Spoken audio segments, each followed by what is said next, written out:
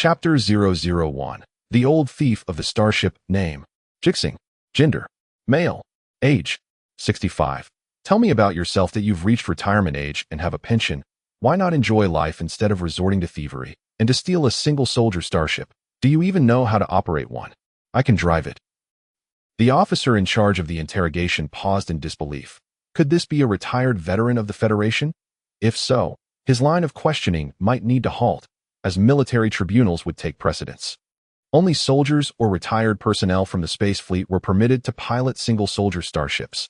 The new Phoenix City Police Department had individuals capable of piloting, all of whom were former space fleet soldiers. Yet, considering Ji Xinghe's age, something felt amiss. How could there be a 65-year-old veteran when the space fleet had only been established for a few years and single-soldier starships had only recently come into existence? Inputting Ji Xinghe's name, gender, age, fingerprints, and other information into the terminal, the officer was taken aback, not due to Ji Xinghe's illustrious accomplishments, but rather because his background was alarmingly ordinary. Born on January 19, 2022, in a typical family in the Federation's Longzhou. He entered kindergarten at 3, primary school at 6, junior high at 12, high school at 16, and university at 20, having repeated grades in both junior and senior high. But he graduated from a mundane vocational college with a degree in mechanical maintenance and returned home to work at a large auto repair shop. At 31, he married. At 33, his only son was born. His wife tragically passed away at 55. That same year, his son, Ji Xinghe, was admitted to the Federation's Longzhou Starry Military University, majoring in mecha piloting. This September, Ji Xinghe retired, and he had no prior criminal record. Wait, you're just a mechanic. How could you possibly pilot a single soldier starship? Did your son teach you in secret? Upon hearing this question, Ji Xinghe, who had remained stoic throughout the interrogation, suddenly displayed a flicker of sadness on his face, though he quickly masked it. I learned while playing games. The officer blinked in confusion. You must be referring to interstellar glory, right? Yes, interstellar glory. The officer tapped the terminal again, revealing more information about Ji Xinghe, such as his Federation credit score, 739, a normal value that would likely plummet after today. He possessed only one phone number and one social media account, rendering him astonishingly ordinary. However, in the globally popular virtual reality competitive game Interstellar Glory, Ji Xinghe achieved the title of Glory King for 21 consecutive seasons, scoring above 2,200 in the peak matches for 19 seasons and boasting 12 national heroes. A remarkable achievement, indeed. The officer marveled internally, as Interstellar Glory had only been released for 10 years, with each season lasting half a year, making 20 seasons a feat for 99 of players. Achieving Glory King for 21 consecutive seasons indicated that Ji Xinghe was indeed a beta tester, a high-level player. Old man, have you become obsessed with gaming? No matter how realistic Interstellar Glory is, it's merely a virtual consciousness operation game. Can the real single-soldier starship compare to those within the game? Frankly, your skill level is impressive among amateur players, but any professional player or game streamer would outclass you. With that, how do you have the audacity to claim you can pilot a single soldier starship? Ji Xinghe fell silent once more. He refrained from mentioning that he had started playing the game at 55. While most professional players and streamers peaked around 20. Such a distinction felt irrelevant. At 65, he could not return to his youthful prime to prove superiority over the top-tier competitors. Moreover, the officer was correct. Games were merely games. No matter how realistic, they remained simulations. Otherwise, he would have long since piloted a single-soldier starship away from Azure Star, rather than being shackled in the interrogation room of the new Phoenix City Police Department. All right. I won't press you further. At your age, please provide your son's contact information. It's not listed in your records. Having eliminated the possibility of Ji Xinghe being a retired veteran, the officer confirmed that the case fell under the jurisdiction of the new Phoenix City Police Department, necessitating adherence to protocol. Aside from the investigation, the most crucial task was to notify the family. According to the records, Ji Xinghe had only one surviving relative, his son, Ji Xinghe, serving in a mecha infantry unit of the Federation's Longzhou military. Yet, Ji Xinghe fell silent once again. Old man, I've told you, this is a serious matter. You will undoubtedly face imprisonment. However, the Federation grants every citizen the opportunity to seek legal counsel before your rights are stripped away. You can contact your family to help find a defense attorney. For someone your age, even a year or two less in prison could be significant. Of course, if you choose the wrong lawyer, you might end up serving additional years. Ji Xinghe remained mute, The officer began to understand. Are you afraid of shame? I can see why. Your son has been fighting on the front lines against the Empire's forces, bearing the burden to ensure the Federation's tranquility, while you, in contrast, engage in sabotage. Perhaps feeling his tone had become too harsh, the officer softened slightly, even when facing a criminal. The traditional virtues of respecting the elderly and cherishing the young remained intact in Longzhou. Moreover, while the crime of stealing a single soldier starship carried severe penalties, it could hardly be deemed heinous before any harm was inflicted using the stolen vessel, the single soldier starships employed by the new Phoenix City Police Department. And indeed, all police stations across the Federation were unarmed and could be likened to patrol vehicles capable of space travel. During the theft, Ji Xinghe caused no casualties. He had somehow infiltrated the police station and entered a single soldier starship. But before he could take off, the onboard AI detected irregularities, shutting down the ship and locking the doors. The responding officers swiftly apprehended him, a 65-year-old man. If you remain silent, we will contact the authorities on the other side. After a prolonged silence, Ji Xinghe finally spoke, his voice hoarse. Young man, there's no need to reach out. I won't defend myself. Whatever the punishment is, I accept it, be it life imprisonment or being sent to a mining planet. I deserve this. Do not contact them. Oh, your acceptance is rather high. Where was this mindset before? Think it over. The officer remained noncommittal. Contacting the family was a necessary procedure, following the conclusion of the initial interrogation. Ji Xinghe was detained while the police began reaching out to the Longzhou military, simultaneously investigating other possibilities, including the potential of Ji Xinghe being affiliated with a terrorist organization or an imperial spy. The process of contacting the military was cumbersome, involving layers of transfers and authorization requests. Eventually, the new Phoenix City Police managed to communicate with Ji Xinghe's unit, and after a brief exchange, they received shocking news. Ji Xinghe was killed in action half a month ago. You only notified Ji Xinghe a week ago. He told you he wanted to enlist and fight on the front lines. But you refused him? Well, that makes sense. After all, he is 65. Oh, Ji Xinghe attempted to steal a single soldier starship here 6 days ago. It appears the system recorded that he input his destination as the front lines. We are currently investigating, concerned he might be an imperial spy or something similar. What? You formally rejected his request to join the front lines 6 days ago? Then the officers of New Phoenix City realized that this was indeed a criminal incident. But it also told a story of a man driven by a desire for vengeance for his son. Chapter 002. A violent individual. New Phoenix City, located along the coast of the Federation's Azure Star Longzhou, is a relatively well-known tourist destination. Although the Federation claims to have entered the interstellar era, in reality, it possesses only one habitable planet. The other accessible planets are all within the Azure Star system, with some known as the Martian battlefield, and a few are mining planets. Thus, Azure Star is densely populated, and renowned tourist cities like New Phoenix City never lack for foot traffic, allowing residents to attain a remarkably high happiness index. Yet, Ji Xinghe felt utterly miserable, having become a true recluse. Old man, what exactly landed you here? In the detention center of New Phoenix City, Ji Xinghe heard a question from a fellow inmate but chose to remain silent. Avoiding eye contact, he sat as still as a statue. In his hazy vision, the image of his son Ji Xinghe briefly emerged, only to be replaced by a flash of red, an unruly head of red hair. The young man sporting the fiery hairstyle stood before Ji Xinghe, exuding arrogance. Hey, old man, just because I call you grandpa doesn't mean you can act like one. I'm asking you a question. Did you come in here to scam? Or were you caught stealing? Let me tell you, I sped in here.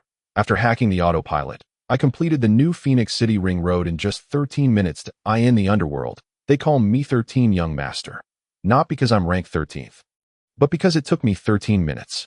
The phenomenon of hierarchy within prisons has not dissipated with the advent of the federal era, nor have the youth who delight in dyeing their hair in vibrant hues vanished alongside humanity's transition into the interstellar age. Equally persistent are those who bear heavy burdens and risk their lives to safeguard the azure tranquility of existence. Ji Xinghe finds himself perplexed. Did his son's sacrifice truly serve to protect such individuals?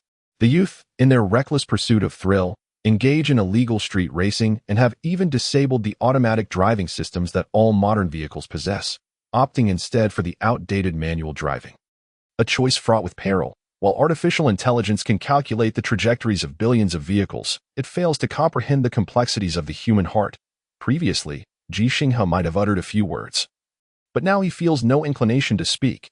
Whether this red-haired scoundrel will face imprisonment for his unlawful racing, suffer a fatal accident, or cause the demise of innocent bystanders has become inconsequential. Nothing holds significance anymore. The only thing that mattered is now beyond his reach. Hey, old man, could you make a sound? Just look at me. A simple sound will suffice. The spirited Xian Feng Shisan found the two-person cell unbearably dull, and Ji Xinghe's indifferent demeanor and expression, which elicited no response, finally made Shisan feel a loss of face. Taking a step forward, he prepared to give Ji Xinghe a gentle shove, wary of causing any harm to the elderly man. However, before his hand could reach Ji Xinghe's shoulder, he felt as though his right hand had been caught in a vice. In the next moment, a tremendous force surged forth, and a shadow eclipsed his vision. Ji Xinghe had suddenly risen to his feet. At that instant, Shisan realized the old man was remarkably tall. His height of nearly 2 meters had not been apparent while seated, perhaps due to the elderly man's hunched posture, a result of having gone days without a proper meal, leaving him somewhat emaciated. Hey, I was wrong. In an instant, Shisan instinctively sought to apologize, yet it was too late. An inexplicable vigor erupted from Ji Xinghe, akin to a famished beast discovering its prey after days of hunger. Xian Feng Shisan felt an overwhelming force upon his right hand, and this was merely Ji Xinghe's left hand.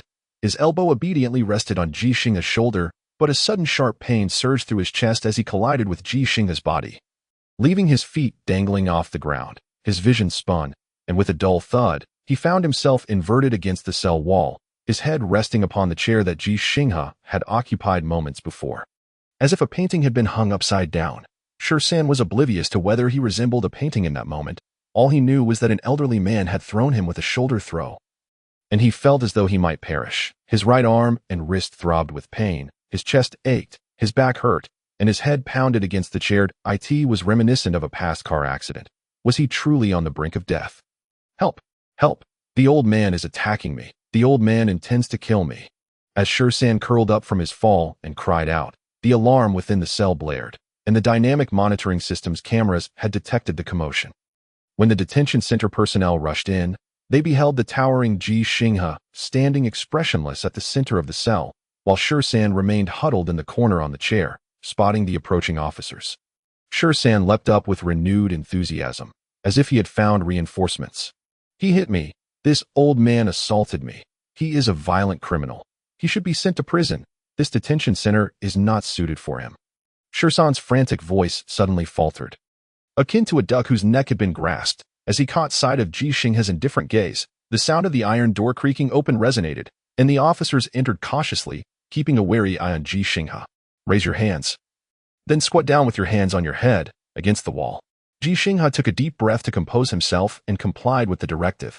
Witnessing this scene, Shisan's bravado returned, but as he attempted to leap up once more, he was swiftly restrained by the detention officers. And you stay put. Brother, I'm the one being assaulted here. This old man attacked me. You are 19. He is 65. He assaulted you. What of his 65 years? Do you look down upon an elderly man of that age? This old man could take on all 4 of you, believe it or not. Be quiet. Shisan was unwilling to comply, as if to substantiate his earlier claims. He directly questioned Ji Xinghe. Old man, tell me, can you really take on all 4 of them alone? Ji Xinghe had no desire to respond, but, considering that this moment might be witnessed by others and could enhance his hope of accomplishing the one thing that mattered most to him, he spoke up. Not just 4. I can take on 10. See, I told you so. He is indeed formidable. Even at 65, he possesses great strength. Shisan exclaimed, rising in excitement only to be pushed back down again. Hands on his head, but his mouth continued to chatter. Wait, 10? Taking on 4 is already impressive. Claiming you can take on 10. Are you boasting? I'm asking you earnestly. Answer truthfully, and you may find leniency. It is 10, Ji Xinghe replied as he was cuffed. And Shisan found himself in the same predicament, both standing at the officer's command, reflecting on the earlier incident that had left him utterly defeated and the pain still lingering in his body. Shisan began to believe it, muttering, Old man, what martial art do you practice? Ji Xinghe pondered briefly. Wing Chun. Wow, at 65, instead of practicing Tai Chi for relaxation, you're practicing Wing Chun. You truly are a dangerous, violent criminal. Sentence him, officer. He poses a threat to society if released. The reckless Shirsan, who had endangered society through his street racing, was now the first to recognize the potential danger of such behavior, advocating for punishment. Chapter 003. His talent is not lacking. The newly minted combat hero of the Federation, Han Li, felt a weight upon him as he received the military medal symbolizing his accomplishments, as though the medal itself carried an oppressive heaviness that darkened his expression. The awarding officer, Federal Major General Tu Yuan, was not surprised by this display. He too felt a profound sorrow, for each victory claimed by the Federation's military came at the cost of many lives. Some say that all military medals are stained with the blood of enemies, representing honor, but these medals are equally soaked in the blood of one's own comrades. The most heart-wrenching truth is that those who perished seldom have the chance to wear the medals that belong to them.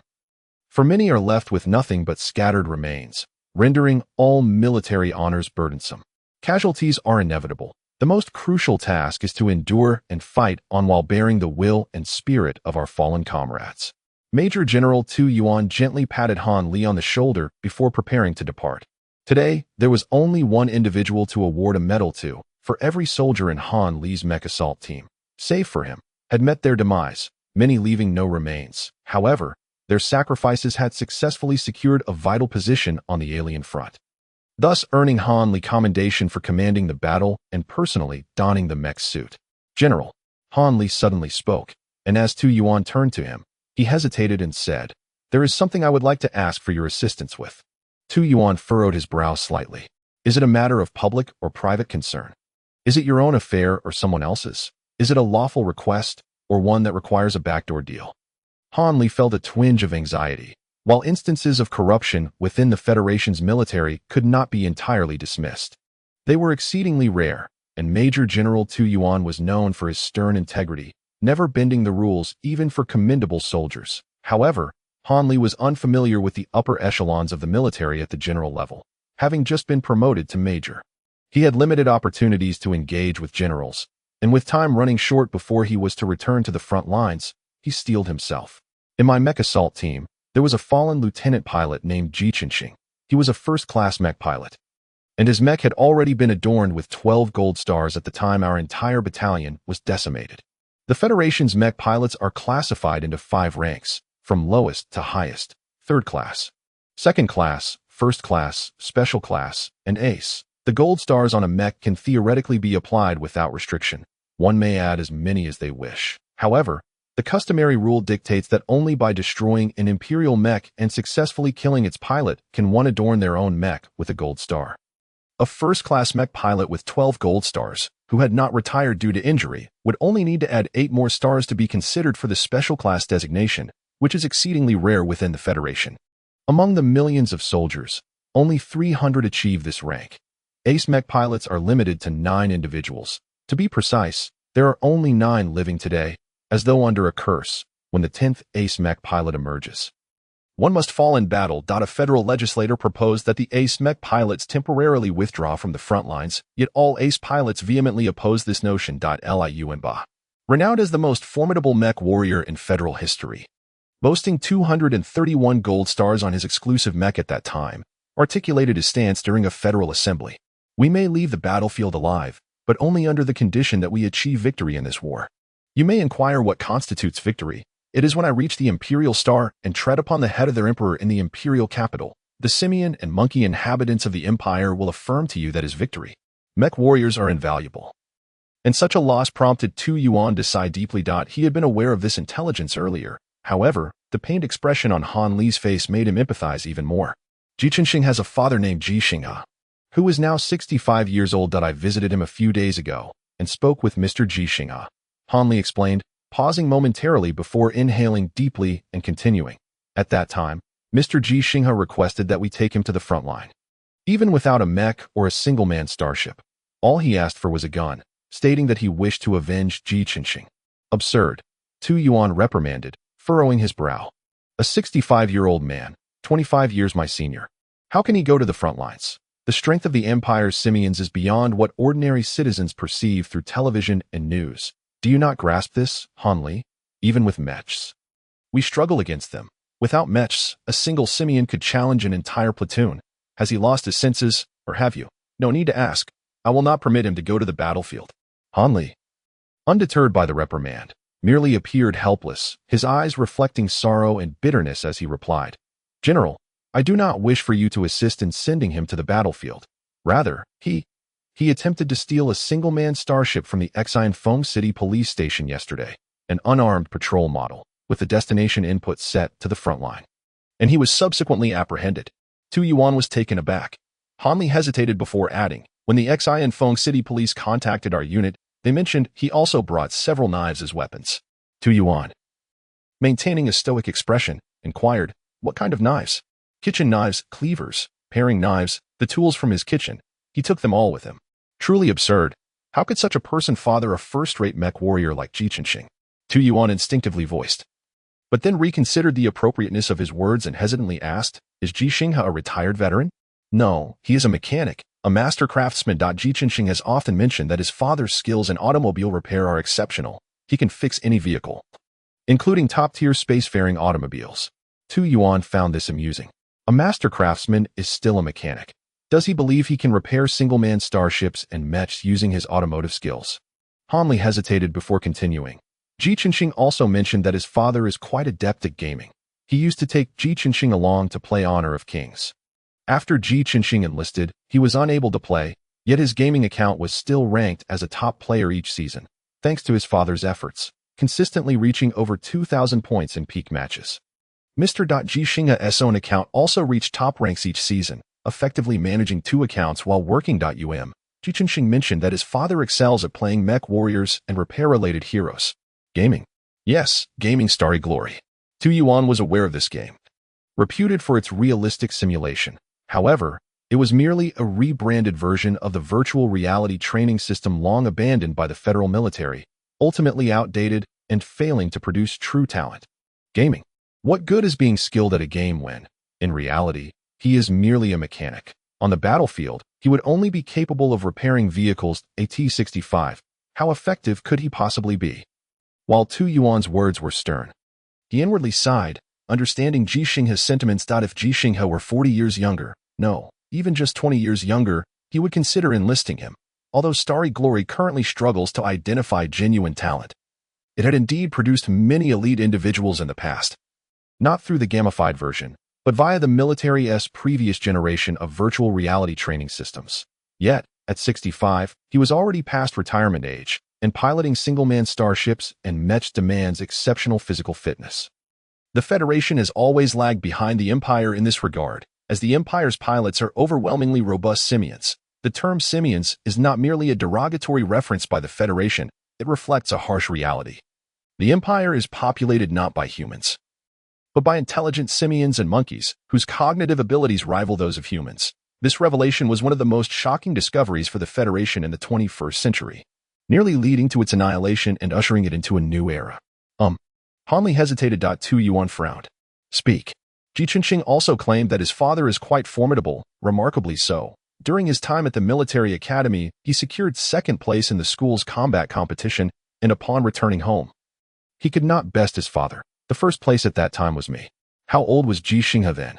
Perhaps 59, 58. Tu Yuan sighed in resignation. "You are still young. You do not comprehend the significance of aging. Just because he was strong at 59 does not imply he remains so at 65. Moreover, could Ji Xinghe dare to challenge his father? Additionally, fighting with one's fists and battling in a mech are entirely different matters. You should know this well. You are on the verge of becoming an ace mech warrior, while Ji Xinghe, despite his second-place finish, has yet to achieve the rank of a special mech warrior. I am not suggesting Ji Xinghe lacks prowess. I am merely drawing a comparison." "I understand. Which is why I declined his request," Hanli replied helplessly. "However, I never anticipated he would attempt to steal a single-man starship. That I received news of his capture by the Xinfeng City police station this morning. While I recognize that, legally speaking, we should refrain from certain actions, and my superiors have conveyed the same. General, he is Ji Xinghe's father. He merely seeks to avenge his son." After a moment of silence, Tu Yuan suddenly inquired, "You mentioned Xinfeng City?" "Indeed, Ji Xinghe's hometown is Xinfeng City. I happen to be going there for recruitment promotions. I might as well take a look." "Thank you." General. Hanli understood that the renowned Major General Tu Yuan, known for his refusal to take shortcuts, had decided to make an exception, because of Ji Xinghe and also because of Ji Xinghe.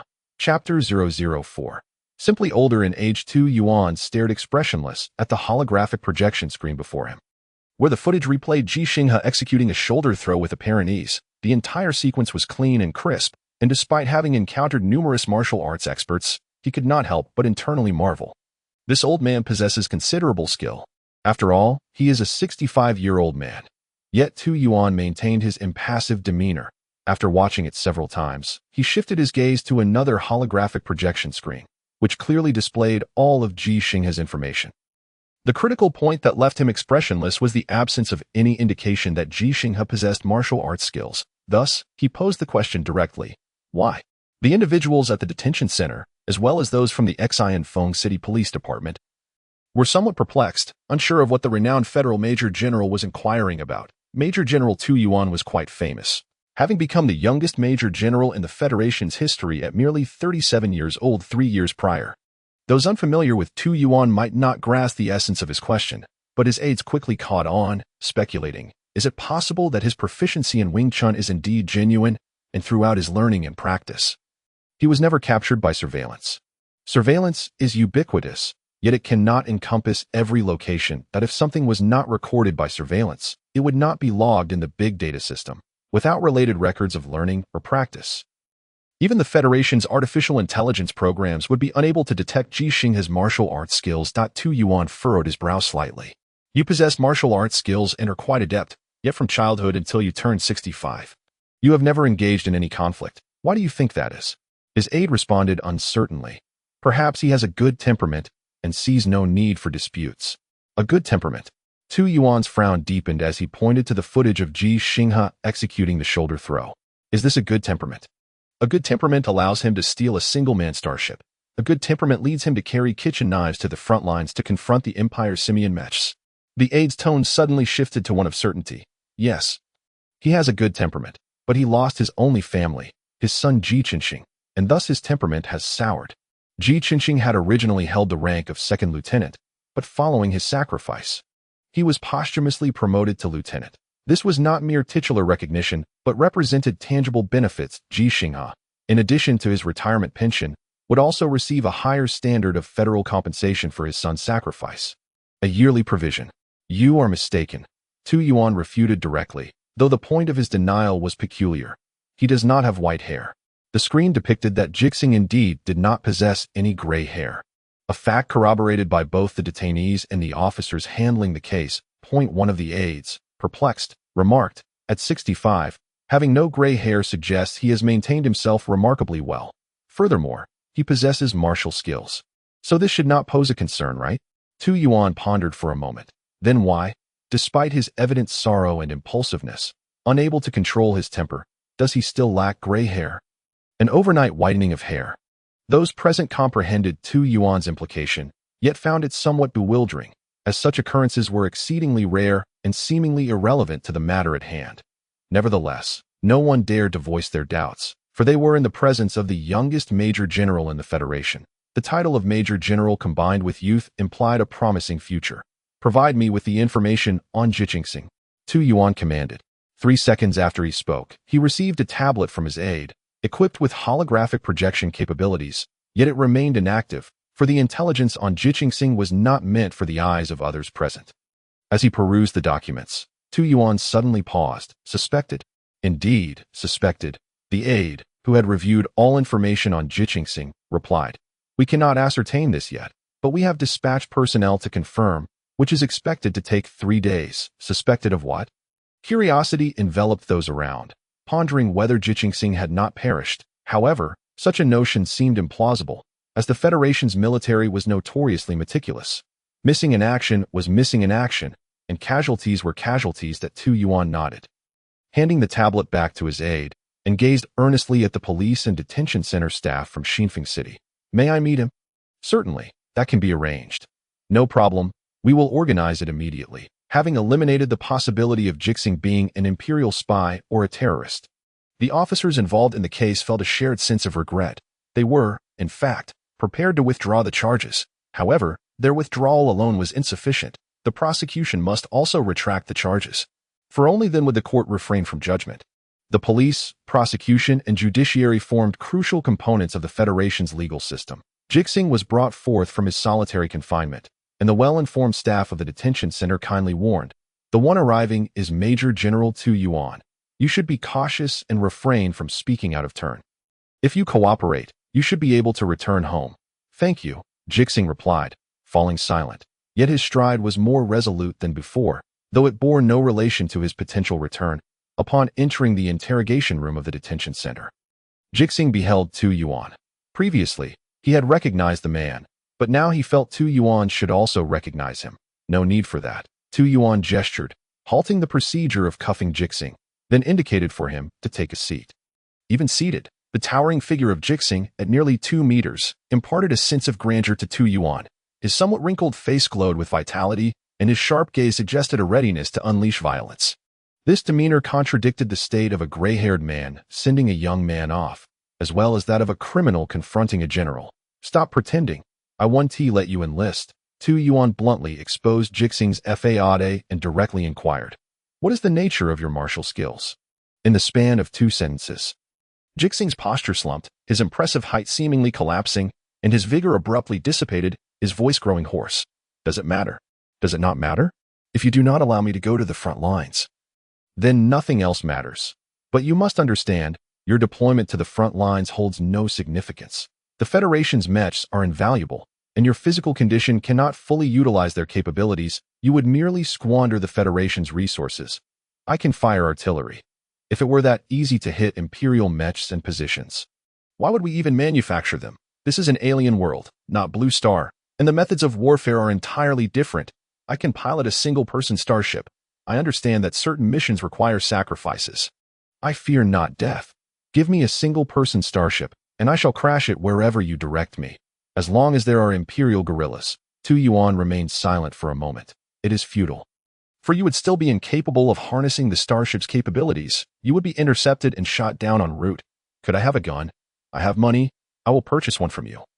Just let me go to the front lines." Tu Yuan fell silent again, uncertain whether it was due to Ji Xinghe's words or the increasing hoarseness of his voice. Ji Xinghe, unwilling to succumb to silence, perhaps viewed this as his final opportunity. "I consume little. I can cover my own expenses, and I do not need to stay in the barracks. I can live in a tent. I can forfeit my retirement and pension to buy my way in. I will give you everything if you allow me to go to the front lines. I no longer seek mechs or guns. If you have any discarded scrap, I can forge a suit suitable for alien environments myself. No, not a mech, merely a spacesuit. I will not waste the oxygen in the barracks, nor that of the alien base. I can survive outside indefinitely, if all else fails. When you next attack the Imperial Star through the jump gate, toss me in as well. Just give me 2 knives. 8-slasher knives would be best. I know how to wield them. Although I do not possess any, I truly can. General, I am quite adept at combat, exceedingly so." Ji Xinghe, observing Tu Yuan's continued silence, hesitated before stating, "Against someone like you, I could take on 10. At last, Tu Yuan could no longer restrain himself and erupted, "I am a staff major general. What use is it if you can defeat 100? You are 65 years old. If you were 20 years younger, I might consider it. But at 65, shouldn't you be content to enjoy your retirement?"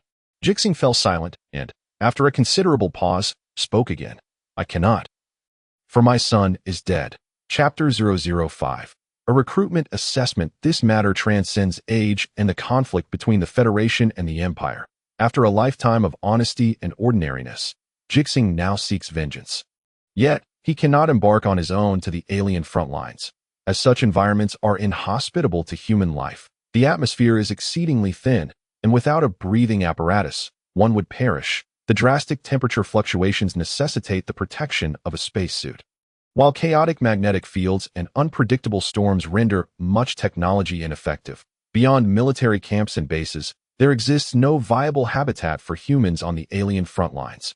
Even the Imperial guerrillas, known for their formidable physical prowess, struggle to survive on the alien surface without equipment. Humans outfitted in spacesuits are ill-suited for combat. Their mobility is hindered, and any damage to the suit can lead to fatal oxygen leaks. Conversely, the Imperial guerrillas require merely auxiliary breathing apparatuses, which led to disastrous initial encounters. culminating in the Federation's comprehensive collapse. However, such endings often herald new beginnings. The Federation Academy of Sciences developed a new generation of warfare machinery, Mechs, which, while ineffective for combat on Blue Star, thrived in the comparatively weaker gravity and less suitable environment of the alien world. Thus, the Federation established bases, camps, and mines on the alien planet, simultaneously extracting resources and repelling enemies from their territory. The Imperial gorillas and monkeys arrive on the alien planet via jump gates, and research confirms they cannot directly use these gates to reach Blue Star, at least not for the time being. However, should they fail to secure the alien world, the Imperial forces could invade Blue Star directly, while the Federation's advanced weaponry functions effectively in the vicinity of Blue Star and near-Earth space. No one desires to engage in war on Blue Star, for the Empire is not a primitive society. They already possess some technology and have acquired even more through their conflict with the Federation, such as Mechs and starships. Should war erupt above Blue Star, the Federation would be unable to withstand the onslaught, as the Imperial forces would inevitably breach the near-Earth space's defenses and wreak havoc upon all that humanity holds dear, including human lives. Under these circumstances, only those carefully selected may venture to the alien front lines. Even among those residing in the bases, miners, chefs, mechanics, scientists, and artists, during peacetime, they can utilize their unique talents, but when the need arises, they can all become soldiers. Some have managed to survive on the alien world from the age of 30 to 65, such as those who remained after the initial landing and did not perish in the Empire's first assault. However, no one would allow a 65-year-old man to squander resources to achieve what they deem an impossible and ultimately meaningless objective. We will avenge Ji Xinghe, for that is not solely your vendetta, it is ours as well. The Federation's and all of humanity's grievance, not just that of Ji Xinghe. Before departing, Tu Yuan left these two remarks. I will speak with the relevant parties. You should be able to leave here. However, this is your only opportunity. Should you find yourself in trouble again, regardless of your reasons, you shall face the consequences you rightly deserve. Then Tu Yuan departed, and on the third day thereafter, the now emaciated Ji Xinghe, having been silent for 3 days, once again beheld the sunlight. Old steed, upon your return, make sure to eat well, rest adequately, and take good care of yourself. The officer who had interrogated Ji Xinghe stood beside him. But after uttering these words, he received no response. Ji Xinghe, once fierce as he executed a shoulder throw, now resembled a decrepit elder, prompting the officer to sigh in resignation. Did you not wish for revenge? In your current state, you wouldn't stand a chance against even half of me, let alone those Imperial gorillas. You cannot even contend with Imperial monkeys, so what talk of vengeance is there? The officer's tone grew increasingly stern, then softened. Old steed, although it pains me to say this, the situation at the front lines is indeed dire. Otherwise, General Tu Yuan would not need to personally recruit across regions. Should the Empire actually come for us, hypothetically speaking? Of course, when war engulfs this very planet beneath our feet, you might still have a chance for revenge, provided you are still capable of fighting. The once feeble elder, under the sunlight, appeared to regain some of his former stature. His hunched frame akin to withered grass revived by much-needed rain. Ji Xinghe's gaze burned with intensity as he looked at the officer, leaving him somewhat flustered. Old steed, if you have something to say, speak freely. I will certainly assist you if I can. May I forge 2 blades with my own hands? The officer furrowed his brow. You aren't referring to those 8/blades, are you? Old steed. Everyone is now utilizing mechs and starships. What use would your forging of 8/blades serve? I must remind you, those are controlled weapons. I won't sharpen them, at least not for now. What good is a blade if it remains unsharpened? I haven't practiced in many years. I wish to reacquaint myself with the feel of it. If what you speak of comes to pass, I can then sharpen them, sharpening them to cut through mechs. The officer was at a loss for words. He knew well what the 8/blade was, a short dagger, barely 30 to 40 centimeters in length, while mechs towered at least 3 meters high, with the average Imperial mech being 4.5 meters tall. Very well, as long as you do not sharpen them. You may forge a pair for yourself. Ultimately, the officer chose not to argue with a 65-year-old man, but still emphasized, but you must not sharpen them, and you can only practice alone. Do not engage in sparring with anyone else. Although many believe Ji Xinghe's presence at the alien front lines would be of little consequence, his fighting prowess was an undeniable fact. As General Tu Yuan himself had proclaimed, Ji Xinghe could take on 100 of me. Though General Tu Yuan was a civil officer, he was still a general. Being able to face 100 generals was no small feat, all right. Rest assured, I have never sparred with anyone, except Ji Xinghe's words began to flow, but he fell silent when mentioning the one person he had practiced with, the officer. Unaware that Ji Xinghe had secured second place in a military academy combat competition. Curiously inquired, except for whom? Ji Xinghe inhaled deeply, my son. The officer was momentarily taken aback and quickly shifted the topic. Then you truly are remarkable, to be so skilled practicing alone. If only you. Ah, wait. General Tu Yuan is here in Xinfeng City to recruit soldiers. Why not cultivate a few apprentices to enlist? They say these public recruitment drives occur annually, with no requirements regarding background or education. You might have a chance. Public recruitment? Ji Xinghe's eyes lit up. Is there an age limit? The requirement states one must be at least 18 years old. But there is no upper limit, as it is not solely for military enlistment. Other professions are being sought as well. The officer quickly grasped Ji Xinghe's intention and sighed again. Do not get your hopes up. There are physical fitness assessments. And at your age, you would surely not pass. Those over 45 have no chance. Physical fitness assessments? Suddenly, Ji Xinghe felt hunger, thirst, and fatigue.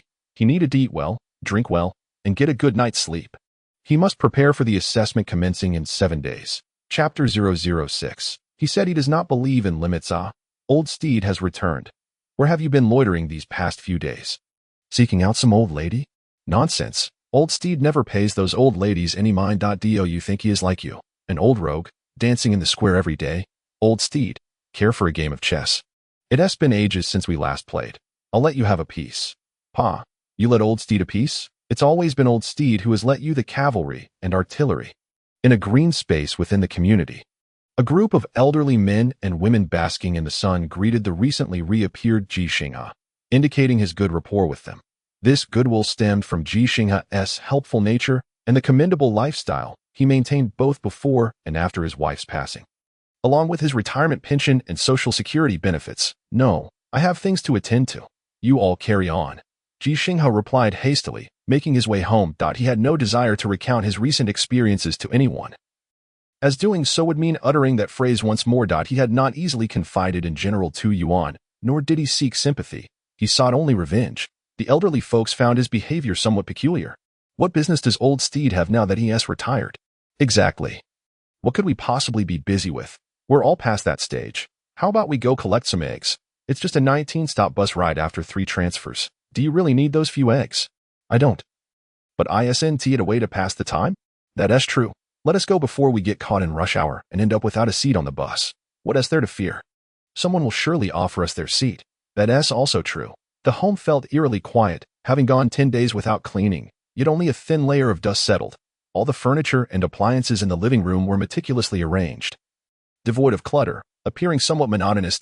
In the kitchen, there was no forgotten refuse, and the refrigerator contained no foul-smelling ingredients. Upon returning home, Ji Xinghe did not indulge in solitary sorrow. Instead, he headed straight for the kitchen. Retrieving 2 pieces of beefsteak he had personally marinated from the cold storage, the cold storage revealed over 30 neatly packaged steaks, which were initially intended for, but now could only be consumed by Ji Xinghe himself. Skillfully igniting the stove, he heated the pan until it was air-hot, adding butter, then unwrapping the steak with freshly washed hands and placing it upright in the sizzling pan to seal the edges before searing both sides. The 2 steaks were quickly cooked to medium doneness. Although this method was not ideal for steak, Ji Xinghe preferred his beef well done. Had it not been for Ji Xinghe's fondness for steak, he would have opted for beef stew with carrots, or perhaps braised beef with potatoes, or even direct red braising. Eschewing knives and forks, which he disliked, those utensils having been purchased years ago for Ji Xinghe, he placed the 2 steaks on a plate, picked up a pair of chopsticks, and directly dug in, biting forcefully, chewing with vigor, as though these steaks were his adversaries. Ji Xinghe, having gone days without proper meals, was not ideally suited for such fare. Yet his physique remained robust, his digestive capabilities impressive, and his teeth had not deteriorated with age. His mouth brimmed with natural teeth. With a head full of black hair, he did not resemble a typical 65-year-old. Yet he was indeed that age. After the steak, he also consumed 2 digestive tablets to prevent any bodily issues from improper digestion. He needed to care for himself, preparing for the enlistment assessment commencing in 7 days. Despite feeling fatigued, Ji Xinghe did not immediately retire for the night. Instead, he made his way to the study. The study was lined with bookshelves filled to the brim, most comprising professional texts on mechanical repair, with the remainder consisting of Ji Xinghe's schoolbooks and several volumes related to mech piloting. Books Ji Xinghe had selected and purchased when Ji Xinghe expressed his dream of becoming a mech warrior. The collection was updated annually, resulting in the shelves being quite full, yet there was no concern of collapse, as Ji Xinghe had built the shelves himself. Being an expert in mechanical repair, he had always possessed strong manual skills. Though previously limited to vehicle repairs, aside from the 3 walls of books, there was a desk beneath the window, where Ji Xinghe had studied from childhood through university. In the center of the study stood 2 items: an ergonomic chair connected to a power source, topped with a helmet-like device, along with a pair of gloves gleaming with metallic sheen. This was the landing equipment for Star Glory, requiring the helmet and gloves to facilitate consciousness-level interactive operations. Similar consciousness interactive devices were integrated into Mechs to enable users to manipulate them more effectively. Compared to the initial voice command combined with manual operation mode, this new operation mode endowed Mechs with genuine life, allowing them to perform various complex maneuvers. However, this also meant that the new generation of Mechs demanded exceptionally high physical standards from their users. Performing advanced maneuvers could lead to overload. Much like the fighter pilots of years past, should they execute maneuvers beyond their limits, they could suffer dizziness and nausea, or worse, lose consciousness or even perish. At the age of 65, Ji Xinghe is a figure few would believe capable of enduring much. In truth, even he himself harbors doubts. Yet, he possesses no fear of death. The last remnant in his study is the wooden dummy he crafted with his own hands. Both he and Ji Xinghe have struck it before. However, his dummy is not made of wood, but of iron. 30 years ago, Ji Xinghe could no longer strike a wooden dummy, as a mere exertion would shatter it. Upon seeing the dummy, memories of Ji Xinghe's initial attempts, his tears born from pain, flooded his mind. The sound of his grievance echoing in his ears. "Dad, I'm calling the police. You're abusing a child. This is not abuse. Don't you wish to become a mecha warrior? This is to enhance your combat abilities, to ensure your survival on the battlefield and enable you to vanquish more foes. But if I'm already a mecha warrior, why learn martial arts? My mecha surely has cannons and high-frequency vibrating blades. Chop, chop, chop like slicing through melons. Son, do you know why mechas are designed in humanoid form? Why were all those animal-shaped mechas abandoned? Why? Because humans are the apex of all beings. The humanoid form is the most suitable for combat. But humans cannot defeat tigers. That's due to the vast differences in strength, speed, and defense between humans and tigers. However, in a battle between a humanoid mecha and a tiger-shaped mecha, when strength, speed, and defense are balanced, victory will invariably belong to the humanoid mecha. Why? Because a humanoid can wield swords and guns as weapons, while a tiger possesses only its teeth, claws, or tail. Then I'll turn the tiger's claws into blades, its tail into a spear, and its mouth into a cannon. Ha ha. Then your mecha won't be able to run. It can fly. I'll equip it with flight engines. That's not impossible. But before you accomplish that, you need to learn boxing from me, as well as the 8-cut sword technique and the 6.5 staff technique. I want to learn boxing. I don't need my mecha's fists to fight. I'll learn sword techniques so my mecha can strike with swords. I want to learn staff techniques either. A staff can't kill an imperial gorilla without a spearhead. I'll learn to use guns. Who says a staff without a spearhead can't kill? You must learn boxing, for when your mecha is unarmed, you'll have only your fists, and when you're without your mecha, you'll still have only your fists. I want to learn. I'll call the police. You're abusing me. Had I not taught him Wing Chun? Had I not supported his dream of attending the military academy? With a resounding thud, Ji Xinghe's fist struck the wooden dummy, causing it to rotate as 2 iron rods swung towards him. Yet he parried with his elbow and raised his knee to block. The force of his earlier blow had been considerable, and the impact of the rods stung, his fist aching. Yet, Ji Xinghe felt a peculiar comfort, as if the physical pain alleviated the anguish within his heart. In this house filled with memories of Ji Xinghe, how could he not suffer?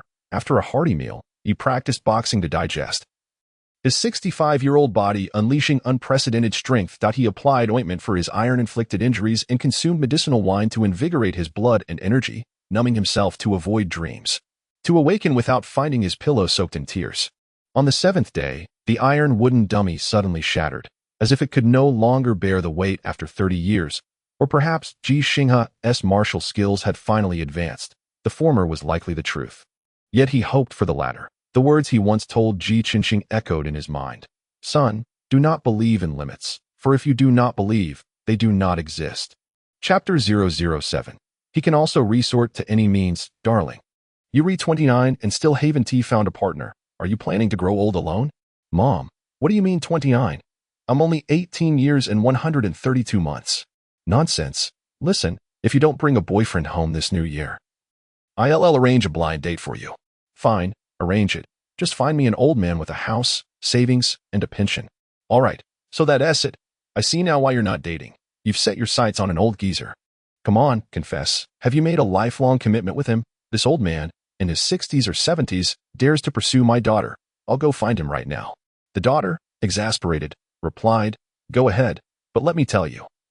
That old man's son is in the space fleet, a mecha warrior. If you make a scene in front of him, don't expect me to bail you out. Ordinary citizens of the Federation hold great respect for military personnel. Especially during wartime, the stability of Blue Star, where citizens can visit zoos to see gorillas and monkeys rather than being confined within them, is due to the sacrifices made by the soldiers on the front lines, defending the planet. Among the military, mecha warriors are the most revered, not only for their striking presence in combat but also because only 300,000 can ascend to this rank from the millions of soldiers, who themselves are selected from the 80 billion citizens of the Federation. In a sense, these 300,000 mecha warriors are the elite, truly the cream of the crop. Impressive, but isn't it your fault for not being ambitious? If you had married earlier and given me a grandchild, they might already be eligible for conscription. Even if I married earlier, the child would only be 8 years old. What is wrong with 8 years old? 8-year-olds can't pilot mechas. Why not just create a smaller mecha? The daughter fell silent, suddenly recalling that today marked the official conscription day in New Phoenix City, and hurriedly turned on the television to watch the live broadcast. Her mother, usually chatty, finally paused to watch the screen, as the entire Federation was closely following this unprecedented recruitment event, the first of its kind to openly target all citizens. Previous recruitment drives had only accepted volunteers who passed the application process. Many online voices spread alarm, claiming the Federation was on the brink of losing its grip on the alien front, with rumors that the Imperial monkeys had discovered a method to directly open a transit gate on Blue Star, enabling Imperial guerrillas to leap from the gate in their mechas, signaling a shift in warfare from the alien front to Blue Star. The Federation officially dismissed these claims, asserting it was merely a routine recruitment effort aimed at reforming previous practices. Opinions were divided. Some believed the Federation, while others heeded the online warnings. Regardless of whom they believed, when the recruitment event commenced, countless eyes were glued to the screens. Dear viewers, this is New Phoenix City Television. I am on-site reporter Ji Xinghe, broadcasting live from New Phoenix City Stadium. As today is the weekend, the venue is bustling with a large crowd. In addition to those registering for the conscription assessment, many have come to accompany them. Now, let us conduct some interviews. Sir, you don't need to push inside. That area is for registration and identity verification. Instead, how about participating in my interview? The scene on the television left the mother and daughter in the living room utterly astonished. Old G. The same exclamation resonated throughout many homes in the neighborhood. In the auto repair shop where Ji Xinghe had worked for 40 years, at the New Phoenix City Police Station, and even in the detention center where Ji Xinghe had recently spent time. In the live broadcast, the figure struggling to push through the crowd, halted by the reporter, was none other than Ji Xinghe. Feeling invigorated by his recent training, Ji Xinghe had come late as he had taken a detour to forge his weapons. Now confronted by a sea of people, Sir, Ji Xinghe extended the microphone towards Ji Xinghe, calling out amidst the chaotic crowd. Are you here to send your grandson to the conscription assessment? Ji Xinghe, expressionless and contemplating, abandoned the idea of pushing further inside. He would find another way to achieve his goal. He was prepared to employ any means necessary if he dared to steal a single pilot starship from the police. What was stopping him from pursuing other actions? No, I'm not here to send my grandson to the conscription assessment. Oh, then are you here to send your son? Neither. My son is already in the military. His name is Ji Xinghe, and he graduated third in his class from the mecha department at Longzhou Military Academy, serving as a mecha warrior in a certain unit of the space fleet. The surrounding noise quieted significantly as people turned to Ji Xinghe with expressions of surprise, admiration, and respect. Ji Xinghe, thrilled to have stumbled upon such a significant individual, eagerly inquired, So, you're here to watch your son Ji Xinghe? Is he here for conscription? Will your son be performing with the mechas? Can he join a mecha unit directly through this conscription? Ji Xinghe fell silent for a moment, while he had resolved to resort to any means necessary. Articulating certain truths remained a formidable task. After taking a deep breath to steady himself, he addressed the camera. No, my son is not here for conscription, because he has already sacrificed himself. The surroundings fell into an immediate silence, a hush that seemed almost contagious. As the hundreds of thousands gathered outside the Xinfeng City Sports Arena gradually quieted down. In truth, this stillness was merely due to many individuals engrossed in watching the live broadcast on their mobile devices. Witnessing Ji Xinghe and hearing his words, those who could see Ji Xinghe were certainly not limited to just the tens of thousands present. Indeed, they were far more numerous and extended beyond the residents of Xinfeng City. The Federation's current recruitment drive encompassed 10 cities, with Xinfeng City boasting the largest population, thus drawing the most attention to the recruitment scene there. Please accept my condolences, Pei Jing said, returning to her senses as she spoke. Deeply bowing to Ji Xinghe. This moment was faithfully captured by the cameras and disseminated widely, stirring countless hearts, while others criticized the journalist for her dramatics. Sir, your son's sacrifice was for all of humanity. We shall ensure that it was not in vain. And we will avenge your son, along with the many heroes who have fallen on distant fronts. Miss, may I ask you a question? Ji Xinghe interjected, cutting off Pei Jing's prepared emotional appeal. No one reproached him for this. After all, he was the father of a hero. Please, go ahead, sir. Why must you, a stranger, seek to avenge my son's death? A hush fell over the crowd, and the viewers were momentarily taken aback. Journalist Pei Jing, quick on her feet, responded, Sir, because your son sacrificed himself for us, for the entire Federation, and thus we all share the responsibility and obligation to seek retribution on his behalf, from the perspective of both our Federation and the Empire. This is not merely revenge, it is, wait. Ji Xinghe interrupted her once more, asking, Are you implying that since my son sacrificed himself for the entire Federation, every citizen of the Federation is obligated to avenge him? Were there any flaws in the wording? Would this elevate the situation, had she spoken out of turn? Pei Jing's mind raced before she resolutely replied, Yes, that is precisely what I mean. Then, young lady, am I not a citizen of the Federation? Yes, of course you are. Do I not have the responsibility and obligation to avenge my son? Pei Jing found herself utterly bewildered by Ji Xinghe's line of reasoning, instinctively nodding as she said, Of course you do. Not only are you a citizen of the Federation, but you are also your son's father, hence you bear the responsibility and obligation to seek vengeance. Finally arriving at this point, Ji Xinghe, devoid of expression, continued addressing the camera. Then I wish to enlist. I wish to go to the front lines and avenge my son. Is there a problem with that? Everyone who beheld Ji Xinghe's aged face and heard his hoarse voice instinctively answered in their minds, There is no problem. Chapter 008. Some matters were expected. Did Chen Xing fall? Within the largest auto repair shop in Xinfeng City, the mechanics gathered before the television, their faces etched with disbelief. Some had watched Ji Xinghe grow up, while others had shared their childhood with him. Over the years, Ji Xinghe had often brought Ji Xinghe to the repair shop, imparting knowledge while working and mentoring apprentices. However, Ji Xinghe had little enthusiasm for learning automotive repair. It was not due to a lack of aptitude. The shop's veterans understood that Ji Xinghe was only interested in learning to pilot mechas and repair them. But no one at the shop possessed such skills. They only repaired cars. Consequently, Ji Xinghe began teaching himself how to pilot and repair mechas. Yet, his theoretical knowledge alone failed to convince Ji Xinghe. Nor did it persuade the others at the repair shop, which resulted in Ji Xinghe not studying mechanical repair or piloting from Ji Xinghe. So, this morning, old Ji came by and forged 2 knives. An impending retiree suddenly spoke up, prompting the others to recall the scene they had witnessed that morning upon arriving at work. In the open space outside the warehouse, Ji Xinghe was seen extracting a special alloy plate designated for retrofitting the bulletproof features of spacefaring vehicles and proceeded to cut, shape, and polish it using the shop's tools. The result was 2 short knives, complete with handguards, but they remained unsharpened. During the payment process, Ji Xinghe had engaged in an argument with the shop's owner and the mechanics for quite some time.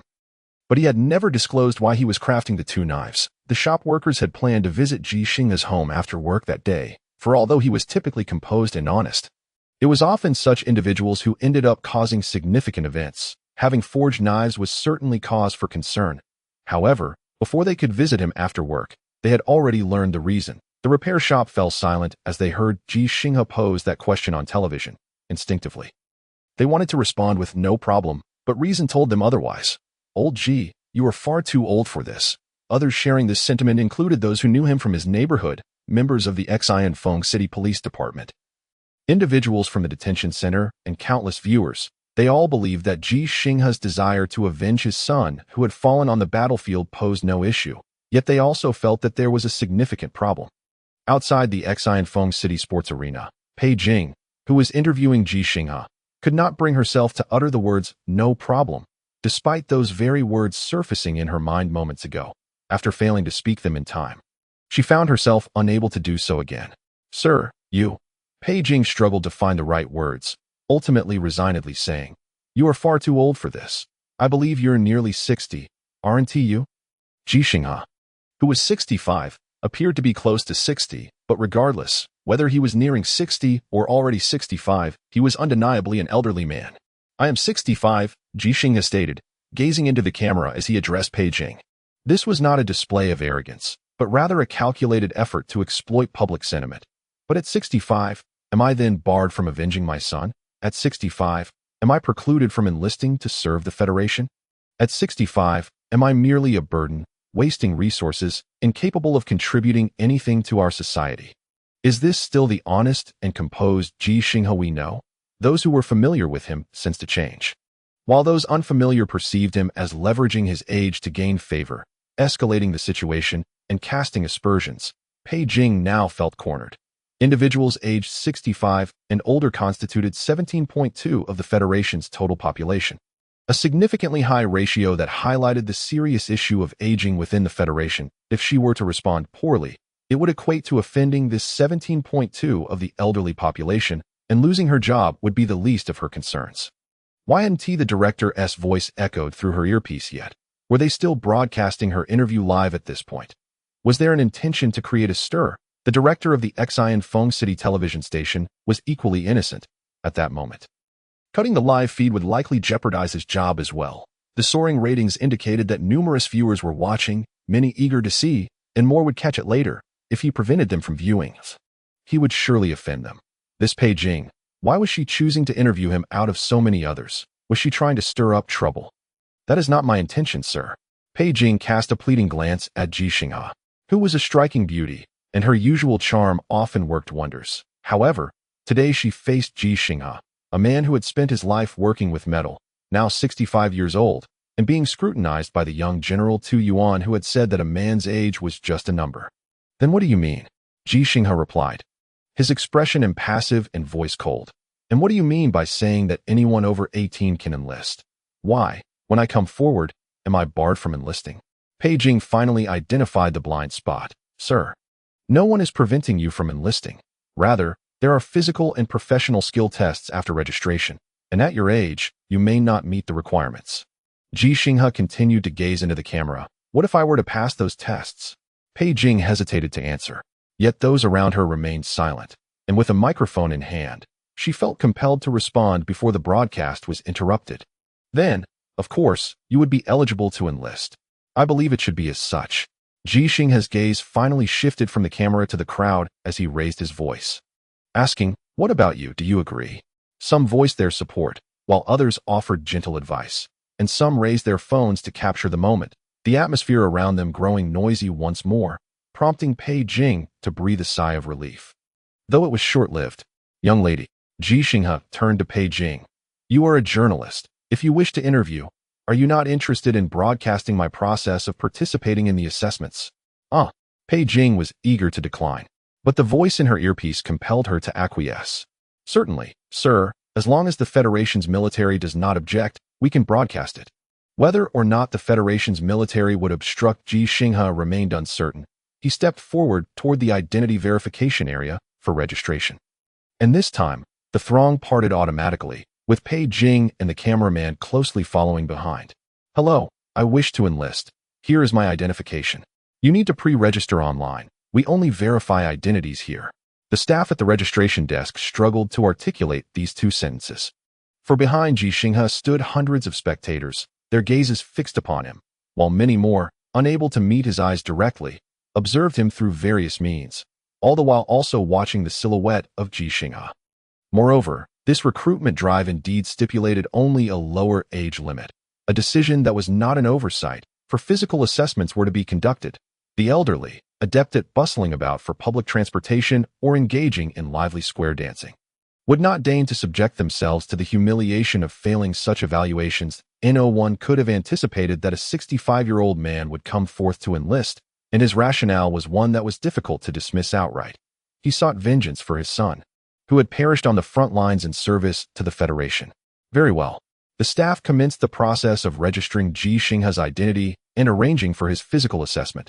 Pei Jing began to communicate with the personnel, inquiring whether she could enter the area to film and broadcast the event. The staff, without any hesitation, sought approval from their superiors, and Pei Jing received the authorization she desired. This was, after all, a public recruitment event, and the higher echelons of the Federation's military were eager to garner more attention and entice a greater number of individuals to enlist, for only they understood the gravity of their situation. They were nearing their breaking point. In the new Phoenix City Stadium, one after another, young individuals verified their identities and collected their identification tags, forming orderly lines in preparation for the day's physical tests. The primary activity was running. However, the testing ground was not within the confines of the stadium. The stadium merely served as a gathering point, with the finish line located 10 kilometers away from the new Phoenix Gymnasium. The 10-kilometer stretch of road had already been cleared, and 4 batches of young recruits had already departed the stadium, with the 5th batch of assembled youth now leisurely making their way out.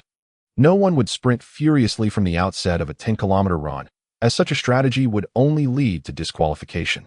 Those who had registered online a week prior and had truly arrived at the testing site today were all keen to avoid elimination. As 500 young individuals commenced their run, several drones followed closely overhead. Upon leaving the stadium, they noticed the spectators lining the roadside, family and friends, who, instead of vocally cheering them on, were silently fixated on their phones. Was there breaking news? Amidst the sparse shouts of encouragement, the 500 runners pressed on, oblivious to the 6th batch of young recruits preparing to set off behind them, nor did they notice the unexpected presence of an elderly man among the 7th batch. Counting backward, Ji Xinghe was the first elderly participant among the 3,500, and he was also the last one among the same number. In New Phoenix City alone, 10,000 individuals had registered, with 7,000 attending the assessment, but only one exceeded the age of 35. His name was Ji Xinghe. He was accompanied by a journalist and a cameraman for his physical evaluation, not out of a desire for attention, but because without them, he would be unable to partake in the assessment. Amidst the throng of youth, Ji Xinghe, the focal point of many curious gazes, calmly directed his gaze towards the grand podium opposite the stadium's massive screen, where military personnel, officials from New Phoenix City, legislators, and notable public figures congregated, including Tu Yuan, the youngest Major General of the Federation, who had previously threatened Ji Xinghe to abide quietly in the serene confines of New Phoenix City. As Ji Xinghe observed Tu Yuan, the latter's gaze was equally fixed upon him, unlike the others on the podium who were distracted by the multitude of split screens showcasing the young runners. Tu Yuan's focus remained singularly on Ji Xinghe. Though the distance between them was considerable, neither Tu Yuan nor Ji Xinghe could clearly discern the other, yet their gazes seemed to collide in the air. Perhaps I should go down. A soft voice murmured in Tu Yuan's ear from one of his aides.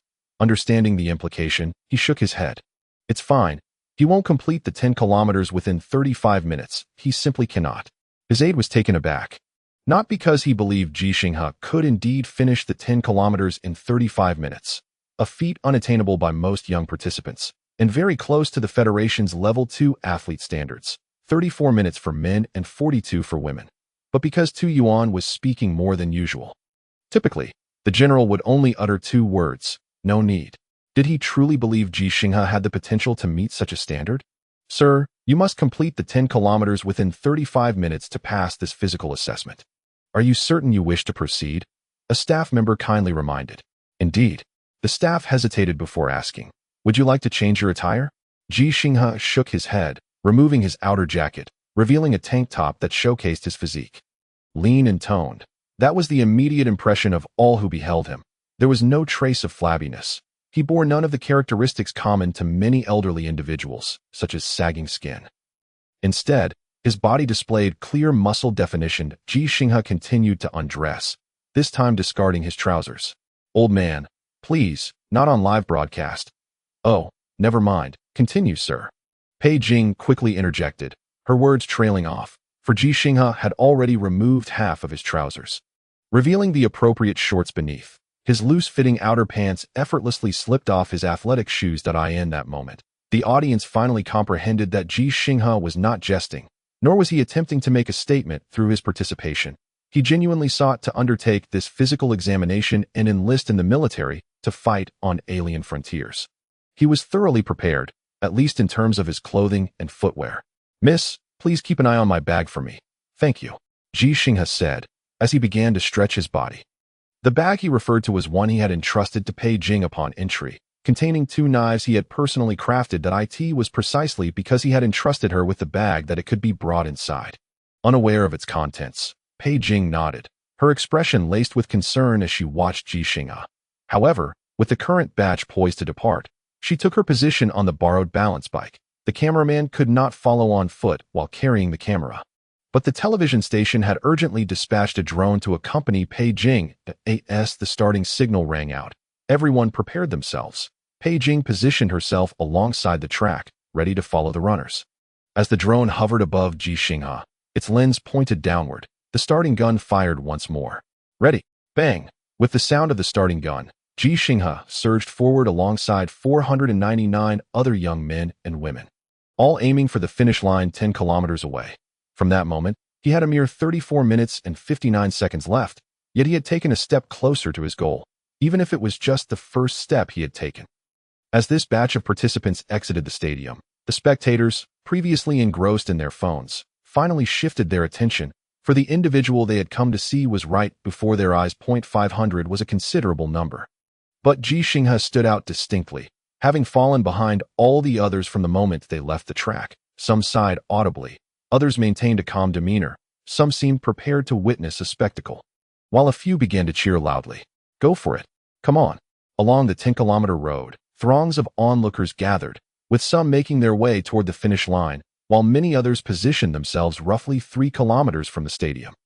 Initially intending to settle at about 1 kilometer, they were swayed to the 3-kilometer mark upon witnessing Ji Xinghe's lean muscles, convinced that he could manage that distance. 3 kilometers at most. Any further would be a source of embarrassment for the young participants. Perhaps for this reason, those running alongside Ji Xinghe from the outset dashed forward, quickly widening the gap between themselves and him. 10 meters, 50 meters, 100 meters. On the track, only Ji Xinghe remained, accompanied solely by Pei Jing, who rode her balance bike along the edge. Unbeknownst to them, countless eyes were upon this scene. Those gazes could not perceive Pei Jing, as the drone's lens was fixated on the silently running Ji Xinghe, who found himself utterly alone within a 5-meter radius. For reasons unknown, a sudden wave of loneliness washed over many spectators, as they envisioned this solitary elderly man, who, upon learning of his only son's sacrifice, would cook for himself yet refuse to eat, or sit in the dim confines of his home while shunning the sunlight on the balcony, or gaze at old photographs and videos, reminiscing about a person who would never return. Yet Ji Xinghe was not truly alone. He had the capacity to transcend that solitude, and thus he chose not to be lonely. Though his pace may not have been swift, his steps were resolute. And finally, a young man appeared beside him, a youth who had initially sprinted away at breakneck speed, but now, panting and unable to lift his feet, was overtaken by Ji Xinghe. He was the first of many young individuals to be surpassed by Ji Xinghe, but certainly not the last. The young man's face was ashen as he gazed at the drone hovering above Ji Xinghe, seemingly encompassing him within its lens. In a haste, he dashed towards the edge of the runway, his eyes casting a look of reproach towards Ji Xinghe. He felt that the old man had shown him a profound lack of respect. However, Ji Xinghe had no intention of surpassing anyone. His sole desire was to complete the 10 kilometers within 35 minutes. He was willing to offer everyone due regard, provided they did not obstruct his path to the extraterrestrial front line. Should anyone stand in his way, irrespective of who they were, he would show them no courtesy. With his son deceased, he had nothing left to lose. Chapter 010. Some people do not understand where they lose. One young man after another was overtaken by Ji Xinghe. Initially, their glances towards him were filled with resentment, a sentiment that was not entirely unfounded. Had it not been for the old man trailing behind, they would not have exhausted their energy in a frantic dash, ultimately depleting their stamina for the full course. Yet, as Ji Xinghe caught up with the leading group, The expressions of the young runners began to shift. Those in the forefront, who were accustomed to rigorous training, had created a distance from the others during the initial sprint. And now, on the broader track, they adjusted their pace to conserve energy, aiming to complete the test within the stipulated time, 0.1 kilometer, 2 kilometers. As they reached the 5-kilometer mark from the stadium, fatigue washed over them. Each one drenched in sweat, even the athletic prodigies among them. This was not a leisurely 5-kilometer jog. Had it been, they could easily have run the 10 kilometers, but accomplishing that distance in a leisurely manner would take over an hour. While this physical test allowed merely 35 minutes, the military drones overhead eliminated any chance of cheating, compelling everyone to expend their genuine physical capabilities in this run. Thus, when the leading young runners heard the gasps of the onlookers and caught sight of their animated expressions, they instinctively turned to glance back, their eyes filled with astonishment. That inexplicably appearing old man had actually kept pace with them. 5 kilometers had passed, and the young runners began to doubt the accuracy of the distance markers along the roadside. Yet, the distance they had covered, the time elapsed, and the energy expended all testified that the markers were indeed correctly placed. The old man, who had lagged behind from the very start, had genuinely run 5 kilometers and had truly caught up. From resentful glares to astonished stares, and then to expressions of awe and admiration, a mere 5 kilometers had transformed the perceptions of the onlookers, merely swapping one group of spectators for another. The glances from those who had fallen behind were undoubtedly distinct from those of the leaders, for the latter understood precisely how much stamina Ji Xinghe must have expended to reach the 5-kilometer mark without being left behind once more. Such endurance was not typical of an elderly gentleman. "Keep it up," shouted a young man, overtaken by Ji Xinghe's resolute strides, though he could not fathom why he felt compelled to encourage him. Yet, a chorus of encouragement soon followed, emanating from those Ji Xinghe had surpassed, and from the excited spectators lining the track. Some individuals had begun following from the stadium's exit, but they had since vanished, unable to keep pace. The remaining crowd primarily comprised those who had started their pursuit from the 3-kilometer mark. Yet even they were struggling to maintain their speed after just 2 kilometers, despite their quarry being a mere 65-year-old man. "Old Ji, just give it up," a peculiar voice interjected amidst the rallying cries, prompting the onlookers to glare at the source of the comment. However, their ire quickly dissipated upon realizing that the voice belonged to a few elderly men and women who seemed to know Ji Xinghe personally. "Old Ji, are you trying to exhaust yourself to death?" An elderly woman, who had previously remarked on Ji Xinghe's interest in her daughter, shouted, accompanied by her daughter, as they maneuvered to the edge of the track to call out to him. "Uncle Ji, please stop. You can't keep this up. Old Ji, even if you must run, could you possibly slow down? I can hardly keep up."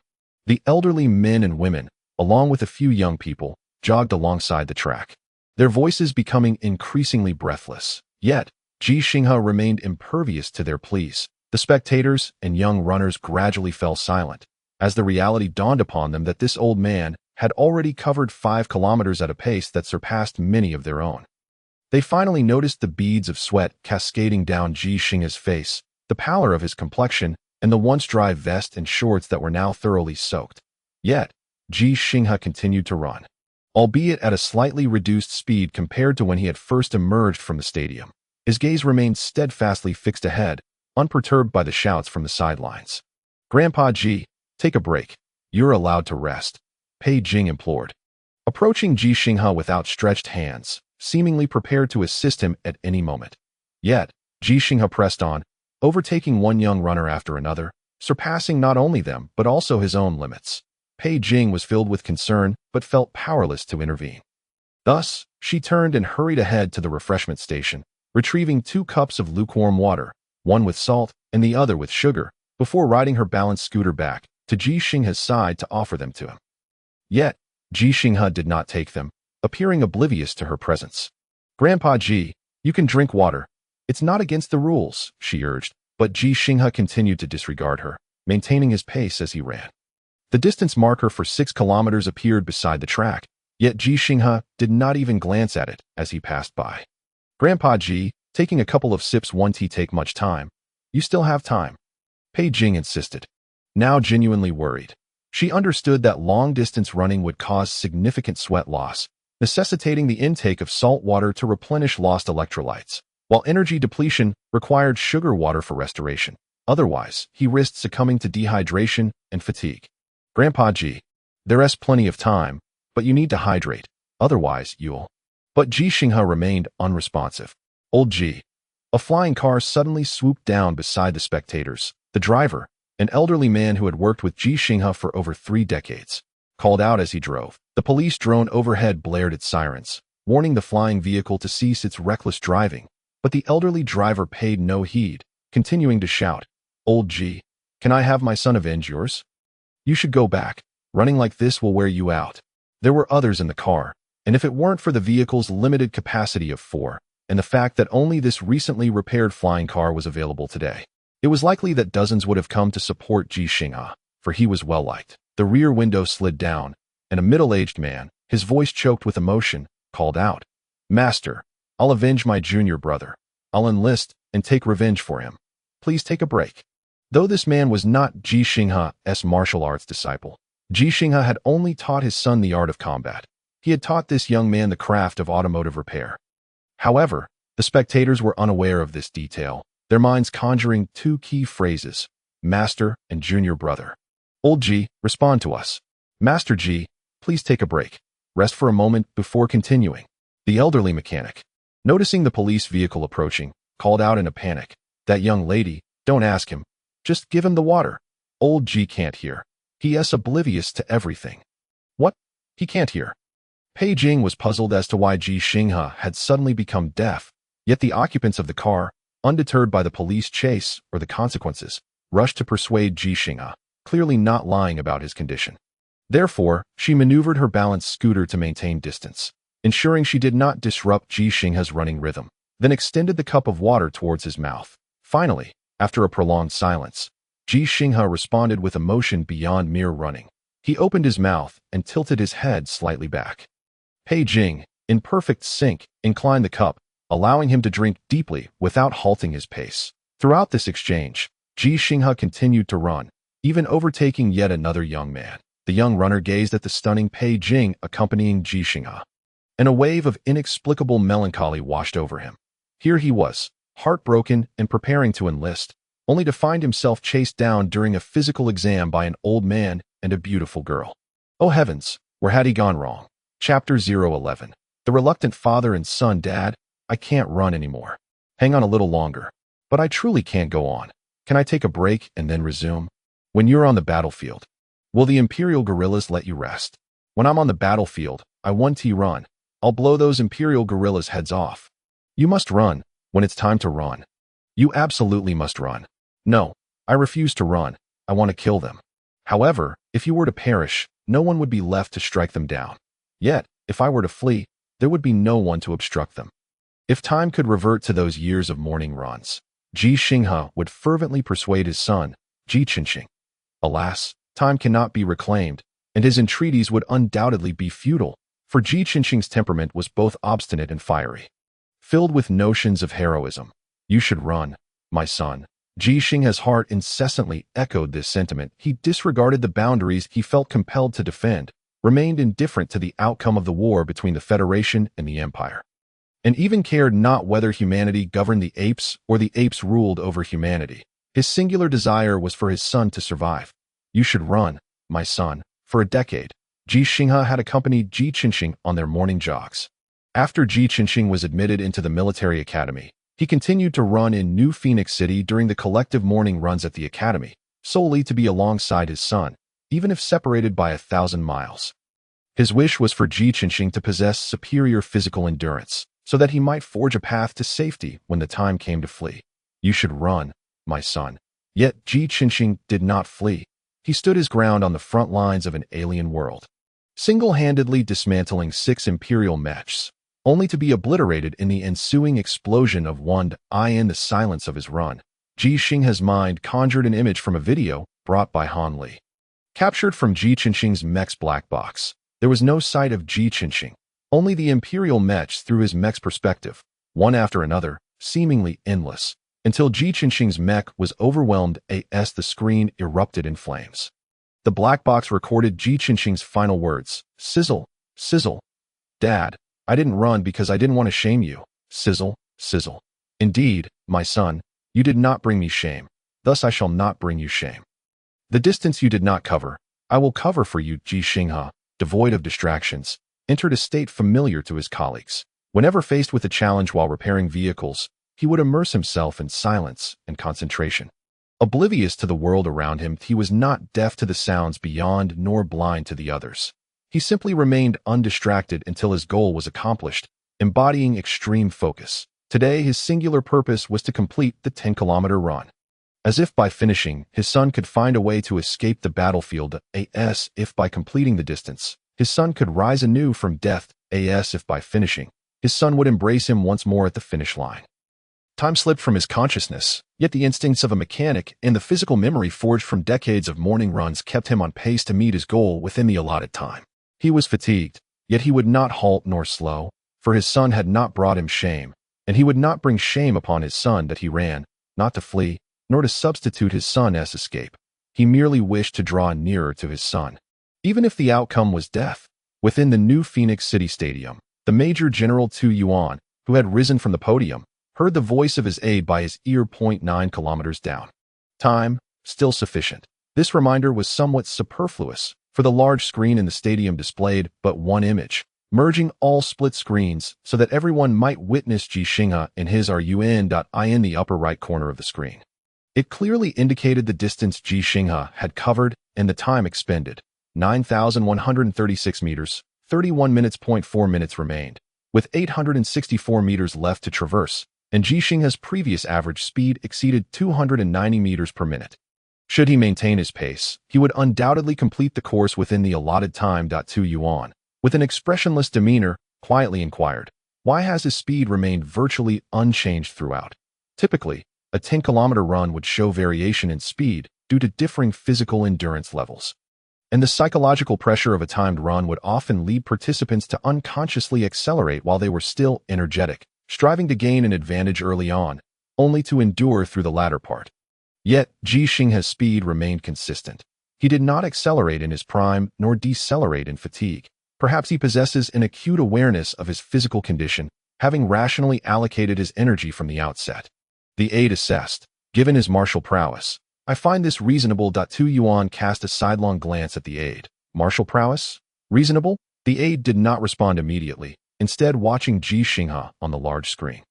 When he observed a female reporter offering a cup of water to Ji Xinghe, only for Ji Xinghe to remain silent, his heart involuntarily tightened. General, the aide said earnestly, let him go to the front lines. Even if only to see the position Ji Xinghe defended with his life. Tu Yuan's gaze returned to the screen, where Ji Xinghe drew nearer to the finish line, yet his attention was not on Ji Xinghe, but rather on the crowd near the finish. Many awaited at the finish, yet none cheered for Ji Xinghe. They merely watched in silence, oblivious to the other runners, even if some among them were friends or family. Even Pei Jing, the reporter who usually captivated the attention of all men around her, seemed to vanish from their sight. Their focus was solely on Ji Xinghe. If the camera could capture their expressions, it would reveal a tapestry of concern, yet the lens could not discern such subtlety. However, Tu Yuan perceived those worried gazes, akin to the one he had seen when looking at his aide, as nearly everyone present shared a profound concern for Ji Xinghe. 10 kilometers is not an insurmountable distance. Running enthusiasts can surpass 10 kilometers. And it is not uncommon for those in their 60s or 70s to achieve this feat. However, completing 10 kilometers within 35 minutes becomes challenging after the age of 40. Beyond that age, each year brings its trials. At that moment, Tu Yuan felt an inexplicable urge to speak. Watching Ji Xinghe approach the finish, he posed another question: that if it were you, would you run like this? Risking your life? General, are you cursing me? The aide replied from the heart that I would not, for I know it holds no significance. Then why does he find meaning in this? Perhaps because, beyond this, he knows not what else to do, nor what he is capable of. Is the ambulance in position? It has arrived, waiting at the finish. Then arrange for us to visit the hospital shortly. Understood. Amidst their conversation, Ji Xinghe crossed the finish line, clocking in at 34 minutes and 44 seconds, finishing 16 seconds ahead. The crowd erupted in cheers, many eager to rush towards the now slowing Ji Xinghe, but medical personnel, with a stretcher, surged ahead, causing the crowd to halt as they watched Ji Xinghe with concern, for they all understood that when Ji Xinghe came to a stop, it would signify his collapse onto the stretcher. Would he rise again after falling? This question remained unanswered, for Ji Xinghe did not fall. When he finally halted, he stood tall, as steadfast as a pine upon a precipice, calmly extending his hand towards the worried Pei Jing. "Young lady, my knife." Major General Tu Yuan at the podium chuckled, realizing he would not be making it to the hospital today. Chapter 012. Zigong cannot compare to me, young lady. My knife. A knife is not a bag. At first, Pei Jing thought she misheard due to the surrounding clamor of cheers, believing Ji Xinghe was simply too fatigued to articulate clearly. However, when she handed her bag to Ji Xinghe and he opened it before her eyes, she realized she had not misheard. Within the bag she carried were 2 knives, Ji Xinghe's knives. This 65-year-old man, intent on joining the military to avenge his son, bore 2 knives with him. After completing 10 kilometers in 35 minutes, he did not collapse in exhaustion but stood erect, demanding his knives. Yet what purpose do knives serve on the battlefield of an alien front, where Imperial apes pilot Mechs? Before the towering Mechs, averaging 4.5 meters in height, these 2 knives, easily stowed in a handbag, are no different from toothpicks. Perhaps this is merely a form of spiritual solace, just as everyone understands that Ji Xinghe's journey to the alien front yields little significance. He is resolute in his decision to go. Pei Jing, her thoughts a tumultuous sea, wished to say a multitude of things but ultimately spoke but one question. Ji Grandpa, would you like to rest a moment? Ji Xinghe, too, had countless words he longed to express, yet he refrained. Gazing into the camera, he uttered, but one phrase. No need. I can still run another 10 kilometers. Those witnessing Ji Xinghe's current state and hearing his words all shared a singular thought. This is a stubborn old man. Interview him. Continue the interview. The sound of the director's prompt echoed through Pei Jing's headphones. She was acutely aware that interviewing Ji Xinghe at this moment would yield an exceptionally high viewership and, subsequently, a remarkable click-through rate. However, she sincerely believed that Ji Xinghe was in need of rest. Thus, she gently inquired, Grandpa Ji, when would it be convenient for you to accept an interview? Ji Xinghe gazed into the camera. Lost in contemplation, he felt that Tu Yuan was likely watching him at this very moment, and Tu Yuan was the only person in New Fengqing who could decide whether he could go to the front lines of the alien planet. Manipulating public opinion did not grant him the liberty to disregard the rules. Those who established and enforced the rules often detested such behavior the most. At 65, his life had been unremarkable. Yet Ji Xinghe had garnered a wealth of life experience. I apologize, young lady, if I have time, I will contact you later. This was a polite refusal, for Ji Xinghe had not requested Pei Jing's contact details, making it exceedingly difficult for him to reach her even if he were to find the time. It was a veiled threat, as Pei Jing's contact information was not hard to obtain. She worked for New Fengqing Television. Moreover, beyond Pei Jing, there would be countless others seeking to interview him in the coming months. This was a strategic retreat. Ji Xinghe walked away from the camera, his figure disappearing into the throng of people. Yet, as Pei Jing observed him, she felt a profound sense of loneliness. Ji Xinghe was surrounded by a crowd, yet none could offer him the embrace he longed for. He stood on the azure planet, but his heart resided at the alien front lines. Ji Xinghe was alive, yet he felt as though he had already succumbed. How she wished to embrace this pitiful yet admirable stubborn old man. Do you truly wish to march towards your demise? Tu Yuan asked, regarding Ji Xinghe with an expressionless face, posing a rather impolite question. Given their respective ages, Ji Xinghe remained silent, his gaze steady upon Tu Yuan. Towering at nearly 6'3", looking down at the 5'8" Tu Yuan. This too was a form of rudeness, attributable to their differing statuses. Yet, neither man cared about such trivialities. Decorum often held little significance in their world. Why are you unwilling to converse with them for a while longer? Tu Yuan continued, referring to those who had come to see Ji Xinghe, having heard of his presence. These individuals had struggled through the crowd to approach him, only to call out to the old steed while watching him depart in disarray. Although Ji Xinghe had run 10 kilometers without a hitch, and despite the throngs surrounding him and the presence of the Major General Tu Yuan, he seemed somewhat disheveled in the eyes of these people. Ji Xinghe understood precisely why he preferred not to engage in conversation with those who recognized him. He was aware that Tu Yuan grasped this as well. Thus, he maintained his silence. Merely looking down at Tu Yuan, a flicker of pleading evident in his resolute gaze. Tu Yuan paused for a moment. Today's physical fitness test has concluded, albeit significantly later than anticipated. The number of participants surged from 7,000 to 13,000. An increase of 6,000, all due to you. Generally, registration was conducted online, and on-site sign-ups were merely procedural. No one expected those unwilling to lift a finger online to actually show up in person.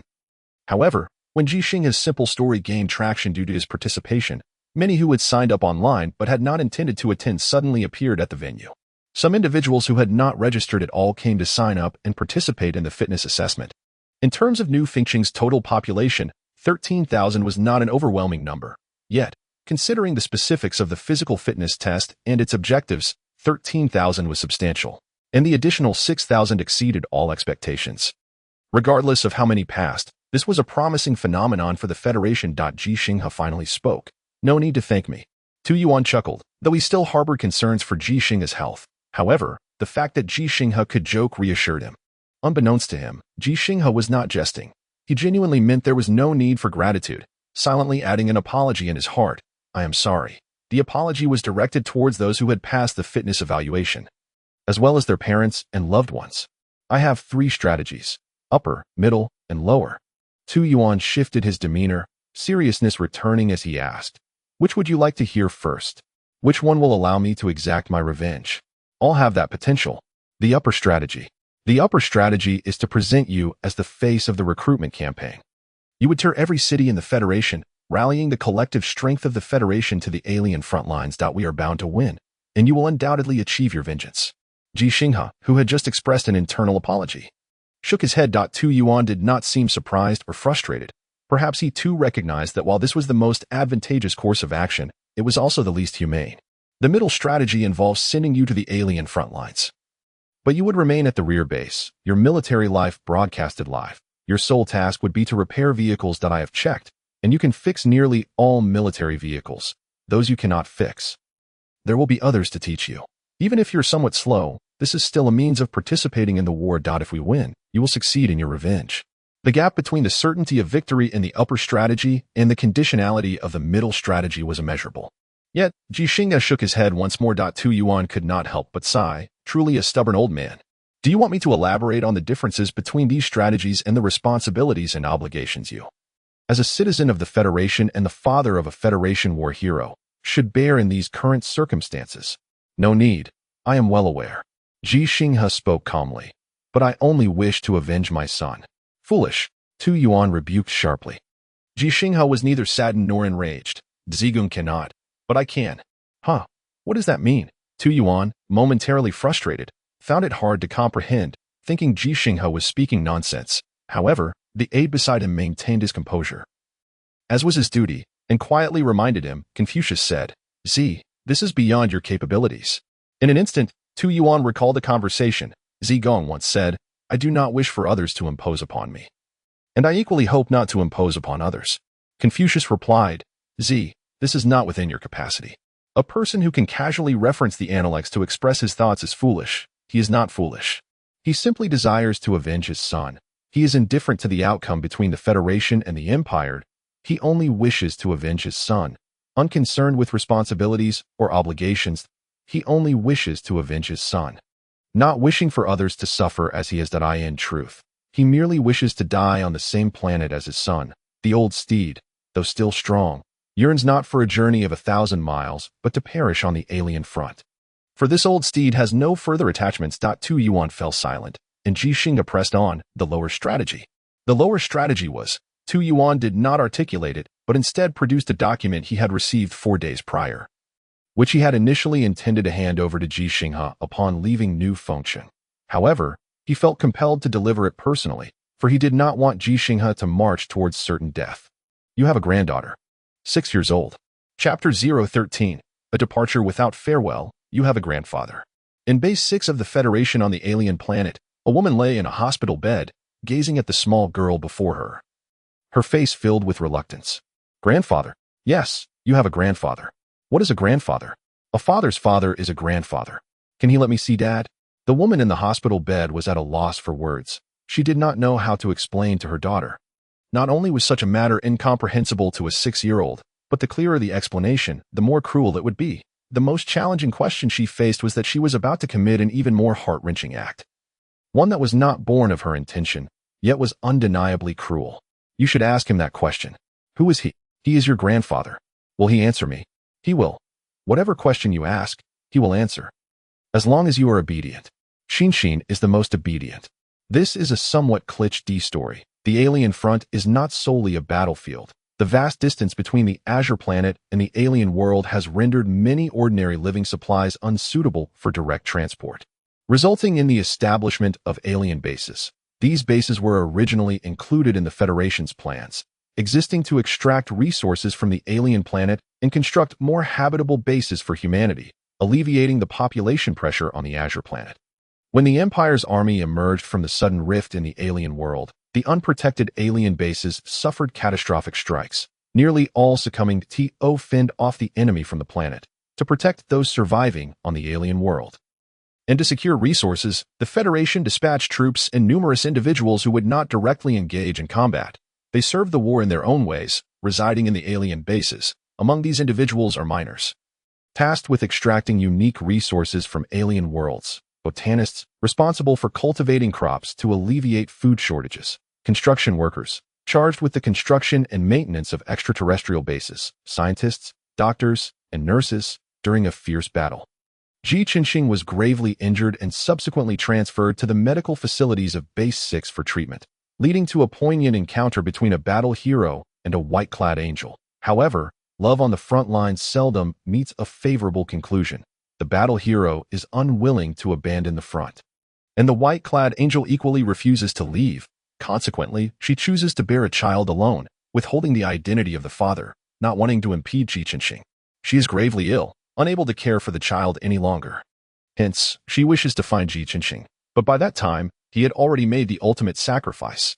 We have confirmed that the child is your granddaughter. If you remain skeptical, you may verify this through relevant technological means upon your arrival at Base 6 on the alien front. Tu Yuan observed the taciturn Ji Xinghe, devoid of any congratulatory sentiments, for this was not a matter deserving of celebration. After perusing the documents, Ji Xinghe's gaze lingered on the photograph of the little girl. He needed no further verification to ascertain that she was indeed his granddaughter, his only kin in this world. A most peculiar feeling. Is there any hope for her mother? Ji Xinghe turned to Tu Yuan. Can she be saved? Tu Yuan shook his head slightly. No, she is in the late stages of cancer. Can the child return? When he posed this question, Ji Xinghe's voice quivered, for it signified his relinquishment of a fiercely held conviction. This was the very choice Tu Yuan had hoped for, yet he knew he must speak the truth, unwilling to deceive the elderly man. No. She was born on an alien planet, where the gravity is merely 1/3 of that on our blue star. Thus, her body is not yet capable of sustaining a healthy return to blue star. She will require appropriate medical intervention, and if all goes well, she might return by the age of 8. The environmental disparities between the alien world and blue star extend beyond gravity to encompass atmospheric pressure, magnetic fields, radiation, and more. The bases constructed by the Federation cannot perfectly replicate the conditions of blue star, while adults can reside on alien planets for extended periods. Newborns face considerable challenges. Ji Xinghe understood these realities upon learning that Ji Xinghe would be heading to the front lines. He feverishly absorbed knowledge about the alien environment, aspiring to answer any question as Ji Xinghe had done in her youth. Even though she no longer required such guidance, Ji Xinghe was acutely aware that if circumstances turned unfavorable, his granddaughter might never return to Blue Star, instead growing up on an alien world, only to perish due to unforeseen events, war, or illness. Under any scenario, he would once again find himself utterly alone. A middle course. Ji Xinghe gazed at Tu Yuan. His voice gravelly, I choose the middle course. In truth, the optimal path would have been the best. Tu Yuan silently lamented this in his heart, though unsure of how to provide Ji Xinghe with a reason to delay meeting the girl by a year or two. For he understood that much could change within such a time frame. Very well. Can we depart today? No. You must undergo a thorough medical examination, partake in an interview, and complete specialized training. At the earliest, you can embark for the alien world in 2 months, with a 3-month journey ahead. The distance between Blue Star and the alien world is not constant. At its closest, it is merely 50 million kilometers away, while at its farthest, it stretches to 400 million kilometers. Approximately every 15 years, the two planets draw near, only to gradually drift apart until they once again converge after another 15 years. In the coming 7 years, the proximity between Blue Star and the alien world will diminish, indicating that the pressures on the front lines will intensify. As the Empire's forces have become aware of this fact, I am willing to undergo the medical examination, participate in the interview, and even allow you to broadcast my life on the alien front. Ji Xinghe has stipulated, but I must depart within a week. I know you have a spacecraft heading to the alien world within that time frame. Tu Yuan frowned. However, if you do not undergo training, you will not be able to adapt to life on the alien planet. I can manage. I have read extensively and can take the examination. This was mere posturing. Tu Yuan hesitated but ultimately nodded. If you fail the examination, you must undergo professional training until you pass. Agreed. Do you have any other requests? May I bring my knife? What do you need a knife for? To combat the Empire's Mechs. If the opportunity arises, you cannot bring it. Understood. Ji Xinghe did not persist, for he planned to forge 2 new knives once he arrived on the alien world, compared to the bulletproof alloy he currently wielded. The alien planet possessed superior or that could be refined into more exceptional alloys, one of the resources most coveted by the Federation. He then proceeded to the interview, surprised to find that the interviewer was not a military journalist or a renowned reporter from the Federation's official television, but rather Pei Jing, who had interviewed him previously. The process was straightforward, as Ji Xinghe's story was uncomplicated. However, upon concluding the interview, Ji Xinghe made a request to Pei Jing. Young lady, could you do me a favor? What is it? Grandpa Ji, please help me find a lawyer. I wish to sell my house promptly and cash out my pension. Of course, but, Grandpa Ji, are you not planning to return? Ji Xinghe intended to return, yet he was uncertain if he would be able to, and he feared that treating his granddaughter would incur significant expenses. I do not know. Ji Xinghe handed his bag to Pei Jing. Thank you. My dear, this is for you. It is of little value, so feel free to discard it if you do not like it. Pei Jing accepted it with utmost reverence, knowing that the bag contained 2 unsharpened knives, not classified as controlled weapons, and thus, in essence, held little worth. Yet, during a fleeting moment, it bore Ji Xinghe's hopes for vengeance, brief though that time may be, and though the knives were small, the hope they carried was profound. Akin to a ceaseless flowing river. I will not discard it. I will cherish it. Grandpa Ji, please take care of yourself. Thank you. After the interview, Ji Xinghe did not return home to visit the friends, neighbors, and colleagues who cared for him. He signed the necessary authorization agreements and then departed New Feng City with Tu Yuan, boarding a spacecraft after completing an examination. He was bound for the alien world to care for his granddaughter. Yet he had not relinquished his thirst for vengeance. He had told Tu Yuan, if the opportunity arises. Chapter 014, the mech with 73 golden stars. For the first time, Ji Xinghe beheld a Federation spacecraft with his own eyes. Previously, he had only seen them on television, in games, or on his phone. Its design starkly contrasted with those depicted in science fiction films, resembling a somewhat bulky aircraft. In fact, the vast majority of the Federation spacecraft are upgraded space shuttles, requiring the assistance of reusable rockets to ascend into space. While there are indeed vehicles capable of reaching space directly, and single-pod starships that can fly straight from the surface of Blue Star to the alien front, both types have limited payload capacities. Much like climbing a mountain, an ordinary person burdened with a 1,000-kilogram load cannot reach the summit, whereas one who travels light may ascend to the highest peak. The difficulty of sending 2 tons into space is vastly different from sending 20,000 tons. Essentially, the Federation's engine technology has not undergone a revolutionary advancement. However, this was of little concern to Ji Xinghe. As long as he could reach the alien front, the medical examination was completed successfully, and he passed the examination with ease. Ji Xinghe donned a spacesuit and entered the spacecraft, securing himself with safety buckles and belts.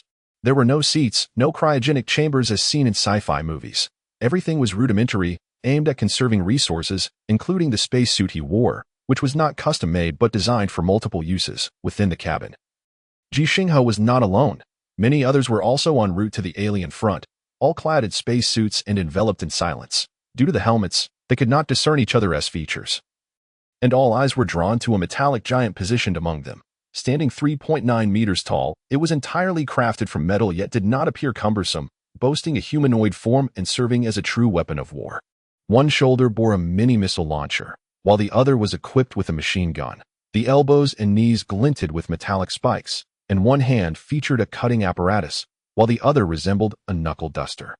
In truth, the weaponry was somewhat simplistic, ill-suited for complex combat scenarios, yet simplicity also implied durability, allowing it to continue fighting as long as it remained operational. compared to the various models of mechs employed by the Federation and the modifications made by their pilots based on personal preferences.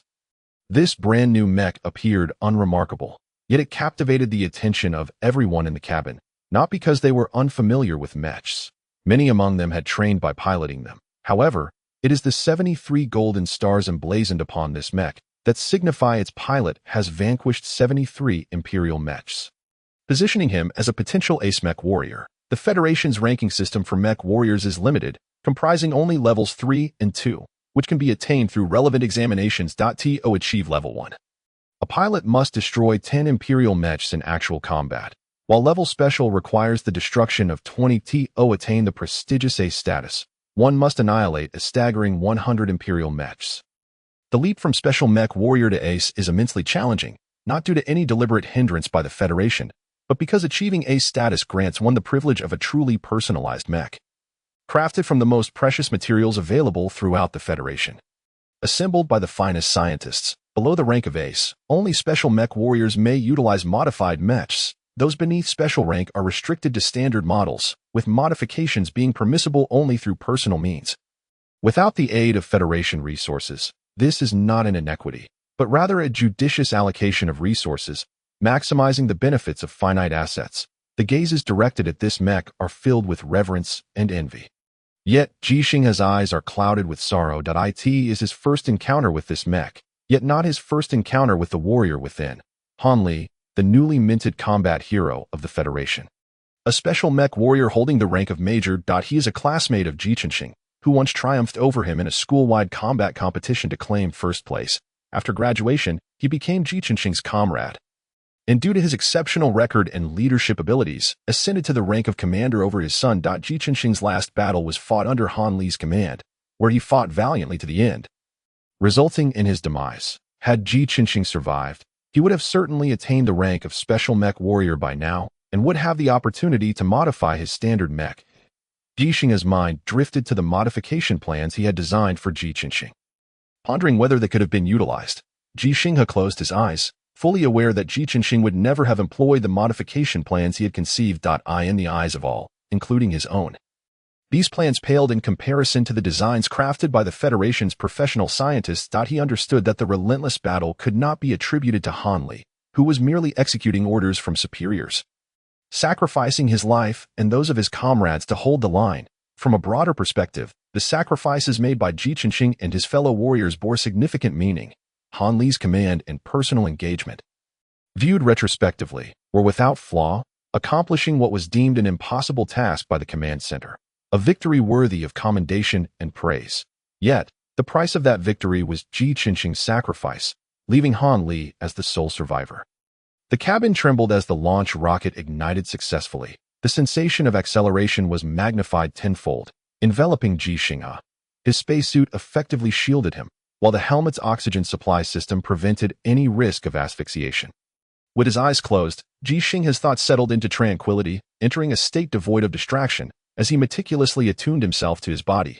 For some time, he had been engaged in this practice, for only by mastering his physical form could he unleash the full extent of his innate abilities. Beneath the domain of mental will, the human body is the primary machine. The mech is not. This was a sentiment he had once shared with Ji Xinghe, who had scoffed at it. For Ji Xinghe had never truly piloted a mech, having only engaged with mech warrior roles in virtual games. No matter how realistic the immersive virtual games may seem, they remain mere simulations. Otherwise, the Federation's combat heroes would not resemble individuals like Han Li, but rather streamers and professional players who linger within the confines of their homes on Azure Star. Suddenly, the sensation of weightlessness washed over him, accompanied by a gentle voice announcing that passengers could now remove their spacesuits and commence free movement. Once the spacecraft reached the celestial expanse, the protective suits became unnecessary, as their cumbersome nature would hinder mobility. The next time they donned them would be upon landing on an alien front. With a series of clicks, safety buckles and belts were released, and passengers removed their suits, securing them in designated locations. Yet, rather than engaging in free movement, they remained transfixed by the mech encased within specialized protective containers. A louder click resonated as the mech's rear armor opened, and Han Li, clad in a specialized combat suit, emerged. Within the mech, he required no spacesuit, much like during battles on alien worlds. nodding in acknowledgement of the surrounding reverent gazes. Han Li glided to Ji Xinghe's side, whose movements were notably slower compared to the younger passengers. Uncle Ji, allow me to assist you. Thank you, but there is no need that I can manage. Han Li did not press further. Instead, hovering quietly nearby, Ji Xinghe removed his cumbersome spacesuit, grasping a safety strap to stabilize himself, as he needed to do so to avoid floating away. He was not yet accustomed to the weightless environment of space. Unable to navigate his body as effortlessly as Han Li could, whether to float, remain still, or move. This was Ji Xinghe's first venture into space. Qinxing, Han Li began, struggling but ultimately continuing, when he first came to space. He mentioned you had taught him. Ji Xinghe's movements came to a standstill, enveloped in silence. In truth, he remembers much of what you taught him. He just won't admit it, he said. He didn't want you to worry too much.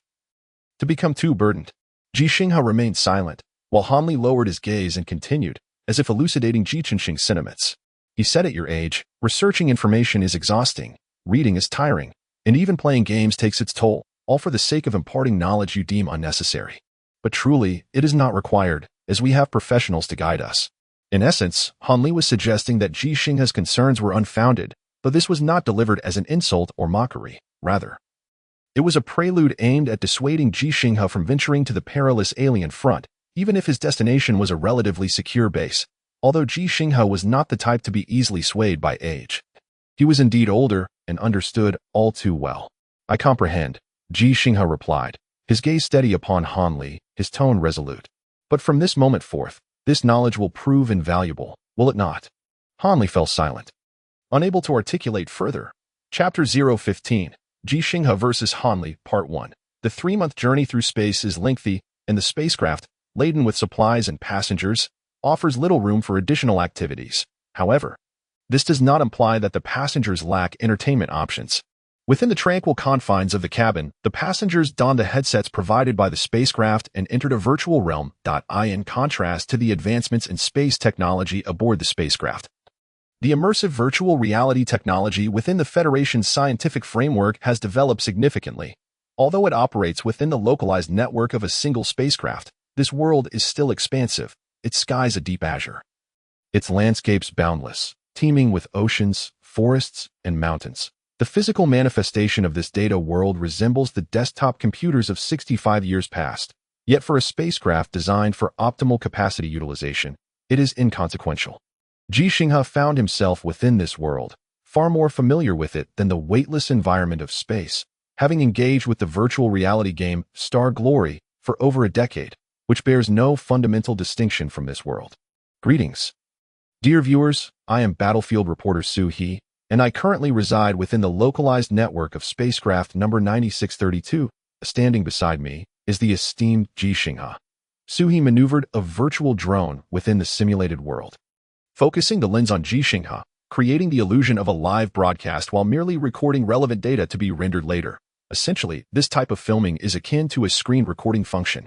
In our previous episode, we documented Ji Xinghe's inaugural boarding of the spacecraft and his venture into space. Although he struggled to acclimate to the weightlessness, his indomitable will allowed him to adapt swiftly. Today marks his first foray into the localized network's virtual world while in space. Let us now inquire about his thoughts. A microphone materialized before Ji Xinghe, who was reluctant to partake in the interview or broadcast his experiences on the alien front. However, he had no choice, as Tu Yuan had insisted on this arrangement. Had it been a mere demand, Ji Xinghe would have refused. Yet Tu Yuan had offered compensation, one that pertained to his granddaughter, his only remaining family in this world. My feelings are quite pleasant. It is not much different from using this virtual reality world while on the surface. Ji Xinghe reflected on the script he had just reviewed, his expression remaining impassive as he transformed into a mere machine for delivering lines. In fact, compared to utilizing this technology on the surface, it is easier to slip into a state of slumber in the weightless environment of space. Without the physical strain imposed by gravity, operating in such a realm becomes significantly more fluid. These statements were both false and true. The line between reality and fabrication is often not absolute, contingent upon the audience and their subsequent thoughts and actions in response to the increasingly intricate warfare on the alien front. The Federation sought to enlist troops on a grand scale, hoping to rally the collective strength of the entire Federation. Ji Xinghe, due to his age and story, emerged as a figure capable of inspiring hearts. Who could argue against a 65-year-old willing to enlist? The interview process was essentially a recitation of lines, whether it was field reporter Ji Xinghe himself or the newly minted Federation combat hero Han Li. All were merely delivering their scripts. Ji Xinghe complied throughout, not solely for the sake of his granddaughter, but also because the provided lines were reasonable, lacking exaggeration meant only to evoke sentiment. However, such scripted interviews rarely garnered high viewership. For the allure of Ji Xinghe's story and persona was fleeting. People are forgetful, and most are indifferent that a momentary emotional impact does not dictate a lifetime. Thus, Ji Xinghe resolved to face Han Li in a duel. Dear viewers, you should now possess a sufficient understanding of the life of Mr. Ji Xinghe. Our prior reports and interviews have illuminated his accomplishments within the game's starry glory. New viewers may review our past programs for further insight. It is well known that Starry Glory originated from the Federation military's first-generation virtual battlefield training system, which emphasized the simulation of complex extraterrestrial environments, striving to better equip our Federation soldiers from the Azure planet to adapt to the unique combat conditions of alien battlefields. After a lengthy discourse, Sui finally broached the main topic. Despite Mr. Ji Xinghe's advanced age, he excels at utilizing mech warrior characters in combat. He possesses multiple national server heroes, and today, he will engage in battle with Major Han Li using one of his most adept national server heroes. The drone camera beside Sui shifted its focus to Han Li. With a resounding crash, a towering 3.9-meter humanoid mech descended from the heavens, landing beside Han Li. Such an entrance for a mech could only occur within the virtual realm. In reality, a mech plummeting from the sky would undoubtedly crash. As most mechs are incapable of flight, the mech Han Li currently operated was a newly acquired standard ground combat mech, modified, lacking any flight capabilities. Major Han Li, could you please introduce your mech to our audience? Certainly, Han Li replied softly as he stood alongside his mech. Our Federation's standard mechs comprise 36 models, and mine is the 29th variant. After becoming a special class mech warrior, I proposed modifications better suited to my combat style, which were subsequently executed by professionals. Following his introduction, Sui posed a question. Major Han Li, I'm curious, shouldn't the newest mechs be the most powerful? Why do you choose to use the 29th model instead of the latest 36th? Han Li smiled in response. While the latest models indeed boast superior performance, they may not necessarily align with my capabilities. Uncle Ji once said, only what suits you best can truly unleash your potential. Sui exclaimed, did Mr. Ji Xinghe truly say that? Indeed. The camera naturally shifted to the awaiting Ji Xinghe, prompting Sui to address him. Uncle Ji, why do you hold such a belief? Ji Xinghe remained silent, his expression unchanging, for this line was absent from the script. Han Li sighed inwardly and interjected, let's omit this segment. It's my fault for mentioning it. Sui instantly comprehended, his expression slightly awkward, as he recognized the connection between Ji Xinghe and Han Li. Then, might we expunge my earlier question, the one I posed after Major Han Li's statement? Han Li did not respond but glanced at Ji Xinghe, who nodded and calmly inquired, may we commence? Yes, let us begin, Sui said as he turned back to the drone's camera. Major Han Li's mech has now entered the fray. Let us now observe Uncle Ji's mech. Ji Xinghe summoned his mech. The Federation's first-generation standard mech, Game Limited Edition, a towering 4.5-meter humanoid construct devoid of any weaponry, save for a lance taller than the mech itself, while Ji Xinghe's mech was taller. It appeared excessively cumbersome in comparison. In terms of weaponry, Ji Xinghe's mech was wholly outmatched by Han Li's, armed only with basic melee weaponry. Given Ji Xinghe's age of 65, he could hardly be considered a match for a Federation special-class mech warrior. Thus, the outcome of this battle seemed unequivocal at least prior to its commencement. Everyone held this belief. Originally, Ji Xinghe was meant to be defeated by Han Li. However, just as both parties prepared to board their mechs, Han Li abruptly proposed, could you adjust the settings to unlock Uncle Ji's mech's game skills? Chapter 016, Ji Xinghe vs. Han Li Part 2. In the realm of the game, mech heroes possess unique abilities, skills that are entirely unattainable in the real world. For instance, Han Li's mech lacks special skills, relying solely on pure operation and adherence to the laws of physics. The initial plan for the Ji Xinghe vs. Han Li battle was one of demonstration. Ji Xinghe's mech would be unable to utilize game skills within the spaceship's local network, relying solely on its inherent capabilities. Thus, no one doubted Han Li's victory. However, Han Li's request to unlock Ji Xinghe's mech's game skills altered the dynamics. Is that permissible? Yes. Following his affirmation, Han Li refrained from entering his mech, demonstrating his resolve through action. He, unperturbed, began the process of application with the relevant personnel. Moments later, confirmation arrived. The Federation maintained a high degree of tolerance for a major likely to ascend to the status of ace mech warrior. Consequently, Ji Xinghe's mech had its game skills unlocked. Lacking any visual effects, everything remained data rather than tangible. Thus, from a certain perspective, Ji Xinghe had already achieved a victory, albeit one devoid of significance in reality, as the mech and its unique skills within the game could never manifest in the real world. Only then did Han Li enter his mech, while Ji Xinghe, expressionless, likewise climbed into his. The internal structure of Mechs was largely uniform, providing space for one to stand comfortably, a helmet capable of sensing brainwaves and offering protection, and gloves designed to maximize dexterity for operations. The pedal controls facilitated mech movement. For someone of Ji Xinghe's advanced age, the most challenging aspect would be the gloves, as aging often hampers finger agility. If afflicted with Parkinson's, involuntary tremors could render piloting akin to being electrocuted, making even standing steadily a daunting task. As the helmet activated, Ji Xinghe's perspective shifted to that of the mech, and in addition to the 180-degree view from his eyes, the mech was outfitted with cameras positioned in various directions, creating a composite image akin to a car's 360-degree panoramic camera. Simultaneously processing two images can prove unsuitable for older individuals, as divided attention may impair operation. A notification sound echoed, indicating a communication request from Han Li. Upon acceptance, Ji Xinghe heard Han Li's voice.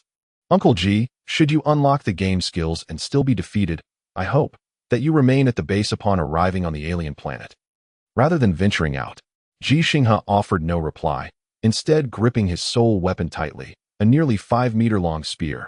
Han Li observed this scene with a hint of exasperation, recognizing Ji Xinghe's stubbornness, while also deeming him somewhat foolish. Surely, no one could genuinely believe that piloting a mech endowed with game skills could overcome a Federation special-class mech warrior. Did they truly think the 73 gold stars emblazoned on my mech were mere embellishments? Uncle Ji, Han Li persisted, I only recently learned about Qinxing's daughter. I will do everything in my power to ensure she receives the best treatment, and when she is able to return to the Azure planet, I hope you can accompany her back with me on the front lines of the alien invasion. It shall never succumb to defeat. I shall avenge the grievances of Qinxing, for I yearn for retribution even more than you do. The sacrifices extend beyond Qinxing.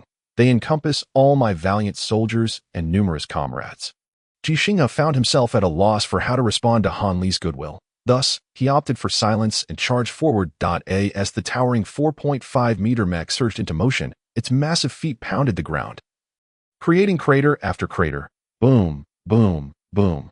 The 3.2-ton behemoth moved with remarkable speed, its long lance already poised for action. In the lens of the camera, the height disparity between the 4.5-meter mech and the 3.9-meter one appeared minimal, yet at this moment, the juxtaposition resembled a sumo wrestler barreling toward a Victoria's Secret model. Ji Xinghe's mech, being a first-generation model, was rather bulky, its weight of 3.2 tons indicative of its clumsiness. Whereas Han Li's mech, a 29th-generation model crafted from high-strength special alloys, was relatively slender and weighed merely 1.6 tons. Among the onlookers, some secondary mech warriors, observing Ji Xinghe's charge, did not presume Han Li would be easily dispatched like a chick. Despite the stark contrast in size, Ji Xinghe is destined to lose. I bet on a single move. Have you forgotten Ji Xinghe possesses gaming skills? Speaking of which, what is the gaming skill of this first-generation mech? The official designation of the Federation's 36 standard mechs was simply numbered 1 to 36. But for the majority, they preferred to refer to them as the first to 36th generation, as each subsequent generation surpassed the last. Though the first-generation Federation mech had been transformed into a heroic character within the game, Star Glory, even the players had long ceased to employ this outdated hero. Thus, momentarily, the secondary mech warriors could not recall A.S. Ji Xinghe. With his lance raised, charged directly at Han Li, he had never contemplated such an assault could defeat him. Indeed, it proved true. Han Li stood frozen, seemingly paralyzed with fear, but just as the lance was about to strike, he executed a lateral sidestep, the lance slicing through the air harmlessly past his mech. Han Li's mech emerged unscathed. As the shaft of the lance collided with Ji Xinghe's mech, his fist raised, the metallic spikes of his knuckles aimed straight at Ji Xinghe's eyes. Should he destroy the cameras on Ji Xinghe's mech, he would render him blind. Compared to the armor on the mech, the camera's defensive capabilities were nearly negligible. Ji Xinghe, undeterred by the near miss, continued his charge. As the lance found only air, he pressed on. Mere moments away from Han Li delivering a critical blow to his crucial sensors, when he unleashed his gaming skill, Chaotic Wave Leap. A secondary mech warrior suddenly recalled the name of the skill, just as Ji Xinghe successfully executed it. The hefty mech body leapt into the air, evading Han Li's assault, and simultaneously bringing his knees crashing down towards Han Li's head. As Han Li ducked to evade, he reached out to grasp Ji Xinghe's foot, relishing the challenge of opponents airborne, for if he could seize Ji Xinghe's foot, he would send him tumbling into a state of temporary disarray. In mech combat, such a moment of disarray signified utter defeat. However, gaming skills earned their designation precisely because they could defy physical laws. The Chaotic Wave Leap was one such ability where the jump was merely a secondary consideration, the essence being chaos. In midair, Ji Xinghe executed an uncanny lateral shift, dodging Han Li's grasp as he spun around, the tip of his lance now aimed directly at Han Li. The lance sliced through the air, a wave of energy coalescing at its tip. This transcended mere physics, verging on supernatural prowess. No armor on any mech could withstand such an attack, and Han Li's mech, shaped by real-world parameters, could not either. A hit would result in a catastrophic explosion. Yet Han Li was not merely a special-class mech warrior. He had once been a youth consumed by gaming, thus he had anticipated Ji Xinghe's attack pattern from the onset. Now, capitalizing on his superior mobility, Han Li deftly avoided the strike, the circular saw on his right hand whirring into action as the lance grazed past him and embedded itself into the ground. Whereupon he swept his hand, snapping the lance in two. He refrained from launching further assaults, not wishing to be crushed by Ji Xinghe. Even if merely injured, damage to the mech could significantly jeopardize subsequent engagements. Even if this were merely a demonstration battle with no follow-up, Han Li remained committed to his pursuit of perfection in combat. With a resounding crash, Ji Xinghe slammed into the ground, mud flying as his feet sank into the earth, rendering him a stationary target for a fleeting second. Han Li did not resort to firearms or mini-missiles. He did not wish to bully an elder or dishonor the memory of fallen comrades, the fathers of his classmates. Amidst the swirling dust, Han Li precisely pinpointed Ji Xinghe's location and charged forth, his target still aimed at Ji Xinghe's eyes. With a resounding clang, Han Li was left utterly astonished, for his body had been struck, yet he was unharmed, as the weapon that had pierced him was a lance bereft of a tip. Per the rules of the virtual realm, such a weapon lacked lethality. Although perplexed by the manner of his injury, Han Li did not squander the opportunity for retaliation, swatting aside the lance before evading Ji Xinghe's arm. Suddenly appearing behind Ji Xinghe, Han Li executed a decisive dual strike. With a thundering crack, Ji Xinghe's head exploded. As the dust settled, the victor was clear. Han Li emerged unscathed, a result that surprised no one, including Ji Xinghe. Yet Ji Xinghe harbored doubts. He had once pierced a solid wooden door with a stick using only his own strength, and with the enhanced force of a mech alongside a metal lance, surely he could have impaled Han Li's mech along with him. Was it truly the absence of a lance tip that rendered him harmless? Perhaps he should resort to using a blade instead. Chapter 017. The Elder Steeds to Forge Mechs. Old Ji, what are you gazing at? A young man floated over to Ji Xinghe, his tone somewhat flippant. Yet Ji Xinghe bore no ire, for he had embraced the moniker Old Ji. Some young ones called him Uncle Ji, others Grandfather Ji. The cacophony of titles was dizzying, with many on the verge of addressing him as Big Brother Ji, prompting Ji Xinghe to finally correct their nomenclature. Henceforth, all referred to him as Old Ji, despite his advanced years and burgeoning fame, as the Federation fervently broadcasted Ji Xinghe's assessments, interviews, and tales across various platforms in Blue Star cities. Such renown bore no authority. He remained merely a private. Above him, ranks of corporals, sergeants, lieutenants, and officers loomed. Conversely, Major Han Li held such authority. Although not the highest-ranking individual aboard the spaceship, he was a special-class mech warrior and a newly minted battle hero of the Federation. With a boundless future ahead, thus, after Ji Xinghe's insistence, Han Li lent his support, and Old Ji became the universally accepted appellation. Old Ji, do respond. Your aloofness is rather dull. Indeed, the essence of life lies in joy. Do cheer up a bit. Would you? Another voice chimed in, floating closer, echoing the sentiment. They were all aware of Ji Xinghe's story and understood his reticence or perceived indifference, yet the youth believed in employing various means to uplift his spirits. Even if Ji Xinghe were to lash out in anger, they felt that releasing his pent-up emotions would ultimately benefit his health. Seasoned by life's experiences, Ji Xinghe discerned the young one's genuine concern. He bore them no grudge. Merely exhaling a resigned sigh. I'm examining the parameters of various mech models, assessing their capabilities in the real world. Ji Xinghe had perused numerous specialized texts on the subject, but certain information remained classified. Upon becoming a private, he acquired the requisite clearance. Coupled with his identity as a mechanic, he had access to far more information than an ordinary private. I see, old Ji, you are dissatisfied with losing to Major Hanli. Major Hanli mentioned that you had struck him with a headless lance, had it been in the real world. He would not have so easily appeared behind you. So, old Ji, do you wish to challenge Major Hanli to another duel in reality? Perhaps not, old Ji. That would be unwise. Old Ji, please don't misunderstand. I didn't mean. Major Hanli's mech is adorned with 73 golden stars. Upon returning to the alien frontline, he is poised to become an ace mech warrior in no time. Frankly, not only you, but even we, when united, might not stand a chance against him.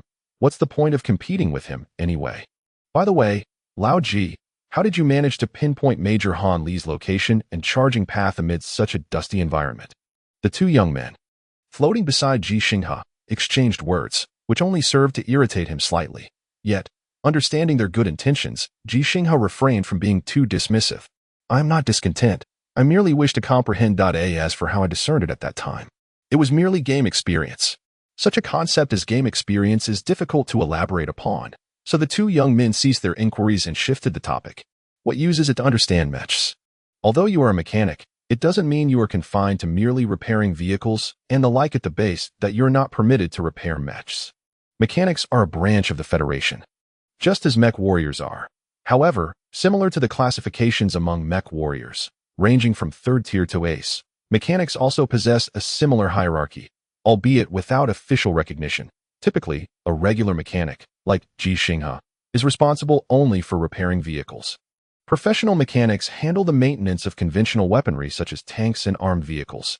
Expert mechanics often specialize in certain domains, with some adept at repairing aerial equipment like fighters and starships, while others excel in maintaining missile systems or mechs. An all-encompassing expert mechanic does not exist, as the breadth of knowledge required is simply too vast. It never hurts to understand a bit more. Ji Xinghe spoke calmly, beginning to close numerous application windows on his phone. With these two young men hovering nearby, he found it difficult to concentrate on his reading. Amidst the ongoing closure of windows, a particular interface flashed by, and both young men, possessing decent eyesight, caught a glimpse of a sketch displayed on the screen. A mech? Lao Ji, which mech design is that sketch of? It doesn't seem like an existing mech design. Lao Ji, don't tell me this is a mech you designed yourself. Ji Xinghe sighed. He realized that age had dulled his once swift hands. No, you must be mistaken. It's just a casual doodle. Oh, come on. Lao Ji, we've got a long journey ahead of us. Let us see it, we can offer our advice. I certainly didn't misinterpret this. I'm an expert-level mechanic, after all. Lao Ji. The accomplished should be regarded as teachers. I won't presume to shorten your life by taking on the role of your mentor, but offering some counsel is definitely within reason. Exactly. I am a mech warrior, though only second tier. That is solely because I haven't seen battle. Once I do, I'm sure I'll rise to ace level. Lao Ji, let us have a look. The journey from Azure Star to Mars is dreadfully monotonous, and the weightlessness of space makes training exceedingly challenging. Apart from immersing themselves in the virtual world to pass the time, there is little else to occupy their minds.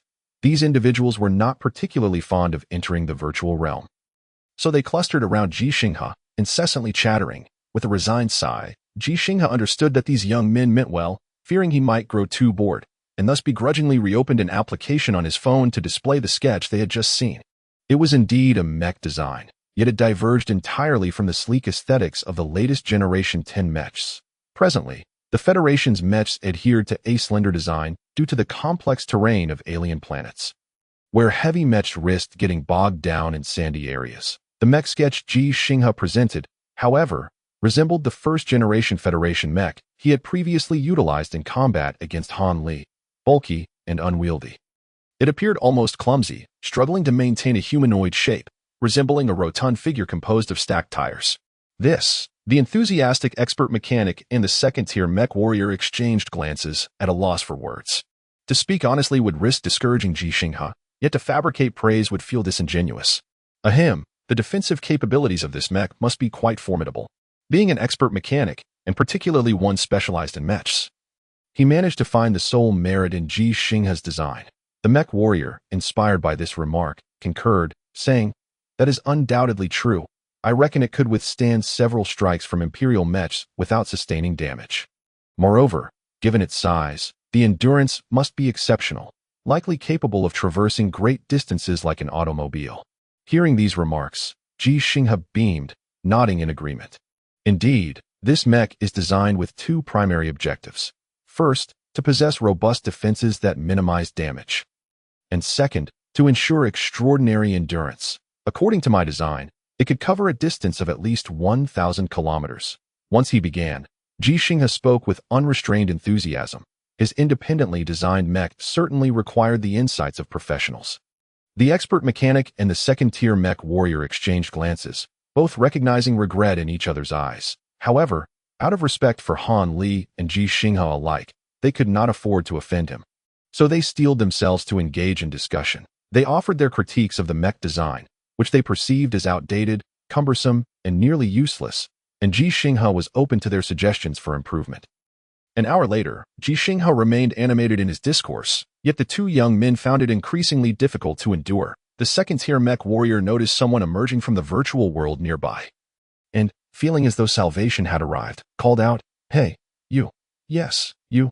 Lao Ji needs assistance with a mech design. Come over and lend a hand." As a result, the entire spaceship, housing 1,000 individuals, soon learned of Ji Xinghe's endeavor to create a mech. And they all gathered around, offering unsolicited opinions, treating the matter as a means to alleviate their own boredom and amuse the old man. Under these circumstances, despite being merely a sketch, Ji Xinghe's mech had already garnered an official name. Old Man Lo. Henceforth it shall be called Old Man Lo. Anyone who dares to suggest otherwise will face my wrath. Chapter 018. The Unaware Genius. Teacher Lu, do you recall Ji Xinghe? He was one of your students from the 2042 mechanic class. He has a very distinctive feature. He stands quite tall, at 1.9 meters. Ah, Ji Xinghe. I remember him. And how do you evaluate Ji Xinghe? The footage displayed on the screen showed the 90-year-old teacher Lu reclining in a sunlit chair at a nursing home.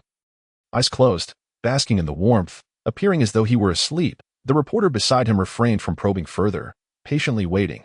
After about a minute, teacher Lu suddenly opened his eyes wide, as if awakened. Ji Xinghe. Yes, I remember. He is quite tall, 1.93 meters. Indeed, that's him. Teacher Lu, what is your opinion of him?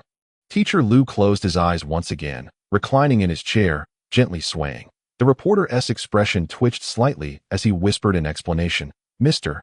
Ji, when he was young, did indeed stand at 1.93 meters, but in his old age, he has developed a slight stoop, so during the last physical assessment, he measured only 1.9 meters. Age and time are humanity's greatest adversaries. Not just Mr. Ji, but even Teacher Lu, who is now 92 years old, suffers from memory loss. This time, the waiting period lasted a minute as well. Teacher Lu seemed to have an internal alarm clock, once again opening his eyes wide and exclaiming, "He is an unaware genius." Genius? The reporter asked excitedly. Teacher Lu, are you saying Mr. Ji is a genius? Then why, after graduating from school, did he return to work at a car repair shop in Xinfeng City? Teacher Lu fell asleep again, leaving the reporter with no choice but to continue waiting. A minute later, Teacher Lu once more awakened, eyes wide open, exclaiming, Ji Xinghe? Yes, I remember. He is quite tall, 1.93 meters. The reporter said, Yes, Teacher Lu, that's him. What is your opinion of him?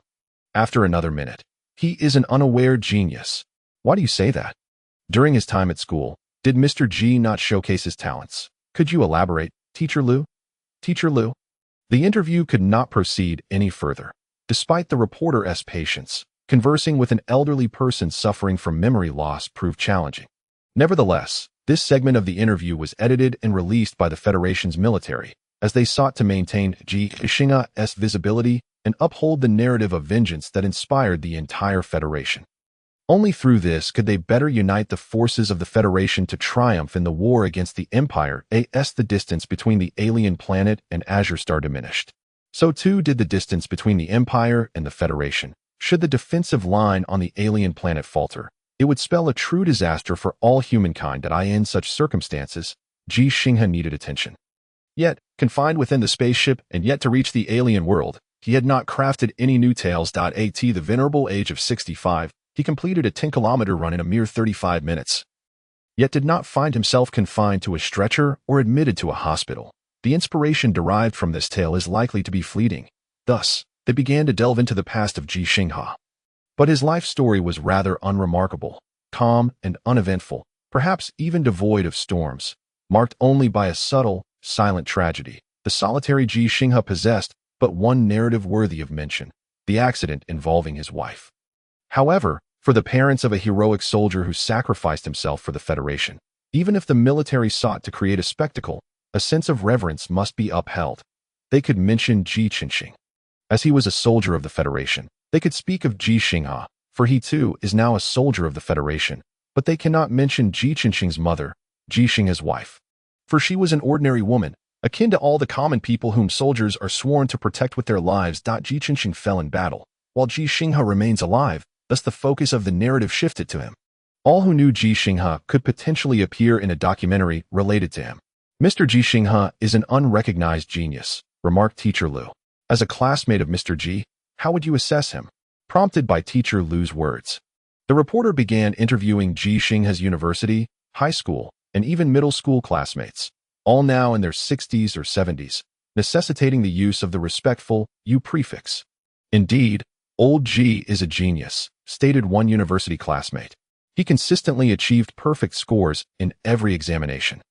Whether theoretical or practical, we used to call him the top student. Certainly, old Ji is a genius, echoed a high school classmate.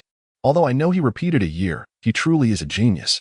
His reason for repeating was his overwhelming passion for mechanical repair, which often resulted in failing cultural courses. I also recall that he once had a quarrel with his parents over his desire to pursue mechanical repair. Yes, old Ji is indeed a genius, chimed in a middle school classmate.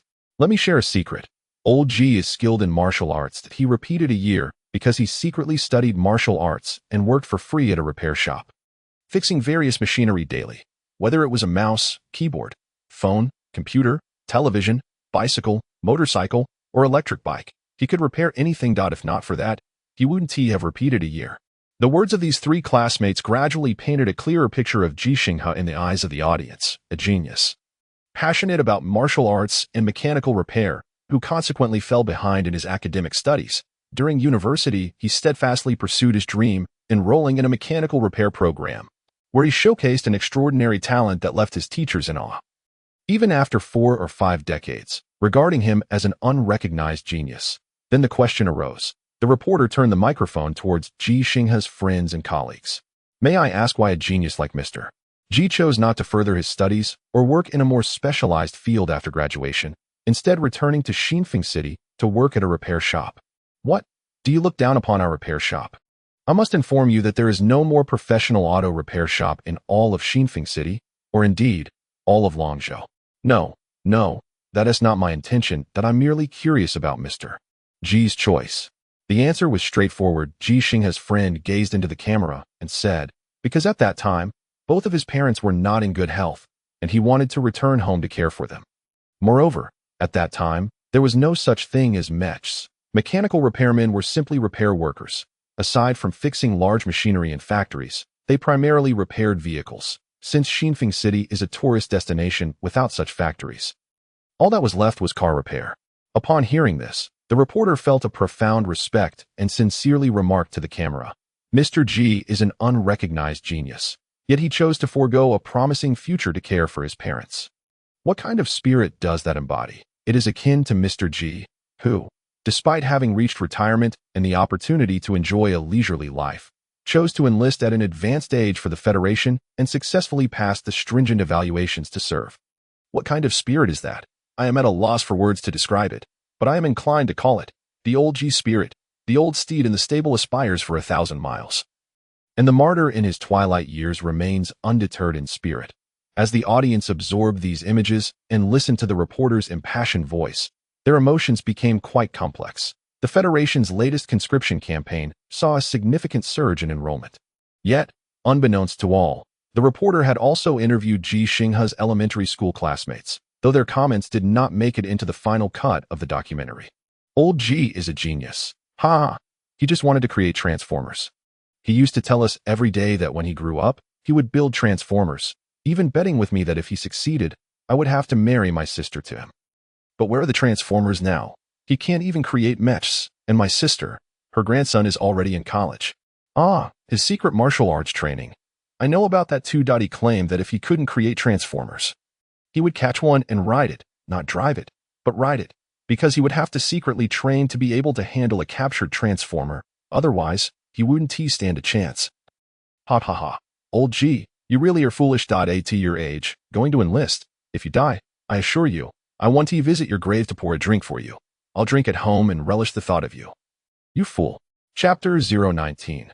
The Auto-Man transforms. With many hands making light work, Ji Xinghe's design for the mech not only materialized into blueprints, but was also successfully constructed in the virtual realm using data. Old Ji is truly a talent. In the virtual world, many gazed in awe at the towering mech that ultimately reached a height of 6.3 meters. Due to the communication constraints aboard the spaceship, they had not seen the documentary on Ji Xinghe, nor heard the many claims of him being an unrecognized genius. Hence, they referred to him simply as a talent. Talent is not synonymous with genius. There exists a fundamental distinction. While the 1,000 aboard the spaceship jokingly declared, Old Ji is a talent, their tone carried far more jest than seriousness. They regarded Ji Xinghe as a talent not because he had genuinely constructed a mech. After all, several hundred individuals had contributed to its creation. A product of collective effort rather than solely Ji Xinghe's design. Nor was it due to the mech's superior performance or astonishing combat capabilities. The fact that it could be rendered in a virtual world does not guarantee its feasibility in the real world. Even if it could be realized in reality, it does not imply it could be effectively deployed on the battlefield. 6.3 meters, that must surpass all standard mechs, right? Indeed, our 36th generation standard mech only reaches a height of 5.1 meters, and very few are in use due to their lack of agility. I recall that when mechs were first created, there were even those towering 7 or 8 meters, or even over 10 meters tall. But it was soon discovered during testing that they were utterly unsuitable for combat on alien front lines, leading to their abandonment. Yes, because the alien environments are far too complex. The taller the mech, the heavier it becomes. Using its legs to stand and execute explosive movements can lead to the legs sinking into the alien terrain. A mere moment of stalling in such circumstances renders it a target before the Imperial mechs. Old Ji's mech weighs 4.6 tons, which is not excessively heavy. Not excessively heavy, you say? That weight is derived from virtual data simulation. In reality, it would undoubtedly exceed 5 tons. If Old Ji were to drive his vehicle and the ground beneath him gave way, he would fall on his own without any external force. The issue is that it's unlikely to be constructed in the real world. Didn't Shenmue mention that there are 2 critical problems yet to be resolved, making it feasible only in the virtual realm? Shenmue is one of the 2 expert mechanics among the passengers aboard the spaceship and was one of the first to recognize Ji Xinghe's efforts in mech construction. His expertise lies within the realm of mechs, making him the most authoritative voice regarding Old Ji aboard the spaceship. And what if Old Ji could procure the special alloy that Shenmue mentioned for the critical components and secure the most advanced engine? If he could acquire those, why would he bother constructing his own vehicle? Which of the 36th generation standard mechs isn't superior to his vehicle? If there were indeed a special need, he could also apply for professional modifications. True, if he could secure that, he would certainly have the authority to request modifications to standard mechs, thus rendering his vehicle unnecessary. Why are you all discussing this so much? The vehicle is merely meant to bring joy to Old Ji. As long as everyone is happy, it suffices. After all, he is just a private mechanic and will never pilot a mech, nor will he even have the opportunity to encounter one. It's merely a dream of mechs that everyone possesses. Indeed, everyone harbors a dream of piloting a mech, yet not all possess the qualifications to command a true mech, as the requirements for operating one are exceedingly stringent. It is not merely the case for a 65-year-old man. Even a vigorous 25-year-old would find it nearly impossible to pass the rigorous tests for a level 3 mech warrior and gain the right to pilot a mech. The crowd fell silent, their gazes fixed on Ji Xinghe, who was testing his old man's joy, while only a select few stood beside him. Han Li, Shenmu, and a handful of mech warriors observing from close quarters. Following the external tests, the time for the piloting examination arrived. Despite the presence of professional mech warriors, no one sought to usurp Ji Xinghe's right to the initial test. Everyone watched with keen interest as Ji Xinghe operated the mech's frontal armor, which opened, allowing him to climb inside through the metallic lattice on the exterior. At that moment, none of the mech warriors harbored hopes of piloting the old man's joy, for aside from the earliest generations of the Federation standard Mechs, all landing pods were located at the back of the mech. Old horse, Shenmu called out loudly. Why don't we reconsider this design? Placing the landing pod on the front makes your mech's frontal defense rather feeble. Han Li hesitated to respond. Yet a few nearby mech warriors voiced their concerns without reservation. Indeed, Old horse, placing the cockpit at the front leaves it vulnerable. An enemy could easily exploit any gaps and breach your defenses. Without that armor, your body cannot withstand the mech strikes. The mech primarily faces its foes head-on. If the Imperial Mechs managed to flank you from behind, you would be left defenseless. Thus, the primary focus of defense should be on the front, as a well-sealed landing pod cannot compare to the efficacy of integrated armor. Moreover, if an enemy strikes your landing pod from the front, you could find yourself trapped inside, unable to escape. The Federation's experts have conducted numerous tests and practical applications leading to the standardized design of landing pods at the rear of the mech. Your proposed modification is futile. While the others spoke, Ji Xinghe had already climbed into the mech, seated himself in silence, and secured the landing pod door. Yes, he sat, not stood. Witnessing this, Han Li and the others could not suppress their smirks, utterly baffled by Ji Xinghe's thought process. All Federation mechs were designed for standing piloting, with the warriors within almost mirroring the mech's movements. The reasons for this are manifold and unnecessary to elaborate on, as Ji Xinghe certainly understood. Over the past few days, Ji Xinghe had managed to rally this group to assist him in creating a mech, not only due to his advanced age and being the father of Ji Xinghe, but also because he possessed a remarkable talent for learning and an extensive knowledge base.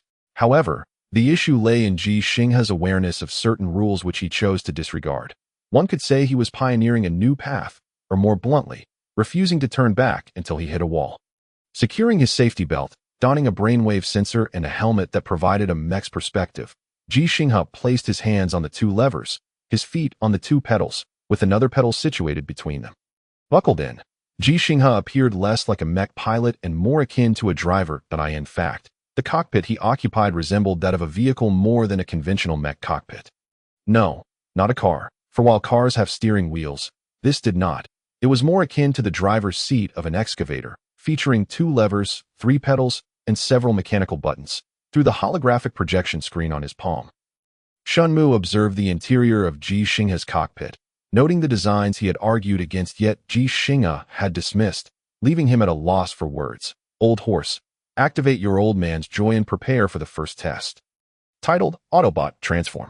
Chapter 020. The Untold Truths of the Old Man's Joy. Why must my mech's cockpit be located at the front? Because when I pilot the mech, it will undoubtedly be in a moment when my granddaughter's safety is at stake.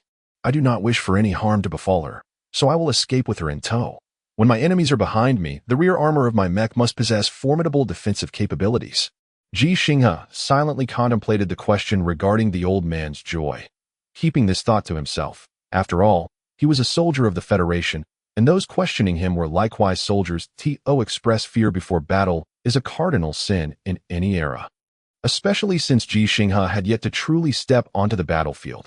Even upon reaching the alien front, he would remain within the confines of the base, arguably the safest location on the alien front.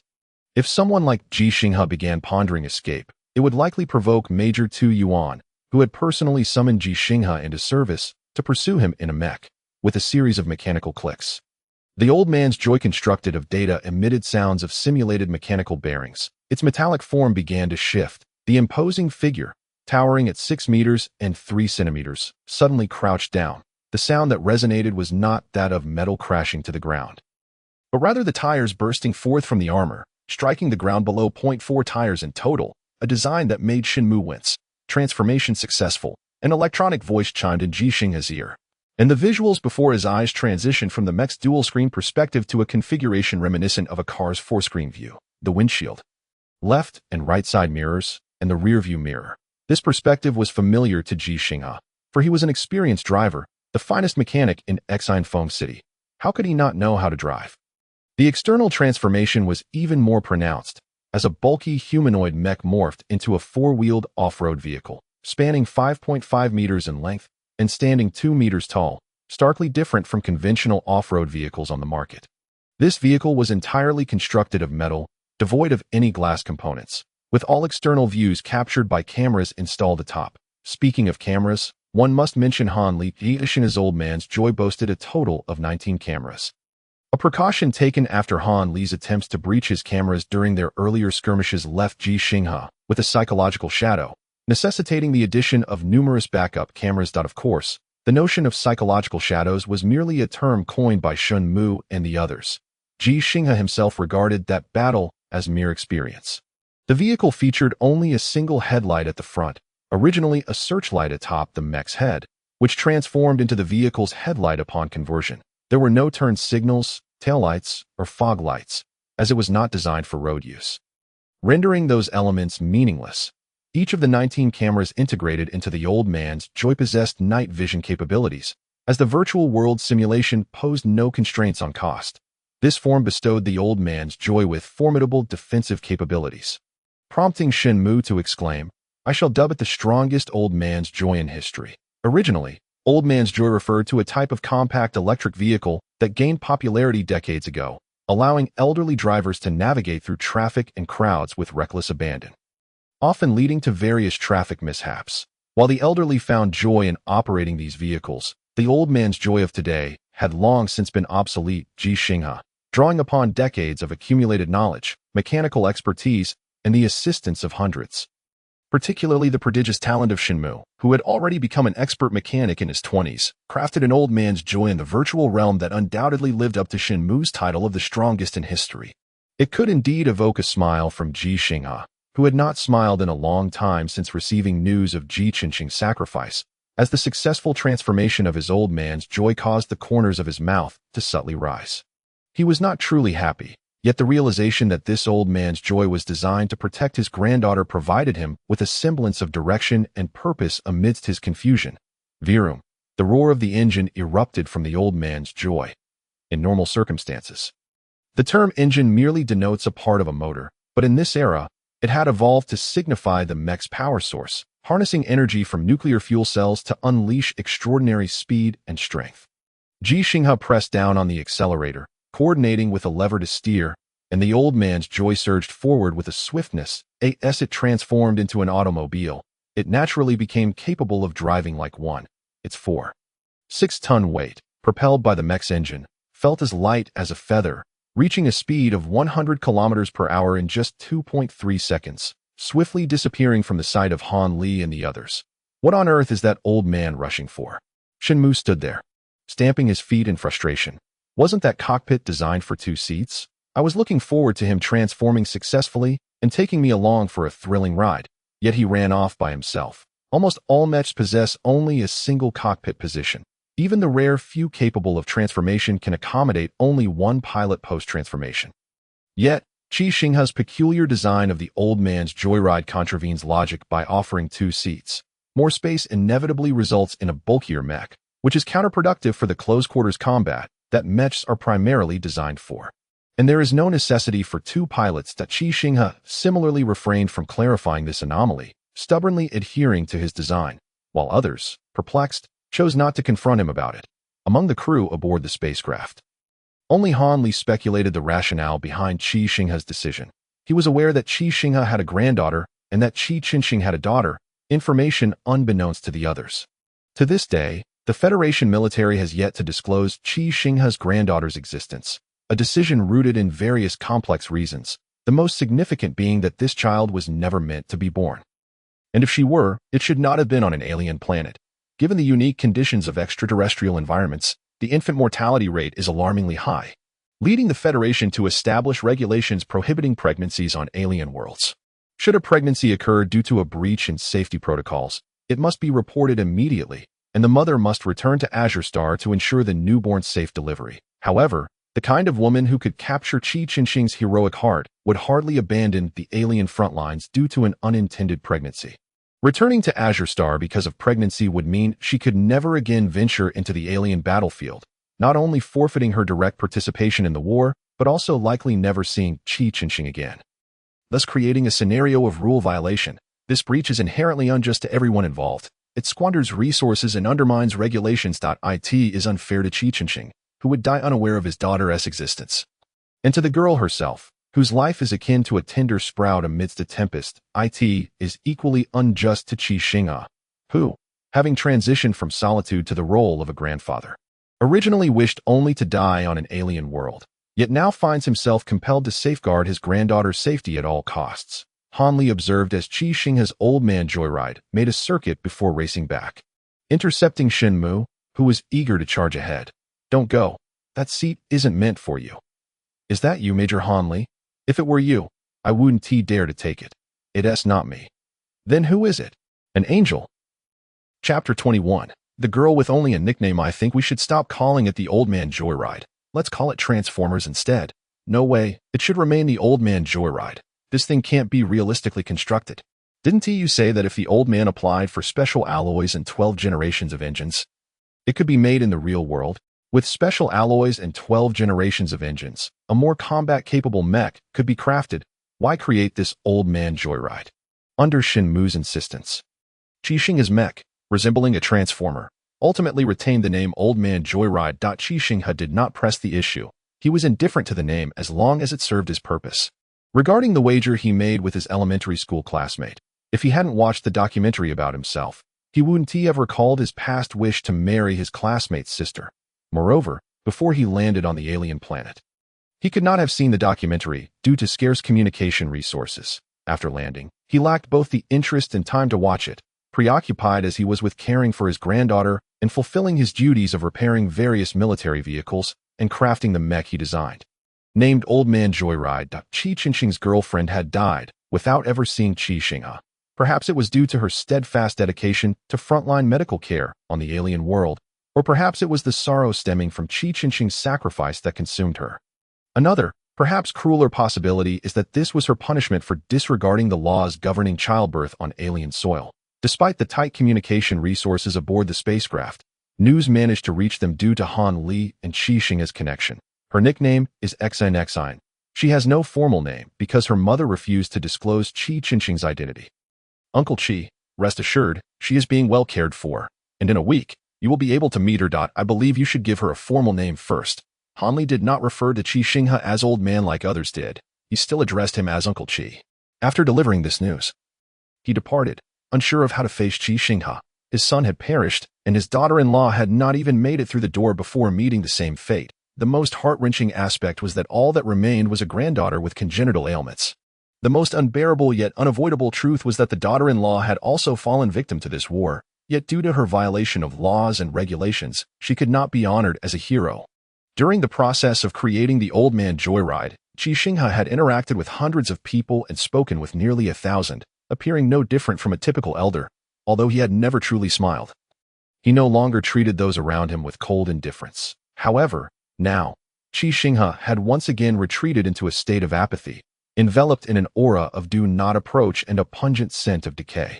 Over the past several days, Ji Xinghe had been immersed in the virtual world, experiencing his Old Man Joyride, and having Shen Mu assist in refining its details, ensuring he could genuinely construct it in the real world. Yet in the final 7 days of their journey, it was as if he had forgotten about his Old Man Joyride, no longer entering the virtual realm, instead tethering himself to the ship's wall with a book in hand. Though he appeared calm, others sensed that something was amiss. Ji Xinghe's pace in turning the pages of the electronic book had slowed to about 1/5 of its previous speed. He had always read slowly, but now it seemed he was merely staring blankly at the pages, taking an eternity to turn a single leaf. No one dared to disturb Ji Xinghe anymore, although they were unaware of the specifics. They could feel the shift in his emotions. This moment, Ji Xinghe did not require their company or their attempts at distraction through jovial banter. He needed solitude. Days passed, and after 3 months and a few days traversing the vacuum of space, the spacecraft finally reached the alien planet and began its descent. Everyone aboard returned to their initial state from when they first boarded, donning their space suits and securing themselves to the walls. Han Li also returned to his mech, and A1 peered through the portholes to observe the alien landscape, as the passenger compartments lacked such designs, unlike the spacecraft that could not ascend directly from Azure Star's surface into space. This vessel could descend from the cosmos upon reaching the alien planet. This was not only due to the inherent ease of landing compared to takeoff, but also because the alien atmosphere was exceedingly thin, with gases escaping into space continuously, resulting in minimal air resistance that spared the spacecraft's outer armor from damage during descent. The difference in gravity was another major factor. The alien planet's gravity was merely 1/3 that of Azure Star. Ji Xinghe's mind swirled with these concepts. He had been diligently studying and absorbing knowledge during these days, for only through this could he divert his attention from the worries surrounding his granddaughter. He had not even had the time to think of a formal name for her. Xin, look quickly. Your grandfather is up there, at Base 6 of the Federation on the alien planet. A nurse escorted a little girl to the porthole on the top floor, where they could see the bright sunlight and clear visibility outside. That today's weather near the base was quite normal. Free from unexpected sandstorms, outside the porthole lay a vast square, filled with numerous vehicles and engineering equipment, with missile launchers, armored vehicles, and tanks, alongside 30 mechs standing solemnly at various points. Almost all objects visible from the porthole, as well as those on the alien surface, remained still, save for a few automated cleaning vehicles tirelessly scouring the square. The little girl beside the nurse had her gaze fixated on the cleaning machines. Upon hearing the nurse's voice, she finally lifted her head to gaze at the sky, where a spacecraft was slowly approaching from the distance, becoming clearer as it neared the base and ground.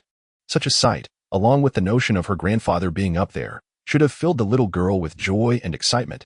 Yet she remained silent. The nurse felt a pang of compassion. The Xin she remembered was not like this. Ever since her mother passed away a week ago, Xin had remained silent, having called out in vain by her mother's bedside, unable to awaken her, after witnessing others carry her mother away on a gurney. The little girl had withdrawn into her silence. At just 6 years old, she did not comprehend the distinction between life and death, yet she could acutely sense that her mother would never again appear before her, never again hold her as she slept, and never again tell her stories. It was as if she fully understood that her father would also never return. In truth, she was far more mature than her mother and everyone else around her could fathom. With her mother gone, her father absent, what difference did it make that her grandfather had arrived? Grandfather could not bring back her parents. Xin silently watched as the airplane landed on the runway of the plaza, slowly being towed into the base with the aid of a tug and its own propulsion. Come on, Xin.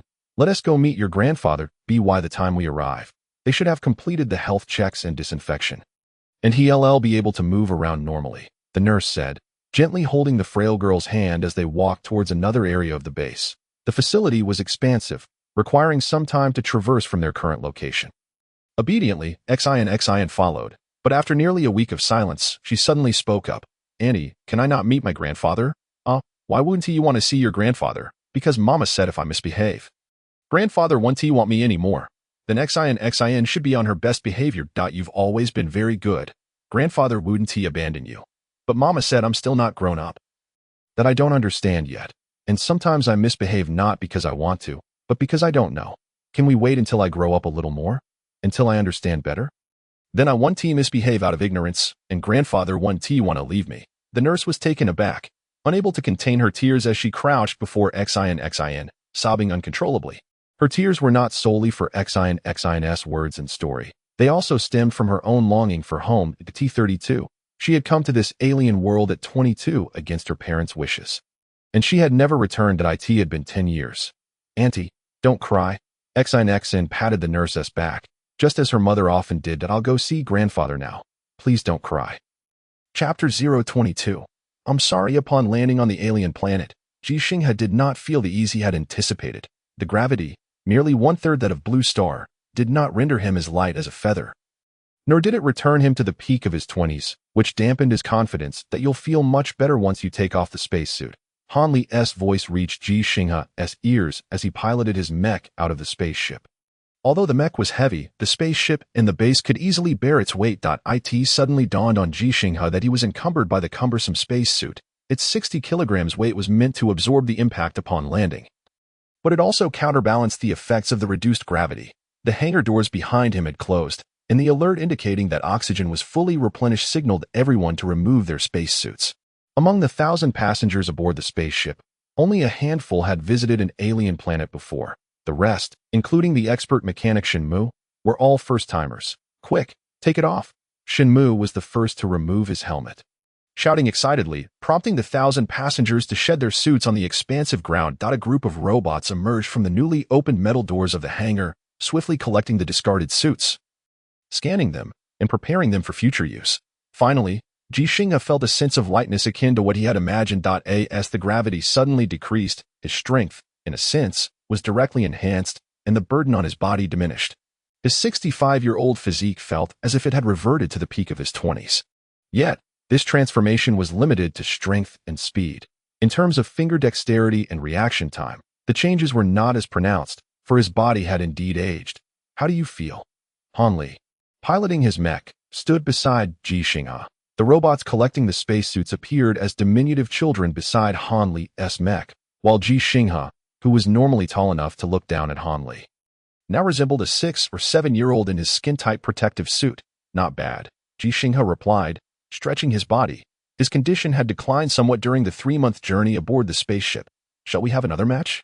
Han Li's voice, amplified through the mech speakers, reached many nearby ears. "In this low-gravity environment, your strength will undoubtedly surpass what it was on Blue Star. If we were to fight again, you might even win."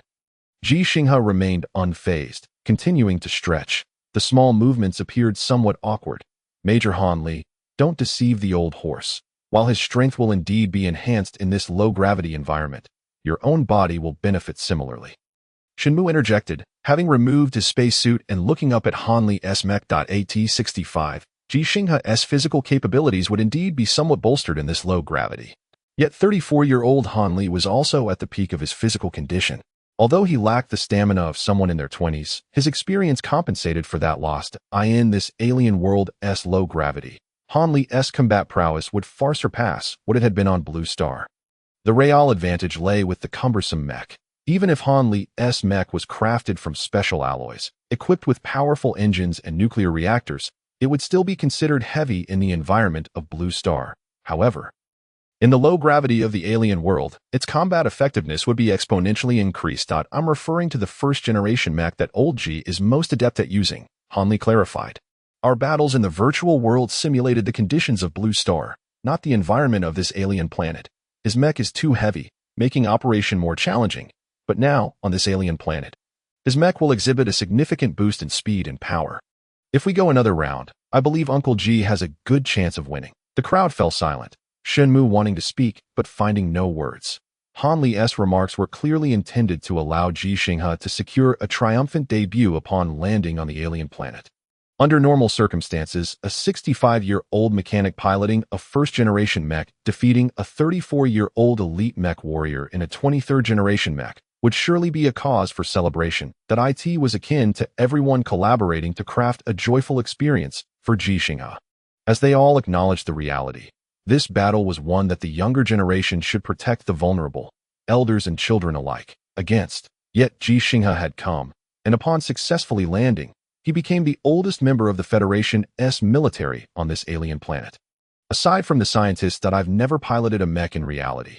The simulations in the virtual world have their limitations. Ji Xinghe finally ceased his movements. Gazing up at Han Li, he recalled the long spear that could not pierce without a tip. "If you truly wish to fight, then step forward." Han Li was taken aback, as were those around them. Ahem. Xinghe leaned closer to Ji Xinghe. "Old Ji, why don't you first get a health check?" "Let me just pat your head. I'll only touch it once. One only checks a fever by feeling the forehead."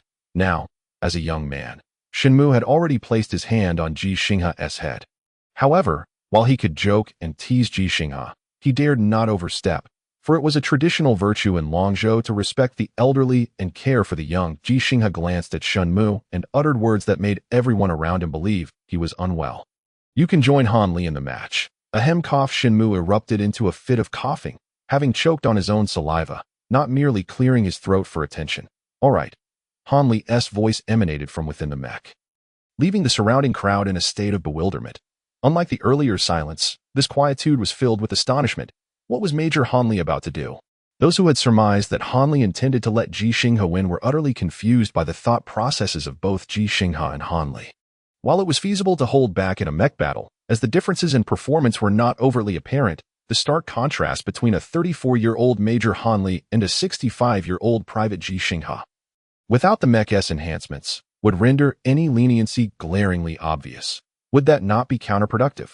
All right, Ji Xinghe acquiesced, but the battle did not commence immediately. The hatch of the mech opened, and Han Li emerged, softly stating, "Uncle Ji, please go check your health first. We will head to another location for a match shortly." The health check and disinfection were mandatory protocols upon landing on an alien planet, which everyone was obliged to follow. Though this process was typically mundane, this time it felt particularly engaging. The 1,000 souls aboard the spacecraft were filled with excitement, not only from the thrill of landing on a foreign world for the first time, but also from the anticipation of Han Li's second bout against Ji Xinghe. Even though the outcome was seemingly predetermined, and the reasons for the fight were unclear, everyone was eager for what was to come. Once all necessary procedures were completed, Ji Xinghe donned the uniform of a private.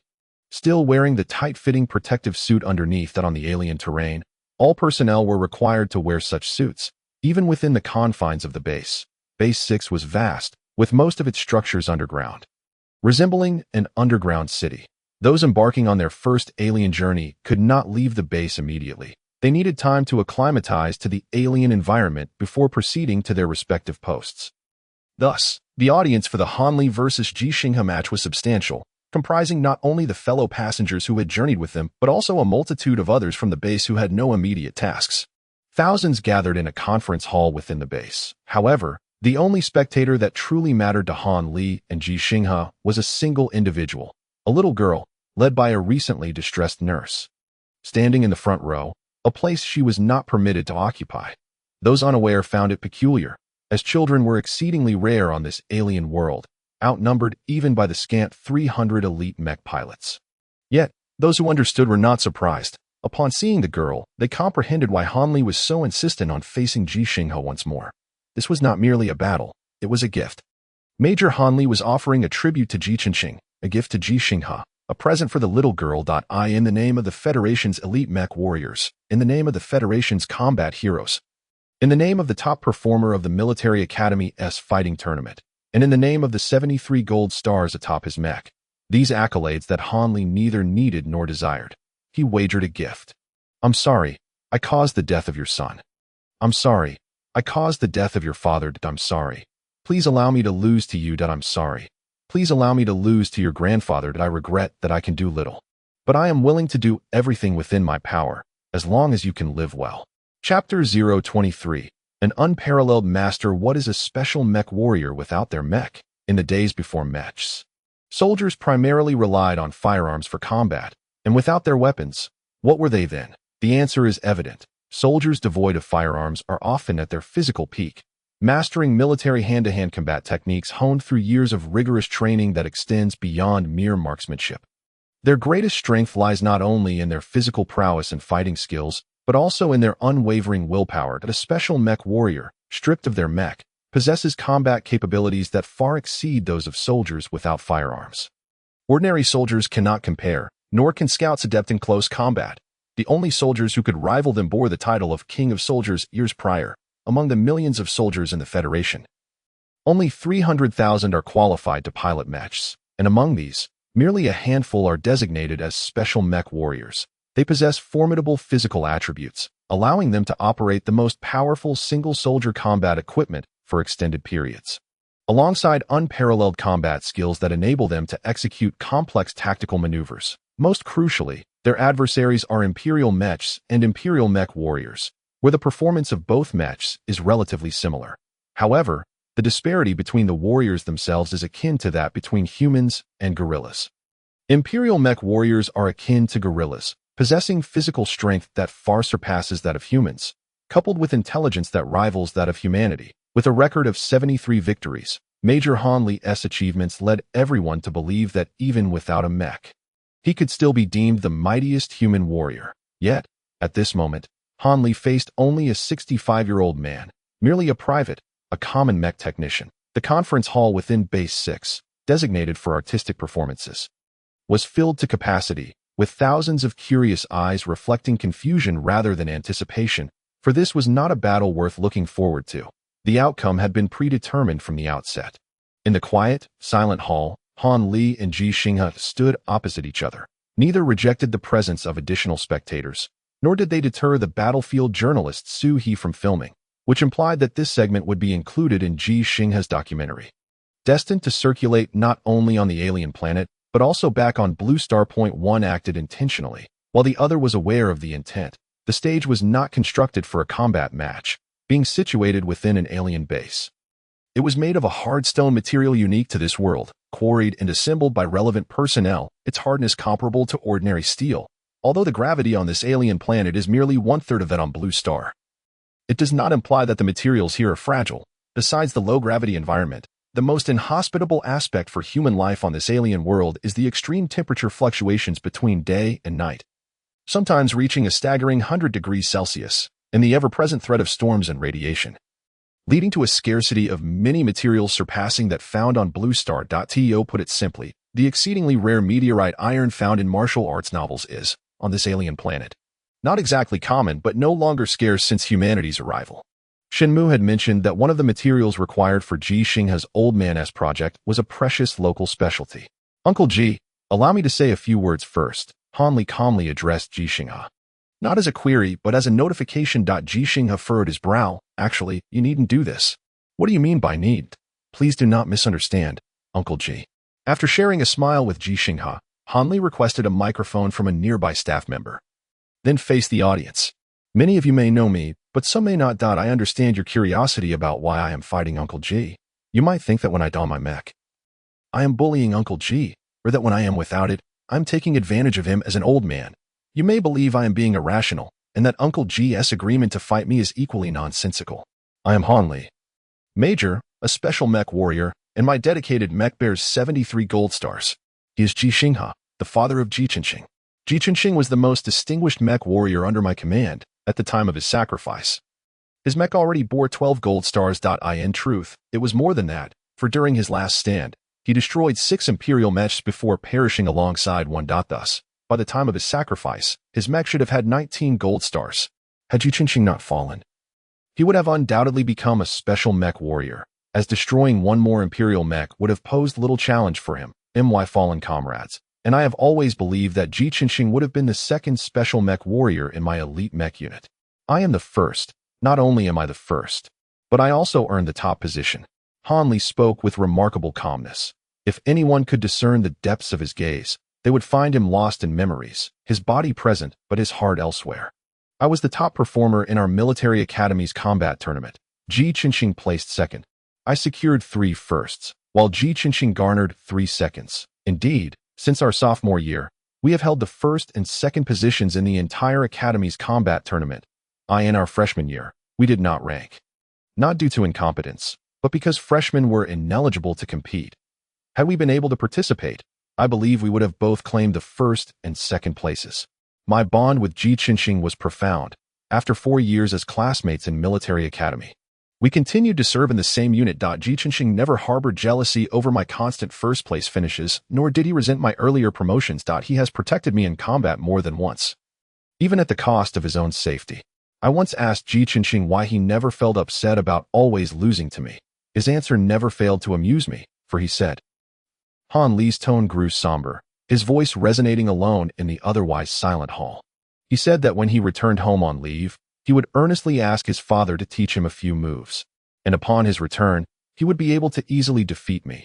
Yes, those were his exact words, easily defeat, meaning he would be able to lift me off the ground and beat me.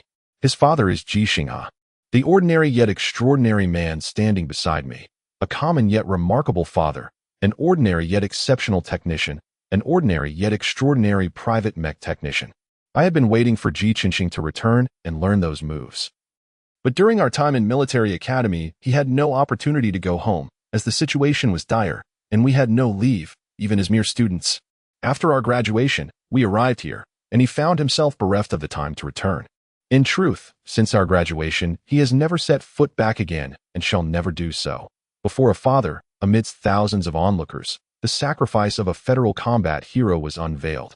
This revelation ought to have drawn condemnation from the crowd. Yet, not a soul rebuked Han Li, for all present believed that Han Li harbored a sorrow deeper than anyone else, save for Ji Xinghe.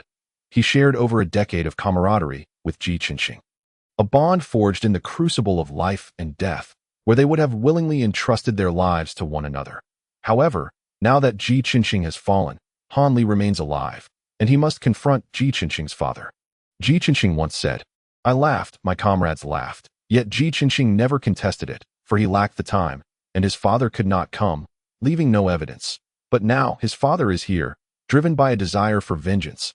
Thus, I have the opportunity to face his father in combat to prove that he spoke no falsehood. Ji Xinghe declared that throughout the Federation, no one could defeat his father in a duel, for outwardly, his father appears to be an ordinary mechanic, yet in truth, he is a hidden master of unparalleled prowess. Now, I shall endeavor to demonstrate this. Should I prevail, when I meet Ji Xinghe again, I shall continue to jest at his expense. If I fall, I shall offer my apologies to him. Indeed, I shall meet Ji Xinghe, but not at this moment. Han Li's voice gradually diminished. His head bowed, lips nearly grazing the microphone, before he abruptly lifted his gaze, his voice booming like thunder. I am Han Li. After laying down my armor, I have only ever been bested by one man, Li Yuanba, the Federation's mightiest mech warrior, who boasts 532 golden stars upon his exclusive mech. Chapter 024. Wow. Li Yuanba, true to his name, an unparalleled warrior. Within Base 6, some may not recognize Major Han Li, yet none are oblivious to Li Yuanba. Not merely in Base 6, but across the alien world of Azure Star, his name is known far and wide. Even in the distant Empire Star, where the exact location is a mystery, Li Yuanba's reputation precedes him, inciting the Empire's simian emperor to unleash his fury in a mech rampage within the palace. Among the 532 golden stars adorning Li Yuanba's mech, 3 are exceptionally large, signifying an imperial prince, a general, and a crown prince. 3 of the mightiest simian pilots commanding the Empire's most formidable Mechs. Therefore, when Han Li proclaimed before thousands that he had only ever lost to Li Yuanba after shedding his armor, none regarded him as weak. Rather, they instantly elevated Han Li's combat prowess in their minds. As a major of the Federation, one of the mere 300 elite mech warriors, and a recently sworn hero determined to remain and fight on this alien world. He had no reason to fabricate such a claim. Ji Xinghe, truly a master of unparalleled skill. The audience's gaze turned toward the stage, now brimming with the anticipation and excitement befitting a combat match. From the initial perception of bullying the weak and the young overpowering the old, the stage was now set for a confrontation between Major Han Li, possessing the Federation's foremost combat techniques, and a hidden master of extraordinary caliber. The match had finally become intriguing. After concluding his speech, Han Li handed the microphone to a nearby staff member, and only a few noticed his eyes deliberately avoiding the girl seated in the front row. A gaze tinged with confusion and regret, for he had just articulated a truth, a harsh reality that adults often refrain from disclosing to children. Yet, no one reproached Han Li. Those unaware found no grounds for blame, while those in the know had already surmised Han Li's intentions and motivations. Ji Xinghe regarded Han Li anew, softly stating, "In truth, you need not take this course." Han Li did not deny at this time, for he had spoken with clarity, at least in terms of Ji Xinghe's understanding. "Uncle Ji, you must ensure that Old Man Lu is created, otherwise, the collective efforts of hundreds would be in vain," Han Li declared with a smile. Feeling reassured, this was his contribution to Ji Xinghe, enabling an ordinary mechanic to leverage the fame he had garnered to secure the invaluable resources required for crafting Old Man Lu. Noting Ji Xinghe's complex expression, Han Li grew concerned that Ji Xinghe might intentionally concede. Even if he chose to throw the match, Ji Xinghe would still refuse to win, prompting Han Li to whisper, "Uncle Ji, do not worry, I do not need this fame. My golden stars suffice. The next time you see me, my mech will surely bear a 3-digit number of golden stars." A mech adorned with 3-digit golden stars qualifies one as a Federation ace mech warrior. In a Federation where only 9 ace mech warriors exist, Han Li's confidence in becoming the 10th or 9th ace warrior raises the question, does he truly mind such a dark chapter in his history? Being defeated by a 65-year-old man, especially in front of thousands, would be witnessed by even more spectators. Han Li does care, but he is willing, for he understands that Ji Xinghe could never engage in combat. never attained the golden star embellishments, and could only rely on repairing vehicles and rudimentary weaponry at the base. Ji Xinghe could never forge old man Le. In this war. Everyone's value is indispensable. Yet resources are finite. Thus, equitable distribution is an impossibility, leaving only a semblance of fairness and reasonable allocation. Uncle Ji, I am quite serious. I truly do not require such hollow renown. In truth, hollow fame is burdensome. Prior to my challenge against Li Yuanba, I was incessantly approached by individuals seeking to pit me against Qinxing, and it became utterly tiresome. Han Li persisted in his entreaty. Their voices hushed. Although the referee nearby and battlefield reporter Sui could capture and record the exchange, Han Li was confident that Sui would edit this segment out. In fact, aside from Han Li and Ji Xinghe, Sui was the only one fully aware of Han Li's intentions. The referee merely speculated, still in a state of bewilderment at that moment. Ji Xinghe sighed, interrupting Han Li's persuasion with a serious tone. No, my meaning is not as you perceive. Ah, then what do you mean, Uncle Ji? Are you concerned that I might feign defeat, rendering the match meaningless? Worry not. I shall lose genuinely. No, what I mean is. Ji Xinghe struggled to articulate his thoughts, but, faced with the situation, had no better way to convey them. He could only lower his head slightly, lowering his voice. What I mean is, you need not intentionally concede. Ah, Sui and the referee exclaimed in confusion. Ji Xinghe raised his gaze, looking down upon Han Li, who stood at a mere 181 centimeters. His voice rose slightly. Han Li, give it your all. Han Li was taken aback. What did Uncle Ji mean?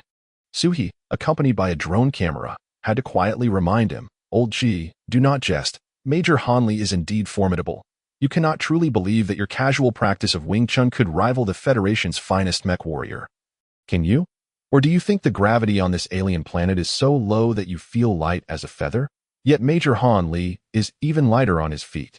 The referee finally grasped the situation. Han Li intended to intentionally lose to Ji Xinghe to bolster his reputation.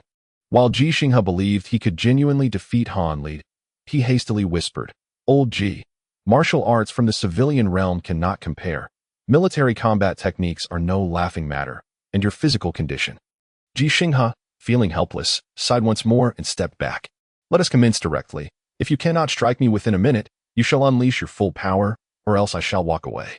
Ah, this old man has quite the stubborn streak. The referee positioned himself between Han Li and Ji Xinghe, arms raised, ready to lower them. Han Li finally comprehended that Ji Xinghe was not jesting, yet he still doubted Ji Xinghe's capability to defeat him. He was aware of Wing Chun, as Ji Qingxing practiced it, but it still could not best him. All right, Han Li responded, stepping back 3 paces to signal the referee, who no longer hesitated, blowing his whistle and lowering his arms. He was not a professional referee. The whistle was merely a tool for directing vehicles, aircraft, individual starships, and spacecraft into their bays. Because he possessed a whistle, he had become the temporary referee. No one cared much for those details. Had it not been for Han Li wagering his reputation and Ji Xinghe garnering some pity, this match would not have attracted such an audience. Nor would the venue have been hastily assembled. As the match officially commenced, the spectators' gazes sharpened. A little girl, her eyes shimmering with anticipation, stood up from her seat. Unconcerned about obstructing those behind her, for she was only 6 years old, the shortest in the entire venue. Yet the tallest figure on stage, indeed the tallest in the entire hall at that moment, was her grandfather. Her grandfather came to care for her. Having traversed tens of millions of kilometers across the starry sea. He was determined to defeat the formidable-looking opponent before him, for her grandfather was an unparalleled master. A gasp erupted suddenly from the audience, and the little girl instinctively felt the urge to exclaim, yet she promptly covered her mouth with her small hand, too frightened to cry out, knowing that adults disdain noisy children. Disobedient children were often cast aside, and if her grandfather were to abandon her as well, she would be utterly alone. Her heart was heavy with worry, for the seemingly powerful man charged forward, leaping high into the air to kick at her grandfather's head. Would her grandfather be harmed? Would he end up in a hospital bed like her mother? Would he sacrifice himself as her father had? The little girl was unaware that in such a context, even death could not be described as a sacrifice, nor did she know the true extent of her grandfather's prowess. Unquestionably, he would never forsake her. Regardless of her behavior, with a thunderous sound, the gasps of the crowd abruptly ceased, as if every throat had been constricted. In truth, someone had been choked, fueled by his youthful vigor and the low gravity of the alien planet. Han Li unleashed a speed far surpassing that of any Olympic sprinter from the Azure planet, as well as a vertical leap that rivaled the height of the best high jumpers. It was a swift and powerful flying kick, and the spectators realized they were incapable of evading such an attack. Those who had previously thought Han Li would hold back now recognized their misjudgment. Their gasps turned into a collective silence, akin to having their breath stolen, as Ji Xinghe stood frozen in place, seemingly paralyzed with fear. As Han Li's kick approached, he instinctively crouched, his 1.91-meter frame compressing like a spring. Then explosively releasing, unleashing an unprecedented force. With his towering stature, Ji Xinghe effortlessly seized Han Li's neck before he could soar past, applying a gentle but decisive pressure. Thus, the sound of impact echoed through the arena, marking the moment Han Li was slammed to the ground, while Ji Xinghe remained rooted as if he had never moved. In that instant, he was indeed a master of unparalleled skill. The little girl released her hand from her mouth, her eyes sparkling, and whispered softly, "Wow." Chapter 025, The Lost Youth returns. Ji Xinghe refrained from pursuing the advantage, recognizing that this was merely a combat competition, not a life-and-death struggle. At that moment, the awkwardly rising Han Li caught a glimpse of regret in Ji Xinghe's eyes. "Actually, I meant to grab your belt, but you flew too fast," Ji Xinghe murmured, apologizing for the earlier incident, having inadvertently choked Han Li instead of grasping his waistband. He had anticipated Han Li's speed incorrectly, resulting in a miscalculation. He could have chosen not to grab, but then Han Li would have soared past. Grabbing his neck instead of his head would have had more serious consequences. Han Li finally understood, smiling and shaking his head to indicate that he bore no ill will. Yet he harbored a grave misunderstanding, believing that Ji Xinghe's slower reaction had been the issue, which was a clear weakness in close combat. "It's fine, Uncle Ji Xinghe. I'm tough. Give it your all. Within a minute, I'll definitely land a hit on you. The time we've spent talking counts within that minute. Shall we continue?" "All right." Ji Xinghe refrained from elaborating, knowing that his miscalculation stemmed not solely from Han Li's speed but also from the surprising power he felt in his own body after arriving on this alien planet. The earlier crouch and explosive rise had generated a force that astonished even him, leaving him momentarily stunned. The battle resumed, and the audience, unaware of the exchange between the two, erupted in gasps. This astonishment was not due to Han Li's renewed assault or Ji Xinghe's proactive engagement, but rather a collective realization of the earlier encounter. Ji Xinghe's grip and Han Li's fall had finally registered in their minds, their reaction time lagging behind that of the little girl. Once again, Han Li took the initiative, acutely aware that time was of the essence. Over a dozen seconds had elapsed since he last attacked, leaving him with approximately 30 seconds to strike Ji Xinghe before he would have to unleash his full strength. He was reluctant to do so, as if he had no desire to win. Thus he aimed to connect with Ji Xinghe first. With the agility of a startled rabbit, Han Li advanced without flamboyant maneuvers, stepping forward with a straightforward right punch aimed directly at Ji Xinghe, having already devised his next move. Regardless of whether Ji Xinghe chose to block or evade, he would ensure his strike landed. Yet, Ji Xinghe did neither, convinced by Han Li's assertion of toughness and seeing no harm from the previous encounter. He decided to exert more force this time. As Han Li charged, Ji Xinghe perceived him as a wooden dummy from his study, the original one crafted from solid wood and subsequently broken, rather than the later metallic version. Lacking true combat experience, Ji Xinghe could draw only from his training with the wooden dummy and sparring with Ji Xinghe, and thus could not regard Han Li as anything other than that wooden target. With no flourish, he aimed straight for the center line, and as their fists collided, the speed was such that Han Li had no time to withdraw. The impact sent a jolt of pain through Han Li's hand, rendering all his planned moves meaningless in that instant. Despite his remarkable fighting skills, having only lost to Li Yuanba after shedding his armor, he had never anticipated that someone would meet his punch with their own. This was a violation of all combat conventions. Ordinary individuals might feel a jolt of pain from merely tapping knuckles, yet at this moment, both Ji Xinghe and Han Li were exerting force. The excruciating pain threatened to bring tears to Han Li's eyes. And as he tried to withdraw his hand, he was met with a sudden rush of wind. Ji Xinghe's already towering figure loomed larger, akin to a military off-road vehicle charging at full speed.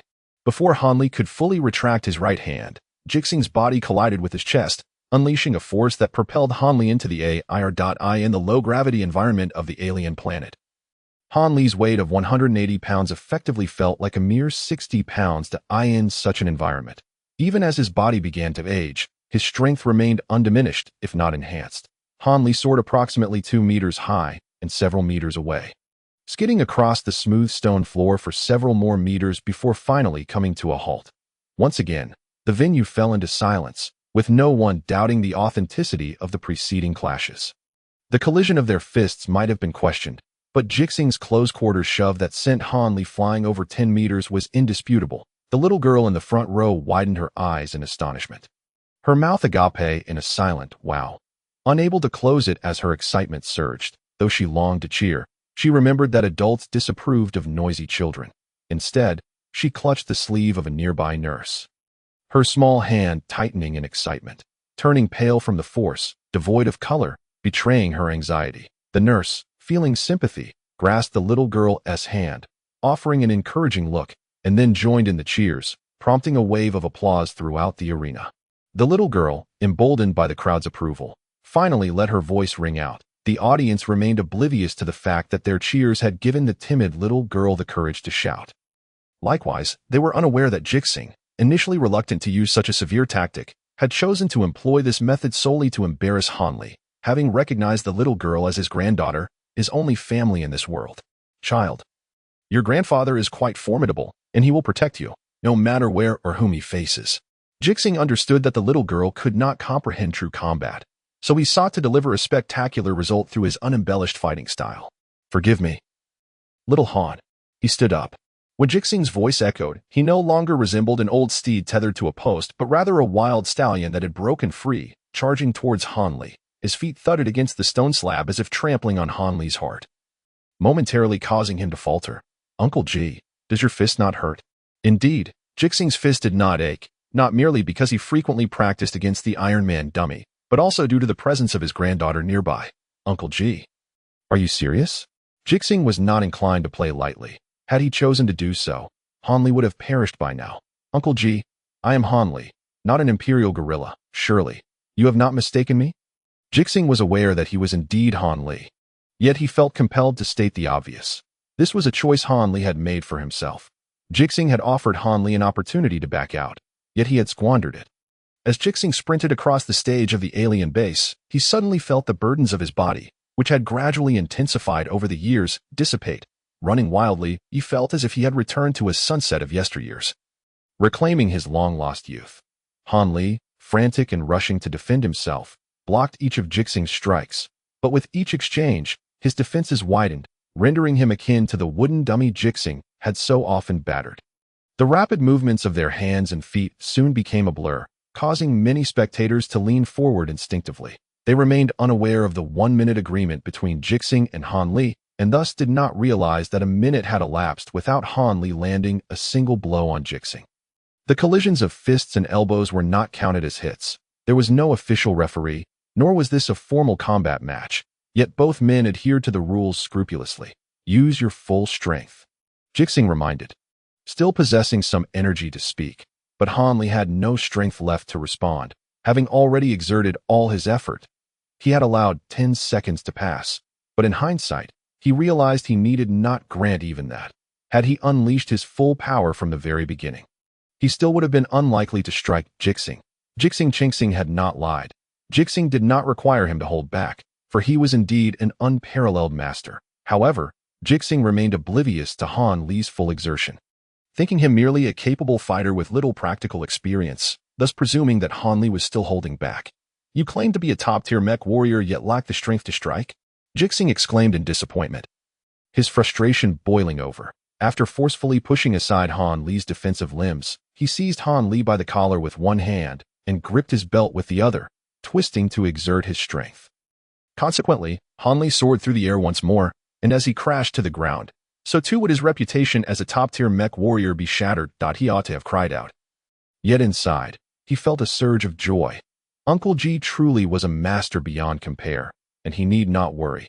Yet Ji Xinghe remained unaware of his own prowess, still believing Han Li was holding back.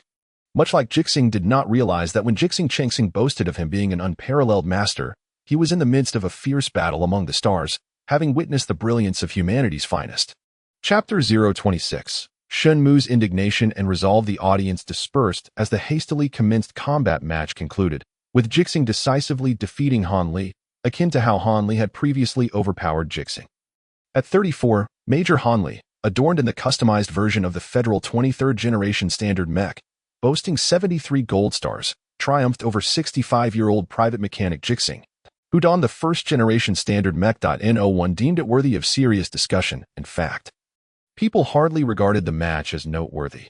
Yet, after shedding his armor, the 65-year-old Ji Xinghe had bested the 34-year-old Han Li, a battle that would be recounted with great enthusiasm by all, not merely due to the shift in victory, but also because such an outcome was hardly a foregone conclusion.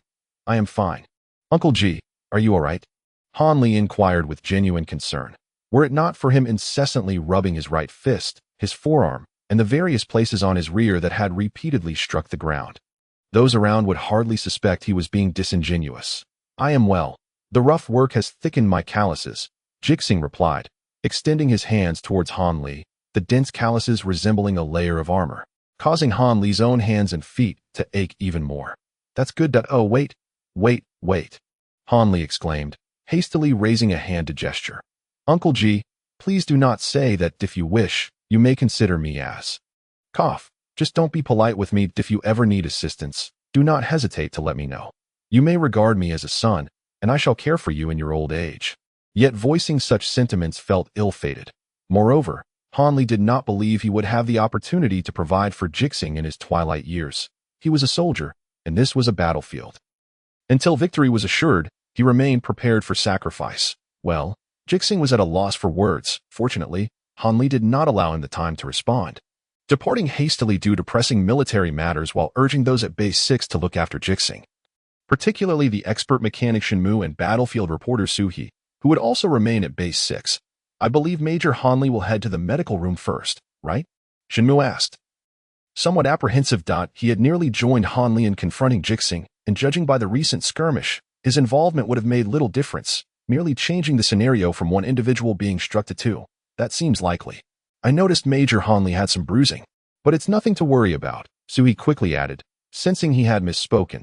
"The medical technology at the base is highly advanced. Such minor injuries will pose no threat." Upon hearing this, Ji Xinghe felt even more guilty. In truth, he had become overly enthusiastic, having practiced alone for so long and imagined realistic combat scenarios in his mind. This was truly his first experience in such a battle. As previous sparring with Ji Xinghe hardly counted, neither parent nor child could fully unleash their strength against one another. Ahem. Suhi glanced at Ji Xinghe before turning directly to Shenmu. "What? Are you not going to report?" "No need. All reporting is done electronically now. As soon as I disembarked from the spaceship, it was automatically completed. My mission log has yet to be updated. I was informed I have a day to rest, arrange personal matters, and acclimate to the environment." "Perfect timing. I'll familiarize myself with old Ji, as I have seen our dormitories are quite close to one another." Lacking subtlety, Suhi shot an exasperated glance at Shenmu. However, as an expert mechanic with a background in the sciences, Shenmu was hardly perceptive to Suhi's implicit cues. He was currently as excited as a child unboxing a new computer, leaning towards Ji Xinghe with an insatiable curiosity. "Old Ji, what martial art do you practice?" "Well, I didn't expect you to be a master beyond compare. When Major Han Li mentioned it, I thought, old Ji, do you think I have talent? Am I one of those rare martial arts prodigies? Is it necessary to read my bones? I've seen this in martial arts novels. Go ahead and feel me. Don't hold back, touch away." Shenmu had mistakenly developed fantasies that were unwarranted, which was not a reflection of a lack of social awareness given his background. Ji Xinghe, seeing Suhi's exasperated expression, felt equally helpless. After a brief contemplation, he patted Shenmu on the shoulder. "Actually, I have a granddaughter." "Ah." Shenmu was taken aback, completely unaware of this fact. He only knew Ji Xinghe as the public did, a man whose son had perished on the battlefield at 65, who had enlisted in the military to avenge him, traversing the stars, yet finding no romance, only a battlefield strewn with blood and corpses. For this, Federal Major General Tu Yuan had remarked, in his 60s, "He longs to fight, not for glory, but because his spirit remains unyielding." This line also served as the opening preamble for the documentary The Elder and the Sea of Stars, showcasing not only Ji Xinghe but also many others who fought into old age among the stars, alongside those heroes who were born ordinary yet proved extraordinary in their deeds. "You tell him. I'll step away for a moment, QM. Is it all right if this segment is not filmed?" Ji Xinghe turned to Suhi, who wore a somewhat conflicted expression. His directive was to document everything Ji Xinghe experienced on the alien planet, and then handed over to professionals for editing. Although the fact of Ji Xinghe having a granddaughter had not yet been disclosed to the public, many were already aware, and being able to keep it confidential now did not guarantee it would remain so in the future. Furthermore, in certain circumstances, violations could yield positive values, compelling Xinghe, due to his profession, to decline Ji Xinghe's request. Yet, unlike a mech, people were emotional beings, and thus Xinghe gritted his teeth. Rest assured, old Ji, I will take responsibility for this matter. Ji Xinghe felt somewhat resigned. It is not as serious as you think. I understand your work nature and 1T make it difficult for you. I am just worried about the child's recent emotional state. After some time, we can reshoot it. Xinghe let out a sigh of relief, believing that Ji Xinghe would not permit him to photograph that girl. With that said, he felt unburdened by any concerns. Understand, I am a war correspondent, not a gossip journalist. I am not so shameless as to resort to underhanded tactics. Old Ji, you should hurry along. The child will soon become anxious waiting. Thank you, Ji Xinghe replied, turning to leave as he headed to meet his granddaughter, while Xinghe remained in place, beginning to recount the tale of the girl. Upon hearing it, Xinmu became incensed. What is the matter with this woman? If she does not wish to leave the front lines, then she ought to take proper precautions. The child is so innocent. She is a nurse, working within the medical system. How could she not know that children born on alien planets often suffer from congenital defects? And what of Ji Xinghe? How could he be so oblivious to the fact that his partner is pregnant? Can a child simply be born with a bang? 10 months of gestation is no laughing matter. How can he not know that his daughter is already 6 years old? Does he deserve to be called a father? If he had not sacrificed himself in front of me, I would have taken it upon myself to give him a good thrashing. For he is not only an unqualified father, but also an inadequate son. Now, they expect old Ji to care for his child, yet if anything were to happen to the child's health, old Ji would. Shenmu's voice faltered with emotion. Sui understood Shenmu's sentiments all too well, patting him gently on the shoulder. You cannot expect everyone to be a perfect saint. Ji Xinghe may not be a competent father or son, yet he is undoubtedly a commendable soldier. No, not just commendable, but exceptionally outstanding, a heroic fighter who sacrificed himself for us and countless others. Ms. Rong may not be an ideal mother, yet she is a valiant soldier, a battlefield nurse who willingly lays down her life for others. The reason accidents are termed as such is that they are beyond our control. If they were still alive, they would undoubtedly feel more sorrow than we do.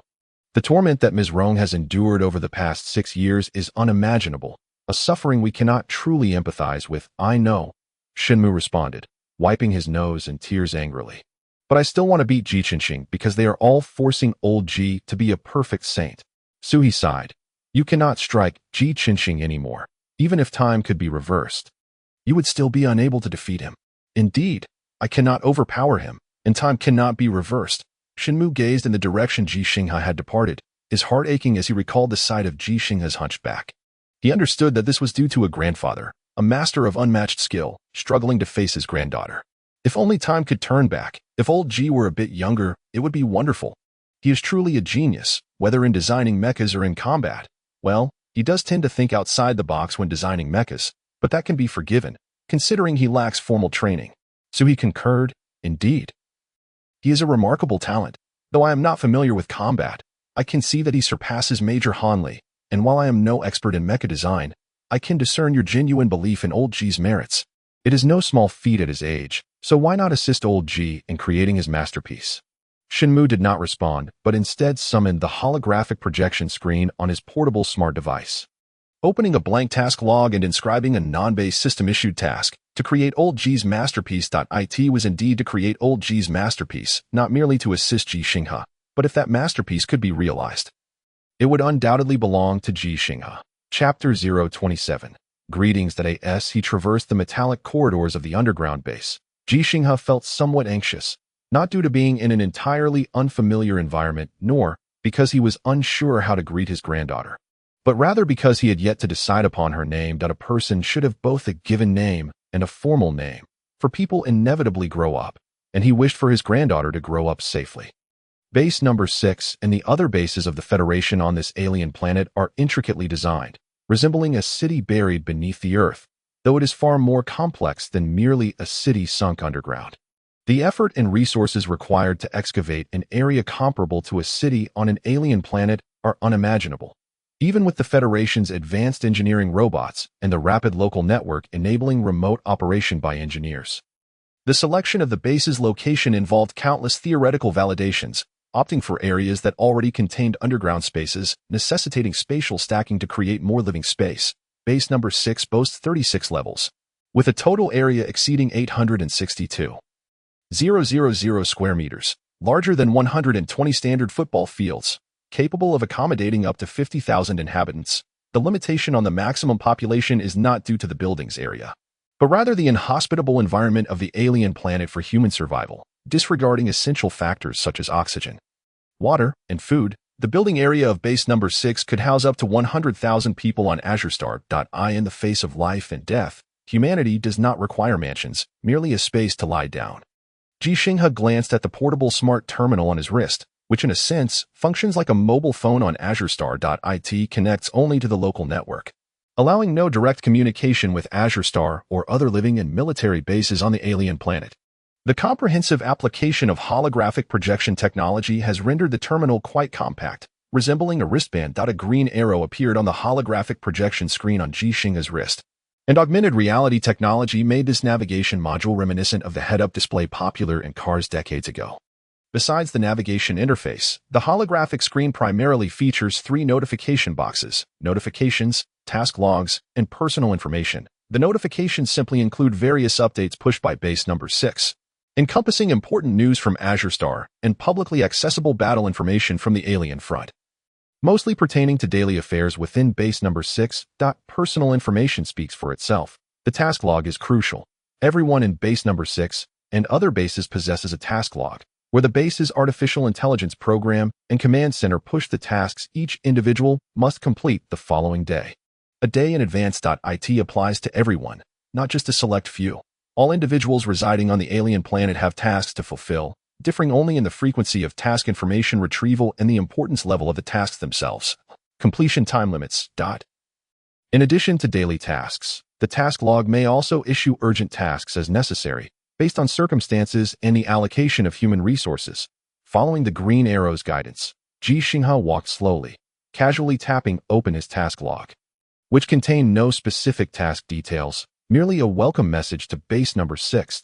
The message reiterated what Shenmue had just mentioned: to locate his assigned residence within a day, familiarize himself with the primary transportation routes and work environment, as well as the locations for meals and water collection. Ji Xinghe then accessed his personal information panel. Name: Ji Xinghe. Gender: male. Age: 65. Rank: private. Specialty: mech technician. Contribution points: 50,000. Length of service: 3 months and 16 days. It resembled a personal information panel from a video game, which Ji Xinghe found quite familiar. The only unfamiliar aspect was the contribution points. He did not understand why he had 50,000 contribution points. Contribution points serve as the universal currency on the alien planet. The Federation's currency does not function here and cannot be directly exchanged for contribution points. To earn contribution points, one must contribute on the alien front, aiding the Federation and the Empire in their war efforts. This is because contribution points can be exchanged directly for resources unique to the alien planet, and the Federation aims to leverage the capital's power from AzureStar while minimizing its influence on the war. However, the power of capital is notoriously pervasive, with each faction having its own channels, leading to unofficial black market exchange routes. The authorities turn a blind eye to this, as all individuals on the alien planet aspire to return to life on AzureStar, but due to their responsibilities and obligations, they cannot. Should they manage to return, they would require Federation currency to sustain their lives, and their contribution points would only be exchangeable for Federation currency at a 1-to-1 ratio, which does not reflect the effort they expended to earn those points. The black market exchange rate is 1 to 1.3, often with limited availability, making it entirely acceptable for capital in need to pay a higher premium. Ji Xinghe's house, pension, retirement funds, and so forth were all entrusted to Pei Jing for sale and one-time settlement. And Pei Jing's efficiency was commendable. Everything was already sorted. However, he could not transfer the funds to Ji Xinghe yet, as Ji Xinghe had yet to ascertain the location of the black market channels. Furthermore, while the technical challenges of communicating with AzureStar from the alien planet are not insurmountable, communication resources are exceedingly precious. Without establishing direct communication, Ji Xinghe cannot access his funds, for Pei Jing is still unaware if he has arrived safely. Thus no remittance can occur. Ji Xinghe aspired to create his own haven, yet the 50,000 contribution points he possessed were undeniably insufficient to save his granddaughter. However, astonishingly, prior to commencing his endeavors, an unexpected sum of 50,000 contribution points materialized in his account, leaving him utterly astonished. Upon examining the account details, he soon realized that this monetary transfer was made by Han Li, not before he had sent Han Li flying, but rather immediately after Han Li's departure. Ji Xinghe understood that Han Li wished to prevent him from declining the offer in person. In truth, Ji Xinghe was in dire need of funds. Although Tu Yuan had assured him that his granddaughter would receive free medical care to restore her health and return her to the Blue Star, he knew that free medical resources could not compare to paid ones. Additionally, being on a foreign planet, Ji Xinghe felt that his granddaughter's safety was at risk. Relying on others was not as dependable as relying on oneself. He needed to establish his haven to protect her. Although he hoped never to have to resort to it, it was essential to have it at his disposal. As a mechanic, he lacked the qualifications and resources to construct his own mecha. Thus, he would have to purchase one instead. Han Li's previous assistance in building momentum for him was a reflection of this understanding, as was the financial transfer. Nevertheless, Ji Xinghe felt he could not accept this money, so he promptly returned it. Ding! A notification chimed, displaying a message on the holographic screen. The other party has placed you on their transaction blacklist. Please contact them to lift this restriction before proceeding with any transfer. Ji Xinghe was taken aback. He hurriedly attempted to reach Han Li, but his efforts were in vain. Han Li had already departed Base 6. Contrary to what Shenmue and Sui had suggested, he did not head to the medical room first, but rather left Base 6 with his mecha at a speed that outpaced Ji Xinghe's journey to see his granddaughter. Once outside the communication range of the base, contacting Han Li would require higher communication privileges, which Ji Xinghe lacked. He was merely a private soldier at this juncture. This child, indeed, in Ji Xinghe's eyes, Han Li, a 34-year-old federal major, was just a child, and he was about to meet another child, a true child. Standing before a metallic door, Ji Xinghe gently knocked, and the door swung open to reveal a little girl gazing up at him. Kneeling down, he softly introduced himself. Hello, I am your grandfather. The girl's voice trembled slightly. Hello, I am your granddaughter. The exchange of hello and hi did not resemble the typical dialogue between a grandfather and granddaughter meeting for the first time. Rather, it felt akin to a conversation between two unrelated adults. In truth, had it not been for the tragic circumstances surrounding the girl's mother, who had succumbed to cancer at a late stage, Ji Xinghe may never have met this little girl, nor would he have known of her existence. Before Ji Xinghe's sacrifice, her mother had refrained from revealing this due to concerns for his future. After Ji Xinghe's sacrifice, she remained silent for fear of tarnishing his reputation. The little girl should have been able to rely on her mother. Yet fate had deprived her of that. Now, her life was entwined with Ji Xinghe's. Do you know? If you hadn't appeared, I would have eventually come to this planet, but I would have met my end here. Now, however, I no longer wish to die. I fear death, for I worry that if I perish, no one will care for you. Ji Xinghe's thoughts remained unspoken. He believed the little girl could not comprehend them, and he did not wish to burden her with thoughts inappropriate for her tender age. 6 years old. No, she was actually only 5, born on the 13th day of the 12th lunar month. She had not yet reached her full month when she had already turned 2. Her 6th birthday was still 8 months and 3 days away. Little did he know, she understood more than he imagined and harbored her own unvoiced fears. Did you know? I am quite frightened. I almost forgot to address you properly. But mother said adults do not like impolite children. That I fear that if you dislike me, you might abandon me. I am afraid you will leave me. Just like father did, just like mother did. Ji Xinghe felt tears welling up, but he could not cry. Extending his right hand towards her, he gently reassured her, I will not leave you, my dear. I will always be by your side as you grow. You are 5. And I am 65. When you turn 20, I will only need to live another 15 years. My health is good. I can live to 80. I will surely live to 80. In his life, Ji Xinghe had never wished so fervently for longevity. His request was modest. 80 years would suffice. Xingxin cautiously placed her small hand in Ji Xinghe's weathered palm, feeling the warmth and reality of the callous skin. Initially, she merely rested her right hand upon his, but soon gingerly placed her left hand atop it as well. Her hands were so tiny that both could barely cover his palm. As she placed her left hand, her movements were tentative, and her gaze remained fixed on Ji Xinghe's eyes. as if she would retract both hands at the slightest hint of discontent. Yet, she found no displeasure in his gaze. Instead, it mirrored the tenderness, concern, and affection she had seen in her mother's eyes.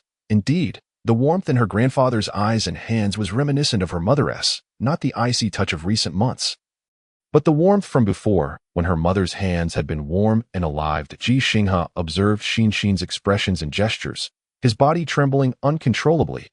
He had not faltered when stealing from the police station in New Phoenix City, nor when facing the federal Major Tu Yuan, nor during his 10-kilometer run in 35 minutes, nor in the presence of the elite mech warrior Han Li.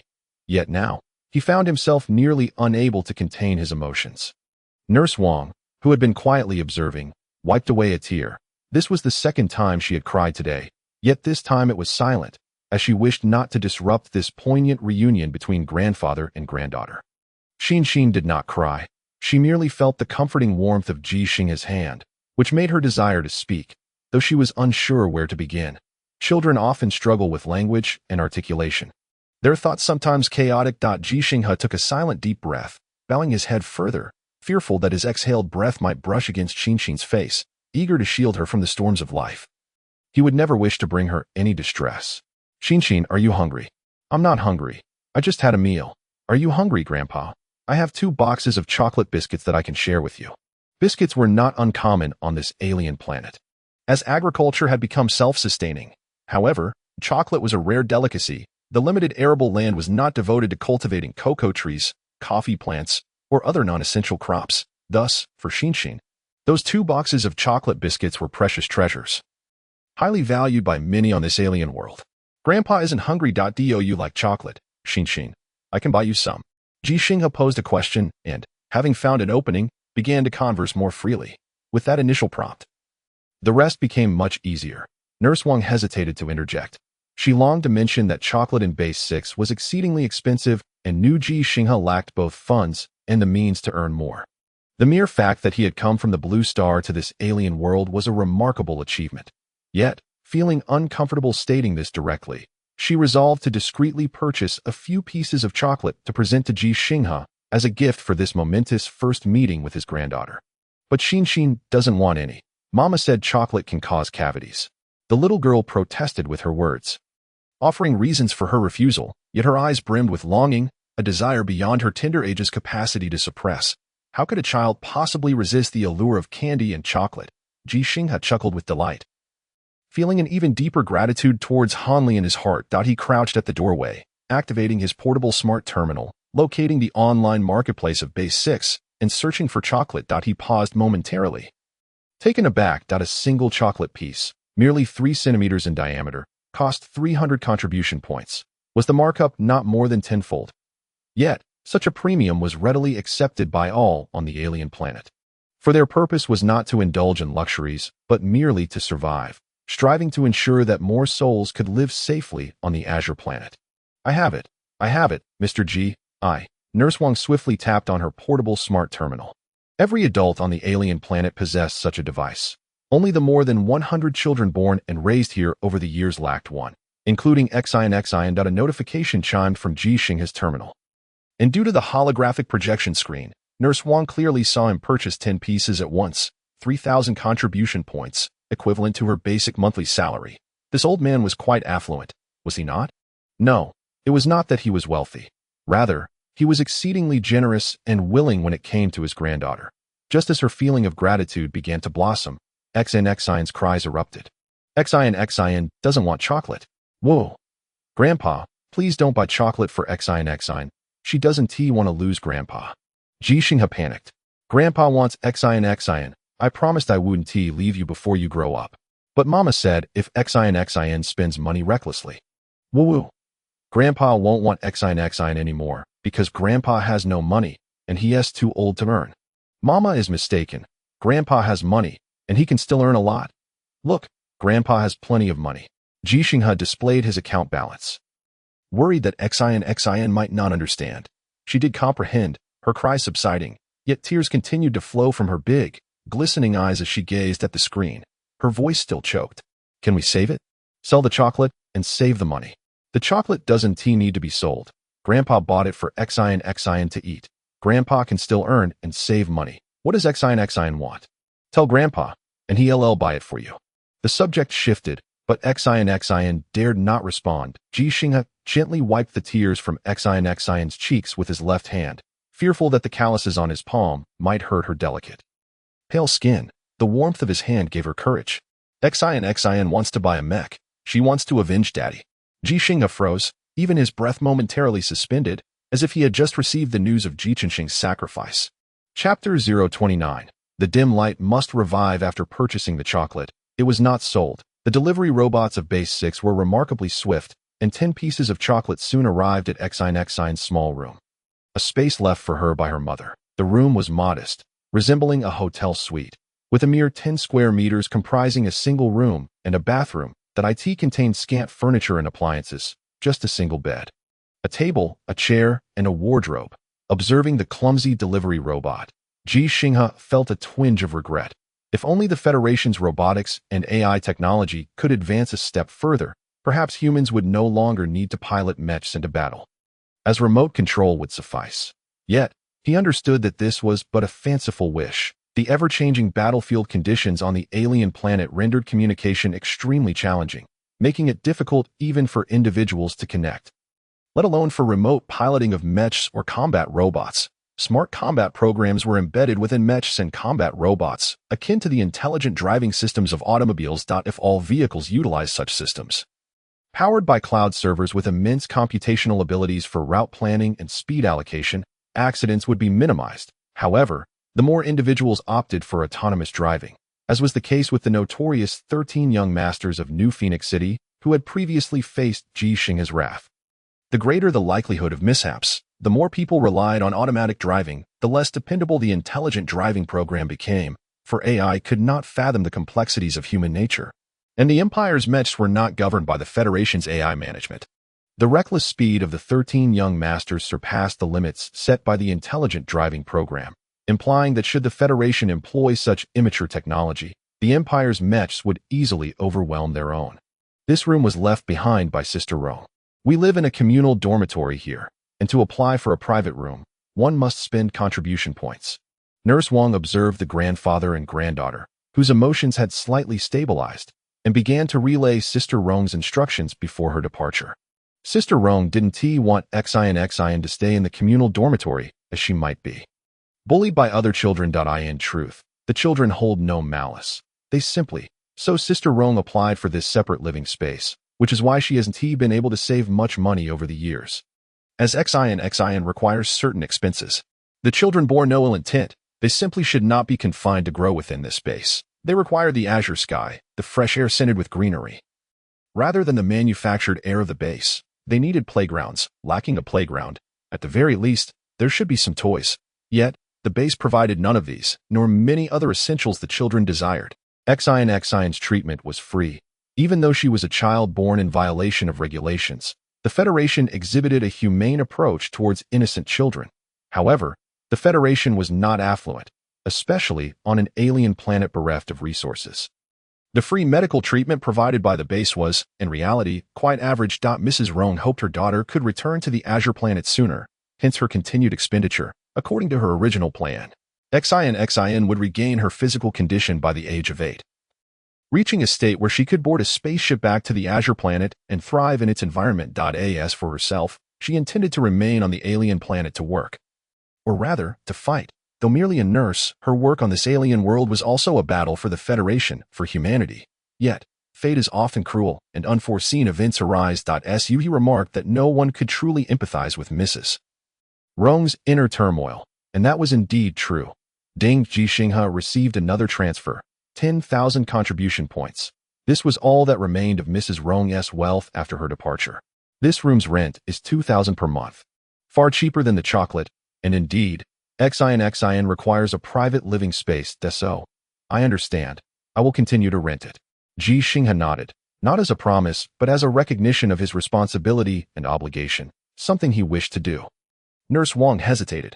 She was unsure how Ji Xinghe had acquired 50,000 contribution points, yet he had already spent 3,000. Such extravagant spending was undeniably an expression of love for his granddaughter. But it also represented a waste of resources. My basic salary is 3,000, Mr. Ji, And you should be similar. I've heard you are an ordinary mechanic, so your performance metrics likely don't surpass mine. Cough. In the future, I can set aside some of my monthly salary to transfer to you, along with contributions from some colleagues who have also offered to assist that we could probably. No need. Really, no need. Thank you all. Ji Xinghe declined. He could accept the money left by Mrs. Rong, but could not accept funds from Nurse Wang or other colleagues. Everyone struggled on this alien planet. Basic salaries were determined by job roles. And aside from that, performance was crucial. Completing the daily tasks assigned by the base allowed them to earn their basic salary, yet this sum was scant compared to their contributions, even if exchanged at black market prices.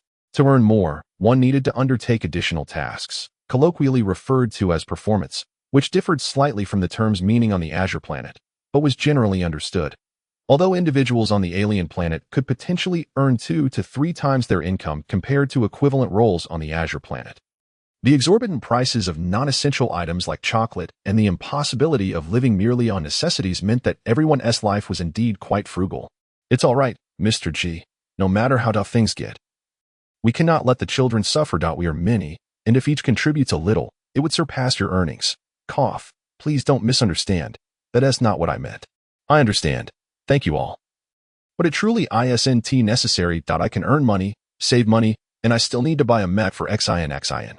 Ji Xinghe spoke, glancing at Xin, who was lost in thought, staring blankly at the chocolate. No matter how mature she was still just a child, and her heart was now in turmoil. Upon hearing Ji Xinghe mention the mech, she struggled to divert her gaze, perhaps because the chocolate had brought her a flicker of good cheer, even though she had yet to taste it. Grandpa, can you build a mech?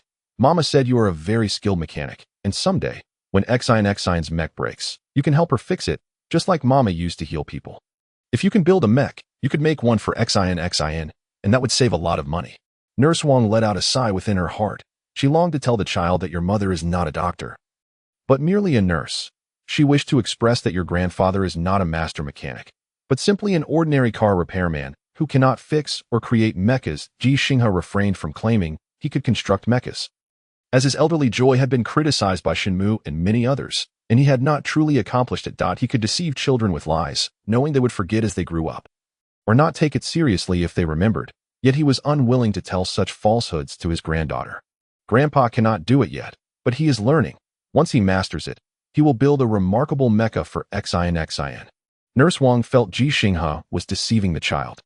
Yet unbeknownst to her, Ji Xinghe spoke from his heart. He was indeed learning to manufacture and repair mechas, and he possessed the capability to do so. A formidable mecha, though not the most powerful in the world. Xin clapped her hands with glee. Grandpa, you are amazing. Let us learn together. I want to learn too, and I want to be a doctor and save many people like my mother. They made a pinky promise. Xin, having summoned the courage to voice her thoughts, timidly asked, Is that possible? Of course, it is absolutely possible. Come, let us seal our promise. 100 years, it shall not change. Ji Xinghe extended his hand, and Xin, with a smile, reached out her own. The traces of tears on her face had not yet faded, but now she wore a smile. Pinky swear, 100 years, it shall not change, Xin exclaimed joyfully. Grandpa is a very skilled mechanic and also an unparalleled master. Therefore, Xin can become an exceptional doctor and a formidable mecha warrior. Nurse Wang sighed again within. Such dreams were indeed the realm of children. Yet, she deeply understood why Xin harbored such unrealistic aspirations. The child merely wished to save her father and mother, to rescue many others like them. Yes, Xin can achieve this, for Grandpa has done so, Ji Xinghe declared resolutely.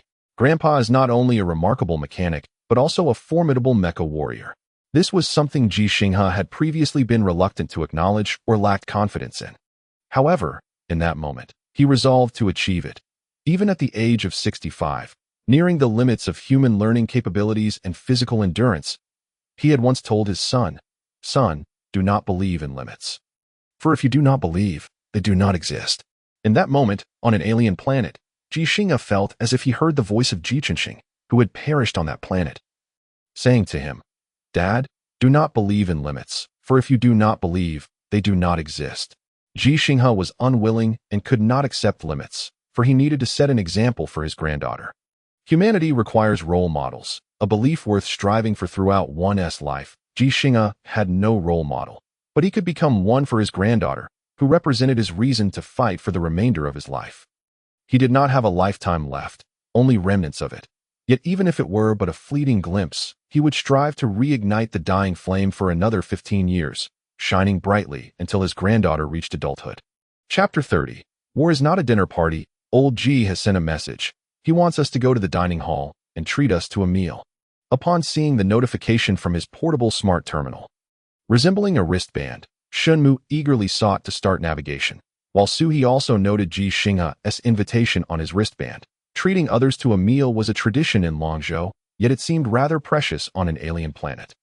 As a war correspondent, Suhi had visited alien worlds multiple times, so he was far more aware than Shunmu, who had gone straight to the research institute after graduating and had only just arrived on this alien planet. Don't rush. Do you know how expensive it is to treat someone here? Suhi pointed at the screen of his wristband, messaging Ji Xinghe, adding, "Let me have a word with old Ji. There's no need for such formalities on an alien planet. We can just order a meal for ourselves at the restaurant and enjoy it together. That's the sentiment that matters." The alien base provided all meals and accommodations. Otherwise, given the average salary of all personnel there, they could hardly afford the cost of food and water, let alone 3 meals a day, whether the supplies were delivered from Blue Star or grown and manufactured on the alien planet. The costs were exorbitant enough to cause distress to the federal treasury, which was one reason why salaries had not seen significant increases. The Federation simply could not afford it. Old Ji, at his age, surely finds meaning in such gestures. Shunmu glanced at the balance displayed on his wristband. Being an expert mechanic afforded him a subsidy of 32,300 contribution points, making him one of the wealthiest passengers aboard the same spaceship. Aside from Han Li, the special mecha warrior. How about this? I'll pitch in a little for old Ji, and he can repay me once he's back on Blue Star. Even though I said those things earlier, it's a joyous occasion for old Ji to see his granddaughter. So of course, he should treat us. Suhi paused. You plan to have him reimburse you when he returns to Blue Star? You're kind, but it's really unnecessary. Let us be rational. If you want to help old Ji, you could use that money to help him build his old joy. We must also convey to old Ji that survival on the front lines of an alien world isn't about dining out. It's about war. Some bad habits from Blue Star need to be corrected, as resources are truly scarce here. Shunmu was taken aback. Glancing at the drone hovering beside Suhi, he remarked, "Don't tell me you're recording this." "Indeed, I am recording," Suhi replied earnestly. "Our conversation has been captured, and the previous segment is also recorded. However, the earlier part may not necessarily be broadcasted, but I believe this part can be shared. It will illuminate the hardships faced by those of us on an alien planet to the people on Blue Star, allowing them to understand the sacrifices made by these individuals for the Federation." Ahem.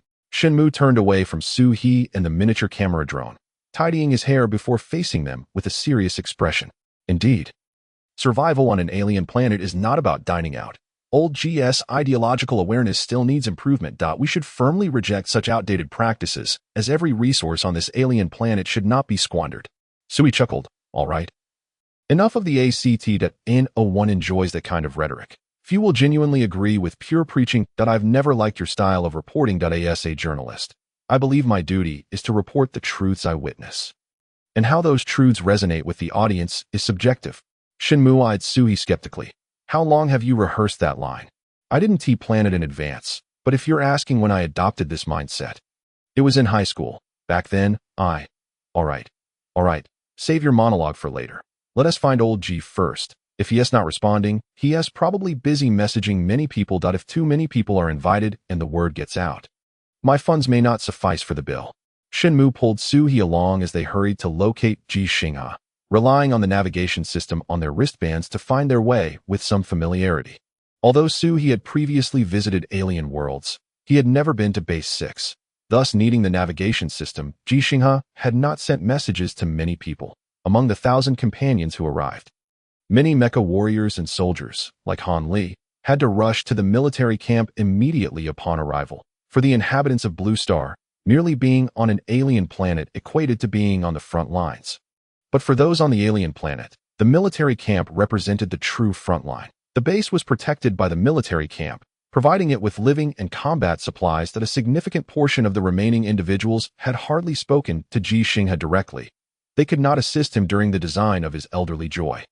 Merely observing the spectacle. It was not that they were unwilling to help, but rather their expertise did not align. Only a few dozen truly knew Ji Xinghe and remained at base 6. Yet due to Xian's identity, Ji Xinghe hesitated to invite them for a meal, deferring the social obligations. He only invited Su He and Shen Mu, as well as Nurse Wang and some of her colleagues. However, just as Su He sought to prevent Ji Xinghe from treating, Nurse Wang and her peers, having spent years on the alien base, understood that dining out here was far from simple, thus they all declined. It was not an issue of respect or a desire to draw boundaries. It was not that they did not wish to enjoy a good meal, but as adults and individuals willing to sacrifice.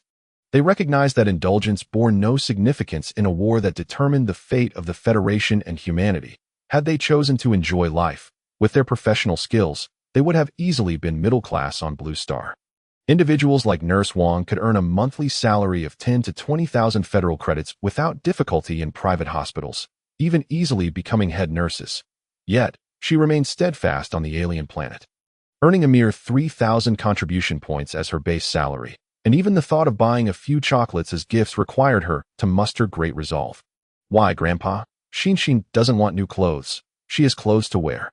Xinghe tugged at Ji Xinghe's sleeve, forcefully pulling his hand away from the wristband screen, her expression tinged with irritation. How could Grandpa be so inconsiderate, just knowing how to waste money? Ji Xinghe did not perceive his actions as frivolous spending. He observed the wardrobe in the room, which contained only 3 identical outfits. Not only were these 3 outfits the same, but nearly everyone in the entire base wore similar attire, distinguished only by differing occupational insignia and epaulets. This was a measure to conserve resources.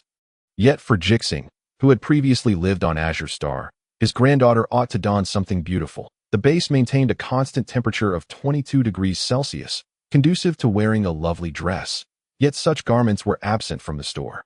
All right, Grandpa won't buy it. Instead, I'll make something for Xinghe. Ji Xinghe switched off the store interface, noticing Xinghe's displeasure, which tugged at his heart, for he recognized that it was not that Xinghe did not desire new clothes.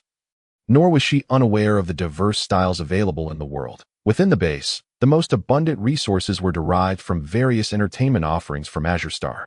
10,000 films, 10,000 television series, and 1,000,000 novels could be transported in a small box, accessible to everyone through their wristband screens. Xinghe had seen those beautiful dresses, toys, amusement parks, the azure sky, and verdant meadows. Yet, she refrained from unnecessary spending. She was far too sensible. Be good, Grandpa. Xinghe patted Ji Xinghe's hand, revealing a smile. The door was knocked upon, and Shen Mu and Su He arrived. As the door opened, Su He switched off his drone's camera, although he could edit the footage. He preferred not to film, as the editing rights did not lie with him. It's all right. Ji Xinghe noted the changing light on the drone, indicating the camera was active, and, holding Xinghe's hand, he said, I asked Xinghe, and she said it was fine. Su He awkwardly smiled as he activated the camera, but found himself at a loss for words. He could wax philosophical before Shen Mu, yet in the presence of the grandfather and granddaughter, he felt a knot in his chest. Xinghe said it was fine, yet she did not understand what that entailed. She merely responded positively because she knew the adults hoped for it. What a beautiful little girl, Shen Mu exclaimed, enthusiastically squatting before Xinghe. What is your name? Can you tell Uncle? My name is Xinghe, and I am 6 years old. Xinghe. Shen Mu was taken aback. The Federation was overly sensitive about the term Xinghe. It's Xinghe. As in flourishing, Xinghe clarified, clearly accustomed to this question, explaining earnestly, my mother's surname is Rong. Shen Mu's eyes reddened. This man of science was often more emotional than those of the humanities, and he found himself at a loss for words. Facing a child without experience. Old Ji, are we not hosting? Su He shifted the topic. Let us just grab a bite.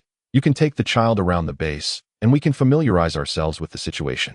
Little Xinghe, could you be our guide? Just show us the way. Of course, Xinghe knows what a guide means. I am very familiar with the roads. Eagerly agreeing, Xinghe indeed knew the paths of the base well. Having been born and raised there, with over 800,000 square meters of space, it was vast for a child, yet it constituted her entire world. All right, no hosting then. We'll just eat something simple. I was too presumptuous, Ji Xinghe admitted, acknowledging his error. His granddaughter was so sensible, and thus he too must be reasonable. Crouching down to Xinghe's level, he asked, "Where would you like to take us first?" After a thoughtful tilt of her head, Xinghe earnestly replied, "Let us go see the cars, to watch them repair the vehicles." Ji Xinghe felt a surge of happiness. Does Xinghe really like cars? Grandpa is very skilled at fixing them. I do like them. And Mom said that when Grandpa repairs cars in the future, Xinghe should quietly watch from the side. Although Xinghe spoke of her fondness, the three adults could discern that her enthusiasm was more a reflection of her mother's instructions than her own desire. Ji Xinghe recalled Xinghe's earlier wish. Which do you prefer, cars or mechs? Huh. After a moment's hesitation, Xinghe quietly confessed, lowering her head, I prefer mechs. Then let us go see the mechs first. Ji Xinghe gently ruffled Xinghe's hair. Because Grandpa will not only repair cars in the future, but also mechs. Yes. Yes. This time, Xinghe was genuinely delighted. Thus, Shenmu and Suhi refrained from exposing Ji Xinghe's little fib. Ji Xinghe was merely an ordinary mechanic, without the qualifications or capabilities to repair mechs, even if he had designed an old man's joy. If that old man's joy could be considered a mecha, it would not bear such a name. Chapter 031. Old Ji, have you leveled up? Fortunately, Shenmu was present. Otherwise, the four of them would have been unable to enter the mecha zone. As it was still mealtime, they proceeded directly to view the mechs. However, each area within the base had corresponding access permissions. Those without the relevant authorization could not enter under normal circumstances. Little guide Xinghe, due to her age, was unaware of the reasons behind this, while Ji Xinghe and Shenmu only understood the regulations without grasping the rationale. Only Suhi, a battlefield reporter visiting the alien world for the second time, was aware. Previously, there were no access restrictions. At that time, the base wasn't as large, and everyone could go wherever they pleased. The living space was too small, and excessive confinement could drive people mad. However, Suhi glanced at Xinghe, lowering his voice and quickening his pace. There were still those who went mad. The survival pressures here are immense, not merely the pressure of existence and livelihood. Sometimes, when the front line cannot withstand the Imperial forces, they could storm the base at any moment.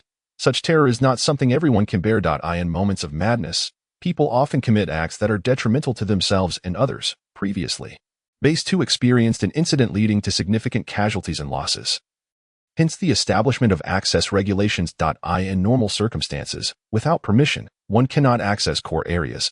Only under abnormal emergency conditions would such restrictions be lifted. Shenmu also glanced at Xinghe, who was joyfully trotting beside Ji Xinghe, alternating between holding his left hand and running to grasp his right. He then countered, "But isn't it true that the more urgent the situation, the more likely problems arise? If permissions are lifted in such times, what if someone... That depends on the understanding of the emergency situation. That if certain areas of the base are damaged and the oxygen supply and temperature control systems are compromised, then failing to lift the restrictions for those in those areas would be akin to sending them to." Ji Xinghe and Shenmu both grasped the implication. The base's main structure lay underground on an alien planet, yet the soil and rock could not entirely insulate against the loss of oxygen and temperature. If the metallic walls were breached, or if the supply pipelines were damaged, the individuals within would be exposed to an inhospitable environment, tantamount to a death sentence. Moreover, in an emergency state, core areas would inevitably have guards. Even if someone were to lose their sanity due to pressure, they would be contained before presenting a danger. Following the navigation and Xinghe, they soon arrived at the mecha zone. While the area of over 800,000 square meters sounded expansive, once divided among 36 floors. Each floor's area was not particularly large. A square measuring 100 meters was just 10,000 square meters. Shenmu swiped his wristband to gain access authorization, yet the metallic door did not open immediately. An electronic voice reminded him, "Lieutenant Shenmu, please confirm that you wish to bring Private Ji Xinghe, Suhi, and Xinghe into the mecha zone." Suhi held no military rank. He was a battlefield reporter, a rare individual on this alien planet without a military title. Even the nurse held one. Confirmed. After Shenmu's verbal confirmation, the voice recognition program authenticated successfully, and the metallic door finally opened. This door was not particularly tall, allowing only 4 individuals to pass side by side. Ji Xinghe could reach the door frame without stretching his arm. However, as the door swung open, a vast space unfolded before their eyes. This area exceeded 50,000 square meters, making it one of the largest in the base, alongside the planting zone and a hangar. Although the space was considerable, the number of people present was not overwhelming. Only about 1,000 individuals were dispersed across more than 100 small teams. Each team situated near one or several mechs, along with their workstations and various operational equipment. The entrance through which Ji Xinghe and the others entered was not the sole entry point.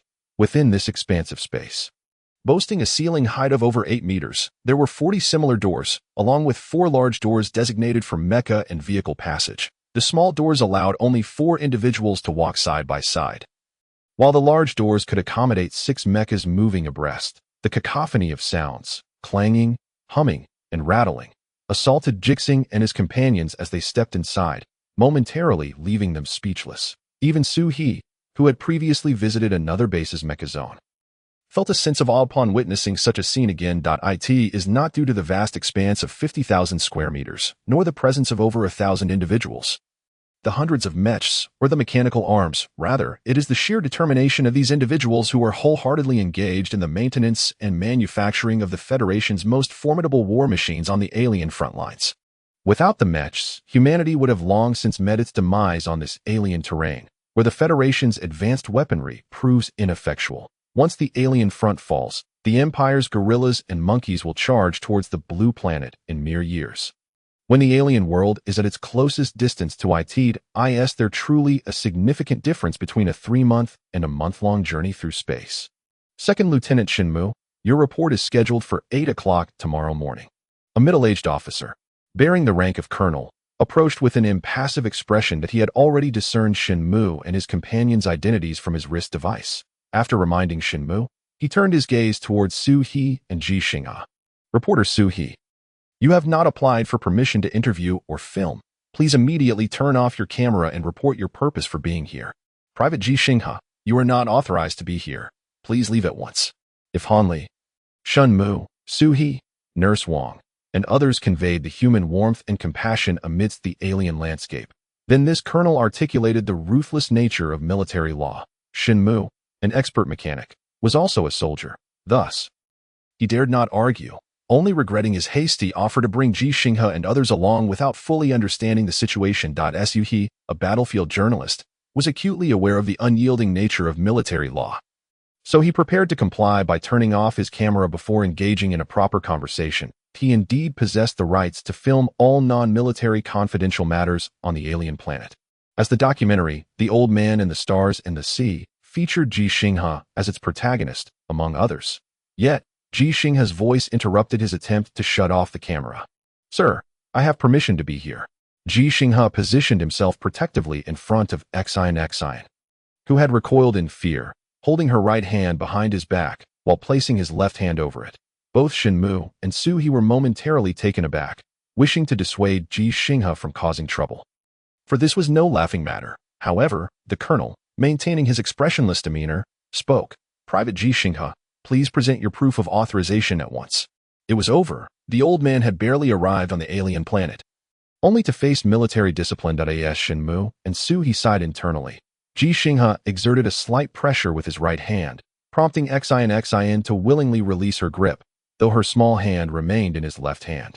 Sir, may I request Second Lieutenant Xinghe or Reporter Su He to operate my wrist device? That is permissible. The seemingly indifferent colonel possessed a flicker of humanity. Throughout the encounter, he had not cast a single cold glance at Xinghe, nor pointed out that she was the least authorized individual present. Xinghe immediately extended his hand, his speed and steadiness as a mechanic proving advantageous. My personal information and previous occupational details contain several qualifications.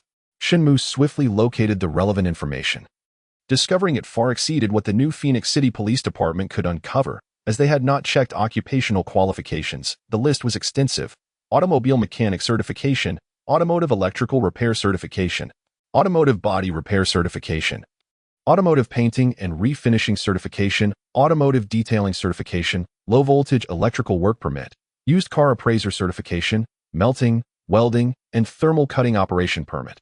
While the initial qualifications pertained to automotive repair, which did not surprise Xinghe, the subsequent entries made his fingers tremble as he scrolled.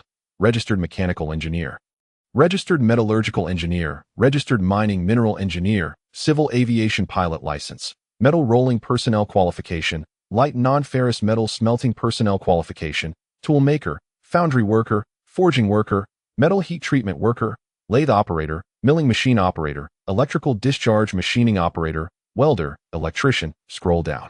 Keep going. Ji Xinghe remained expressionless, not out of anger, but because he understood the colonel was merely fulfilling his duty, much like how his own son chose to fight to the last breath. He felt that these certificates held little significance, as they were too easy to obtain, thus urging Xinmu to continue scrolling to reveal a specific occupational qualification he deemed challenging and indicative of his authorization to be present. Yes, that's the one. After more than 10 seconds of scrolling, Xinmu finally paused, clicked on it, and was left dumbfounded. Old Ji, are you using cheats? I truly am not. As a distinguished player in the game Interstellar Glory, Ji Xinghe was well aware of what it meant to cheat. At 65 years of age, he felt somewhat out of touch with the times, yet he was still capable. Xinmu's finger halted on the information for the position of a machinist, revealing four classifications: general machinist, mechanical machinist, tool machinist, and machinist. The first three were standard classifications with levels ranging from novice to senior technician and then to master. However, Ji Xinghe held the highest level as a master technician in all three categories. Yet, these certifications did not astonish Xinmu as much as the final entry, machinist, level 8. Xinmu stared blankly at Ji Xinghe. Old Ji, if you aren't cheating, then you must have fabricated this information when filling out your profile. This isn't a trivial matter. I assure you, I did not input this information. It was automatically retrieved from the Federal Human Resources Bureau's database through authorization. Then you have hacked the Federal Human Resources Bureau's official website and altered your occupational qualification information. The verification of occupational qualifications necessitated visiting the official website of the Federal Human Resources Bureau, akin to how one would verify educational credentials through relevant official sources. Such checks are only conducted when necessary, and authorization is required. Many individuals fabricate their educational backgrounds, which can take considerable time to uncover, let alone the occupational qualifications that often go unnoticed. Facing Xinmu's relentless questioning, Ji Xinghe remained calm. I assure you, I obtained them through my own efforts. What nonsense! Xinmu was too agitated, causing him to speak without thought, prompting the colonel and Su He to furrow their brows. Xine, however, merely scrunched her nose in disapproval at Xinmu, who was oblivious to all this. The level 8 machinist classification was abolished last century. At 65, you aren't 165. Where on earth did you acquire a level 8 machinist certification? This was the crux of Xinmu's insistence, even though he held the same 3 highest level technician certificates. The level 8 machinist certification was an utterly inconceivable claim, and the easiest lie to expose. It was one thing for Xinmu to uncover this inconsistency, but if the colonel were to do so, the consequences would be dire. Xinmu's insistence was not to expose Ji Xinghe, but to protect him, to alert him that Ji Xinghe paused for a moment before recalling, earnestly explaining. 20 years ago, the Federation reinstated the level 8 machinist examination, contingent upon achieving a senior technician level in all 3 standard machinist categories. I met that requirement, took the exam, and managed to pass. I must admit, it was quite challenging, and I nearly didn't succeed. 20 years ago, I was still in diapers. Xinmu, seeing Ji Xinghe's steadfastness, began to believe him, yet he took a deep breath and inquired. But that doesn't add up. I've never heard of such an exam. Nor do I know anyone who has attained a level 8 machinist certification. Surely, they wouldn't have just granted it to you, would they? Did they cancel it right after you completed it? This was not skepticism, but curiosity. And an effort to help Ji Xinghe patch any potential gaps in his story, Ji Xinghe recalled vaguely. It seems that an AI named Romeo Dog also passed the examination by operating mechanical arms. Utilizing a human for such tasks incurs significantly higher costs compared to employing AI. Moreover, those who could pass the level 8 machinist exam were generally quite aged. Out of 12 participants, I was among the youngest at 45. They remarked that while we could pass, we might not be able to perform much work, hence the cancellation. Out of 80 billion people in the Federation, only 12 could pass? Even accounting for the fact that many would not participate due to irrelevant expertise, this was still astounding. Xinmu stared at Ji Xinghe, earnestly asking, Old Ji, tell me the truth. Do you have some sort of cheat? Perhaps a system of sorts? Or are you a reincarnated celestial being from another world, possessing the cultivation of the golden elixir stage? Or perhaps even the legendary emperor? Ji Xinghe shook his head. I truly do not. Then how did you accomplish this? By reading extensively and practicing diligently.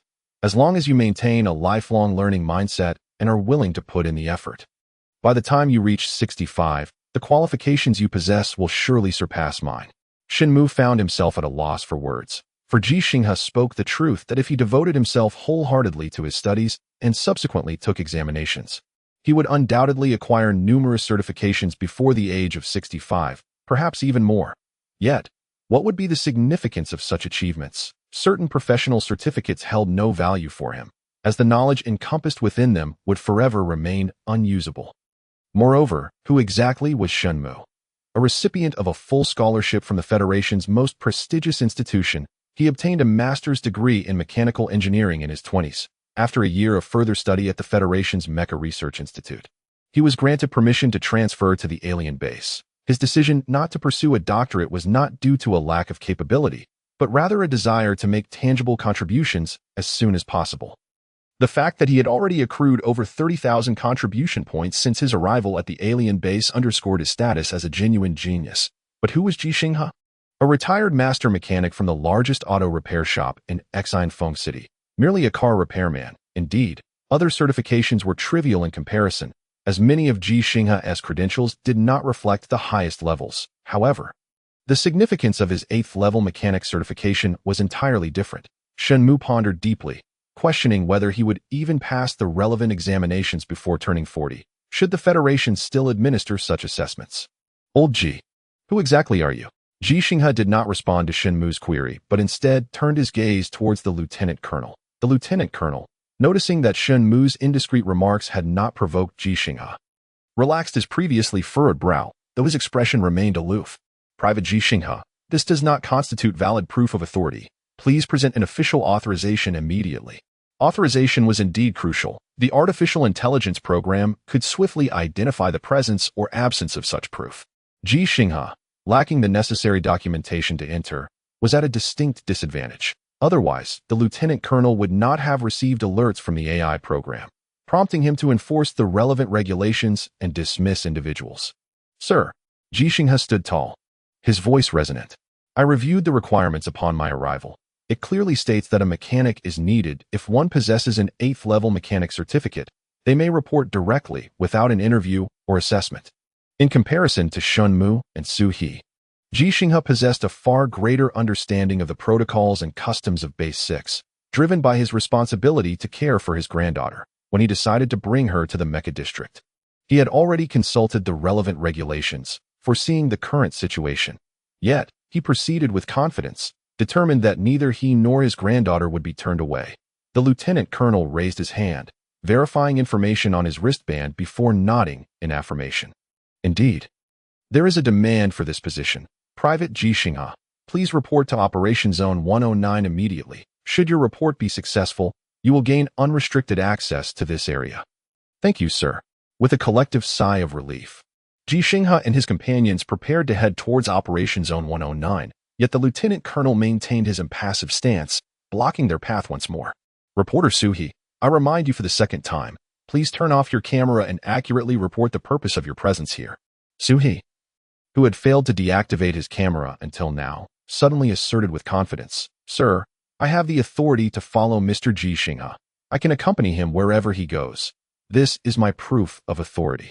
As he spoke, Su He operated his wristband screen, and after the lieutenant colonel verified it without uttering a single extraneous word, he allowed them to pass, departing without a backward glance. Xinmu, somewhat perplexed, inquired, Isn't he at all curious? Wouldn't he want to see if old Ji truly is an 8th-level mechanic? Su He chuckled, replying, If old Ji were an imposter, he would have appeared before us the moment the judgment was made. At most a minute or two later. After all, this place is quite expansive, and it takes time to traverse. Lieutenant Xinmu, you must acclimate to the fact that the people here do not engage in idle chatter and are unwilling to waste time, as everyone's time is of great value. Xinmu was taken aback. Is that so? I know many soldiers at the Research Institute, and they are not like that. Moreover, weren't there many people watching the confrontation between old Ji and Major Han Li just now? That's because the Research Institute is located on Blue Star, and the soldiers you are familiar with, like yourself, were recruited due to their exceptional professional skills, those who went to observe my altercation with Han Li. had different responsibilities, hence their varying availability. Ji Xinghe believes Sui's words. Glancing around, have you not noticed that no one has come over to watch us?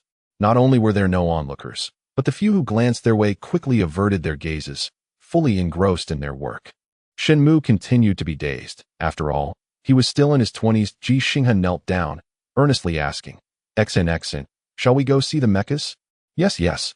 With that, Ji Xinghe rose once more, and the group made their way to Operation Zone 109. Aware of the need for an 8th-level mechanic, yet they were unaware that all operational zones within the Mecha districts of Base 6, as well as those in other bases, required 8th-level mechanics, and not solely in the Mecha district. Most individuals, when filling out recruitment requests, were oblivious to the existence of living 8th-level mechanics who had arrived on this alien world. His name was Ji Xinghe, and he possessed the credentials. Chapter 033, This Old Ji. The ground of the Mecha district was marked with clear signage, allowing Ji Xinghe and his companions to find Operation Zone 109 without the need for navigation. All work areas were delineated as operational zones, totaling 150, scattered across a 5,000 square meter expanse. As they approached, a voice questioned them. What do you want?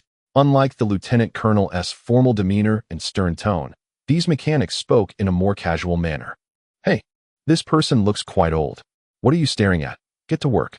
Oh, only one young man, visibly reluctant, stepped forward to block Ji Xinghe and the others, while the rest continued with their tasks, showing no interest in the situation at hand. In truth, they were indifferent to many matters, including the recent confrontation between Ji Xinghe and Major Han L.I.N.O.1 in this Mecha district had witnessed it, and since not much time had passed, the news had not spread. Otherwise, curiosity would have drawn some people to observe Ji Xinghe. Hello, I heard you were looking for a mechanic. Ji Xinghe displayed his 8th-level mechanic certificate on his wristband screen. I am here to apply. Mechanic. 8th level. Wow, Master, there really is an 8th-level mechanic. Operation Zone 109 fell suddenly silent, all 7 individuals turning their heads towards the young man and Ji Xinghe. What did you say? An 8th-level mechanic. Master, he is an 8th-level mechanic. The young man's voice rang out, causing several nearby operational zones to turn their attention towards them, not out of curiosity for the commotion, but because the term he shouted seemed to belong to a realm of legends. Keep your voice down. Lower your volume. The middle-aged man, referred to as Master, noticed the gazes and, after frowning and reprimanding the young man, approached Ji Xinghe to inspect the certificate displayed on his wristband screen. Upon reading the credentials, his pupils involuntarily contracted. Ji Xinghe. The Master read the name on the certificate, then looked up at Ji Xinghe, hesitantly asking, "Do you remember Lu Daohang?" Ji Xinghe furrowed his brow in thought, recalling, and then asked, "Are you referring to Lu Daohang from Longzhou Machinery Company?" "Yes, that's him. Do you remember what he looked like? Or any distinguishing features?" He had a mole on his left cheek, with 2 white hairs growing from it. During the examination, he almost lost those 2 hairs out of frustration. At that time, he was around 60. The examination authority had allowed a Romeo dog, an artificial intelligence, to participate with mechanical arms, which caused quite a stir, almost resulting in the cancellation of his examination. "It's truly you. You really are an 8th-level mechanic." The Master suddenly became animated. "I am Lu Daohang's grandson. My grandfather spoke of you. He said you were the youngest and most promising among the 12 who obtained the 8th-level mechanic certificate. He even wanted you to join Longzhou Machinery Company. But you insisted on returning to repair cars, which vexed him for many years." Ji Xinghe then understood why Operation Zone 109 had stipulated that 8th-level mechanics would not be required to undergo interviews or assessments. They were aware that living 8th-level mechanics existed in the Federation. "It's not that I didn't want to go, it simply seemed meaningless." Longzhou Machinery Company also acquired that artificial intelligence program. I recall someone mentioning that the purpose of that examination was merely to endorse that AI program. We were all just there to fill the ranks. My grandfather said the same. Eventually, he resigned because, with the advent of artificial intelligence programs, skilled mechanics like him became less relevant. Indeed, with artificial intelligence programs and mechanical arms, why do you still seek 8th-level mechanics? Ji Xinghe was genuinely curious about this question. He had never regarded his certifications as significant, even knowing that the Butcher Yuan believed that upon arriving on this alien world, he would only be able to repair cars and other relatively simple machinery. not least because Mechs operated within their own framework and the Federation had artificial intelligence programs and mechanical arms that in the remarkably brief span of time. The construction of multiple structures, each boasting an area exceeding 800,000 square meters, and some even surpassing 1,000,000, on an alien planet is largely attributable to the invaluable contributions of artificial intelligence programs. Xinhe cast a curious glance towards Master Lu, noting that since his grandfather's surname was Lu, it was likely that Master Lu shared the same lineage. Master Lu, indeed bearing the surname Lu, had managed to calm his earlier excitement. It is due to resources. The artificial intelligence program must be programmed before it can utilize mechanical arms and other devices to produce the components we require. Although we possess the fabrication protocols for all the components of the Mechs, our resources are limited. We cannot simply replace parts whenever something fails. If it can be repaired, we must repair it, which is where the artificial intelligence program falls short. The Federation's artificial intelligence can only be classified as weak artificial intelligence, as it lacks the capacity for genuine reasoning or problem-solving. These programs and machines merely simulate intelligence without possessing true cognitive abilities or autonomous consciousness. They are merely tools for humanity. And tools require the will of their users to function effectively. From a certain perspective, this could be seen as a blessing, yet it becomes a curse when it cannot independently address the various modes and extents of damage to the Mechs. Furthermore, there are modifications tailored specifically for the mech warriors, adjusted to suit their piloting and combat styles, Master Lu added. These are tasks that artificial intelligence cannot accomplish, as it cannot think independently, and its computational resources are also finite. The manufacturing resources allocated to us are limited, and at times, we genuinely lack the time to produce certain components manually. Ji Xinghe understood, as did Xinhe. Intrigued, Xinhe inquired, then why not directly recruit level 8 technicians from the Federation? During my time at school and the Research Institute, I never heard of such a demand. Because the examination for level 8 technicians is exceedingly difficult, even more so than that for senior technicians. Those who pass must already be senior technicians, rendering a separate examination unnecessary. We can simply hire senior technicians. The Federation has been continuously recruiting, yet there simply aren't enough candidates. Xinhe grasped the situation. He had fallen into a cognitive trap. The truth was not that the alien planet was desperately short of level 8 technicians, but rather that Master Lu recalled an examination from 20 years prior, during which someone had obtained a level 8 technician qualification. Thus, when hiring technicians, he casually included that remark. In terms of professional hierarchy, a level 8 technician is, to some extent, equivalent to a senior technician, as both represent the pinnacle of the technician professions, albeit with different terminologies. Historically, technicians and many trades adhered to an 8-tier system, with level 8 as the highest, but later, the technician hierarchy shifted to a 5-tier system, with senior technician as the apex. The alien planet has always lacked senior technicians. Yet there are far more individuals with this qualification than just Ji Xinghe. Xinhe possesses it, as does Master Lu, and among the 1,000+ mech repairers in this district, a quarter hold senior technician certificates. The remainder are not incapable. Rather, their expertise lies in different fields. Repairing mechs requires specialists in energy supply systems, intelligent operating systems, weapon systems, and more. That's wonderful. Old Ji, you needn't repair cars anymore. Stay here and begin repairing mechs instead. Repairing mechs is far more lucrative than repairing cars, Xinhe remarked. Aware that Ji Xinghe was in need of money, he proactively inquired, Master Lu, how many contribution points can you offer Old Ji per month? Repair cars. Master Lu did not respond to Xinhe's question, but rather looked at Ji Xinghe with a hint of astonishment. Mr. Ji, you haven't been repairing cars all this time, have you? You've never worked on a mech? Ji Xinghe pondered for a moment and admitted, no, I have never worked on a mech. You haven't pursued any further education in mech technology before coming here? No. That can't be right, given your technical proficiency. You should certainly be able to work on mechs here, which would imply relevant training. What you referred to is the standard procedure for enlisting based on professional expertise that I wanted to come 10 years ago. But at the age of 55, I was not permitted to enlist. Master Lu was taken aback, realizing that Ji Xinghe was likely of the same generation as his grandfather. Mr. Ji, how old are you this year? Not much. 65. Indeed, that was relatively young, a good 15 years younger than Master Lu's grandfather. Yet disappointment flickered across Master Lu's face. What use was an untested level 8 technician who had never worked on a mech? While it was possible to cultivate talent, given the saying that one can master many skills through a single path, 65 was already retirement age. What purpose would training serve? Xinghe shared these thoughts, his expression laden with regret. If only old Ji were a bit younger. As for the theoretical naysayer, he was the one who had voiced the most doubts and criticisms, so how could he be taken seriously? In his plans, he intended to help Ji Xinghe create a mech that would amend many of Ji Xinghe's less desirable designs. Meanwhile, He was simply astonished, devoid of any sense of regret. As his mind replayed Ji Xinghe's earlier statement, 10 years ago, the 55-year-old Ji Xinghe had sought to enlist based on his professional expertise. 10 years ago, Ji Xinghe, Ji Xinghe's son, had landed on the alien planet. This old Ji. As old Ji gazed at the disappointed Master Lu, he suddenly felt anxious and insecure. Was age rendering a level 8 technician incapable? Perhaps I could give it a try? His voice carried a hint of desperation.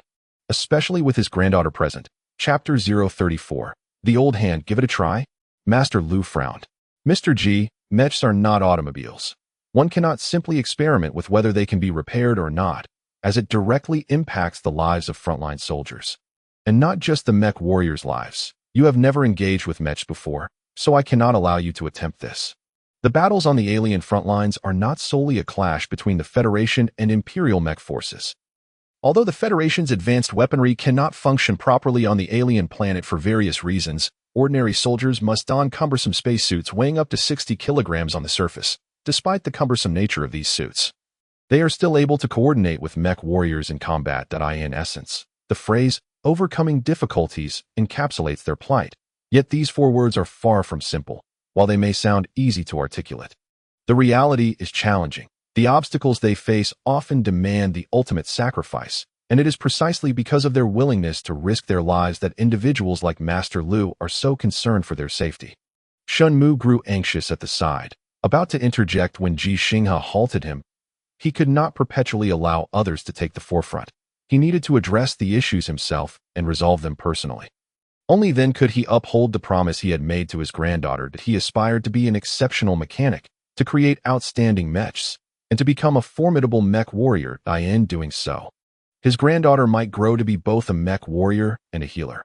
Although he did not wish for his granddaughter to become a mech warrior, his hope was for her to grow up safely and become either a doctor or possibly even a lawyer.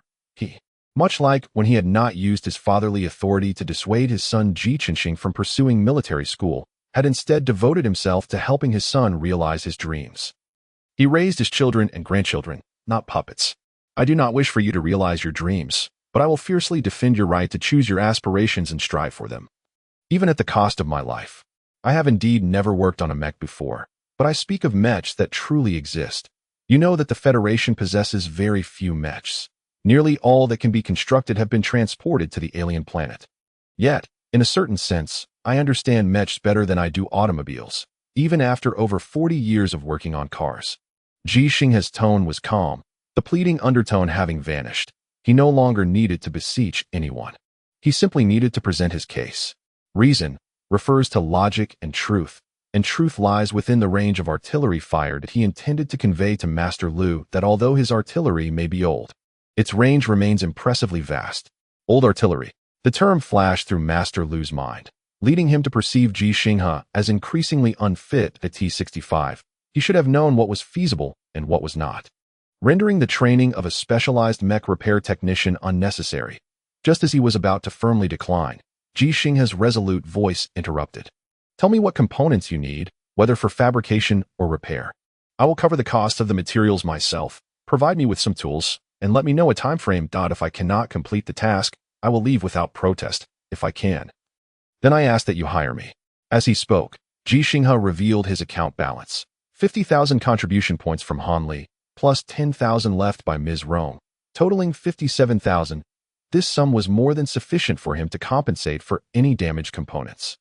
However, upon seeing this amount, Master Lu still shook his head in refusal. Mr. Ji, I believe you could fabricate or repair 1 or 2 components, perhaps even more, but you are already 65, even if you possess a heart eager for knowledge. We do not have the time to teach you these skills that in the time it would take to instruct you on mech technology, we could accomplish the work ourselves. Look at them. These are remarkable young individuals. and neither I nor they can afford to waste time. After Master Lu concluded his statement, he paused momentarily, finally noticing the little girl beside Ji Xinghe.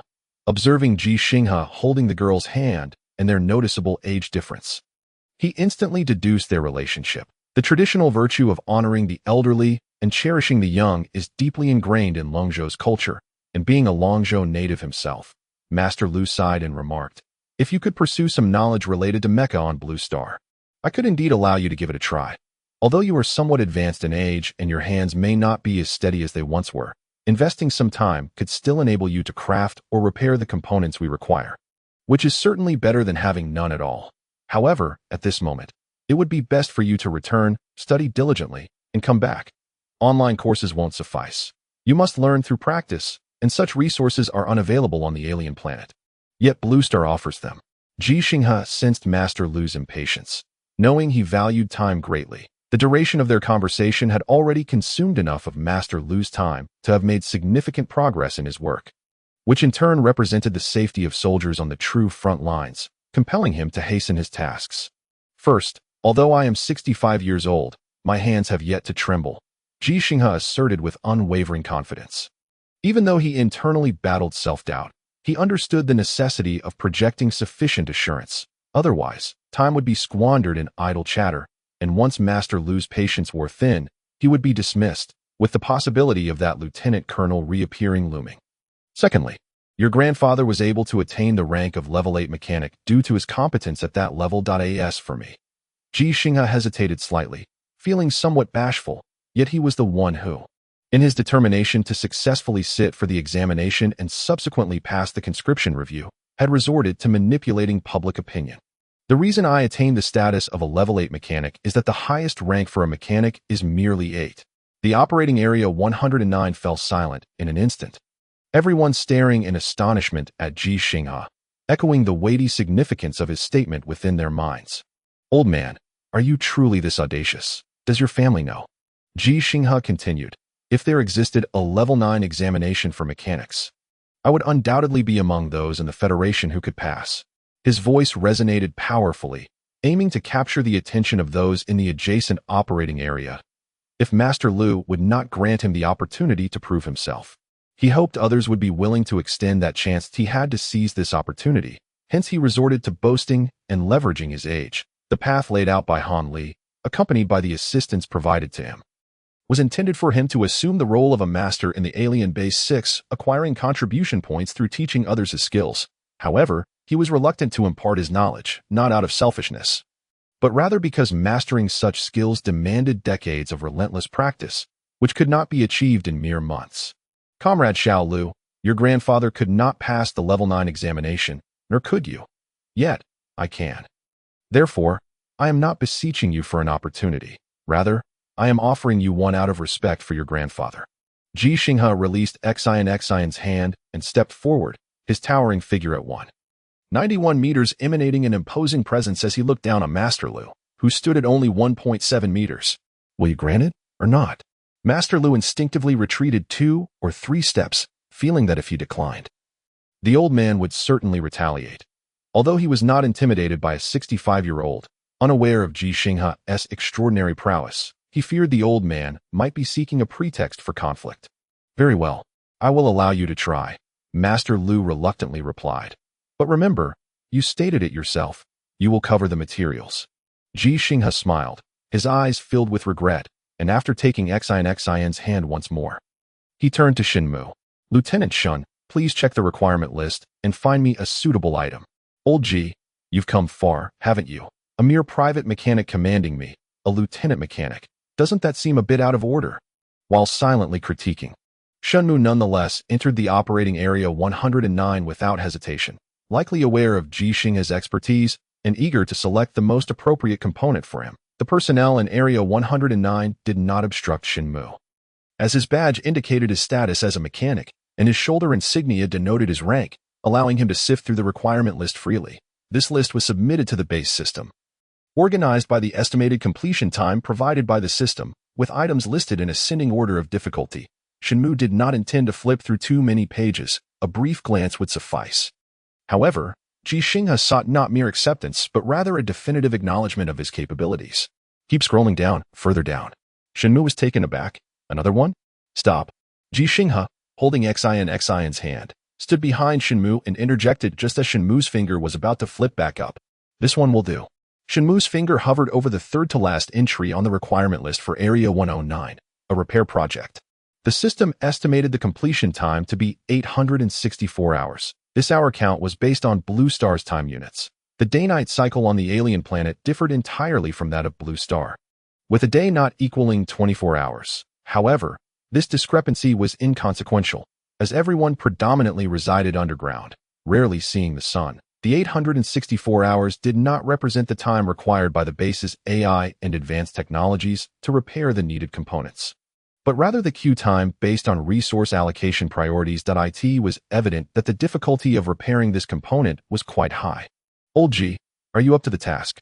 Shenmu glanced at Master Lu, whispering, this exceeds the level 8 mechanics capabilities. Even if your hands are steady, it may still be unfeasible. Ji Xinghe noticed Master Lu's keen interest, suddenly regretting his earlier bravado. Nonetheless, having put on a show, he resolved to see it through. As I previously stated, the reason I am a level 8 mechanic is that the highest rank for a mechanic is merely 8. Although Ji Xinghe had an escape route, the advantage of age was that he could concede and return to automobile repairs without facing repercussions.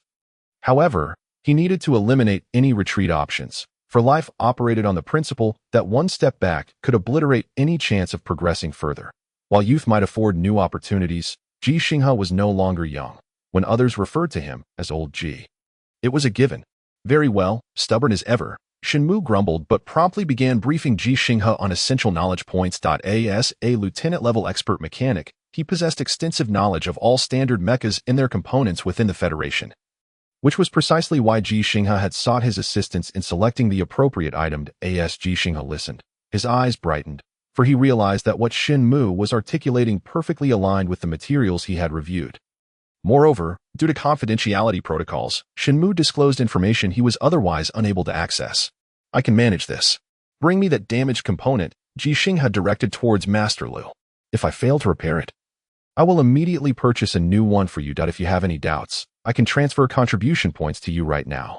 Master Lu, who had just felt he was on the verge of being scammed, hesitated to accept Ji Xinghe's deposit, quickly nodding in agreement and offering to provide all necessary tools, as the tools required for mechanics were commonly available and he had spares on hand. Go ahead and repair it. If it fails, you need not worry about my contribution points. We lack the time for repairs anyway. Currently, the queue time is over 800 hours, and in a few days, it might still be over 800 hours.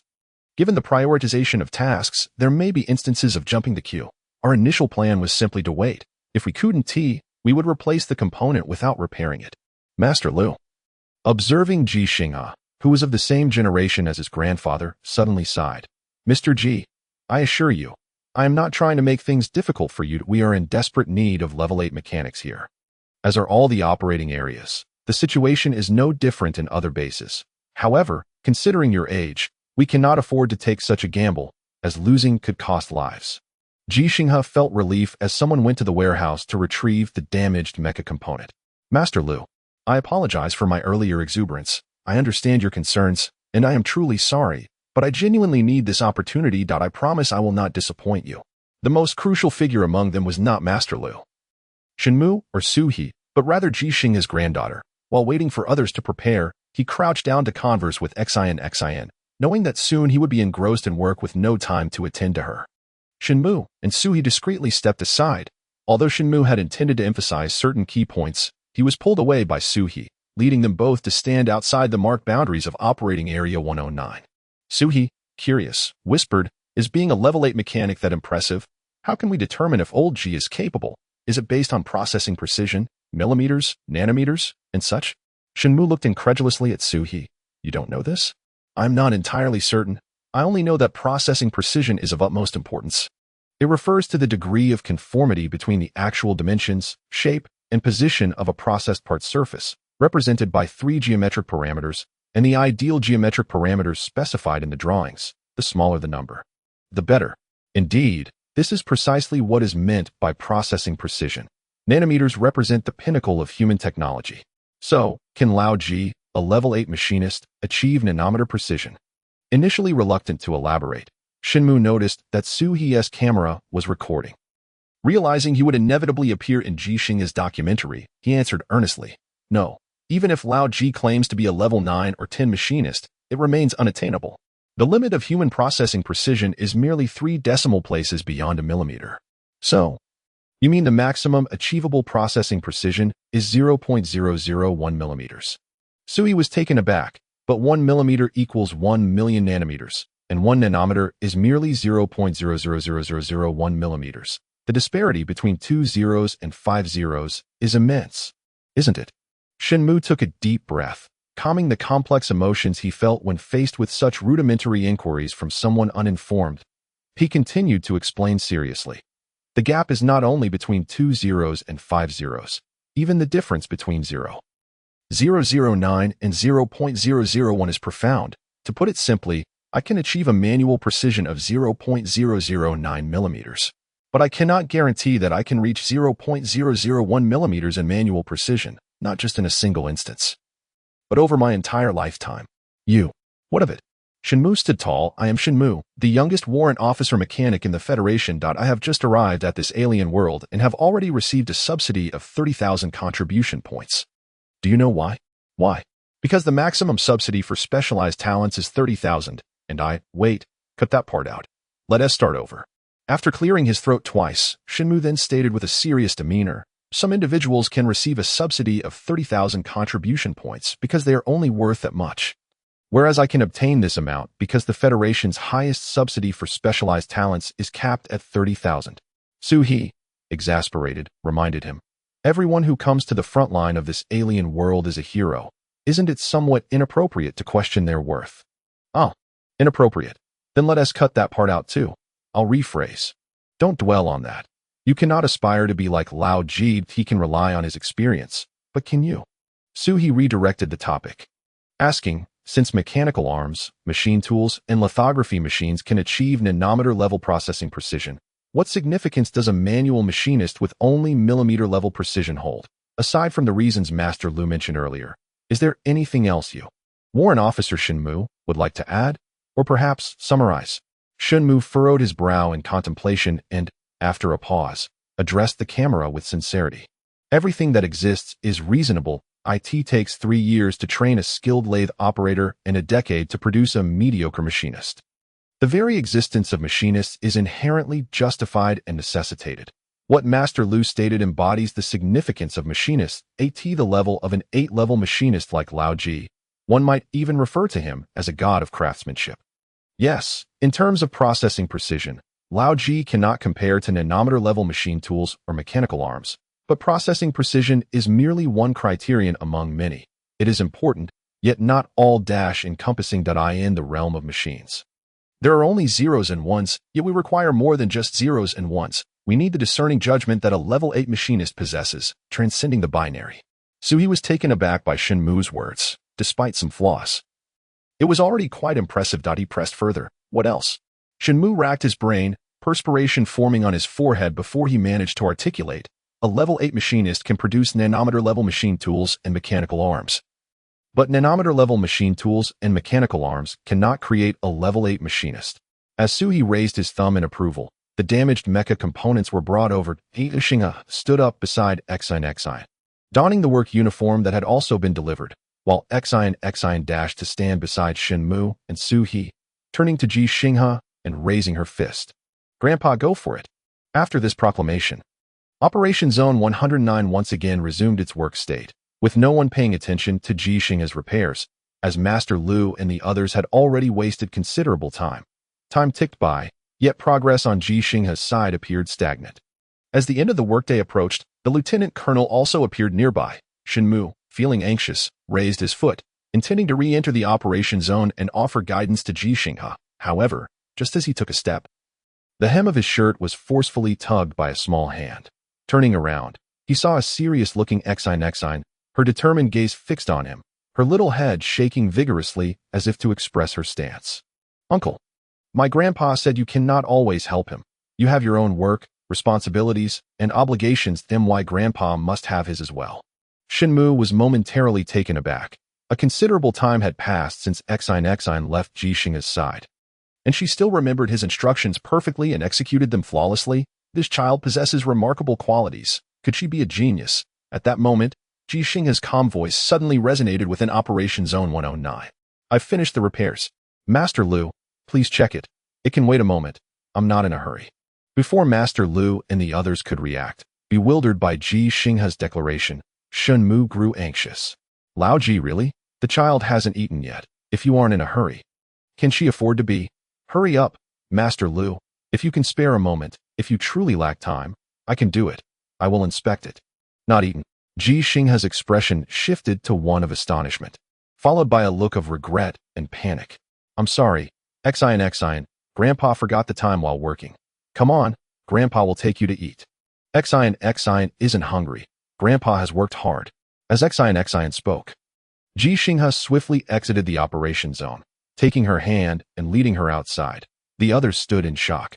Suhe's task was to follow Ji Xinghe, but he felt that inspecting the component was equally vital and hesitated. Xinghe called out, Lao Ji, wait a moment. This is urgent too. Weren't you just about to take action against someone? How can you just leave now? Ji Xinghe did not turn back, ignoring Xinghe's unintentional slander, his right hand holding Xinghe's, while his left waved dismissively behind him. I've already repaired it. He declared that he had finished the repairs and left with his granddaughter without looking back. Not only out of confidence, but also because he believed that ensuring his granddaughter had timely meals was of utmost importance for her health, having ventured to this alien world with a kitchen knife in hand. Intending to confront his enemies, he ultimately found himself in an underground base, all for the sake of his granddaughter's well-being. Granddaughter, grow up quickly, healthily, for the time for Grandpa to avenge your father is limited. Chapter 036. The cripple and the elder. The cafeteria of Base 6 suddenly buzzed with activity as an elderly man entered, holding the hand of a little girl. Their presence attracted the gaze of hundreds, sparking a flurry of hushed discussions. It's him, that's the one. Who? The unparalleled master. What unparalleled master? Oh, I forgot you were working and missed it. Let me tell you, a spaceship arrived today from Azure Star, carrying about 1,000 people. As soon as they disembarked, they wanted to duel. Duel? Yes, it's this old man. This unparalleled master. Have you been sneaking drinks? Let me smell your breath. Get lost. I'm not joking. Don't let the old man's age fool you. Look at his height and build. He's practically a human weapon. Are you saying this old gentleman can fight? Even at this age? It's not just my assertion. It's a fact. Do you know who this old gentleman's opponent was? Who? Han Li. Han Li, that name sounds somewhat familiar. The elite mech warrior, Major Han Li, who has 73 gold stars on his exclusive mech. Ah, I remember now. Wasn't he a captain? He must have been promoted for his last achievements. That's not important. What matters is that Major Han Li is very capable. Yet this old gentleman defeated him. No way. This old gentleman can still wear armor at his age. How many gold stars does he have on his mech? He doesn't have a mech. He's not a mech warrior. They fought without armor. Without armor? No way.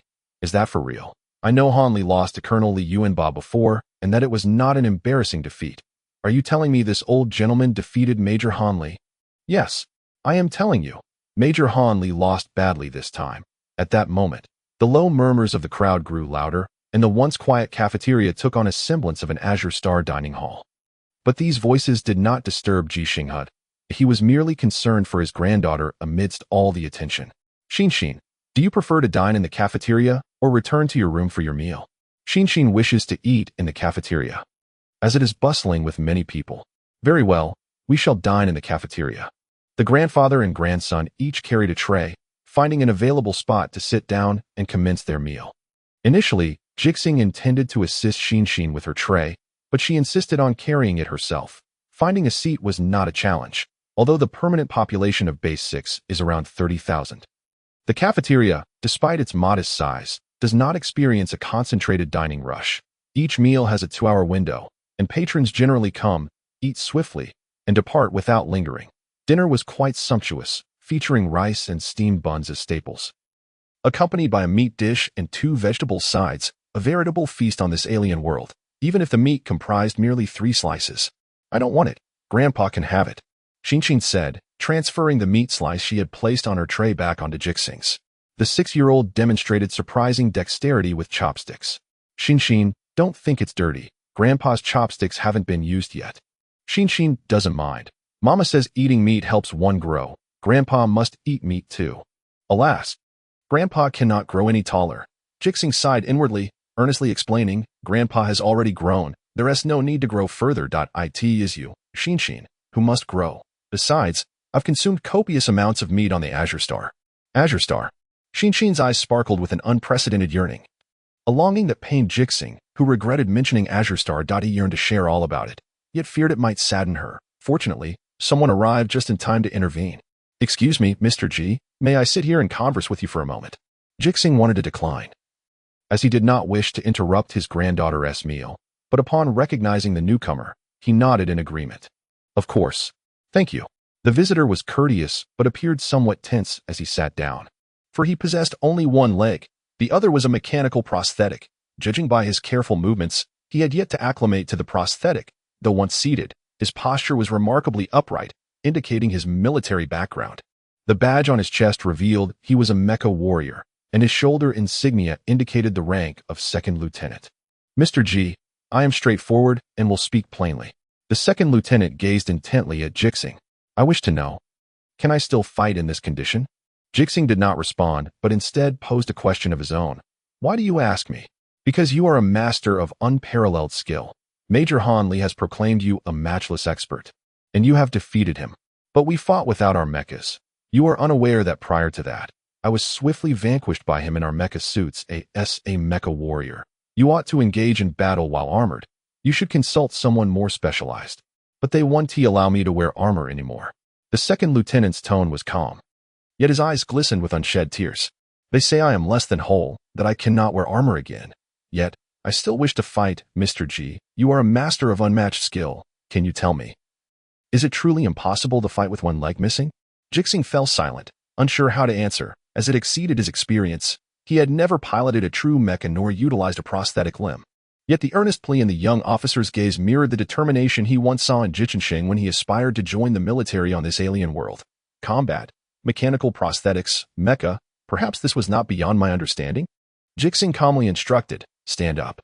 The second lieutenant placed his hands on the table and rose, carefully stepping out of his chair, gingerly extracting his mechanical leg, which stood beside Ji Xinghe like a javelin.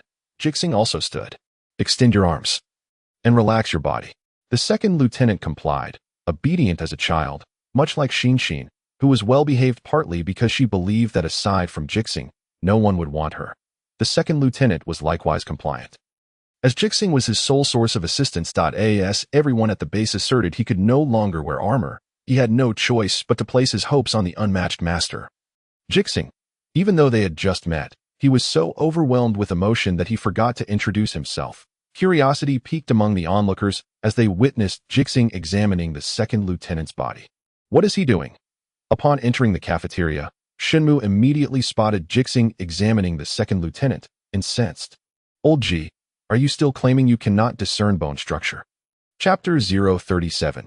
His leg is important. Shenmue, though ostensibly furious, was in fact quite exhilarated. He had rushed into the cafeteria with great anticipation, as the testing had concluded, and Ji Xinghe had indeed repaired the damaged component. He hastily made his way over to share this good news, having left Su He trailing behind. However, upon entering and realizing what Ji Xinghe was doing, Shenmue grew even more agitated. Just as he was about to rush over and shout, he halted abruptly, standing there dazed like a fool. As he beheld the second lieutenant, who was currently under Ji Xinghe's scrutiny, was a limping man. It was nearly impossible for someone with a limp to traverse to an alien world, let alone become a mecha warrior. The pristine mechanical prosthetic indicated it was newly fitted, suggesting that this mecha warrior had not always been disabled. He had once been a fully functional, physically robust, and highly skilled mecha warrior, but due to a battle, he lost a leg. The new mechanical limb was not yet comfortable for him, which explained his current awkwardness. Shenmue stood frozen, having seen some injured veterans before, but mostly on television. During his year at the Federation Mecha Research Institute, he encountered some retired mecha warriors who participated in their studies, but those who collaborated with them were not injured to such an extent. Losing even a finger could prevent one from piloting a mecha. let alone losing ALEG.S. Oh, why did this mecha warrior seek Ji Xinghe's expertise?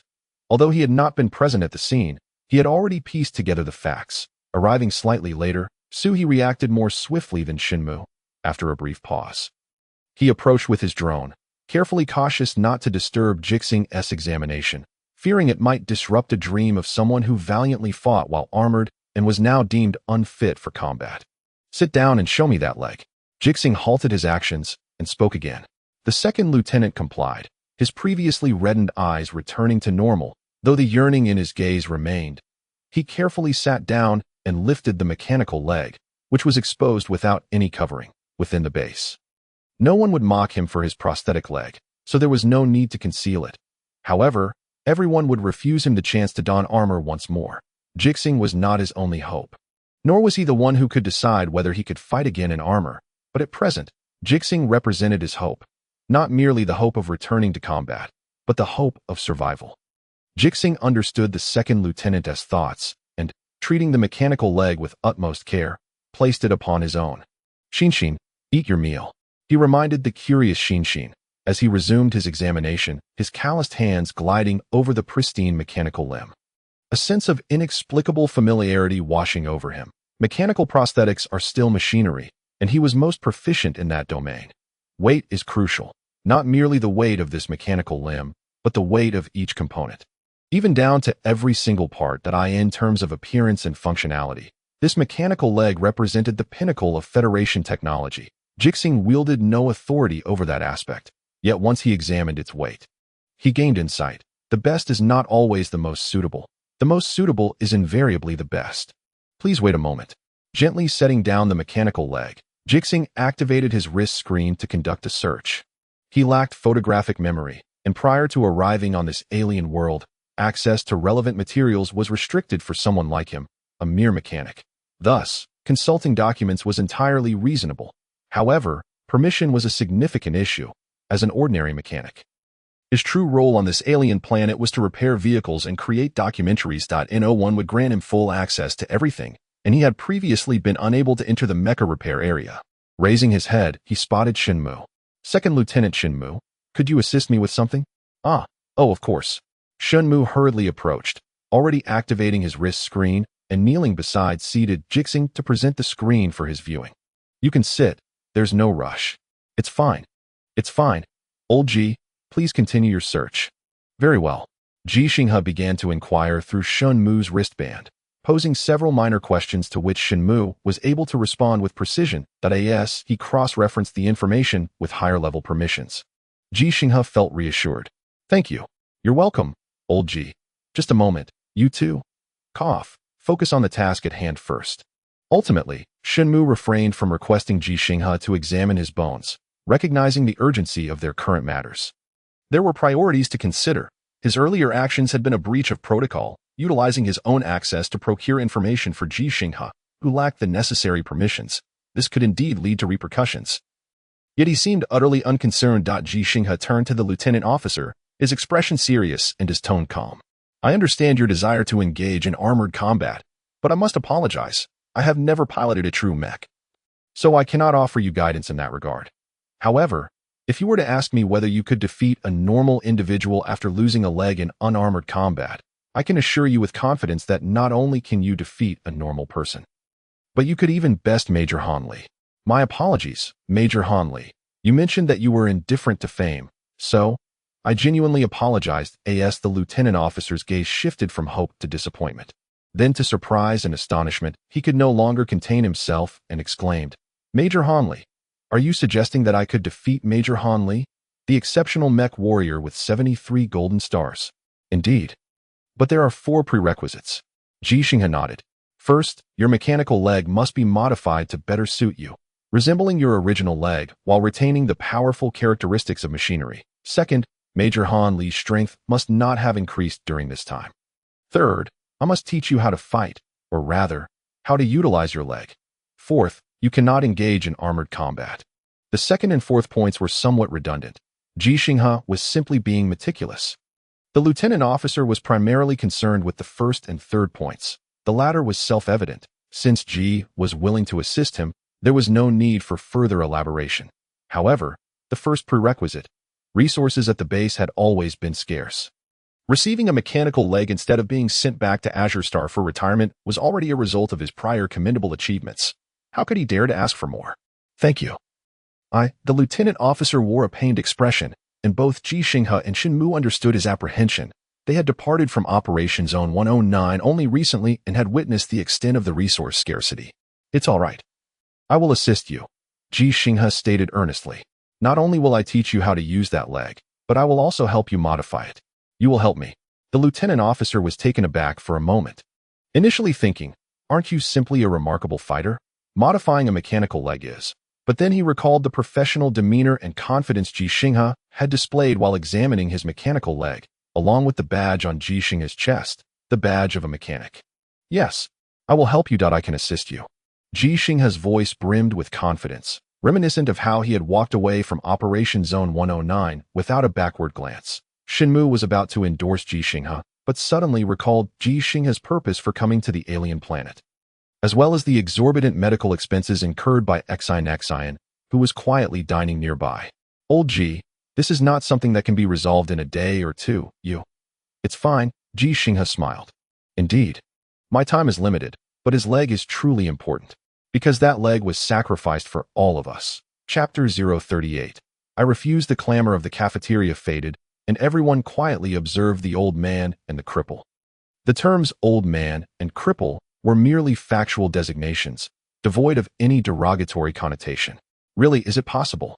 The lieutenant officer still harbored doubts. He had chosen to hope, and this hope had granted him a glimmer of optimism. Yet deep down, he lacked confidence, for everyone at the base had told him, "You are no longer capable. You should retire. You can return to Azure Star and live a good life. Leaving the war to us. It is possible, truly possible," Ji Xinghe affirmed with utmost seriousness, both in tone and expression. If it's merely unarmored combat, it is indeed achievable. The lieutenant officer's eyes glistened with unshed tears. He wanted to express something but found himself unable to articulate it. He wished to cry, yet his position forbade such displays of emotion. After several deep breaths to regain his composure in the quiet cafeteria, he slowly spoke. Thank you, but thank you, truly thank you. The lieutenant officer bowed to Private Ji Xinghe, not out of regard for rank, but for age and hope, before turning to leave. This scene left Ji Xinghe somewhat astonished. He could not comprehend why, despite having received an affirmative response, the other had chosen to depart. There was no announcement of his name, no arrangement for the modification of the mechanical leg, nor any indication of when he would learn specialized combat techniques. He simply walked away, indicating a decision to forego the opportunity. Yet Ji Xinghe did not stop him. He respected everyone's dreams and perseverance and was willing to assist others in realizing their aspirations within his capacity. However, he would not impose any demands, for his own time was indeed limited. The others in the cafeteria silently watched the lieutenant officer's retreating figure, some understanding, others not, yet they all respected the lieutenant officer's choice. For he was a hero, and heroes recognize one another. Everyone in the base, everyone on this alien planet could be deemed a hero. As the lieutenant officer's silhouette vanished at the cafeteria entrance, a voice familiar to Ji Xinghe suddenly resonated behind him. No matter how adept one is at unarmored combat, they cannot surpass a mech, nor can they take to the battlefield to slay foes. Thus, he chose to give up, as he did not wish to waste your time, nor anyone else's, nor our limited resources. It was the colonel officer who had previously intercepted Ji Xinghe and his companions in the mech area. He had arrived in the cafeteria without anyone noticing, his expression as cold as before, his voice equally frigid. He merely sought to ascertain whether he had become a burden, whether he had a chance to don armor and fight once more. You have informed him that he has not become a burden, while simultaneously revealing that he does not have the opportunity to fight in armor again. Hence, he expressed his gratitude to you, and upon receiving your agreement, opted to forego his aspirations. Ji Xinghe understood, and so did the others. This emphasis on resource management and conservation was a shared conviction among all who had survived on this alien planet for over 6 months. Private Ji Xinghe. Present, Ji Xinghe responded, somewhat unaccustomed to the formality. Operation Zone 109 has officially approved your appointment. Your personnel status and corresponding permissions will be transferred to the mech area. Please report to Operation Zone 109 in the mech area at 8 o'clock tomorrow morning. Understood. Ji Xinghe had achieved his desire, but felt somewhat discontented. for he suddenly comprehended that the colonel's earlier remarks were not merely answers or explanations, but were also reminders. Yet the colonel was unaware that Ji Xinghe had already grasped this. So he spoke plainly and unreservedly. You are now a mechanic in the mech area. Your time is no longer your own. Your limited working hours should be allocated to more pressing matters. You are correct. Your time is indeed limited, and his leg is crucial. But this war holds greater significance, and the Mechs, which can play a pivotal role in this war, are of utmost importance.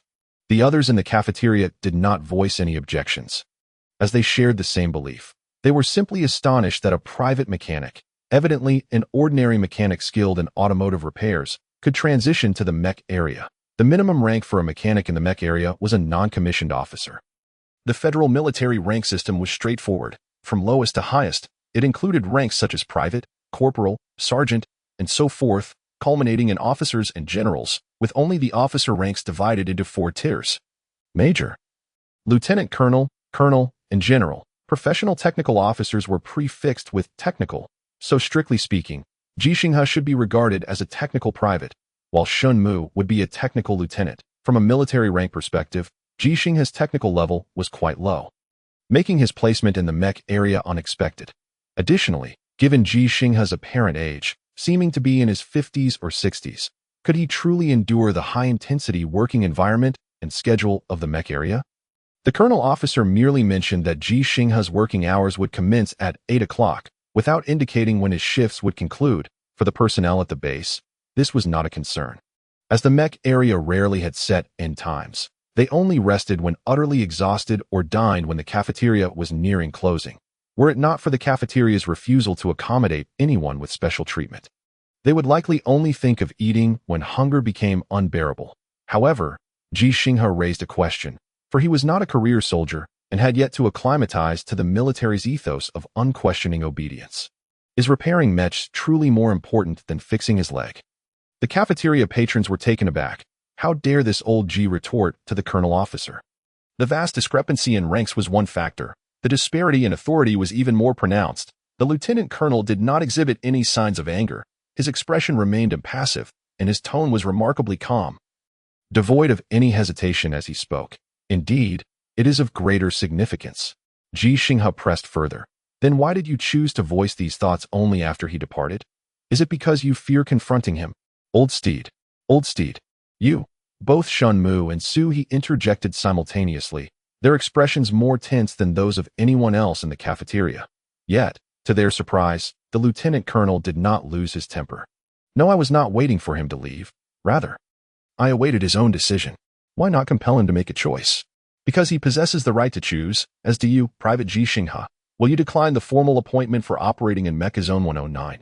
It is my duty to inform you that once you formally refuse, the updates to your mission log, its content, as well as the accumulation of your salary and merits will be subject to change. I, too, have the power of choice. Is it due to the compassion inherent in military law, or because my enlistment was unconventional, typically decisive?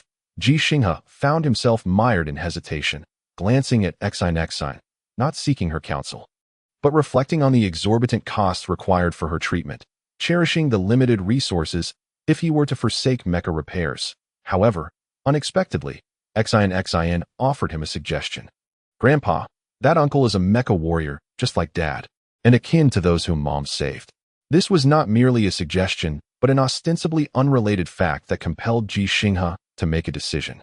May I inquire, if I refuse, will I still be able to repair mechas? For instance, freely accept maintenance tasks? Yes. Very well, I refuse.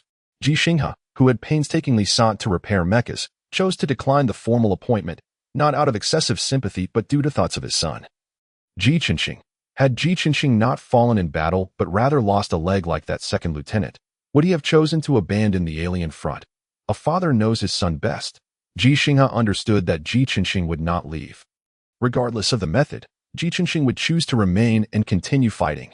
For some, sacrifice is not feared. What is truly terrifying is the absence of the ability to choose to sacrifice in the throes of battle. Just like Ji Xinghe himself, who now lacked the capacity to choose sacrifice. Chapter 039. Speak less. Do more. The cafeteria patrons dispersed, perhaps due to the presence of the lieutenant colonel, No one approached Ji Xinghe to inquire whether this unparalleled master would take on disciples. No one interrupted the grandfather and grandson as they enjoyed a hearty meal. While Shunmu sighed heavily and Suhi remained exuberant as the meal period drew to a close, the quartet had just exited the cafeteria when they were confronted once more. Mr. Ji, was it my previous demeanor that displeased you? Master Lu exclaimed, visibly agitated. If so, I sincerely apologized. I truly did not anticipate that you were a mecha repairman, especially given your own admission of never having touched a mecha before. But you cannot let my attitude lead you to reject my offer. Consider not only the mecha warriors who require continued support, but also my grandfather's reputation. Grant me a chance to make amends regarding our 109 operation zone. Master Lu, you exaggerate. It was not solely because of that. My demeanor earlier was poor, and I owe you an apology. Ji Xinghe interjected, clarifying the earlier incident. I have inquired and confirmed that I can repair mecha components as a freelancer, independent of your 109 operation zone. However, I will gladly accept and promptly fulfill any maintenance requests within my capability that I merely wish to provide that child with an opportunity. Believe me, repairing his mechanical leg and instructing him on combat will not consume excessive time. At my age, my need for sleep is significantly diminished. You are aware of your own age, aren't you? That is not a matter of reduced sleep time, but rather shallow sleep due to insufficient energy. Master Lu hesitated, not possessing the cold detachment of the lieutenant colonel to utter those duty-bound words. Thus, he could not prevent Ji Xinghe from aiding those deserving of help, yet he was reluctant to part with the skills of an 8th-level mechanic. An 8th-level mechanic familiar with mecha component structures is an entirely different entity than an 8th-level automotive mechanic. How about this? Ji Xinghe said, patting Master Lu's shoulder, a slight breach of protocol, given Lu's technical lieutenant rank. But Ji Xinghe was of an elder generation, a peer to Lu's grandfather. I have spent 3 months aboard the spacecraft. Recently, I have felt quite energetic after I lull my granddaughter to sleep each night. I will head to the mecha zone. Let us speak less and accomplish more. What do you think? The principle of speaking less and doing more is a long-held tenet in the mecha zone, and indeed throughout the entire base and alien world. Very well, then, Mr. Ji. Old sir, though do take care of yourself. Your health is paramount. Master Lu ceased his insistence, wishing to address Ji Xinghe as grandpa, yet feeling the age gap was not so significant. He contemplated calling him uncle, but Ji Xinghe was indeed acquainted with his grandfather. Addressing one another by rank and title felt inappropriate. For technical personnel, the guiding principle is that merit prevails. Understood. Ji Xinghe prepared to depart. Master Lu and his companions were off to have their meal. For any later, and they would indeed miss the opportunity. Wait. Just before entering the cafeteria, Master Lu suddenly recalled something. Old Mr. Ji, you mentioned teaching someone how to fight. Indeed, so what of it? Haven't you been repairing automobiles for over 50 years? Yes. I occasionally practice martial arts. You know, repairing automobiles is not as demanding as it appears. But, Master Lu hesitated, wishing to caution against taking up too much of Ji Xinghe's time, but found the words difficult to articulate. Ji Xinghe understood Master Lu's concern and smiled, waving his hand dismissively. It is quite all right. I am aware of my own limits. I shall see you in the mecha zone shortly. Master Lu, already off duty, would undoubtedly return to the mecha zone, a certainty Ji Xinghe recognized and trusted. Very well, see you soon. Once they parted ways, Shinmu could no longer contain himself, exclaiming, Old Ji, where on the spacecraft did you sleep for 3 months? Were you not constantly reading and designing those elder-friendly devices? You should get a good night's rest. Sleep quality in zero gravity is generally poor. Do not jeopardize your health. So he concurred. Both aware that Ji Xinghe's past 3 months had not been filled with sleep, but rather a sleep schedule significantly below normal requirements. It is fine. I am mindful of my own needs. Though Ji Xinghe was reluctant to elaborate. The worried gaze of Xin prompted him to explain. In truth, my sleep has always been minimal. Since I began martial training, I have required only 4 to 5 hours of rest each night. My mother once took me to a doctor, who noted that I experienced deep sleep, sufficient for my needs. Shenmu was taken aback. When did this begin? In the 5th grade of elementary school. You have only slept 4 to 5 hours every day since the 5th grade? Indeed. What did you do with the extra time? Read. Repair things, practice martial arts. No wonder, No wonder old Ji's vocational skill certification could span so many pages. No wonder old Ji could rise to the rank of 8th level mechanic. No wonder old Ji could become an unparalleled master. No wonder. Master, please allow me to pay my respects as your disciple. Xinmu unexpectedly knelt. Stop jesting. You are a second lieutenant mechanic. Xinmu. If you have free time, hurry and get back to work. Ji Xinghe pulled Xinmu up with ease, appearing as if Xinmu willingly complied. Yet the astonishment on Xinmu's face revealed the force behind Ji Xinghe's actions. Unbeknownst to Xinmu, that simple tug contained not only strength but a rare finesse. Old Ji, your words are misplaced. I am merely concerned for you. Xinmu replied, somewhat aggrieved. Ji Xinghe patted his shoulder. No need to worry about me. I shall likely have many questions for you in the future, as long as you do not find them bothersome. And what of martial arts? When will you teach me? If you wish to learn, you may come by whenever you have time. Got it. Rest assured. Old Ji, I will not squander work hours nor avoid overtime. At your age, you are surely aware, and I am equally cognizant. As they spoke, the group reached the point of parting ways. Xinmu intended to return to his assigned residence to familiarize himself with the surroundings and prepare for his formal report. After today's events, he resolved to report early and commence work promptly. He accompanied Ji Xinghe back to Xine's room before departing to his own quarters, intending to replace the battery in his drone. He had arranged to call Ji Xinghe when he headed to the mecha zone, thus he was in no rush. Ji Xinghe recognized the advantages of having Suhi accompany him as a battlefield reporter. Suhi had only duties of filming and interviewing, allowing him to assist in watching over Xin while Ji Xinghe worked, a prospect Suhi welcomed with enthusiasm, fully aware of the resource scarcity on this alien world. Not solely material resources, but also human resources and technological assets are equally scarce. For him, engaging in endeavors of genuine significance is paramount. Grandfather, do you truly not need any rest? Not at all. I have already slumbered for 3 months, he replied. But Uncle Xinmu said you haven't slept. Trust your grandfather. He genuinely requires only 4 to 5 hours of sleep each day. Could you teach me, grandfather? That way, I will have more time each day to read, repair things, and practice martial arts, just like you. Of course, but it is imperative that Xin eats and sleeps on time. Only then can she learn. All right, let us make a promise. After sealing their promise, Xin began to urge. Grandfather, please go to work. Xin can manage without needing to be coaxed to sleep. Ji Xinghe hesitated to leave.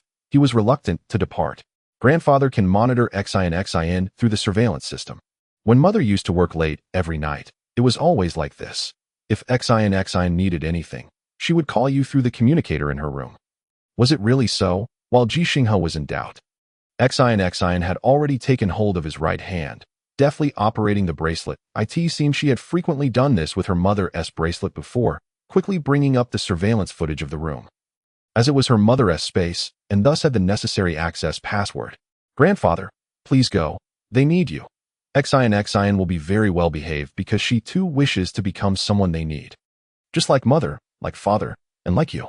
Ji Xinghe was at a loss for words. As he watched Xin skillfully complete her face washing, teeth brushing, and foot washing routines before snuggling into bed and covering herself with the thin blanket. He ultimately decided to leave. This brief departure was for the sake of a longer reunion. It was for a brighter future. He could not let such a thoughtful child down. Mecha District. Here I come. Chapter 040. Selfish at this moment. Ji Xinghe was not particularly keen on visiting the Mecha District. He yearned to meet the lieutenant officer fitted with mechanical legs. Unfortunately, he did not know the individual's name or identification number, rendering any contact impossible. Surely he must be unable to sleep. Much like himself, could Xin fall asleep? She likely could not either, yet she would lie still in bed, not wanting to cause worry or disrupt her own work. Just as she had refrained from affecting her mother's duties. Then I must strive even harder, Ji Xinghe mused as he approached the Mecha District. This time, he arrived alone, without Xinmu's assistance to swipe his access credentials. He feared he might not gain entry, especially after having declined the invitation to the 109 operational zone and publicly questioned a certain lieutenant colonel who seemed to be in charge at the base. However, unexpectedly yet predictably, as he neared the metallic door of the Mecha District, the access authorization was completed automatically, and an electronic voice announced, "Welcome, Professional Technician Private Mecha Repairman Ji Xinghe." He had been granted access to the Mecha District. Yet his task log remained entirely blank, leaving him uncertain of what he should or could do once inside. Old Ji, wait for me to grant you access. Xinmu called out from around the corner of the corridor. Having arrived alongside Suhi, the two had come together as their accommodations were in close proximity. Ji Xinghe's assigned lodging was also near theirs, but he had not returned there thus far. No need. I already have access. Ji Xinghe entered the metallic door ahead of them. His eagerness palpable, not just because he wished to exert himself more, but because he had always harbored a passion for mecha repair. His journey into this field stemmed from his love for fixing and creating mechas, which had long been his dream. Xinmu paused momentarily, while Suhi continued to jog after them. He had also just applied for the necessary access, and now, even without Xinmu and Ji Xinghe accompanying him, he could freely enter the mecha district. Wait for me. Xinmu rushed in, trailing Ji Xinghe like a devoted assistant, chattering away. I have completed my report. I have been assigned to the 21 operational zone as the person in charge. The original head has not returned after applying for the front lines. Old Ji, why don't you come help me? A genuine level 8 mechanic. I never imagined I would see such a day. Repairs on mechas on alien planets are not solely conducted within the confines of the base. Those mechas that can be transported to the base for repairs are indeed fortunate.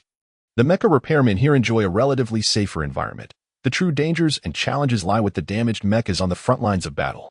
No, thank you. Ji Xinghe declined once more, providing his reasoning. I have looked into it. If I went to your zone or to 109, my presence would be counted in your daily task logs. Not only would you all be overburdened, but I would have no time left for myself. The base's AI programs and command center allocate daily task log contents based on personnel configuration, technical proficiency, and other factors, succinctly summarized as, those capable do more work and are rewarded accordingly. But if you don't come to my zone or to 109, who will teach you? Xinmu questioned. You cannot manage alone. I know you possess exceptional personal abilities and learning skills, and you only require 4 to 5 hours of sleep each day. However, self-study is incredibly inefficient. When we work together, you can avoid many detours. Old Ji, it's not that I don't want to help you. I'm just concerned that once I become busy, I won't have time to answer your numerous questions. I'm quite skilled, and my task log is likely to fill up quickly. You can't expect to wait until I complete my daily tasks to come learn from me. Suhi chimed in. Indeed. Old Ji, while you possess some knowledge of mechas, it has all been self-taught. These seasoned veterans and trained individuals like Xinmu can truly help you avoid many pitfalls if you genuinely wish to assist that lieutenant officer. It won't take much time. He likely isn't in a rush. As long as you begin assisting him, there is no need for urgency. Why not join 109 or Xinmu's 21? If it doesn't work out, you can always resign. Ji Xinghe observed the mecha district, where the level of activity had not significantly changed from mealtime or regular off-duty hours. The total number of mecha repairmen remained virtually unchanged as well. After a moment of silence, he finally spoke. In truth, I am acutely aware that I should not be here. My age renders me somewhat extraneous in this context. Yes, I have consumed certain resources to arrive here, and my continued presence consumes resources as well. That I must make a corresponding contribution, yet I believe I am capable of doing so. Moreover, is that lieutenant officer truly the only one in need of assistance in this base? Both Xinmu and Suhi fell silent. The battles on the alien front lines were exceptionally brutal. Many individuals, like that lieutenant officer, had become disabled. Countless among them were unwilling to leave the alien front lines, yet they had lost the capacity to continue fighting in any meaningful way. Ji Xinghe turned to Suhi. Little Su, I discovered that there is a disabled soldiers' company within the base. Could you help me gather their information? Additionally, I need to know that lieutenant officer's name, his previous combat style, and ideally, battle footage from his mecha's black box. The Disabled Soldiers Company, as its name suggests, comprises individuals akin to that lieutenant officer. They are unwilling to depart, hence their assignment to the Disabled Soldiers Company. Suhi did not immediately acquiesce, and Xinmu posed the question that was on Suhi's mind as well. Why? There is no specific reason. I simply wish to proceed in this manner. If I must articulate something, a disregarded old man and a neglected Disabled Soldiers Company, do you not find that a fitting match? Initially expecting Ji Xinghe to expound profound philosophies or heartfelt sentiments, Xinmu and Suhi were taken aback. Was it truly for such a simple reason? No, certainly not. That Ji Xinghe was inherently selfish. He too desired the chance to don armor and fight. Yet at his age, it was impossible for him to possess his own mecha. Even if he managed to procure resources to construct an old man's joy, he would never have the opportunity to truly wear armor. But if those individuals could once again have the chance to don armor and fight, demonstrating their corresponding abilities, why should this old man be denied that same opportunity? As for whether those heroes, who ought to retire and return to Blue Star, might sacrifice themselves in the process, Ji Xinghe felt no need to ponder this matter, for the choice lay in the hands of those heroes. Not in his that he sought to provide those individuals with an opportunity, and in turn, they could afford him one as well. All right. Sui did not press further and readily agreed, perceiving this endeavor as closely aligning with the theme of the documentary, the old man and the stars and the sea. Shenmue ceased his persuasion, and the trio, engaged in conversation, arrived at the 109 Mecha District. At that moment, Master Lu and others were busy installing components on a mecha, the very one Ji Xinghe had repaired earlier. After testing and confirming its functionality, they were preparing to install the components for practical testing. Ji Xinghe arrived just in time, but he had no desire to observe this. Master Lu, may I take a look at your requirements list? You re not watching the practical test, Master Ji? Although we value our time greatly, we really don't mind a few extra minutes. No need to watch. I've already said it. I repaired it. Chapter 041, Strength Necessitates in Truth. The courteous and amiable Ji Xinghe transforms into a formidable figure when it comes to three particular matters. The first, which requires no elaboration, is his granddaughter. The second pertains to the martial arts that have bestowed upon him the identity of an unparalleled master. The third relates to machinery. Even though he may not be repairing vehicles, but rather mechas, he exhibits an unyielding prowess. Master Lu and his colleagues did not insist on Ji Xinghe participating in the practical testing. Their invitation was merely a gesture of politeness. In the 109 operation zone, there are a total of 8 mechanics, yet only Master Lu and 2 others engaged in the practical test, while the remaining 5 were occupied with repair tasks. Please proceed to Zone 21. Do not waste any more time, Ji Xinghe said dismissively as he scrutinized the list of repair requests displayed on the holographic screen, effectively sending Shenmue away. Shenmue had intended to persuade Ji Xinghe to accompany him to Zone 21, as it was essential for everyone to familiarize themselves with one another. However, Ji Xinghe was presently unwilling to do so. He wished to ascertain what he could contribute. Thus, Shenmue had no choice but to depart, bearing the prestigious title of a junior officer and the commendable reward of 30,000 contribution points, compelling him to give his utmost effort. As time spent on Ji Xinghe was a luxury he could not afford. He, who remained behind, was well prepared. He had brought along a handheld camera, allowing a drone to automatically follow Ji Xinghe while he filmed the mecha undergoing component replacement, conducting interviews without disturbing Master Lu and the others. Master Lu, may I inquire what this component is that old Ji is repairing? Master Lu, feeling somewhat idle at the moment, replied, The practical test is largely unrelated to me or my mechanics. The system captures the relevant parameter changes during the Mecha Warrior's operation of their machines. If both the system and the Mecha Warrior determine that everything is in order, then we have fulfilled our repair duties. In simple terms, it is an energy transmission board that was deformed during a previous battle. With the transmission patterns on it damaged, he explained, have our resources dwindled to such an extent that an energy transmission board requires repairs instead of replacement. We are merely conserving resources. Our supplies are not critically low, but neither are they plentiful, Master Lu clarified. How did old Ji manage the repairs? He smoothed the energy transmission board and then meticulously recarved the transmission patterns. His skills as a level 8 mechanic are truly deserving of their reputation. After smoothing, the permissible error margin for the energy transmission board is reduced to a mere 0.05 millimeters, and he achieved near zero tolerance hand carving with only basic tools. It is nothing short of astonishing. Is there any discernible difference in performance between old Ji's repairs and a replacement component? Under normal circumstances, there would be, but with Master Ji, do you all refer to him as old Ji? Indeed, that is his preference, and Master Lu may also address him in such a manner. Very well, then I shall do the same. Upon our inspection of old Ji's repairs, we found that its performance parameters are identical to those of a brand new component. So from this perspective, the effects of the repairs and the replacements are indistinguishable. However, in terms of lifespan, the repairs do not match the new parts, as they have been thinned. Does that imply that old Ji's repairs are meaningful, albeit not significantly so. Not at all. The significance is indeed substantial. If our mechs can achieve the expected lifespan projected during their design and manufacturing, it would indicate that we are on the path to securing victory in this war. Do you understand my point? I see. Because the frequency of battles renders the lifespan itself less meaningful. As long as the performance parameters are met, it is equivalent to replacing the component with a brand new one. Precisely. As the interview progressed, the practical test reached completion, with both the mecha warriors in the mecha zone and the system confirming that the mecha posed no issues. Consequently, the repair task concluded, and a specialized transport vehicle approached from the distance, prepared to take the mecha back to the battlefield. It's ready, Xiaodong. Hurry and apply the gold stars, 11 of them. Master Lu, who had been rather idle, suddenly became animated, calling out. The young man referred to as Xiaodong had also been prepared. Rushing to the side of the mecha with a gold spray gun and a metal plate adorned with 5-pointed stars.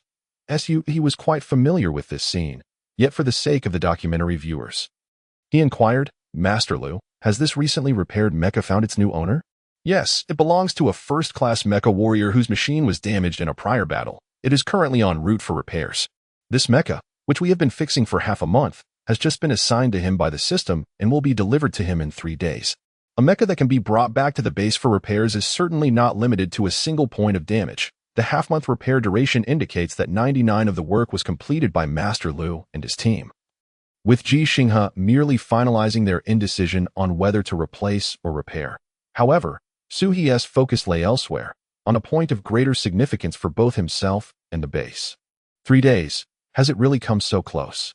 While a 3-day journey is not trivial, it is remarkably short in the context of war, especially as it brings them closer to base 6th. He did not voice this concern, nor did Master Lu and the others mention it. Their expressions suggested a complete lack of worry. In truth, a mere 3-day journey warranted little concern, especially since they had recently witnessed battles outside the base. On the other hand, Ji Xinghe, having concluded his review of the repair requests in Zone 109, unsurprisingly opted for the repairs he was most adept at, entirely energy transmission boards. Please provide me with all these damaged boards, along with the repair tools I used last time. Ji Xinghe, somewhat impatient, was met with Master Lu's skepticism once more. Old Ji. These boards differ from what you previously repaired. They belong to different models of mechas and various components. Are you familiar with them? Not entirely, but they should be relatively easy to fix. As there are technical parameter blueprints, I can follow them closely. Following closely, Master Lu responded, bewildered. This is hardly a matter of merely following. While repairing damage patterns is manageable, some of these boards are completely deformed and require metalworking before smoothing the patterns anew. Like this one. Master Lu pointed to a repair request selected by Ji Xinghe. After smoothing, the maximum permissible error is reduced to just 0.05 millimeters, while post-metalworking, it shrinks to 0.01 millimeters. If you make an error during the metalworking process, the allowable maximum error decreases further. Aside from mechanical arms and machine tools, no one can manage it. I was prepared to cancel the repair request and replace it instead. Ji Xinghe insisted, since you were already considering a replacement, why not let me attempt the repair? But you are quite advanced in age. Your physical stamina and energy are limited. Why not allocate your finite resources to more meaningful repairs? In fact, my stamina and energy should surpass yours. The 37-year-old Master Lu felt somewhat offended and ceased to argue, promptly arranging for Ji Xinghe to receive the requested materials. However, Ji Xinghe did not linger in Zone 109. He sought an unoccupied operation zone to commence his repair work, thus missing the dialogue occurring in 109. Master, why don't you try to persuade him again? He is wasting time and resources. Old Ji's stubbornness is evident. Can he be swayed? Let him learn from his own mistakes.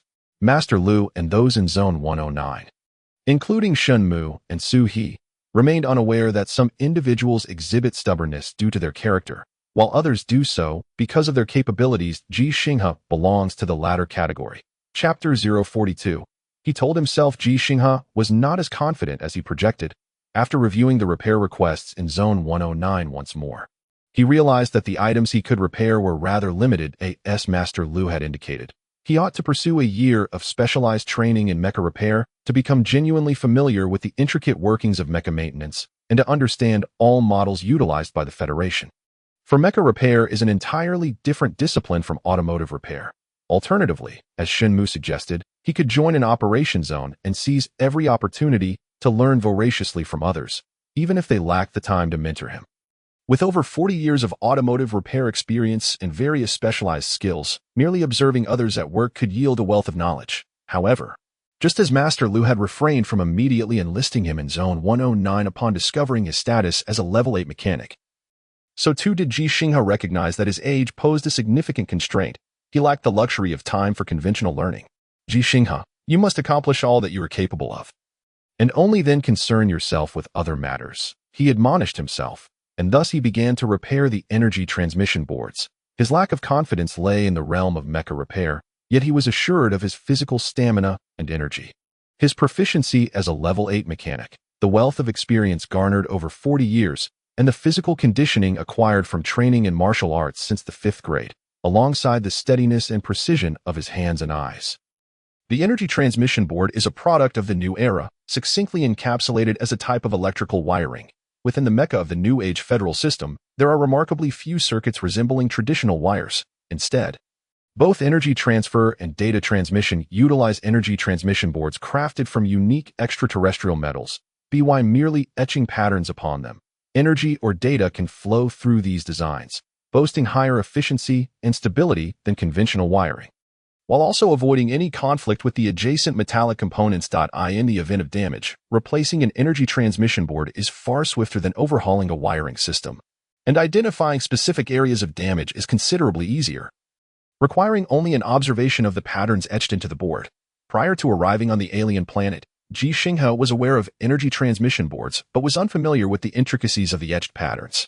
Nevertheless, he opted to embark on the repair of the energy transmission board, for he had acquired the requisite permissions to access the circuit diagrams of all standard federal mechas. What posed a significant challenge to others was relatively straightforward for him. In the words of Master Lu, it was akin to drawing a gourd from a mold. As Ji Xinghe lifted a slender energy transmission board, it yielded slightly, not due to secondary damage, but because of its inherent flexibility, akin to a soft sword. Upon resting it on the workbench, he employed a specialized magnifying glass to scrutinize the patterns, occasionally glancing at the screen on his wristband. By cross-referencing the two, he quickly identified the damaged areas. And the next step was to ascertain whether the damaged patterns could be re-etched. If so, he would proceed directly with the repair, ensuring a maximum deviation of 0.05 millimeters. If re-etching was not viable, he would have to grind down all the patterns on the board and meticulously re-etch them within a tighter tolerance of 0.02 or even 0.01 millimeters. With such diminished allowances for error, the difficulty escalated significantly. For many in the mecha sector, a maximum deviation of 0.01 millimeters was a daunting repair task, as a single misstep could lead to damage, necessitating the use of robotic arms that required cueing, making it more prudent to hand the task over initially. The unique metal could not be remelted. The process of refining it from or to metal form allowed but a single opportunity. Should it be reshaped afterward, it would lose its capacity for energy and data transmission, rendering the smelting process exceedingly complex, demanding extensive computational resources from artificial intelligence programs and robotic arms. Ji Xinghe felt immense pressure. Yet as he commenced repairs, his breathing, hands, and eyes remained remarkably steady. The chisel in his hand moved with precision beneath the fixed lens of the magnifying glass, tracing the laser-calibrated patterns as if it were still, while in truth, it was in constant motion, thereby generating new, effective patterns. Upon completing the first board, Ji Xinghe did not pause for rest. His stamina and physical condition were truly remarkable, for it would be inconceivable for others, even those 15 years his junior, to traverse 10 kilometers in 35 minutes without collapsing in exhaustion. The repair of the second board, however, encountered an issue, not due to Ji Xinghe's competence, but because the newly etched patterns failed to pass inspection. This necessitated the smoothing of all patterns from the board, followed by the etching of a complete set onto a thinner board. Ji Xinghe commenced the grinding process, confident in his abilities.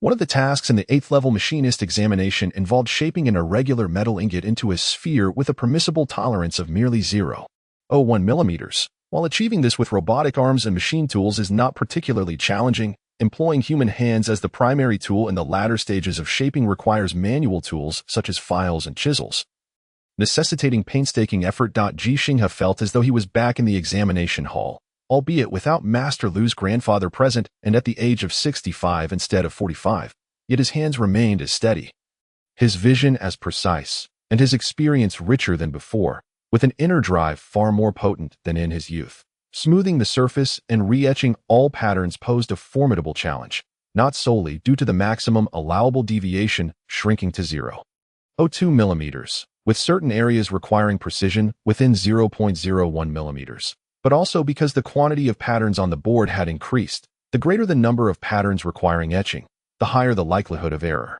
Achieving 90% completion does not signify halfway success. Rather, it equates to total failure, a greater setback than starting anew, for should one fail, the subsequent attempt would demand an impossibly stringent tolerance of 0.005 to 0.001 millimeters, a level of precision that, in Shunmu's words, transcends human limits, rendering the millimeter unit obsolete, achievable only by robotic arms and machines at the nanoscale. T65. Ji Xinghe was remarkably suited for such work, while age might typically be seen as a disadvantage. It had transformed into an asset, for with age comes greater patience.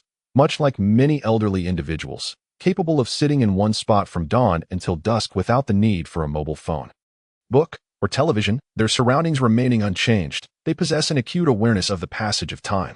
Thus, upon completing the repair of the second board, Ji Xinghe chose not to conduct an inspection, just as he had refrained from doing so with the first. His initial inspection of the second board was born of inexperience, but now, with enhanced intuition and experience, he felt assured that he had succeeded, rendering further inspection unnecessary. The experience garnered from 2 boards was still insufficient. Yet it mattered not. Operation Zone 109 had 39 boards awaiting repair, and the Mechs sector housed 149 operation zones, all with similar repair needs. Ji Xinghe, focus on what you can accomplish.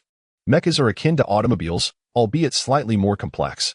Tackle one component at a time, and eventually you will be able to repair mechs as effortlessly as you do automobiles, and even construct them as if you were building a car. Ji Xinghe reassured himself as he embarked on the repair of the third board, oblivious to the fact that his repair speed was steadily increasing. Chapter 043. You must all believe in him at midnight. The sky outside the base remained bright, yet within the confines of the base, darkness had descended. Many areas were dimly lit, and those adhering to the diurnal rhythms of Blue Star had begun to retire for the night.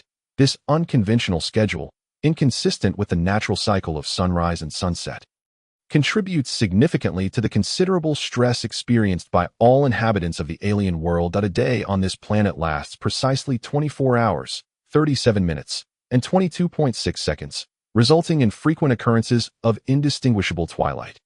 The mechatechnicians can be considered among the last to retire within the base. After dining around 8 in the evening, they typically work an additional 4 hours before returning to their quarters to wash up and rest, only to reappear in the Mechs sector promptly at 8 the following morning. From a sleep perspective, their rest is woefully inadequate. The time spent washing up post-work and before the next day's shift, coupled with breakfast, requires at least an hour. With less than 7 hours of sleep each night and the demands of high-intensity mecha repairs, few can sustain this regimen for extended periods, yet many have persevered for years. Among them, Master Lu stands out, having been on the alien planet for a decade. Upon concluding his work for the day, he chose to remain, waiting beside Ji Xinghe for a moment before speaking up. Old Ji, it's time to rest. It's already midnight. Just after completing his 5th board repair of the day, Ji Xinghe was about to pick up the 6th board. Without conducting inspections, Master Lu was unaware that Ji Xinghe had successfully repaired this board. Not only this one, but all of Ji Xinghe's repairs that evening had gone uninspected. Only the first repair of the second board had undergone inspection, which had resulted in failure. Thus, from Master Lu's perspective, Ji Xinghe had made no substantive progress that night. Is it already 12? Ji Xinghe remarked, surprised at how swiftly time had passed. Looking at the remaining boards, he hesitated before saying, "Can I add another 2 hours of work? Rest assured, I won't be tardy for tomorrow morning's shift." Unaware that Ji Xinghe typically required only 4 to 5 hours of sleep, Master Lu grew frustrated. "Old Ji, it's not that I'm criticizing you. But what are you being so stubborn about? Fine, what does it matter if I allow you to work an extra 2 hours? Even if you manage to repair one board, what significance does that hold? After 2 hours, it will be 2 o'clock. By the time you wash up and rest, it will be at least 2:30 if you want to be here by 8 in the morning. You'll need to wake up by 7:20 at the latest. Tell me, how much sleep do you think you'll get? 4 hours and 50 minutes, Ji Xinghe replied earnestly. That should be sufficient. Enough. Master Lu was unable to utter that final word, letting out a deep sigh before saying, Lao Ji, if you continue like this, I will retract all the tasks I've entrusted to you. That I can assure you that none of the operational zones here will assign you any work. Even if Second Lieutenant Shin can give you tasks, how much can he possibly offer? You could spend an entire night, 6 hours, and still not repair a single panel. You might as well fix cars instead. If your health deteriorates, I cannot bear the consequences. The personnel in Operational Zone 109 were ready to leave, exhausted from their labor, yet they remained due to Master Lu and Ji Xinghe. Curious onlookers from nearby operational zones finally succumbed to their intrigue and gathered around. They had heard during dinner at the cafeteria that a peerless master had arrived at the base, a level 8 mechanic who had repaired a panel that typically could only be fixed by robotic arms. Had the maintenance tasks not been so daunting, they would have come to observe Ji Xinghe earlier. Upon hearing Master Lu's words, they all furrowed their brows to owe them. Ji Xinghe was simply an old man whose bravado belied his lack of skill. Aiming to remain in the mecha zone as a mechanic while disregarding his own health and the work schedules of others, Ji Xinghe finally comprehended the source of Master Lu's anger. Rather than argue, he placed the first panel he had repaired before the testing equipment, programmed it, and initiated the test. With a chime, a green light illuminated the testing machine, signifying a successful pass. Had it failed, a red light would have flashed accompanied by a different sound. Master Lu momentarily stood in shock. But this was merely the beginning. That Ji Xinghe placed the second panel on the machine and set the testing program according to the specifications and location of the mecha model. Ding, ding, ding, ding. In the span of 4 hours that night, Ji Xinghe had successfully repaired 5 panels. This speed was negligible compared to robotic arms, which could complete a panel repair in under a minute and finish grinding and re-engraving in 3 to 4 minutes. Yet, judging by the astonished expressions of those around him, it was evident that his manual repair speed far surpassed that of any mechanic in the mecha zone. However, Ji Xinghe sought neither the astonishment of those around him nor their exclamations of his remarkable abilities. He simply aimed to accomplish everything within his capacity, continuing his work as long as he had the energy and strength. Master Lu, I can work an additional 2 hours, and I can guarantee that I will repair at least 2 panels, or even 3 if all goes well.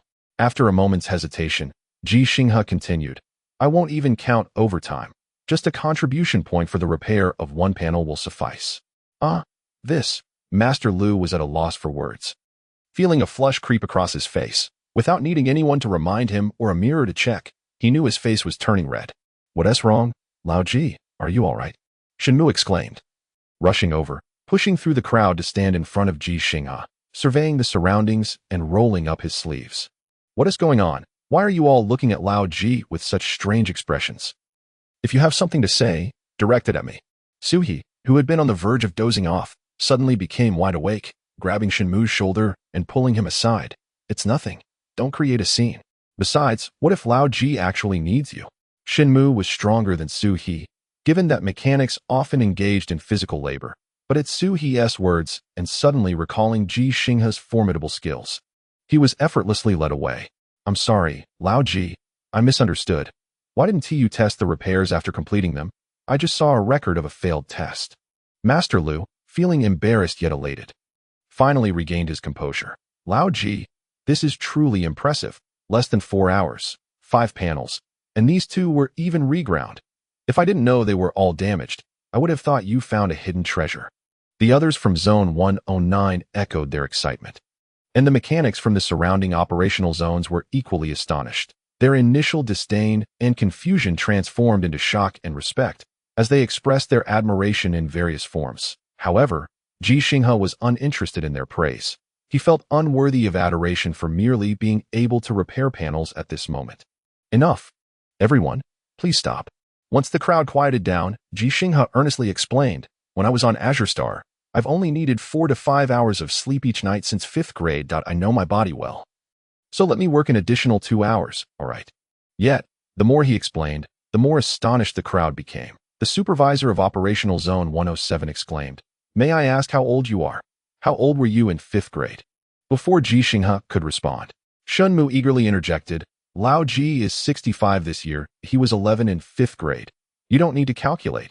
I've done the math. In total, that is 54 years, assuming an average of 8 hours of sleep for everyone.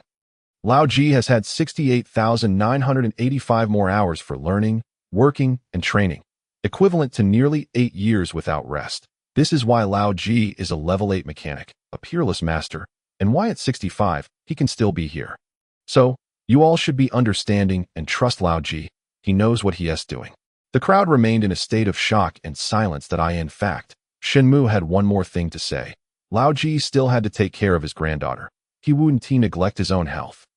Chapter 044. Grandpa goes to fight at 2 o'clock. He finished work, and by 2:20, he was asleep. At 6 o'clock. After washing up, Ji Xinghe quietly waited outside Xian's room, feeling no boredom as he used the time to rest and exercise. Resting involved closing his eyes, while exercising meant standing in place. The atmospheric pressure and air composition within the alien base were nearly identical to those on Azure Star, yet they could not replicate Azure Star's gravity. Only 1/3 of it made Ji Xinghe feel as though the constraints on his body had nearly vanished. The previous night's work had not left him particularly tired.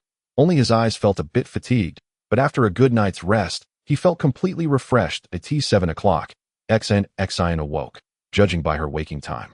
It seemed she had gone to bed quite late the night before. Lying motionless in bed, she appeared to be in a deep slumber, yet who could truly understand the turmoil within her heart? Ding! The metal door opened.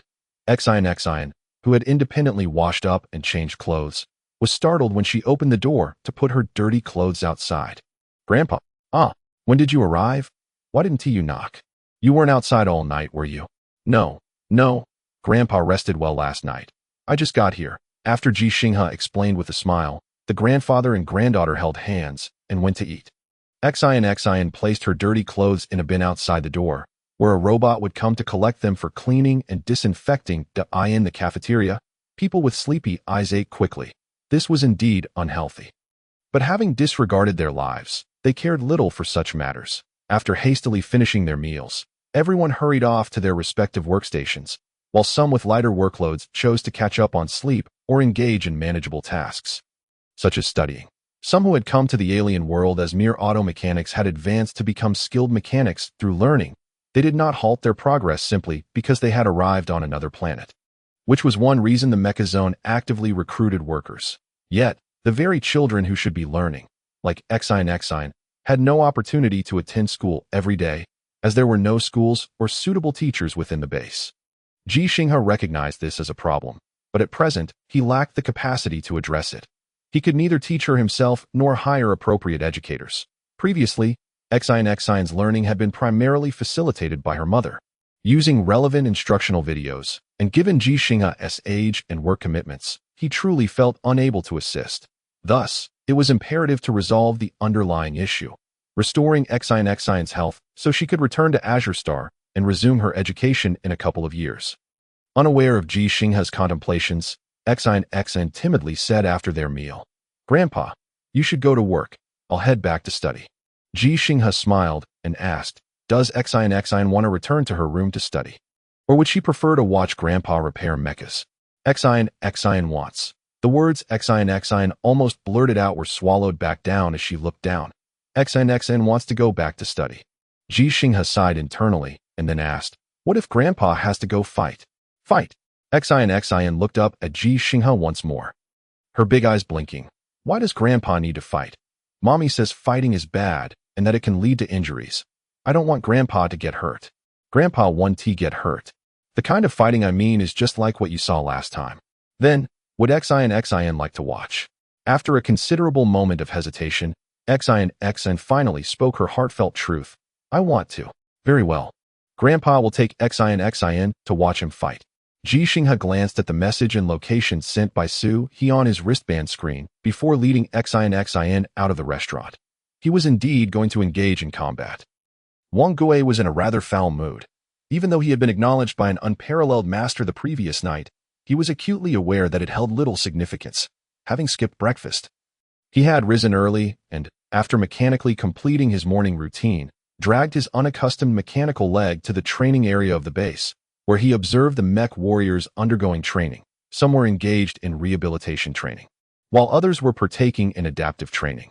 The former had sustained injuries in battle and were receiving treatment at the base, their conditions considerably milder than Wang Gui's. Thus, after completing their rehabilitation, they would soon return to the battlefield. The latter comprised mech warriors who had recently arrived on this alien planet. Not everyone possessed the requisite talent to immediately join the fray upon arrival. The differing gravity and the complex extraterrestrial terrain posed challenges. And actual combat was another matter altogether. However, after a certain period of training, they too would be able to return to battle. Yet, Wang Gui could no longer fight, for he was missing a leg. There were many like him, temporarily assigned to the base's reserve unit, awaiting retirement, with the prospect of remaining on this alien world seeming increasingly bleak. Nevertheless, they were loath to depart in such a manner. And thus others lingered around Wang Gui. "Hello, I am battlefield reporter Suhi. May I interview you?" Upon hearing this voice, Wang Gui did not shift his gaze, but continued to observe the mech warriors training ahead. For Suhi was not seeking to interview him. He found Suhi somewhat bothersome, chattering incessantly so early in the morning. "If you interview me, will it allow me to return to combat?" The man, now with only one arm, regarded Suhi with an impassive expression. My apologies." Suhi was at a loss for words, but did not relent, instead turning to another individual. "Hello, may I interview you?" "Certainly." The third interviewee of the morning displayed a much gentler demeanor. Yet he did not look at Suhi as he spoke, for he was blind. "How did you lose your sight?" "My mech was destroyed, and debris blinded me. Damage to the eyeball should be treatable. I know there exists a mechanical eyeball that can connect to the optic nerve like a camera." "Indeed. But it is of little consequence. Mechanical eyeballs are inferior to human eyes in dynamic vision and visual range. How should I put it? In terms of pixels, they do not compare. I inquired. "And the pixel count for human eyes is approximately 576 million, while the highest for mechanical eyeballs is only 100 million. So you do not plan to undergo treatment. Will treatment enable me to return to battle?" Suhi found himself once again at a loss for words. He sensed that his choice of interview subjects was flawed. Those unwilling to relinquish their hopes of returning to combat were driven by that singular desire, yet none could facilitate their return. Not even Ji Xinghe. Wang Gui could no longer contain his thoughts. "Reporter Su, perhaps it would be best if you refrained from interviewing us disabled individuals. I appreciate Mr. Ji's goodwill, but I regret having interrupted him. Please persuade him not to waste time on someone like me, for his time is valuable, as are the resources of us all." Suhi regarded Wang Gui. "Then why not speak to him directly?" "Because I feel embarrassed. I sought him out. And now that he has agreed, I have hesitated. But what if he could assist you?" "Assist how?" "To allow me to fight like a normal person, to surpass Major Han Li in skill." Wang Gui's emotions flared suddenly. "Once we shed our mechs, we are nothing. Not all gorillas can don armor, for the Empire does not possess sufficient mechs. But do you know how many times stronger an ordinary gorilla on the blue planet is compared to a human? 4 times D. Oh, you know how many times stronger those gorillas on the alien planet are? An average of 6 times. Without mechs, our prowess is meaningless." Suhi found himself yet again without a response. He understood that Wang Gui's agitation was not directed at him, nor at Ji Xinghe, but someone else answered for Suhi. "What of 4 times? What of 6 times?" Ji Xinghe, holding Xion's hand, approached, burdened with his selfishness and opportunity. Chapter 045. "For I train in Wing Chun, Master. Old Ji hasn't arrived yet. Is it possible he overslept after last night's exhaustion?" The personnel in Operation Zone 109 were somewhat distracted, as the Ji Xinghe they had eagerly anticipated had not shown up. Master Lu was beginning to regret his decision. The previous night, bolstered by Ji Xinghe's own strength and Lieutenant Shen Mu's assurance, they had permitted Ji Xinghe to stay late to work. When they arrived in the morning, they found that Ji Xinghe had already repaired 3 panels. It seemed he had decided to take his time with the 3 panels, not rushing as he might have during his shift. In just one night, he had completed repairs on 8 panels, reducing the workload in Operation Zone 109 by a quarter. If he continued this pace for another day and night, would they not be entirely repaired? He must be exhausted. Age brings its challenges to my grandfather was the same, and so is old Ji. Master Lu hesitated before asking, "Does anyone have old Ji's contact number? We should check in on him. Missing rest is one thing, but if he has overexerted himself..." Others shook their heads. They had not managed to add Ji Xinghe as a contact. "How about I go check where old Ji lives? I'll look into what I can find," someone suggested, acknowledging that it might impact work progress. Yet Ji Xinghe's contributions were far too significant to overlook. Hey, where's old Ji? Why hasn't he shown up? The supervisor from Operation Zone 107 approached. Have you finished your panels? If so, could you send old Ji over here? The wait for the mechanical arm is taking far too long. We could use a hand to meet our deadlines. We don't know why old Ji hasn't come yet, Master Lu replied. Anxiety creeping in. He then smacked his forehead. Go find Lieutenant Shenmu. Which operation zone is he in? Go ask him. He must have old Ji's contact information. Hurry up. Someone dashed off to Operation Zone 21 to find Shenmu, who, upon being informed, grew concerned and quickly contacted Ji Xinghe. When the video call connected, Shenmu was momentarily taken aback. Old Ji, where are you? In the training area. Why aren't you at the mech zone? What are you doing in the training area? Engaging in a fight. I'll be there shortly. Disconnecting now. A fight? Who are you fighting? Don't hang up. Old Ji. Shenmu's anxiety morphed into impatience. He was incredibly eager to witness Ji Xinghe in combat. Yet bound by his responsibilities, he could not abandon his work. Thus, he hastily messaged Su He. Make sure to show me the footage once it's recorded. Master Lu finally understood why Ji Xinghe had not arrived and felt a surge of anger. What is this old Ji doing? A mechanic shouldn't be engaging in fights. The base forbids such activities. If something were to happen to him. But suddenly, Master Lu's apprentice interjected. Master, old Ji is truly an unparalleled master. Even Major Han Li has acknowledged him. And he has defeated Major Han Li. Shouldn't be a mere brawl. It's a competition. An unparalleled master? A competition. Master Lu recalled Ji Xinghe's assertion the previous evening in the cafeteria about teaching others how to fight, which he had not taken seriously at the time. It became apparent he had not watched the combat footage between Ji Xinghe and Han Li. His apprentice had. The supervisor from 107 Zone stood dumbfounded. Who exactly is this old Ji? Who are you truly? In the training area, this question was posed not by Wang Gue and his companions, but by a mech warrior who had just been bested by Ji Xinghe. Ji Xinghe did not engage in lengthy conversation with Wang Gue and the others. Often, action spoke louder than words. After releasing Xian's hand and entrusting her to Su He for safekeeping, he approached the mech warriors and formally issued a challenge. Unlike Master Lu and his team, who were preoccupied with mech repairs, the mech warriors were familiar with Ji Xinghe and Han Li's earlier encounter. Thus, several eagerly accepted the challenge, only to be swiftly taken down by Ji Xinghe. I am but a 65-year-old man, regarded by all as unfit for the battlefield. Ji Xinghe's words seemed to answer a question and simultaneously address Wang Gue and his companions, for they too were deemed unfit for combat. The mech warriors in training paused to look at Ji Xinghe, including those engaged in armor training, who utilized their mech's visual systems to gaze at him.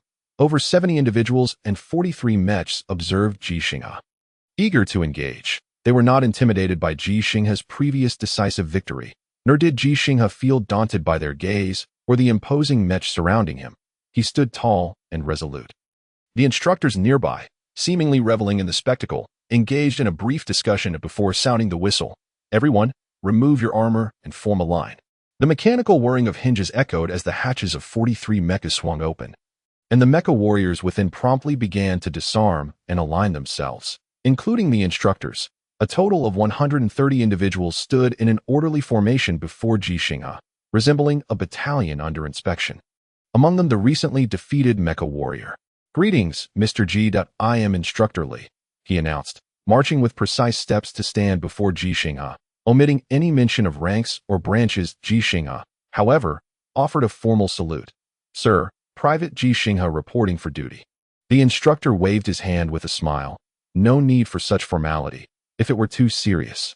Your earlier challenge would be deemed a violation, as would his acceptance of it. Very well, Ji Xinghe nodded, preemptively responding before Instructor Li could pose his question. Instructor Li, no need to ask. I am capable. Instructor Li paused, taken aback by Ji Xinghe's ability to anticipate his inquiry, yet he sought confirmation. Are you truly capable? Indeed, I am. Excellent. Instructor Li replied with enthusiasm. I intended to seek you out for a discussion today.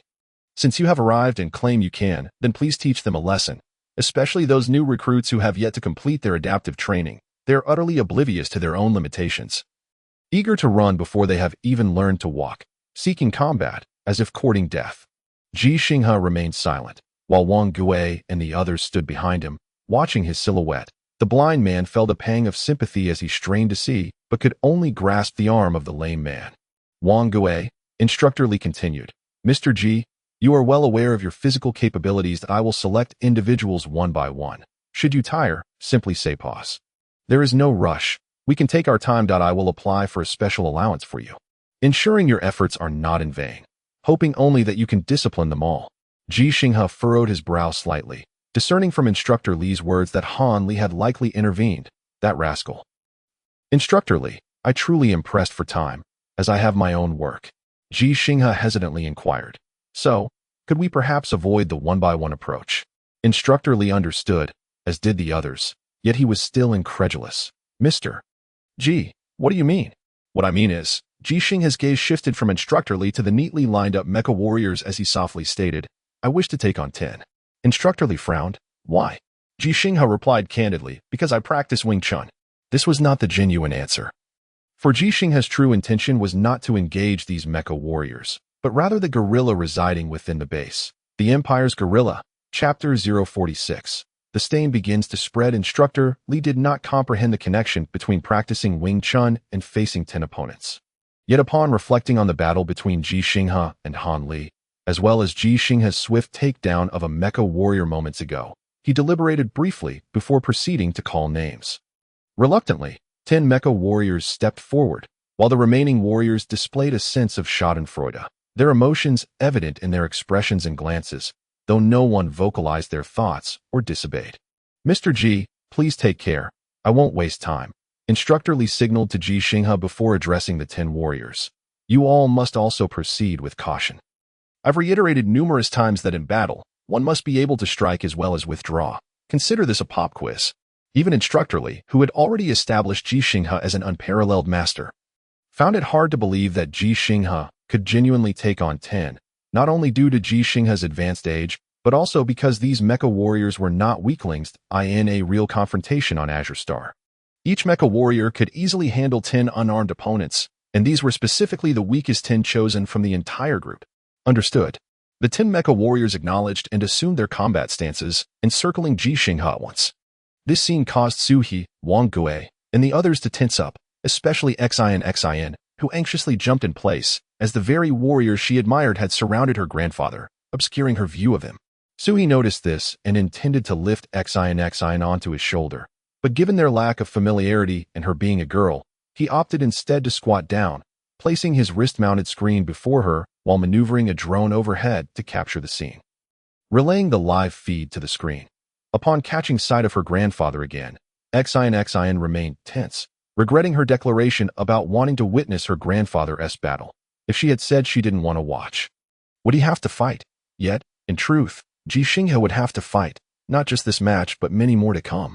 Prepare. Instructor Li stood atop an equipment box, overseeing the proceedings. Begin. However, the 10 mecha warriors did not immediately engage, as they were uncertain how to strike without injuring Ji Xinghe while simultaneously defeating him. Although no individual among them felt confident in besting Ji Xinghe in a one-on-one duel, the adage 2 fists cannot contend against 4 hands held true, especially as they now numbered in a chaotic melee. Should anything go awry, Ji Xinghe's aging body might not recover as swiftly as that of a younger individual.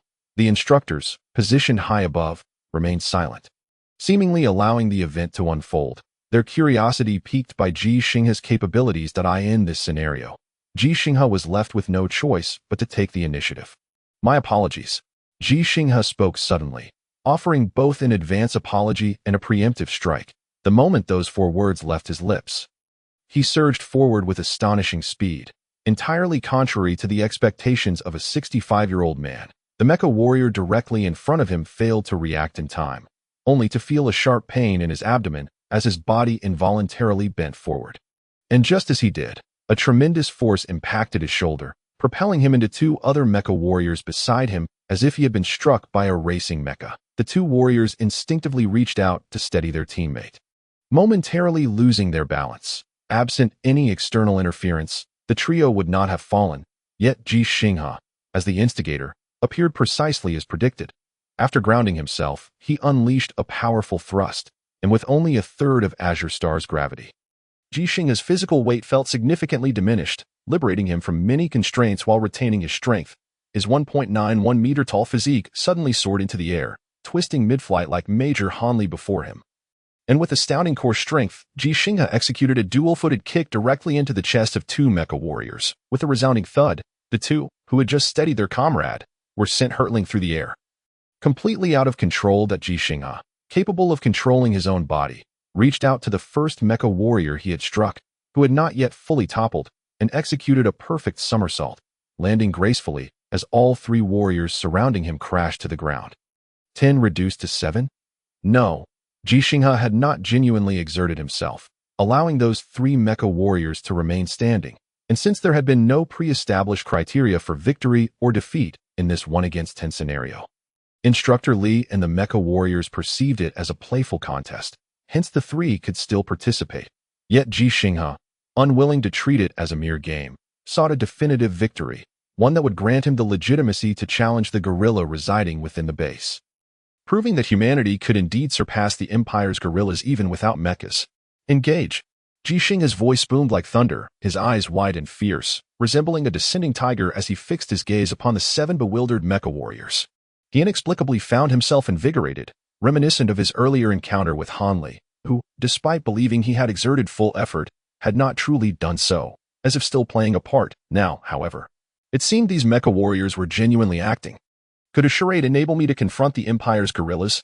Can a ruse allow me to fight in armored combat? Can pretense lead to the Federation overcoming the Empire, with punches and kicks unleashed? Ji Xinghe transformed, his demeanor shifting dramatically. His fury frightened the 7 mecha warriors, prompting them to retreat in unison. The instructors beside them frowned in unison. Had the battle not been ongoing, they would have surely berated the warriors for their ineptitude, yet they were taken aback by Ji Xinghe, who had previously displayed courtesy and offered apologies before combat, now unleashing their frustrations on their behalf. Incompetence. With a single stride, Ji Xinghe appeared before one of the mecha warriors, the low-gravity environment coupled with his explosive speed making his movement resemble a leap rather than a mere walk, before his body had even stabilized upon landing. He raised his hand to strike the astonished mecha warrior. In the realm of mechanized warriors, instinct propelled him to raise his hand to deflect the blow from Ji Xinghe, while simultaneously launching a punch towards Ji Xinghe's chest with his other hand. However, due to Ji Xinghe's relative youth, despite his inner fury, he tempered his strength. Ji Xinghe discerned this restraint, which only fueled his rage further, prompting him to brazenly absorb the punch without flinching, augmenting the force of his own strike.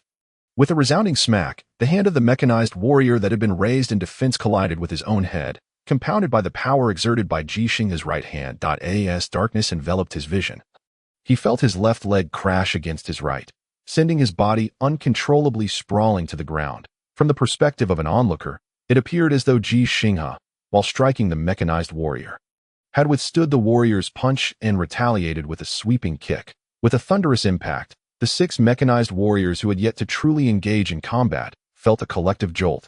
This old man, the elder, having just absorbed a punch to the chest, addressed the mechanized warriors, reiterating the taunt. You claim to be mechanized warriors, yet lack the strength to strike. This remark, originally destined to become a stain on Major Han Li's reputation alongside the footage of the Ji Xinghe versus Han Li battle, now spread like ink poured into a bowl of water within the training area of Base 6. None of the mechanized warriors present were spared. Come at me, Ji Xinghe bellowed in renewed fury, charging towards another mechanized warrior. At this juncture, the mechanized warriors could no longer contain themselves. They chose to temporarily abandon the virtue of respecting their elders and rushed at Ji Xinghe with a fervor, including the 3 who had initially been felled. Yet, they soon found themselves retreating in disarray. Facing 10 adversaries, Ji Xinghe emerged victorious, but this was merely the beginning, not the end.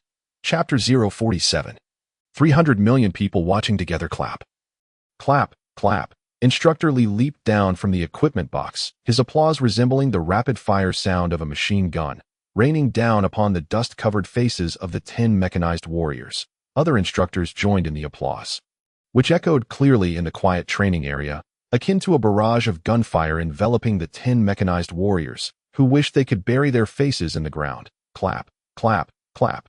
Another round of crisp applause erupted from Xine. Standing beside Su He, her face flushed crimson as her small hands quickly reddened from the exertion of clapping. evoking a sense of pity in Ji Xinghe as he observed this scene. However, her applause proved to be the final straw, compelling the 10 mechanized warriors to lower their heads in search of cracks in the ground to hide themselves, only to find none. The training area designed for their drills was merely uneven and pockmarked. "My apologies, everyone," Ji Xinghe said, having transformed into a different person post-battle, addressing the mechanized warriors with a tone of contrition. "I tend to get carried away when fighting, and since you did not retaliate, I apologize for my earlier words." No, Mr. Ji, you spoke no falsehood," Instructor Lee remarked, ceasing his applause and regarding the 10 mechanized warriors with an expressionless gaze.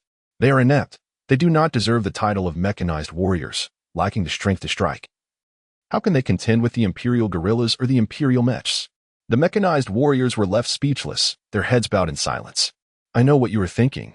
You believe that you are mechanized warriors, piloting Mechs in combat rather than engaging in barehanded brawls with the Imperial guerrillas. Thus the outcome of your fight against Mr. Ji does not matter. If you were in Mechs, not even 10 or 100 of Mr. Ji could stand against you. Yet, if Mr. Ji were also in a mech, he could not defeat you as he did just now. Am I correct?" No one answered Instructor Lee's question, nor was there any need.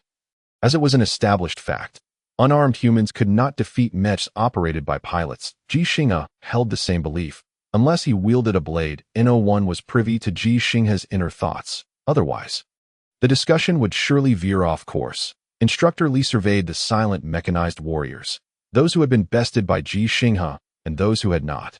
"Your instructors should have conveyed this to you in school. And I have mentioned it more than once. Mechs, as instruments of war, differ fundamentally from firearms, artillery, missiles, starships, and other weaponry. You must not regard them merely as weapons. They should be seen as extensions of your own bodies. They are not firearms. Once a bullet is fired, it is gone, and if it misses, one can simply fire again. In battles between mechs, there is no opportunity to reset your aim. A single misfire could result in your mech being struck by the enemies. With good fortune, you may withstand a few hits, but with ill fortune, you may meet your demise on the spot. A mech can protect you, but only if you know how to wield it. Otherwise, it will become a burden. In such a context, piloting a mech in combat resembles the ancient use of cold weapons. Cold weapons were the mechs of antiquity, extensions of the human body. The mechanized warriors had heard such sentiments countless times. Yet for Ji Xinghe, it was the first occasion to hear them spoken aloud, igniting a spark of understanding in his eyes. Instructor Lee continued, "Indeed, many of the combat techniques your bodies can execute become ineffectual when piloting a mech. However, this does not imply that physical combat skills are entirely useless in mech operation. On the contrary, the very reason we train all of you in close-quarters combat is due to its relevance in mech battles. It is not the combat techniques themselves that are useful, though some certainly are applicable to mechs, but rather, it is your ability to adeptly utilize those techniques that matters. It is the experience of combat. The strength of the human body is finite, as are the combat techniques one can employ. Given these constraints, Mr. Ji was able to face 10 opponents at the age of 65. Thus, if Mr. Ji were to pilot a mech and possess the same operational proficiency as you, could he not also contend against 10 foes?" The mechanized warriors remained silent. "I believe the answer is yes," Instructor Lee asserted with reasoned conviction. "For when unarmored, your strength surpasses that of Mr. Ji, your speed exceeds his, and your reflexes are superior, yet you still lost. When all are clad in mechs, the strength and speed you can wield will be restricted to the same level. What rationale do you possess for victory?" Ji Xinghe's eyes sparkled with newfound clarity. Truly, Instructor Lee understood him. He gazed intently at Instructor Lee, awaiting the command to pilot a mech. Yet Instructor Lee showed no inclination to grant such a request. Who would permit a 65-year-old man to pilot a mech in combat? Instructor Lee's words were enticing, yet they subtly shifted the narrative, for in theory, Ji Xinghe piloting a mech could not fully exploit its capabilities. His body could not withstand it. Thus the notion of equal prowess in strength and speed became moot. Mr. Ji, Instructor Lee, having no intention of allowing Ji Xinghe to pilot a mech, misinterpreted the situation and solemnly urged, "Please, say a few words." Ji Xinghe felt a pang of disappointment, but refrained from voicing his desire to pilot a mech. For his current display of strength was insufficient to convince others of his worthiness. Pressing the issue would only invite rejection. That he feared not the refusal, but rather the suspicion that his true intentions might arouse aversion and resistance. "Very well. I shall say a few words. Ji Xinghe glanced at the time. 8:30. He was already half an hour late. I understand that many of you feel a sense of injustice, as my earlier victory was somewhat fortuitous. You did not take me seriously at first, and by the time you did, I had already managed to divide your forces. Thus, the illusion of me facing 10 of you emerged. You are not as inept as I made it seem. Inept? Old Ji. Was such a term truly necessary? The mechanized warriors bore no ill will or anger. Rather, they felt the discontent that Ji Xinghe had described. In a one-on-one scenario, I doubt any of you could best me. Ji Xinghe hesitated while uttering this statement. But to pursue his goal, he inflated his bravado, drawing the attention of over 100 mechanized warriors. Mr. Ji, instructorly interjected, you may omit the doubt. In a one-on-one situation, none of them can match you. Is that so? Ji Xinghe placed his faith in Instructor Li's expertise, his confidence surging anew. I had anticipated defeat, yet I was surprised to find myself victorious, for you all held back. Henceforth, I shall refrain from facing 10 at once. Let us begin with 3. I will take each of you on in turn, then move to 4, then 5. You intend to take us all on in succession? This old Ji. The elder pointed towards the drones hovering in the air. I expect you to take this seriously, otherwise. You may find yourselves featured in a documentary about me. Yes, a documentary promoted across the entire Federation. Not only the mechanized warriors but also Instructor Li and his colleagues were taken aback. Documentary. Ji Xinghe turned to Su He and inquired, Reporter Su, what is the viewership for my documentary's first episode? Su He shouted back, 300 million. Ji Xinghe turned back to glance at the more than 100 mecha warriors. This time, he was not alone in observing them. He shared the moment with 300 million people. Chapter 048. The old steed speaks true. I will return around noon. By then, I will have approximately an hour. I hope you all will be prepared. Ji Xinghe was off to work, which, in fact, was part of his duties. However, the specifics of his remuneration had yet to be determined. His presence, single-handedly facing 10 opponents, served as a persuasive testament to Instructor Li. A morning should suffice for Instructor Li to assist him in applying for a subsidy. Originally, Han Li had hoped that Ji Xinghe would serve as a special instructor in the training area of the base, teaching the mecha warriors close combat skills. Yet, Han Li underestimated Ji Xinghe's talent in mechanics and the vigor and time he possessed. Ji Xinghe would not underestimate himself. He had merely been somewhat lacking in confidence before. But now he had found it. This newfound confidence stemmed from Han Li, from the 10 mecha warriors he had defeated, from Master Lu's affirmation, and from his efficiency and success rate while repairing the energy transmission panels. Rest assured. Old Ji, when you come back at noon, they will be ready. If it pleases you, simply call me Old Ji. Very well, Old Ji, please take care. Instructor Li smiled as he bid farewell to Ji Xinghe. When he turned to face the mecha warriors, his expression had already turned impassive, and his tone was no longer gentle. You all truly bring me shame. When Major Han Li spoke to me earlier, I did not take it to heart. After all, Old Ji is 65 years old. Even the strongest have their limits. Yet, it seems, I have not put you through enough training if a 65-year-old can best you. How do you expect to challenge the Imperial Gorilla? Amidst the questioning, a mecha warrior suddenly raised his hand to inquire. Speak. Instructor, can you defeat Old Ji? Instructor Li replied. Enough with the nonsense. Form teams of 3. If you cannot bring down Old Ji, with 300 million people watching, I will not allow Reporter Su to blur your faces. Understood? Understood. The mecha warriors not only heard him, but comprehended that their instructor could not best Ji Xinghe either. Su He had followed Ji Xinghe out, thus missing this scene as he trailed behind.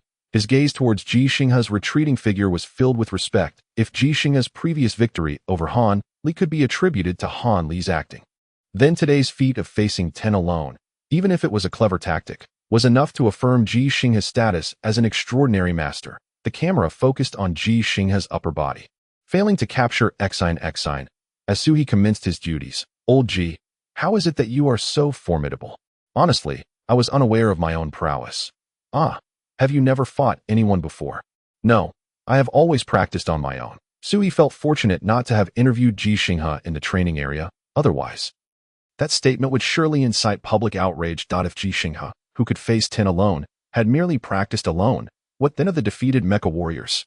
That cannot be. Old Ji, how can you be so skilled without any practical experience? Because I practice Wing Chun. which includes wooden dummy training that closely resembles real combat. Ji Xinghe had indeed engaged in sparring, often with his son Ji Xinghe, who had learned military combat techniques during his schooling and had sparred numerous times. But Ji Xinghe chose not to mention this now. He, aware of what a wooden dummy was, curiously asked, "But wooden dummies are inanimate. They cannot compare to a living opponent." "True, the dummy is inanimate. Yet when I strike it, it comes to life. The faster I strike, the quicker it responds. The harder I hit, the harder it hits back." In an instant, Suhi envisioned a scene where Ji Xinghe struck the wooden dummy with fervor, causing it to blur into an illusion. "Old Ji, just how formidable are you now?" "I do not know." "You do not know?" "Indeed, for I lack practical experience." "Ah, did you not just say that practicing on the wooden dummy equates to having practical experience?" "It is equivalent." "Yet not. True practical experience is akin to my encounters with Han Li, or my sparring with those mecha warriors." Sui paused, then exclaimed, "Old Ji, are you suggesting that your strength can still improve?" "Yes," Ji Xinghe affirmed without hesitation. For that was indeed his belief. His foray into the training area was not solely for Wang Gui and the others, nor merely for the special subsidy, it was also for himself. He needed practical experience and could become even stronger. Strong enough that one day, when he claimed he wished to challenge the Imperial Guerrilla, no one would dare to stop him.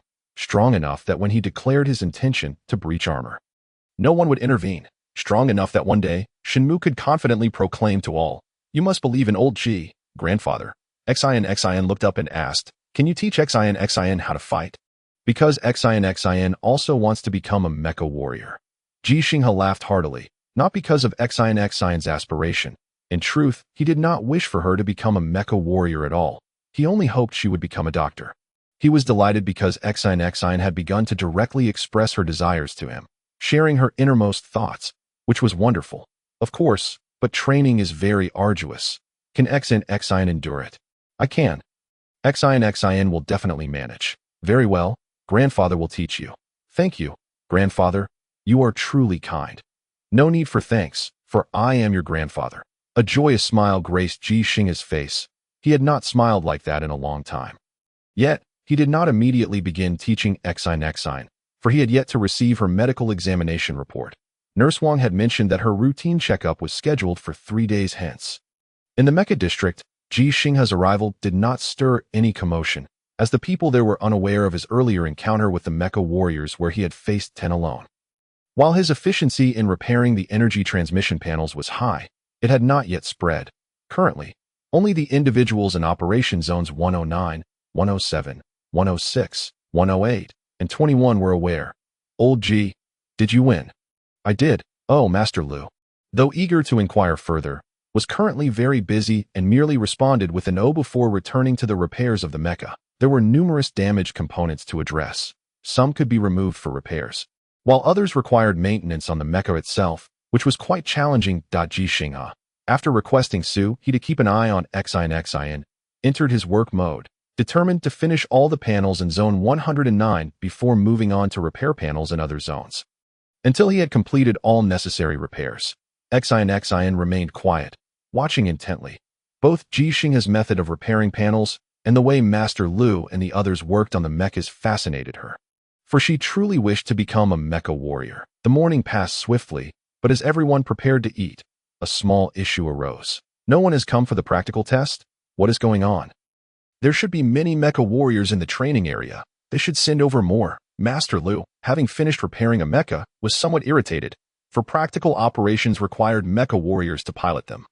Yet today, the mecha warriors in the district were in short supply. Typically, the mecha warriors from the training area would assist, yet today none had shown up. Nearby, Suhi heard this and shot a peculiar glance at Ji Xinghe. As he knew precisely why the mecha warriors from the training area had not come, they were eagerly awaiting old Ji to come and challenge them. Ji Xinghe cleared his throat, not out of embarrassment, but because he decided to seize this inadvertently created opportunity. "Master Lu, actually, I can pilot a mecha. How about I conduct the practical test?" "You?" Master Lu was taken aback. "Old Ji, did you not say you had never touched a mecha before?" "But I can repair panels and other components." Ji Xinghe promptly decided to tell a little white lie. For the mecha requiring the practical test was one of the federal standard mechas he was most adept at, and he felt confident. "After enlisting, I fought in a mecha against Major Han Li. if you do not believe me?" asked reporter Su. Instantly, all eyes in Zone 109 were fixed on Su He. Su He recalled Ji Xinghe's battle against Han Li, where Ji Xinghe had been swiftly defeated, yet from a certain perspective. It was indeed a battle of penetration. Thus, he gritted his teeth and stated, "Old Ji speaks the truth." Chapter 049. Do not rush. Perhaps it was due to Ji Xinghe's status as an 8th-level mechanic. Perhaps due to his swift repair of the panels. Perhaps because Second Lieutenant Shinmu had said, "You must believe in old Ji." Or perhaps because they knew Ji Xinghe had just fought in the training area earlier that day. Or perhaps it was due to Major Han Li. Or perhaps it was that suddenly exuberant little girl. Regardless of the reason, Master Lu astonishingly chose to operate outside the regulations. "All right, old Ji, give it a try. As per usual, if you break it, it will be your responsibility." Ji Xinghe nodded and approached a solemnly standing mecha. This is the 16th generation standard mech of the Federation, a mech hero in the game Star Glory, for which Ji Xinghe has earned the title in the national server, making him exceptionally familiar with it. The immersive virtual reality game Star Glory is rooted in military virtual reality technology developed by the Federation for the selection and training of the first generation of mech warriors. Although significantly simplified after its gamification, it has introduced numerous gaming skills to the mech heroes, yet it can still proudly claim to provide a genuine simulation experience. The technician from Unit 109 began directing the operational testing process. A palpable tension in the air as the success of the Mech's repair was at stake, alongside the potential emergence of new damages or even the risk of casualties due to overlooked factors. However, Master Lu, the head of Unit 109, and Ji Xinghe, now possessing a degree of prestige due to his age, instilled a sense of authority that deterred anyone from dissenting or obstructing the operation. The colonel, who could have intervened, was absent from the mech area, and the other operational zones were bustling with activity, leaving little attention for the events unfolding at Unit 109. The live test commences. Step 1. Open the hatch. Ji Xinghe had already donned another wristband, and upon hearing the command, he activated it with a couple of taps. The sharp click echoed as the back of the towering 4.2-meter mech split open, the cockpit now suspended 1.5 meters above the ground, devoid of a metal ladder or convenient handrails for ascent. Yet, this posed no challenge for Ji Xinghe, even in the normal gravity of Earth. He could leap up effortlessly, and here, in the lower gravity of an alien world, he merely needed to avoid excessive height. As he gracefully vaulted into the cockpit, those around him were taken aback, not by his ability to jump, which they could all accomplish, but by the ethereal elegance with which he executed the leap. Some even felt that Ji Xinghe's movements surpassed those of professional mech warriors, as his simple ascent into the cockpit evoked a painterly beauty. Step 2. Synchronize adaptation. The live test continued, and as the prompt resonated, Ji Xinghe stood firmly on the 2 foot pedals, which extended intricately into the mech's legs. The complexity of the mechanical structure posed a challenge even for him. With another series of clicks, metallic rings secured his feet, locking his knees in place while still allowing him to bend them. After fastening the helmet within the cockpit, darkness enveloped his vision, but Ji Xinghe expertly lowered his hands to connect with the 2 cannon-like metallic devices at his chest. A mechanical hum followed, and his fingers felt an impeccable fit with the metal, their movement slightly hindered, yet this was inconsequential, as the design of the Federation's 16th generation mech did not prioritize finger dexterity. From the outside, it resembled a metallic glove, with 4 fingers fused together and only the thumb separated. The adaptation confirmation sounded in his ears, and his vision brightened as the integrated images from the mech's head and other components appeared, displaying relevant indicators from the Intelligent Assistance System. Adaptation successful. Welcome, Private Ji Xinghe. Such a welcome could only be issued within the confines of the base, as the mech was connected to the local network, outside in the complex alien environment. Unstable networks could lead to data lost at that time. It would be merely a welcoming, devoid of the title Private Ji Xinghe. Step 3. Communication test. Old Ji, can you hear me? Loud and clear. Good. Step 4. Tactical movement test. Old Ji, you trust me. All right. Though the Unit 109 personnel agreed to trust Ji Xinghe, they instinctively retreated 3 to 4 meters as the tactical movement test was about to begin, distancing themselves from the Mech's striking range. Xin 2 was gently pulled back by Su He, her gaze towards the mech sparkling with excitement, distinctly different from how she regarded any other mech, for she knew that the pilot at this moment was her grandfather. Indeed, in Xion's eyes, her grandfather was a mech warrior, for only mech warriors could pilot Mechs. Standard Tactical Movement 1, Commence. The technician from Unit 109 softly reminded through the communicator, and as Ji Xinghe initiated the operation at the sound of Commence, he deftly maneuvered the two cannon-like metallic devices. His feet following suit, that a thunderous crash resonated as the towering mech stepped forward with its left foot, tilting its body as the right fist was clenched in preparation. The gust of wind swept over the technicians in front, tousling their hair, prompting some to involuntarily retreat a few steps. They were no strangers to Mechs throwing punches, but they had not anticipated Ji Xinghe's movements to be executed with such swiftness, completing the action almost instantaneously after the command was issued. Unbeknownst to them, Ji Xinghe could have acted even faster. However, he believed that since this was a live test, it was prudent to await the completion of the command before making his move. Well done. Old Ji, impressive. This commendation lacked genuine sincerity. As professional technicians, they could each perform such basic standard tactical movements. Yet their role as technicians rather than mech warriors stemmed from the fact that mech warriors must master more than just standard maneuvers. It was the non-standard movements, which placed a greater physical strain on the body, that allowed mech warriors to stand out among billions. Nevertheless, given the nature of the live test, there was no need for unnecessary complexity. Old Ji. Return to position, then execute Standard Tactical Movement 2. Ji Xinghe maneuvered the mech backward to its original stance and flawlessly executed the second Standard Tactical Movement, nearly indistinguishable from the textbook demonstration. Excellent. Old Ji, return to position, Standard Tactical Movement 3. One by one, the reminders for the standard tactical movements were issued by the technicians, an approach that deviated from the testing protocol, which ideally should disrupt the sequence for an authentic assessment. Yet, with Ji Xinghe at the helm, their collective trust wavered. All right, very good. Testing complete. System verification successful. Old Ji, what do you think? Master Lu inquired, observing the system prompts. The live test required both system validation and the pilot's affirmation for absolute certainty. Generally, upon completing the relevant operations, a lack of alarm signals from the system indicated that the mech was indeed repaired. Thus, when Ji Xinghe, who should have promptly confirmed everything was in order, suddenly fell silent, the technicians of Unit 109 became anxious. Old Ji, is there an issue? Ji Xinghe hesitated, and as Master Lu pressed him, he finally resolved himself. No issues. A sigh of relief swept through Master Lu and the others. Old Ji, you gave us quite a scare with that sudden silence. If all is well, please disembark. Ji Xinghe, however, was reluctant to leave, his silence stemming from a desire to attempt a non-standard tactical movement.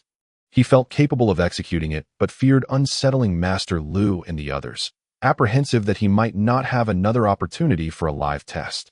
All right. Ultimately, Ji Xinghe decided to disembark, for he understood the necessity of patience. Though he felt a pressing eagerness, he knew he must not rush. Youth allows for mistakes, yet he was no longer young. While games can be replayed, reality is not a game, and he could not afford to err. Ji Xinghe. Be patient. Spend more time repairing mechs, engage in live tests, and train in combat zones. You can continue to grow. You are growing, merely 65 years old. You have not reached your limits. You are limitless. Thus, Ji Xinghe reassured himself in his thoughts. Chapter 050. Accountability. With a series of muffled thuds and boisterous sounds, Ji Xinghe stood unflinchingly in place, while the 6 groups of 18 mech warriors who had come to challenge him at noon sought to retreat, only to find themselves unable to leave, as they were subject to close-range filming and interviews by Su He. Reporter Su, lunchtime is approaching. Can we perhaps eat first and then conduct the interview? Oh, apologies, I completely forgot about mealtime. Let us go eat together, and I can interview you while we dine. I suddenly feel quite unhungry. You all go ahead. Hurry, or you might miss out on a meal. Buying food on your own can be quite expensive. The mech warriors regarded Su He as though he were a formidable beast. Not out of fear of him or Ji Xinghe, who had bested them, but rather due to the camera in Su He's hands, for behind that camera stood 300 million viewers. In the span of a single morning, they had ascertained that Ji Xinghe and Su He were indeed truthful. The documentary, The Old Man and the Stars and the Sea, truly existed. The viewership for the inaugural episode had soared to an astounding 300 million on Blue Star, and it continued to rise. That it was not the defeat by the 65-year-old Ji Xinghe that was alarming. Facing 1 against 3, or even 1 against 10, was not particularly fearsome. What was truly daunting was the fact that 300 million people were witnessing their downfall. Having initially been reluctant to return to Blue Star, their desire to do so had diminished even further, for in their eyes, they felt they had perished before 300 million spectators. He could sense the thoughts of these mech warriors. He had no intention of putting them in a difficult position, for they were all heroes. Rest assured, I will obscure your identities, he assured them. Really? Absolutely, I guarantee it. Moreover, being defeated by the old veteran is nothing to be ashamed of. The battle between Major Han Li and the old veteran has already been broadcast back to Blue Star. My colleagues are currently editing it. With Major Han Li taking the lead, what is there to fear? That does seem to make sense. Then, would you accept my interview? I'm afraid not. I have a stomachache. It must be due to being defeated by the old veteran. I need to head to the infirmary. Goodbye. With a helpless expression, Sui found that, ultimately, there were still some willing to partake in his interview, but not in the cafeteria, as the seating there was quite limited. The rapid pace at which everyone consumed their meals was not solely due to their busy schedules. They also wished not to occupy seats for too long, preventing others from finding a place to sit. After scheduling the interview, Sui hurried to the mech zone to follow Ji Xinghe. He did not film the lunchtime, deeming it unnecessary, as it was merely a meal. Furthermore, during meals, Ji Xinghe had to attend to his granddaughter. And there was some debate among the higher-ups about whether to disclose Ji Xinghe's grandparenthood. Justice Shin Mu would be infuriated upon learning of Xine's existence and would want to confront the fallen hero Ji Xinghe. The majority held an inexplicable expectation that heroes should be flawless, devoid of any blemish. Yet, in truth, heroes are but human. They share the same emotions, impulses, and face the same difficult choices as ordinary individuals. Thus, Sui endeavored not to capture Xine on film, aligning with Ji Xinghe's wishes, even though Xine would willingly offer her consent due to her understanding. The afternoon's repair work proceeded smoothly. Having piloted a real mech for the first time, Ji Xinghe experienced a moment of enlightenment, significantly enhancing his repair speed, and his success rate remained at a perfect 100% thus far. Over the course of the day, aside from engaging in a few sparring matches in the training area, he remarkably managed to repair more than half of the 109 mech, granting him a second opportunity for a practical test. The application process for mech warriors to conduct practical tests required queuing, as the mech zone boasted 150 operational zones, meaning mechs were perpetually undergoing repairs and needed testing. Given the rarity of mech warriors, the mech zone could hardly accommodate such numbers. With a wave of his hand, Master Lu designated Ji Xinghe as the mechanic and pilot for the 109 mech practical testing. After demonstrating his piloting skills, Ji Xinghe garnered a degree of trust. The second practical test was flawlessly executed, with no issues arising in either Master Lu's repair skills or Ji Xinghe's piloting abilities, even though the mech tested in the afternoon was different from the one tested in the morning. However, the inevitable did arrive. Private Ji Xinghe. Present. Ji Xinghe approached the colonel officer, who had previously troubled him twice. Feeling somewhat anxious, he had come to know that this colonel officer was named Chen Sun, a staff officer in the base's command department, overseeing numerous affairs and management tasks. He, feeling a bit apprehensive, followed closely behind. Unsure whether to film, he was acutely aware that Ji Xinghe had violated regulations not just once. Both sparring in the training area and engaging in practical tests exceeded Ji Xinghe's authority, and he had somewhat aided in this transgression by providing false testimony. Do not be nervous. You may film, Colonel Chen Sun stated, his expression still stoic, yet his demeanor had softened compared to before, perhaps due to Ji Xinghe's gradually revealed exceptional value. Okay, thank you. Sui offered Ji Xinghe a reassuring glance, but Ji Xinghe missed it as he continued to focus on Colonel Chen Sun. There are 3 matters to discuss, Colonel Chen Sun said calmly. The first matter is that the special allowance applied for by Instructor Li has been approved.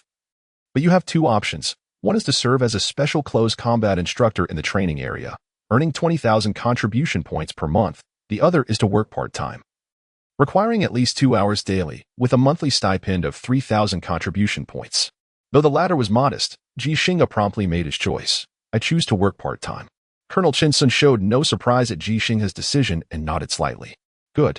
Please confirm the task log on your wristband in 5 minutes. The second matter pertains to your repair salary level in the mech zone. Since you are not officially employed in any operational zone, you do not receive a base salary. Your previous base salary was from the conventional repair zone, but since you declined to report, It has been rescinded. In other words, you will receive only piecework pay based on the standards for different components. Relevant reminders will be detailed in your task log. Do you have any objections? No objections. Ji Xinghe's response was immediate, as this had been his premeditated decision, having been at the base for merely 2 days. He was already juggling 2 roles. The third matter, Colonel Qin Sun's tone turned serious. Private Ji Xinghe, your 2 violations today will be subject to accountability. Details regarding the consequences will be provided later. Accountability? Ji Xinghe was taken aback. His concern was not the accountability itself, as his willingness to engage in practical tests and Master Lu's agreement indicated that such violations were not particularly grave.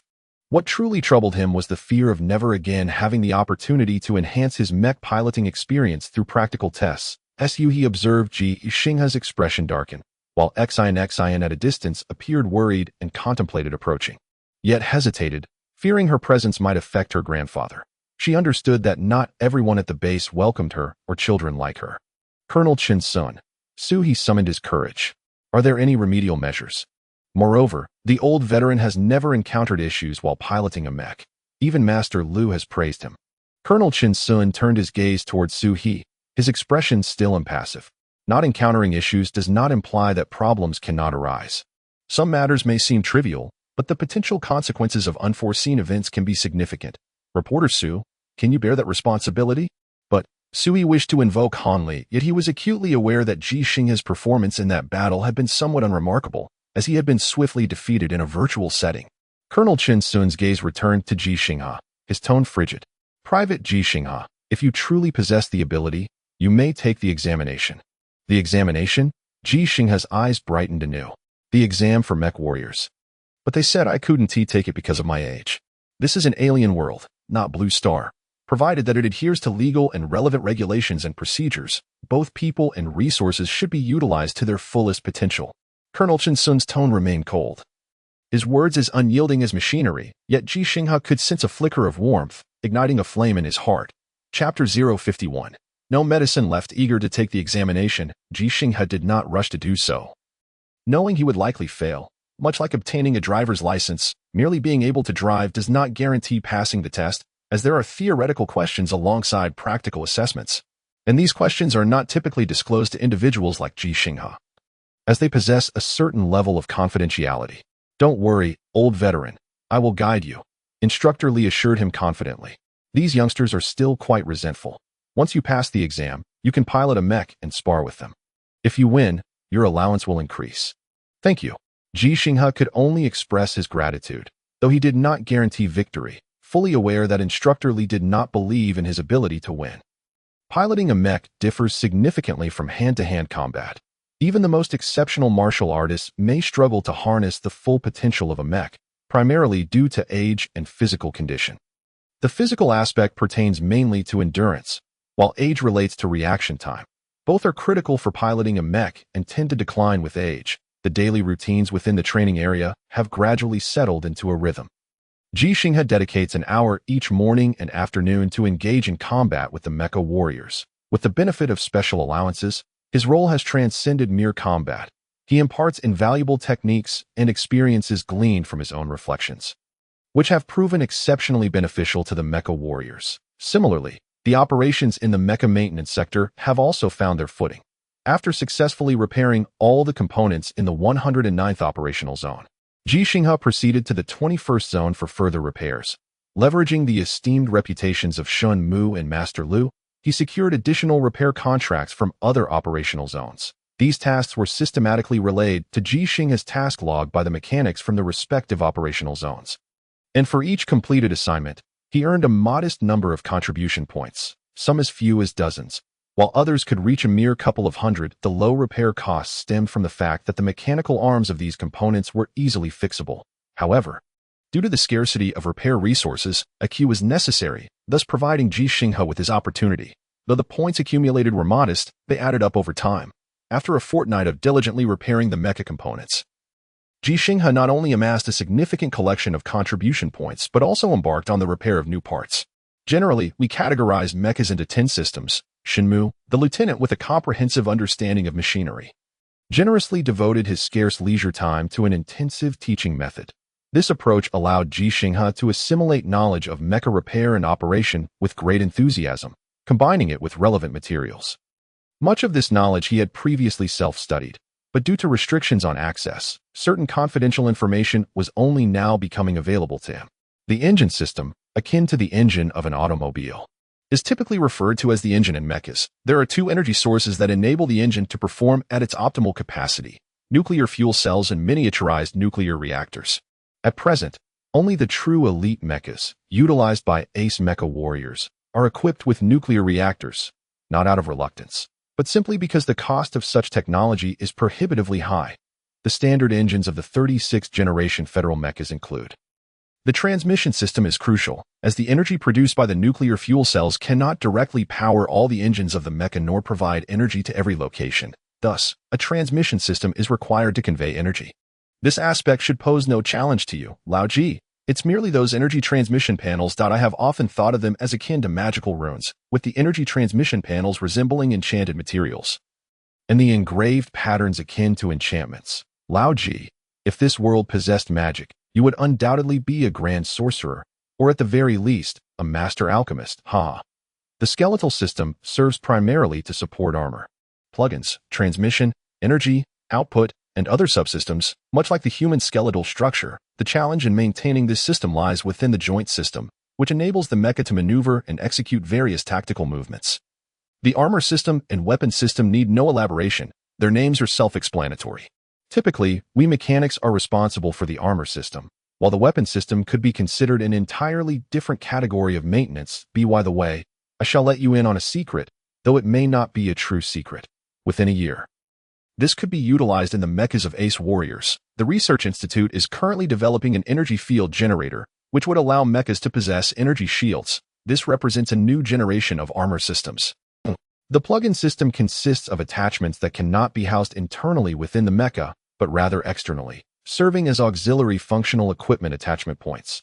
The sensory system encompasses radar, vision, hearing, communication, infrared, temperature, pressure, and more. The central control system refers to the intelligent chip within the mecha, an area where I, regrettably, lack expertise, as my strengths lie in mechanical matters, and you, Lao Ji, should possess similar expertise, not to mention the control system and the maintenance system.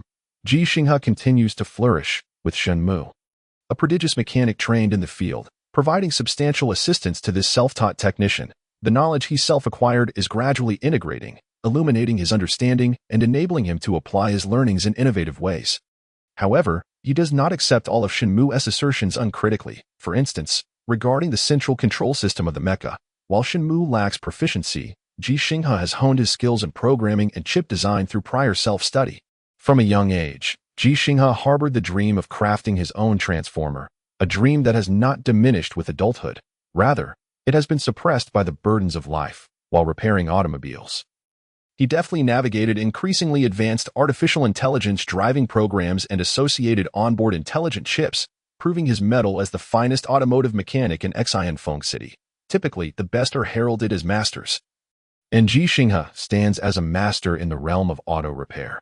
His days on this alien planet have been fulfilling, juggling 3 jobs while pursuing self-improvement without feeling fatigued, for he perceives his growth and the steady increase of his contribution points, bringing him closer to the substantial medical expenses required to treat his granddaughter. Indeed, Ji Xinghe juggles 3 jobs, and his eligibility for practical testing in the mecha sector remains intact, alongside his salary.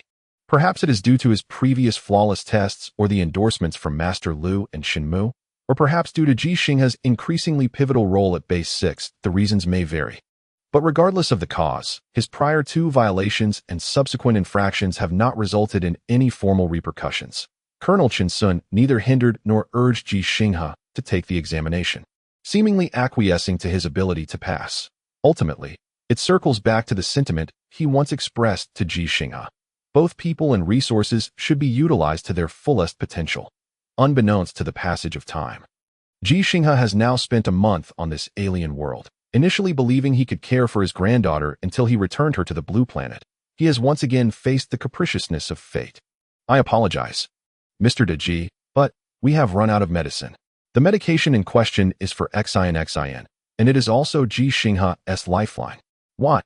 Due to the tense wartime conditions, This medication can only be produced at Base 3, and our connection with them has been seized by the Empire. What about the single-soldier starship, the spacecraft? We could transport it from space.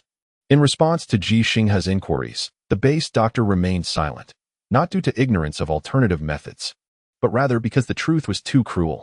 Chapter 052, Instructor, I wish to operate a mecha. The blind man finally caught sight of Ji Xinghe, having received a mechanical eye, which can be considered a form of prosthetic limb. However, to his surprise, he did not encounter the Ji Xinghe he had envisioned in the training area, nor the formidable warrior capable of taking on 3 opponents at once, as described by Wang Gui and others. Instead, he beheld an elderly man devoid of vigor, his face gaunt and lined, his tall frame slightly stooped. The once black hair he had heard so much about was now streaked with silver at the temples. Wang Gui deceived me. That shouldn't be the case. That it wasn't just Wang Gui who said Ji Xinghe's full head of black hair didn't resemble that of a 65-year-old. Others from the remnant soldier squad also remarked that despite his advanced age, his vitality must be robust, as evidenced by his full head of hair without a trace of gray. Initially, everyone speculated that Ji Xinghe must have undergone a hair treatment upon arriving on this alien planet. Yet a month later, in the hair-deficient environment of Base 6, the roots of Ji Xinghe's hair should have turned the silver expected of a 65-year-old. Nevertheless, that transformation never occurred. Ji Xinghe's towering stature radiated a youthful vigor. During his combat in the training area, his every strike was powerful and resolute, devoid of any signs of age. Those mecha warriors who fought alongside him privately remarked that he resembled not an elderly man, but rather a true humanoid mecha. His speed, strength, and endurance astonished the mecha warriors, invigorating those like Wang Gui and the blind man, who had been assigned to the remnant soldiers squad. A 65-year-old man could still fight so fiercely. They only lacked a leg, an arm, a hand, a meniscus, and 2 eyes. Why then could they not rally their spirits and unleash powers that surpassed their own limits in this war between the Federation and the Empire? Between humanity and the apes? Thus, Wang Gui accepted Ji Xinghe's proposal for mechanical leg modifications and began training with the mecha warriors under Ji Xinghe's guidance, in the absence of Wang Gui. The blind man longed to witness Ji Xinghe's prowess and Wang Gui's progress or recovery, prompting him to finally agree to the installation of a mechanical eye. After the surgery and a brief recovery period, the blind man, eager to witness Ji Xinghe's true capabilities in the training area, was instead met with the sight of a dispirited elder, leaving him in disbelief and unwilling to accept the reality. Is he truly old Ji? Indeed. Can I deceive you about that? Besides, who else in our Base 6 is older than old Ji? The nurse beside him quietly responded to Wang Gui's inquiry, her tone implying that it was simply a matter of fact. And she spoke the truth. The oldest individuals on the alien planet are certainly not Ji Xinghe, but rather those early arrivals who have resided there for over 30 years. They have witnessed the evolution of humanity on this foreign world, transitioning from their 30s and 40s into their 60s and 70s. However, these individuals have dwindled in number, with only a few remaining at Base 2. Before Ji Xinghe's arrival, the oldest at Base 6 was merely 50 years old. Serving as the commander of that base. It can be said that Ji Xinghe, through his mere presence, has elevated the age threshold of Base 6 by nearly 15 years. Then why? The blind man was at a loss for words. Upon finally seeing Ji Xinghe, his heart brimmed with disappointment, as his earlier expectations had been exceedingly high. The nurse paused momentarily before comprehending, and with a sigh, continued to respond quietly. It's all due to poor Xin. Sister Rong had intended for Xin to return to Blue Star sooner. Hence she had been administering non-standard treatments for her. After Sister Rong's departure, old Ji also harbors great affection for Xin and somehow procured contribution points to continue her non-standard treatments. But now the medicine has run out. The blind man felt somewhat bewildered, grasping the situation only partially. Sister Rong, non-standard treatments, no medicine. The nurse hesitated briefly but decided to elaborate. Well, there's nothing to hide. Many in the base are already aware. Xin is old Ji's granddaughter, the daughter of my colleague Sister Rong. After her birth on the alien planet, she faced congenital issues that prevent her from returning to Blue Star. You must know this. You all underwent training to manage yourselves. Indeed. The blind man was aware, for the federal management was quite humane, even within the military. The barracks, functioning as combat bases, were commonly referred to as living bases. Soldiers, whether mech warriors or regular troops, were granted leave. allowing them to rest at the base during peacetime. Although the recreational facilities at the base paled in comparison to those on Blue Star, they were still considered precious on the alien planet. Soldiers and base personnel were free to engage in romantic relationships, with the only prohibition being procreation, specifically on the alien planet. Without delving further, the blind man grasped the reason behind Ji Xinghe's sudden transformation, prompting him to inquire about the questions Ji Xinghe had been asking in recent days. What about the medicine? It's all gone. Have someone send some over. Isn't there a monthly supply from Blue Star? How much space can a bit of medicine possibly occupy? But this medicine isn't sent from Blue Star. It's sourced from Base 3. Blue Star doesn't have it, but Base 3 does. That we could request production from Blue Star. But a mere bit of medicine doesn't require a production line. It can be prepared in a lab, taking up minimal transport space. The issue lies with time. If we submit a request now, it would take at least 3 months to arrive. Although the base received supplies and personnel reinforcements monthly, the journey from Blue Star to the alien planet took about 3 months. This meant that the supplies for the next 2 to even 3 months had already departed from Blue Star, and no one had submitted a relevant request beforehand. Having served for 5 years on the alien planet, the blind man understood immediately. He was also aware that the facilities at Base 6 were not fully equipped, with each base on the alien planet having its own specialties. What's the situation with Base 3? Base 3 is currently fine, but we have issues with them. It's difficult to traverse the ground, and aerial travel is equally challenging. There are no planes on the alien planet. Drones can fly, but they face communication restrictions. Due to the extremely thin atmosphere on the alien planet, aircraft were non-existent. Helicopters were ruled out, and not a single one was present. All jet and fighter planes were also ineffective, as their operation relied on the combustion of air and kerosene in the combustion chamber, producing high-temperature, high-pressure gases to propel them forward. The thin atmosphere rendered the air intake ineffective, preventing normal pressurization and combustion of kerosene, let alone the release of high-temperature, high-pressure gases. Even if gases were released, the sparse atmosphere could not provide sufficient thrust. It was akin to a person attempting to propel themselves through air on land versus swimming through water. What about the single-soldier starship, the spaceship? The only 2 modes of transportation capable of flight on the alien planet were the ones the blind man inquired about. The former was something Ji Xinghe had attempted to steal in the past, while the latter was a vessel he had boarded. The nurse sighed as she observed Ji Xinghe leaving the medical area, his spirits evidently low. The situation is tense. You should understand better than I why those aren't utilized.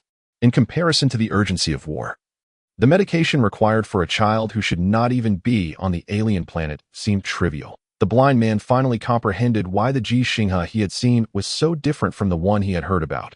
It was not merely due to the lack of medicine, but also because that child, who was of great significance to Ji Xinghe, held little importance to many others.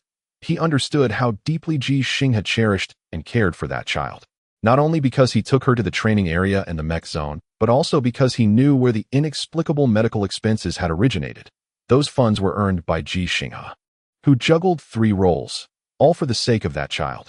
Moreover, none of those 3 jobs were easy. He engaged in combat with the young warriors in the training zone, repaired mech components alongside them, and competed for opportunities to test mechs with the mech warriors. It was said that old Ji studied diligently each day and recounted stories to that child. Did he manage to sleep well each night? Could his body truly endure such strain? His hair had turned white within a month. Was that an indication that he was nearing his breaking point? The blind man felt fortunate to have installed mechanical eyes, as the entire system lacked tear ducts. The nurse sighed once more. If only Xine's father hadn't sacrificed himself. He was a first-class mech warrior and could have piloted a mech to Base 3. However, during such times, he would undoubtedly have military duties. Poor Xine. A first-class mech warrior? I am one too, and I have no military obligations since I am in a reserve unit. Opening his wristband, the blind man sent a message to Instructor Lee. Instructor, I want to pilot a mech. Chapter 053. Promise me, don't steal a mech. Instructor, I want to pilot a mech. This was the second time Instructor Lee heard this declaration that day. The first time was not through auditory means, but via a text message, which had left him astonished, as the blind man, being blind, was capable of sending text messages. This time, he was equally shocked, for the speaker was a 65-year-old man. Old Ji, are you serious? Instructor Lee was aware that Ji Xinghe aspired to obtain a mech piloting license, but he had not anticipated that Ji Xinghe would wish to take the exam so soon, especially at such a critical time. Yes, I'm serious. Ji Xinghe's response was resolute, contrasting sharply with the despondency he had displayed just an hour prior in the medical area, as if he had transformed into a different person. Instructor Li furrowed his brow. Logically, he had no grounds to prevent Ji Xinghe from pursuing this. He had previously expressed his willingness to assist and support Ji Xinghe, and he now had ample time. As the ongoing conflict had left the training zone's mech warriors scarce, with no new recruits, those who had completed adaptive or rehabilitative training had already departed for the barracks.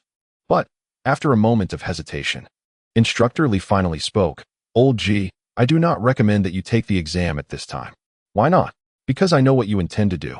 The blind man was already aware of the predicament Ji Xinghe faced. So one could only imagine how much more so Instructor Li understood. Ji Xinghe's face remained impassive, his gaze fixed intently on Instructor Li. Instructor, I am not sure what you are implying. I have checked. Colonel Chin Sun has also stated that I can apply for the exam at any time. It is my right and duty. Instructor Li felt a sense of helplessness as he turned to Su He, who was filming nearby. Su reporter, this isn't me saying it. You truly have a penchant for stirring the pot. Could you take Xine aside for a moment? Xine, please don't misunderstand. Uncle has a small matter to discuss with your grandfather. Both Su He and Xine nodded in unison, casting a concerned glance at Ji Xinghe before departing. However, Su He's drone remained behind, much to Instructor Li's chagrin. This old Ji, always insisting that 300 million eyes are watching me. If it weren't for your remarkable combat skills, I wouldn't entertain this nonsense. Old Ji, I believe we have a good relationship, so there is no need for you to deceive me or lead me astray. Instructor Li spoke earnestly. Are you planning to apply for the exam and then pilot a mech to Base 3 to fetch medicine for Xine? Do not deny it. I have reviewed your record and assisted in applying for special allowances, so I am aware that you once attempted to steal a single soldier starship. That I must say, your audacity surpasses your age. Ji Xinghe was left speechless, for he indeed harbored such intentions. Denying it again would serve no purpose. Although his face was thick-skinned, he still had some pride. He could be shameless. But he could not afford to be shameless in the face of accusations of deceiving others. Instructor Li's tone shifted to one of heartfelt concern. Old Ji, you should be aware that our Federation has 300,000 mech warriors. There are not many first-class mech warriors or ace mech warriors to speak of. But do you know why there are only a little over 1,000 first-class mech warriors? Because first-level mecha warriors are not forged through examinations, but rather through practical combat, requiring the courage to slay gorillas in exchange for stars. Indeed, while third- and second-level mecha warriors may be certified through testing, first-level warriors cannot. Yet, fundamentally, the distinctions in operational skills among third, second, and first-level mecha warriors are not significantly vast. The primary difference lies in the variety of mecha models they can pilot and the extent of unconventional tactical maneuvers they can execute. However, in the throes of genuine battle, mastering numerous unconventional tactics is often unnecessary, as time and opportunities to employ them are scarce, not to mention the limited availability of mechas for their use. Is this due to a lack of combat opportunities? Not quite. Rather, it stems from the sheer inadequacy of mechas available for our 300,000 mecha warriors, a reality you are well aware of and undoubtedly acutely feel. As a mechanic, Ji Xinghe was undoubtedly aware of this. Even energy transmission boards, as components, adhered to a standard of repair over replacement, while mechanical arms and machine tools required waiting in line. The Federation was, in truth, quite resource-constrained when it came to manufacturing mechas. We currently possess only 50,000 operational mechas, yet we have 300,000 mecha warriors. Instructor Li sighed. Mechas can be repaired if damaged, but lives lost cannot be revived, and when a person is broken, it's not that they cannot be repaired, but like Wang Gui and the others, they have essentially lost the chance to pilot a mecha. I know you are trying to uplift their spirits, and I sincerely hope you continue to do so, for without such encouragement, they may lose their fighting spirit, even the will to live. I am not merely uplifting their spirits, Ji Xinghe replied earnestly. Correcting him, they are not broken. They are injured and should be treated, not repaired. All right, you are right. It is my mistake. Instructor Li conceded, unwilling to argue further, and resumed the primary discussion. You may take the exam. I believe you can attain a third-level mecha pilot certification, However, I will not entrust you with the mechas under my management to fetch medicine from base 3. I also do not wish to witness you fleeing during practical tests or examinations, for such actions would complicate matters for everyone. With his intentions exposed, Ji Xinghe faced Instructor Li without a trace of remorse, as he was merely preparing to act, not yet having done so. I have inquired, Ji Xinghe asserted firmly. There is a canyon between us and base 3, which is not a combat zone, and it conveniently spans the battlefield. Vehicles may not traverse it, but mechas can. There are 12 mechas in the training and mecha zones that possess the endurance to allow me to cross that canyon.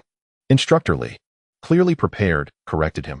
There are only 10, and 8 of those must be immediately dispatched to the combat zone. 12 mechas. I can repair 2, leaving 4. Ji Xinghe countered once more. Old Ji, are you being obstinate with me? Instructor Li did not expect Ji Xinghe's calculations to be so precise, and, upon hearing his confident claim of repairing 2 mechas, his voice rose slightly in anger. My mechas will not be at your disposal. It is not that I do not wish to assist you, but there are regulations in place. Even if you manage to repair those 2 mechas, what then? You are well aware that they will be transported away immediately after passing the practical tests, as the soldiers at the front require them. I need them as well. My granddaughter needs them.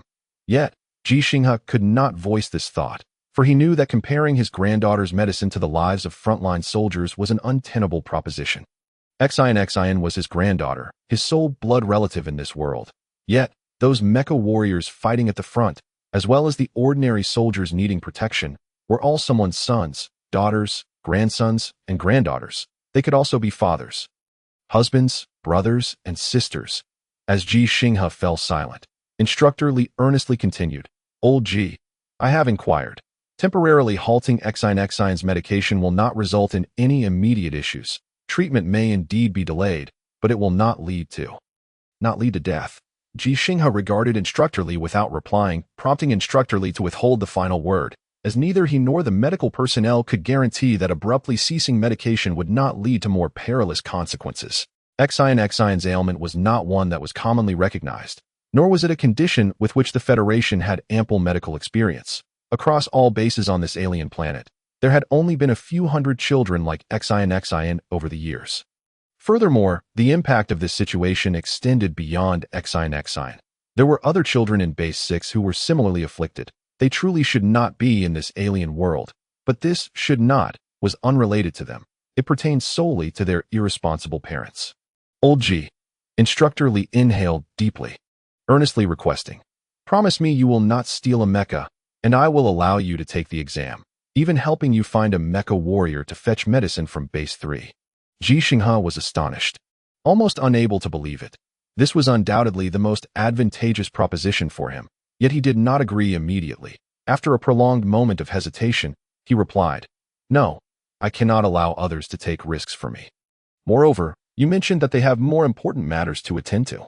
Instructor Li's expression shifted to one of disbelief. He never anticipated that Ji Xinghe, who was in dire need of his plan, would refuse it. However, upon seeing Ji Xinghe's sincere and straightforward gaze, he began to understand why. This proposal originated from him. He has no pressing matters to attend to, for he is. Instructor Li refrained from responding, instead calling out towards a group that had remained in the same spot for the past month, the remnants of the 6th base. Li Lin, present. Do you wish to continue piloting a mecha? Yes. Come. Take the exam. Show old Ji how it is done. All right. Ji Xinghe was taken aback, for the one stepping forward was Li Lin, the blind member of the remnants. They had never exchanged words. Yet now Li Lin was willing to assist him. Chapter 054. What of the cripple? What of the blind? Wang Gui obstructed Ji Xinghe's path. Old Ji, watch closely. The blind one will demonstrate for you.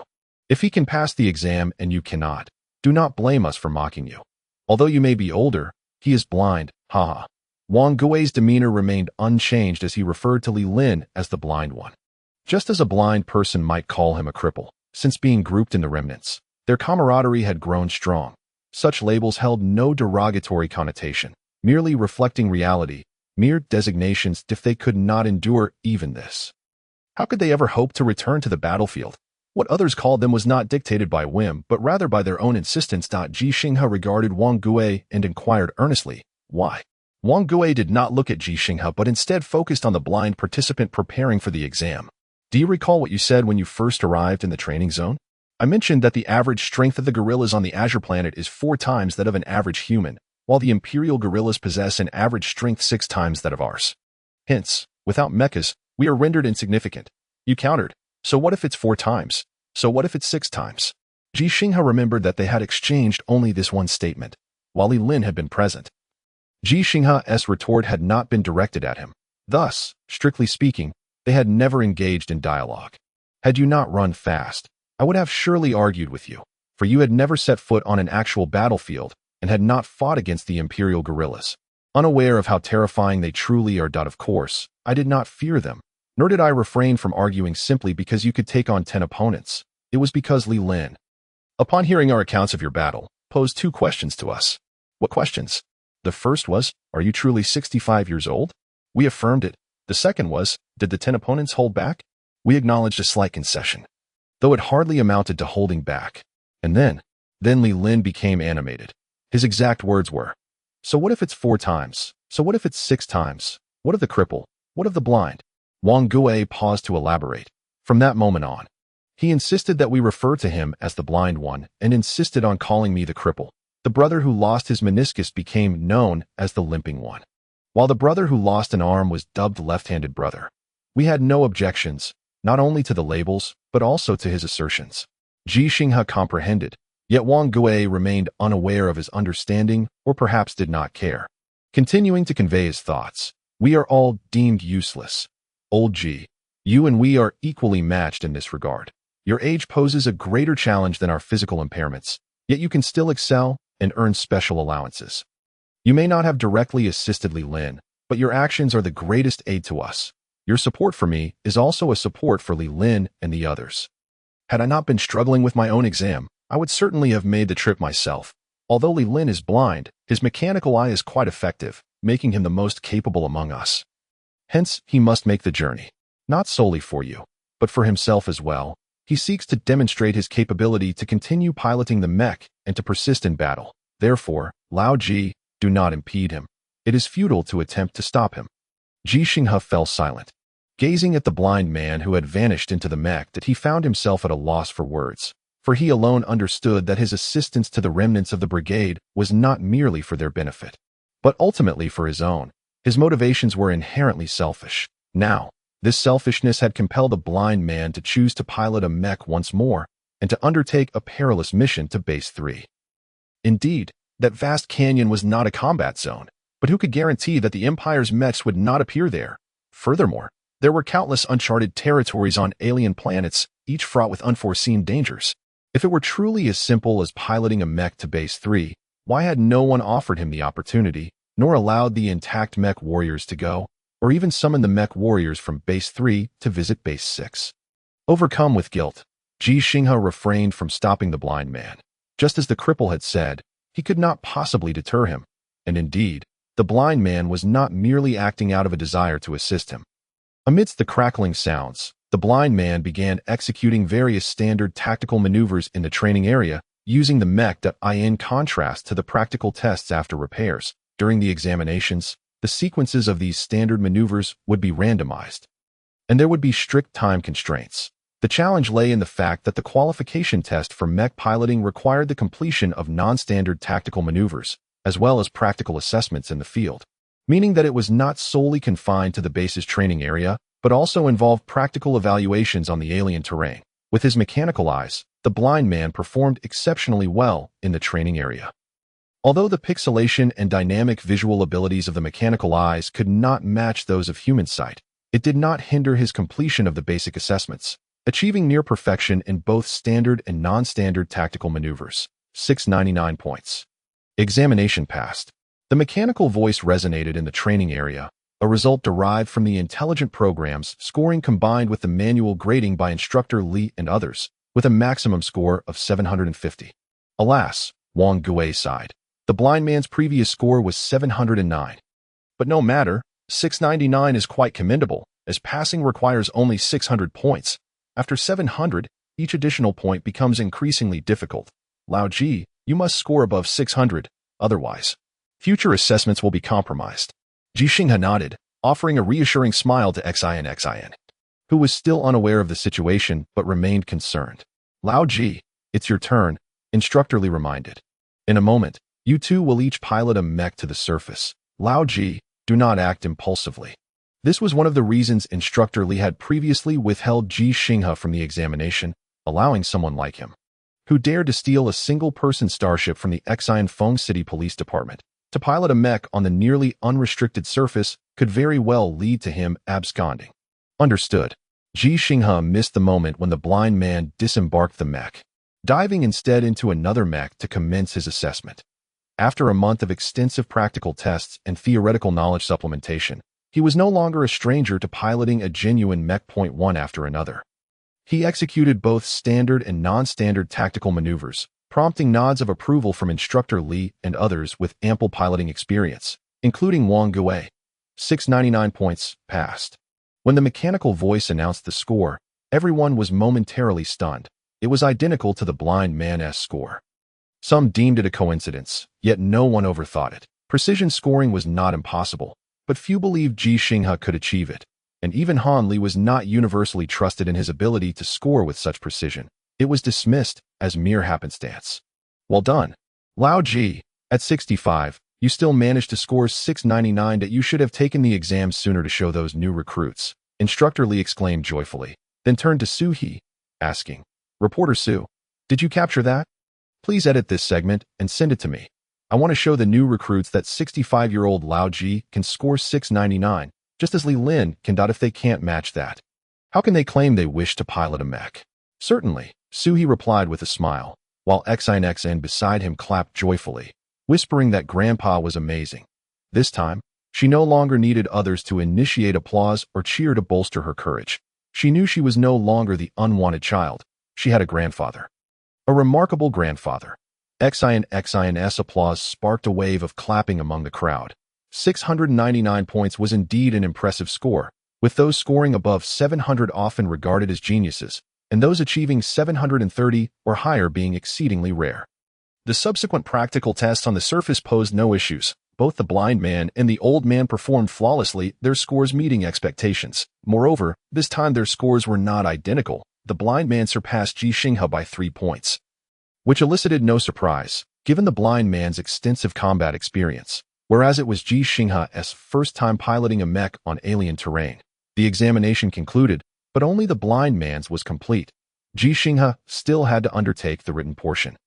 As the blind man, already possessing a license, was exempt, his impairment lay solely in his eyesight, not in his intellect. Furthermore, compared to Ji Xinghe, who was about to obtain a Level 3 mech piloting qualification, the blind man would still possess a Level 1 qualification, remaining a Level 1 mech warrior, as he could paint 11 gold stars on his mech, while eyes and limbs could be damaged, and life could be lost. His merits were indelible. I've done it. You all keep it up, the blind man said to Ji Xinghe. Lao Ji, say nothing. Conserve your strength. When I return, I shall challenge you to a match. I can fight quite well.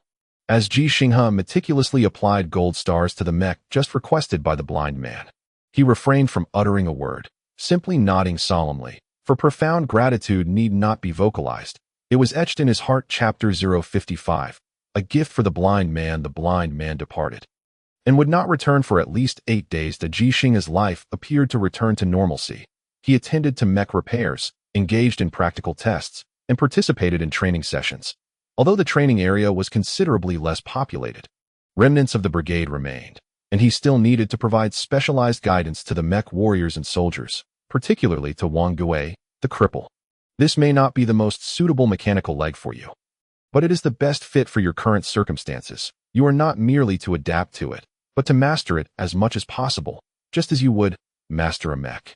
Ji Xinghe made subtle modifications to Wang Gui's mechanical leg based on his training progress and effectiveness in terms of performance. There were no upgrades or extraordinary constructions added, that he merely adjusted it in accordance with his understanding of the human body, combat, mech structure maintenance, and piloting, making the leg more compatible for Wang Gui. Many failed to recognize that Ji Xinghe was not merely the prodigy spoken of by those he knew on the blue planet. He was a polymath. He was not a doctor. Yet his extensive martial arts training granted him profound insight into the human body. He was not a soldier, yet he could surpass Han Li, the top-tier mech warrior, in combat, able to take on 10 opponents in the training area. He was not a professional mechanic, yet he could secure substantial contribution points by repairing various mech components in the maintenance area. He was not a mech warrior, yet he obtained a high score and earned a level 3 mech piloting qualification. Becoming a level 3 mech warrior without any combat experience. Achieving all this required both talent and age. Indeed, Ji Xinghe's age was both a disadvantage and an advantage, for he had lived longer than others, affording him more time to learn, thus accumulating greater knowledge. Wang Gui did not realize Ji Xinghe was a versatile genius, but he trusted Ji Xinghe's judgment. The evidence was clear. He was no longer limping. And he was indeed more capable than before, all thanks to Ji Xinghe's guidance and the modifications made to his mechanical leg. All right, I will master it if I can control a mech. How much easier it should be to control a mechanical leg. Wang Gui's confidence surged significantly as he believed he was close to reclaiming his title as a level 1 mech warrior. In truth, no one had stripped him of that title. Rather, no one would allow him to pilot a mech again. But for him, what did it matter to be a level 1 mech warrior who could no longer pilot a mech? If the blind man could achieve it, why could the cripple not do the same? After providing guidance on the adjustments to his mechanical leg, Ji Xinghe allowed Wang Gui to practice independently and then began instructing others in the remnants of the brigade. The ordinary soldiers were comparatively simpler to manage.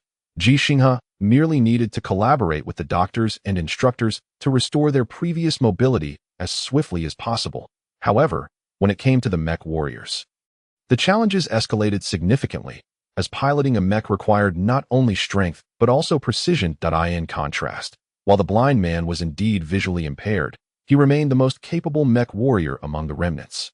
Just as Wang Gui was, both had attained the rank of second lieutenant due to their status as level 1 mech warriors. The trio of the lame, the deaf, and the left-handed man were all level 2 mech warriors, each adorned with 3, 5, and 6 gold stars on their mechs, respectively.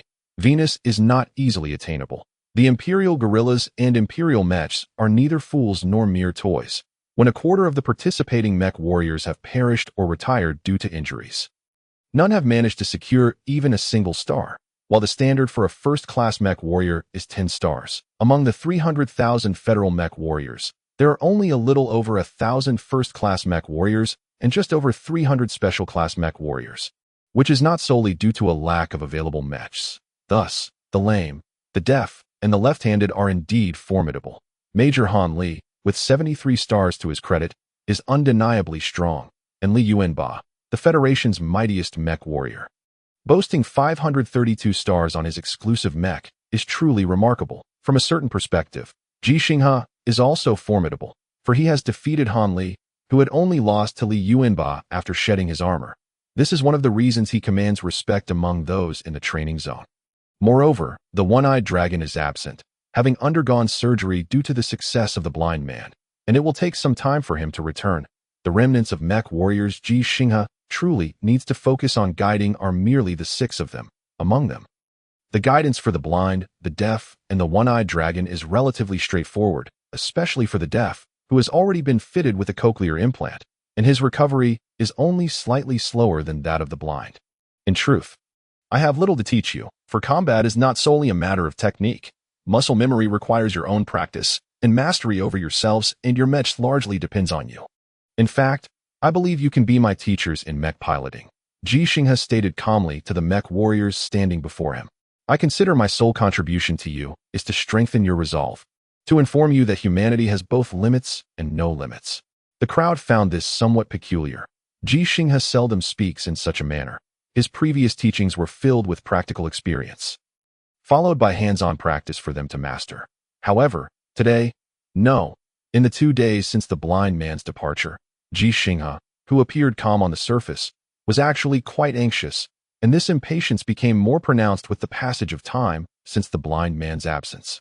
The lame man mentioned before, Ji Xinghe referred to him as such, and no one objected, just as everyone called him Old Ji. It was merely a name. The average strength of the gorillas on Azure Star is 4 times ours, and that of the Imperial gorillas is 6 times ours. Thus, you have long harbored the notion that without your mechs, you are nothing. However, that is not the reality. At least, I do not share that belief. Lions, tigers, sharks, gorillas, they are all more formidable than us, yet they are not the rulers of Azure Star. We, as humans, are. You may argue that this is because they lack intelligence and cannot wield true tools or weapons, while the Imperial gorillas are not only not less intelligent than us, but they also possess mechs akin to ours. Yes, that is indeed the case, yet they have not defeated us, nor can they. Ji Xinghe paused slightly, his gaze sweeping calmly over the crowd before he softly inquired. Actions speak louder than words. If I claim I can defeat a gorilla, an Imperial gorilla, with my bare hands, would you believe me?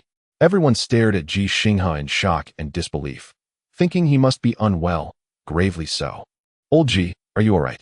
Please, old Ji, don't worry. The blind man is quite capable. He returned swiftly. He is not heading to the front lines. After all, don't stress yourself too much. Really, old Ji, do you have any idea how ferocious the Imperial gorillas are? Even the gorillas on Azure Star are classified as ferocious beasts. It's impossible without weapons. If we have weapons and they don't, then perhaps we can give it a try. But you, old Ji, cannot. We are all familiar with each other. You don't need to boast about how to train us. You could brag for a lifetime about defeating Major Hanli. Ji Xinghe was not boasting. He had previously believed he could not do it without weapons. However, after being on this alien planet for more than a month, he began to sense that he could achieve it. This was not due to the planet's lower gravity inflating his confidence, but rather the high-intensity work in combat that had deepened his understanding of his current physical abilities and combat prowess. 4 months prior, he had broken an Iron Man dummy at home, believing it was due to the dummy's metal fatigue from prolonged use, hoping it indicated an advancement in his skills. Now he could responsibly assert that his skills had indeed progressed. I have stated that actions speak louder than words. Once the blind man returns, I will demonstrate for you. In the meantime, please assist in persuading Instructor Li to agree and help facilitate this. Ji Xinghe's expression remained calm. This is a gift for the blind man, as well as for you. This gift is called faith, the belief that humanity knows no bounds. Old Ji is serious. The soldiers in the training zone fell silent, recalling how Ji Xinghe could overpower them as effortlessly as an adult would a child. Akin to how an Imperial gorilla would dominate them, they suddenly felt a flicker of trust. Perhaps it really were possible. However, the truth is that it is not. Not because Instructor Li would not agree. The base has sufficient military force to ensure Ji Xinghe's safety while he battles an Imperial gorilla in captivity, but because the blind man would not return. On the task logs of all mech warriors at Base 6, a non-mandatory mission prompt appeared. Search and rescue mech warrior Li Lin.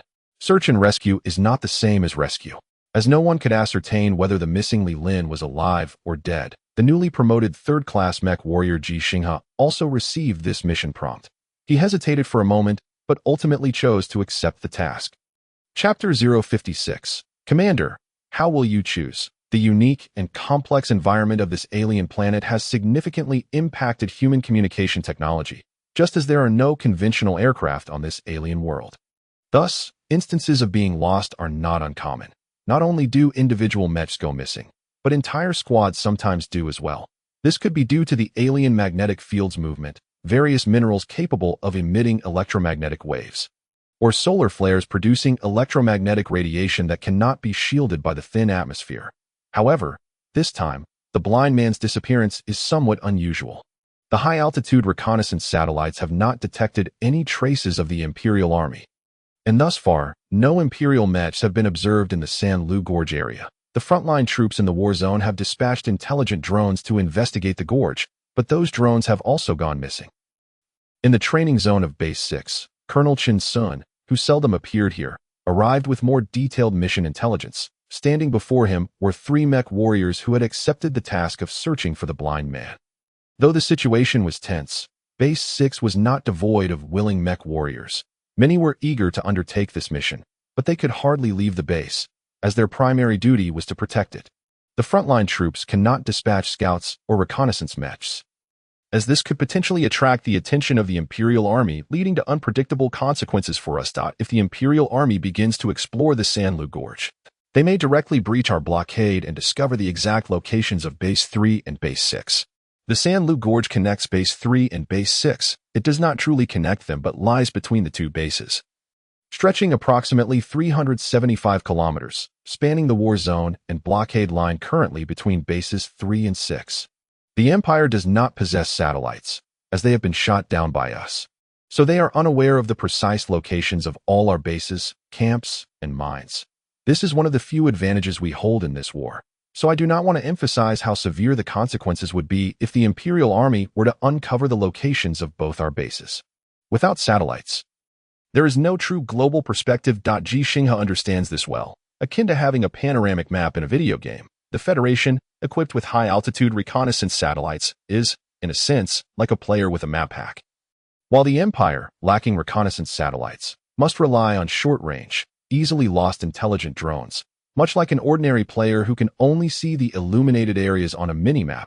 If the Empire's drones are shot down, and the relevant reconnaissance equipment is removed, the areas they could once see will revert to darkness.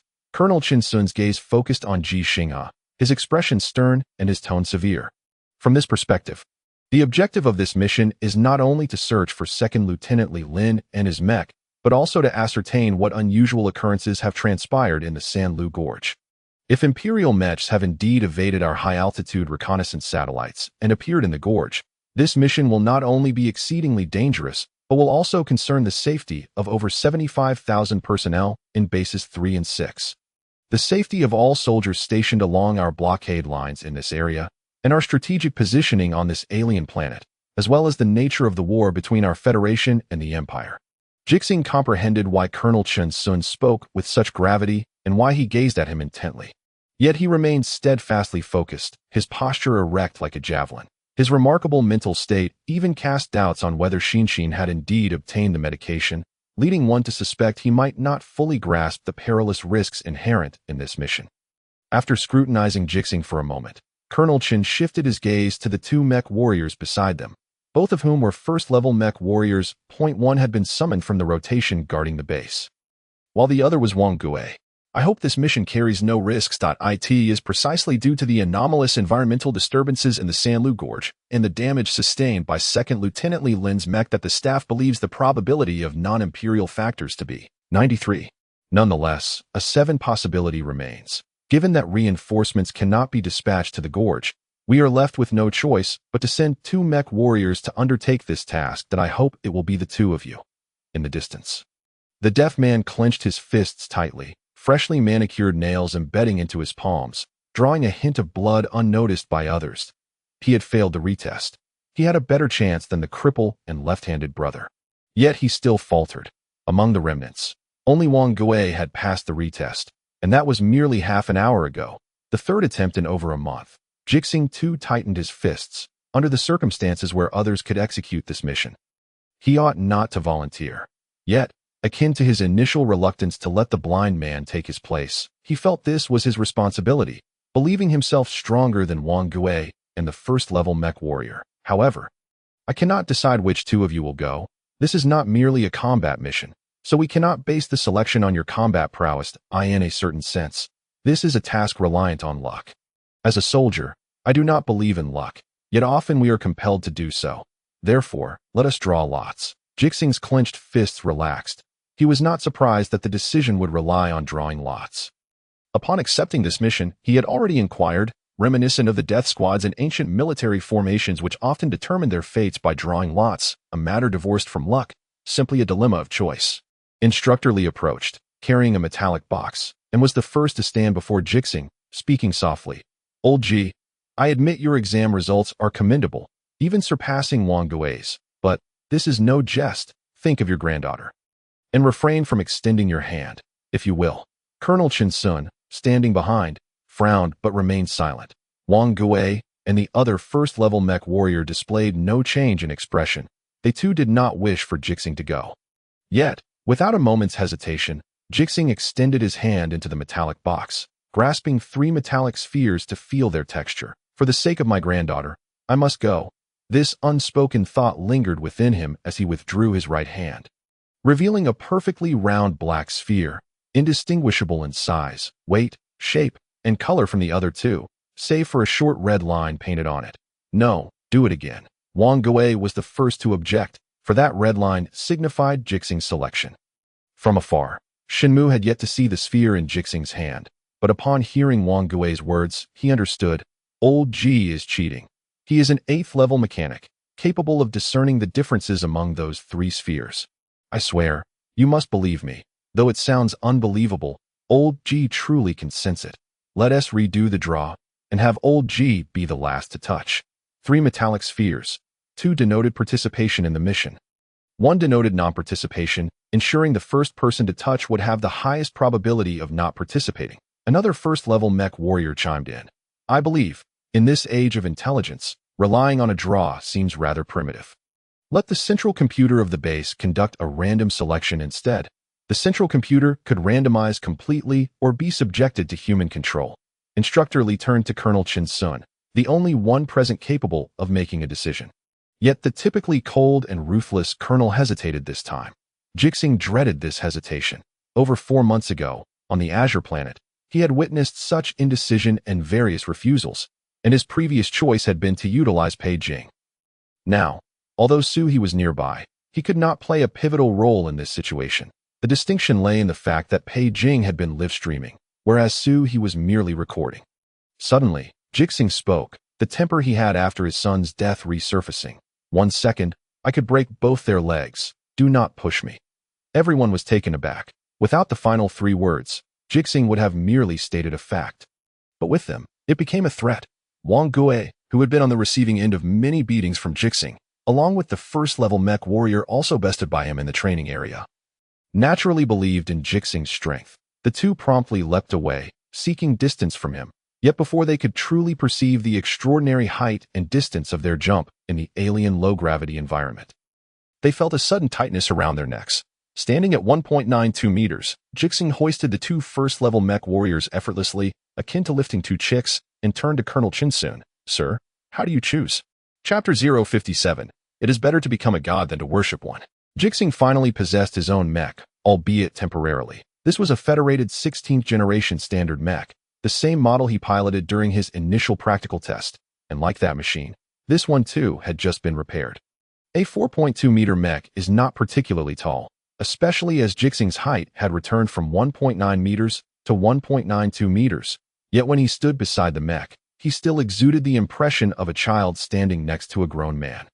For the mech possessed not only height, but also width and depth, much like a 4.2-meter-long vehicle capable of seating 5 adults, with a bit of squeezing fitting more into the trunk. In fact, the earliest Mechs of the Federation were merely over 2 meters tall. To call them Mechs would be a misnomer, as they were more akin to exoskeletal armor, an upgraded version of conventional spacesuits. These suits, designed to protect humans in alien surface environments in space, had an average weight of 60 kilograms, while the weightlessness of space was somewhat manageable in the low-gravity conditions of alien surfaces. Overly heavy spacesuits could hinder human mobility. Exoskeletal armor provided protection while also offering a power assist system based on mechanical construction. The federated Mechs evolved from exoskeletal armor. They were not towering constructs, but rather mobile armor. A personal mech exceeding 5.5 meters could be classified as a heavy mech. Heavy mechs indeed boasted superior firepower and armor thickness compared to standard personal mechs, yet their maneuverability was significantly diminished, often rendering them mere targets under artillery fire, leading to grim outcomes. This was akin to the Imperial mech formations, which, once their precise locations were discovered, became subject to fire coverage from space. Their anti-air systems could not wholly shield them from all incoming fire. Many of the Imperial mechs, larger and bulkier than their federated counterparts, suffered losses amidst such bombardments. If we encounter Imperial mechs, do not entertain thoughts of dueling them. If we can outnumber them, we shall do so. There is no honor in war. The prospect of 1 against 10 is utterly fanciful, and even 1 against 3 is unfeasible. Wang Gui stood beside Ji Xinghe, droning on, entirely disinterested in the mech inspection. Part of this stemmed from his trust in the mech technicians, while another part arose from concern for Ji Xinghe. Old Ji, I know you are formidable. Without a mech, I am nothing before you. Not even 10 of me could contend. I am even willing to believe you could take on an Imperial gorilla barehanded. But once you are in a mech, the equation changes entirely. Not even Major Han Li could face 10 opponents alone, and even Major General Li finds it challenging to do so, for the true battlefield and combat are far more complex, easily leading to missed opportunities. Thus, should we truly encounter Imperial Mechs, do not act impulsively. Transmitting intelligence is our utmost priority. Survival is second. This is not a mission to fight to the last breath. And we have no positions to defend. The major general mentioned by Wang Gue was Li Yuanba, the only mech warrior to attain the rank of general among the remaining 8 ace mech warriors. The highest rank achieved was merely colonel. The others held the ranks of lieutenant colonel or major, as mech warriors were, at their core, just soldiers, known for their combat prowess alone. Attaining the rank of general required far more than mere combat capability, sometimes even requiring a lack of such, as exemplified by Ji Xinghe's previous assertion about defeating 10 opponents against General Tu Yuan. Moreover, regarding weapon selection, newcomers often place undue faith in bullets and shells, opting to equip their mechs with machine guns or cannons.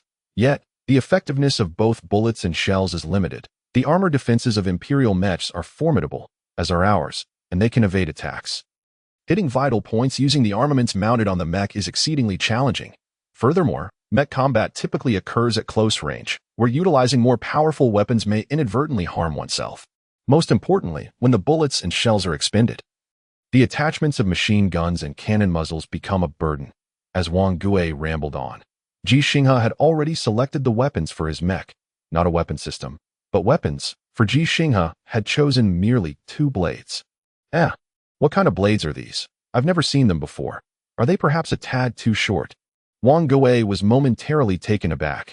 Naturally, the blades, which a first-level mech warrior had never encountered, were designed and forged by Ji Xinghe himself. Judging by their length, in comparison to the towering 4.2-meter mech, these blades appeared rather diminutive. 8 blades, Ji Xinghe revealed, though this was not entirely accurate. For the term referred to a technique rather than a specific type of blade. The blades themselves could also be referred to as palm blades, composed of 2 blades of identical size, typically no longer than the arm of an adult. When separated and laid crosswise, they resembled a butterfly, hence the alternative names butterfly blades or butterfly dual blades. Some wield dual blades of differing lengths, and upon reaching a certain level of mastery, one can wield them regardless of the presence of blades. As the essence lies in the technique, which employs the principles of the 8 methods. After accepting the mission and confirming that he was piloting the 16th generation standard mech of the Federation, Ji Xinghe crafted 2 mech-specific 8 blades in the mech bay. As their simplicity rendered their construction quite manageable, the combined length of the blade and hilt was merely 1 meter, due to their width and handguards. They were considered large blades for a human, yet for a mech, they seemed excessively petite. Old Ji, I was mistaken that I shouldn't have said that mech battles are always close combat. Wang Gue gazed at the 2 blades with a hint of trepidation, although he did not believe that they would encounter combat in the Sanlu Gorge this time. In truth, it need not be so close. You are a martial artist. Surely you understand the principle of an inch longer, an inch stronger? Moreover, is it really necessary to wield dual blades? You could opt for an alloy shield. If you were to face artillery fire that cannot be evaded, an alloy shield would prove invaluable. There is also the saying, an inch shorter, an inch more perilous. Ji Xinghe casually emphasized. He was quite adept with long weapons such as spears and staffs, employing the 6.5 staff technique from Wing Chun, which typically spans between 2.4 to 2.7 meters relative to human height. For a mech, the length would undoubtedly need to be multiplied, categorizing it as a long weapon without question. However, Ji Xinghe grappled internally with a certain trauma during his virtual battles with Han Li. His spear had been severed by Han Li's blade, thwarting his intention to eliminate Han Li first. In that moment, he vowed never to wield a gun again, but to use blades instead. But this, my mech, my decision, Ji Xinghe asserted with a sense of dominance, causing Wang Gue to instinctively want to retreat. That he wished to avoid being hoisted by Ji Xinghe like a chick, a humiliating spectacle. Especially with reporter Su He present, the gaze of 300 million people was not to be trifled with. Very well, after all, our mission is one of search and rescue as well as reconnaissance. And your mech is equipped with basic machine guns and artillery systems.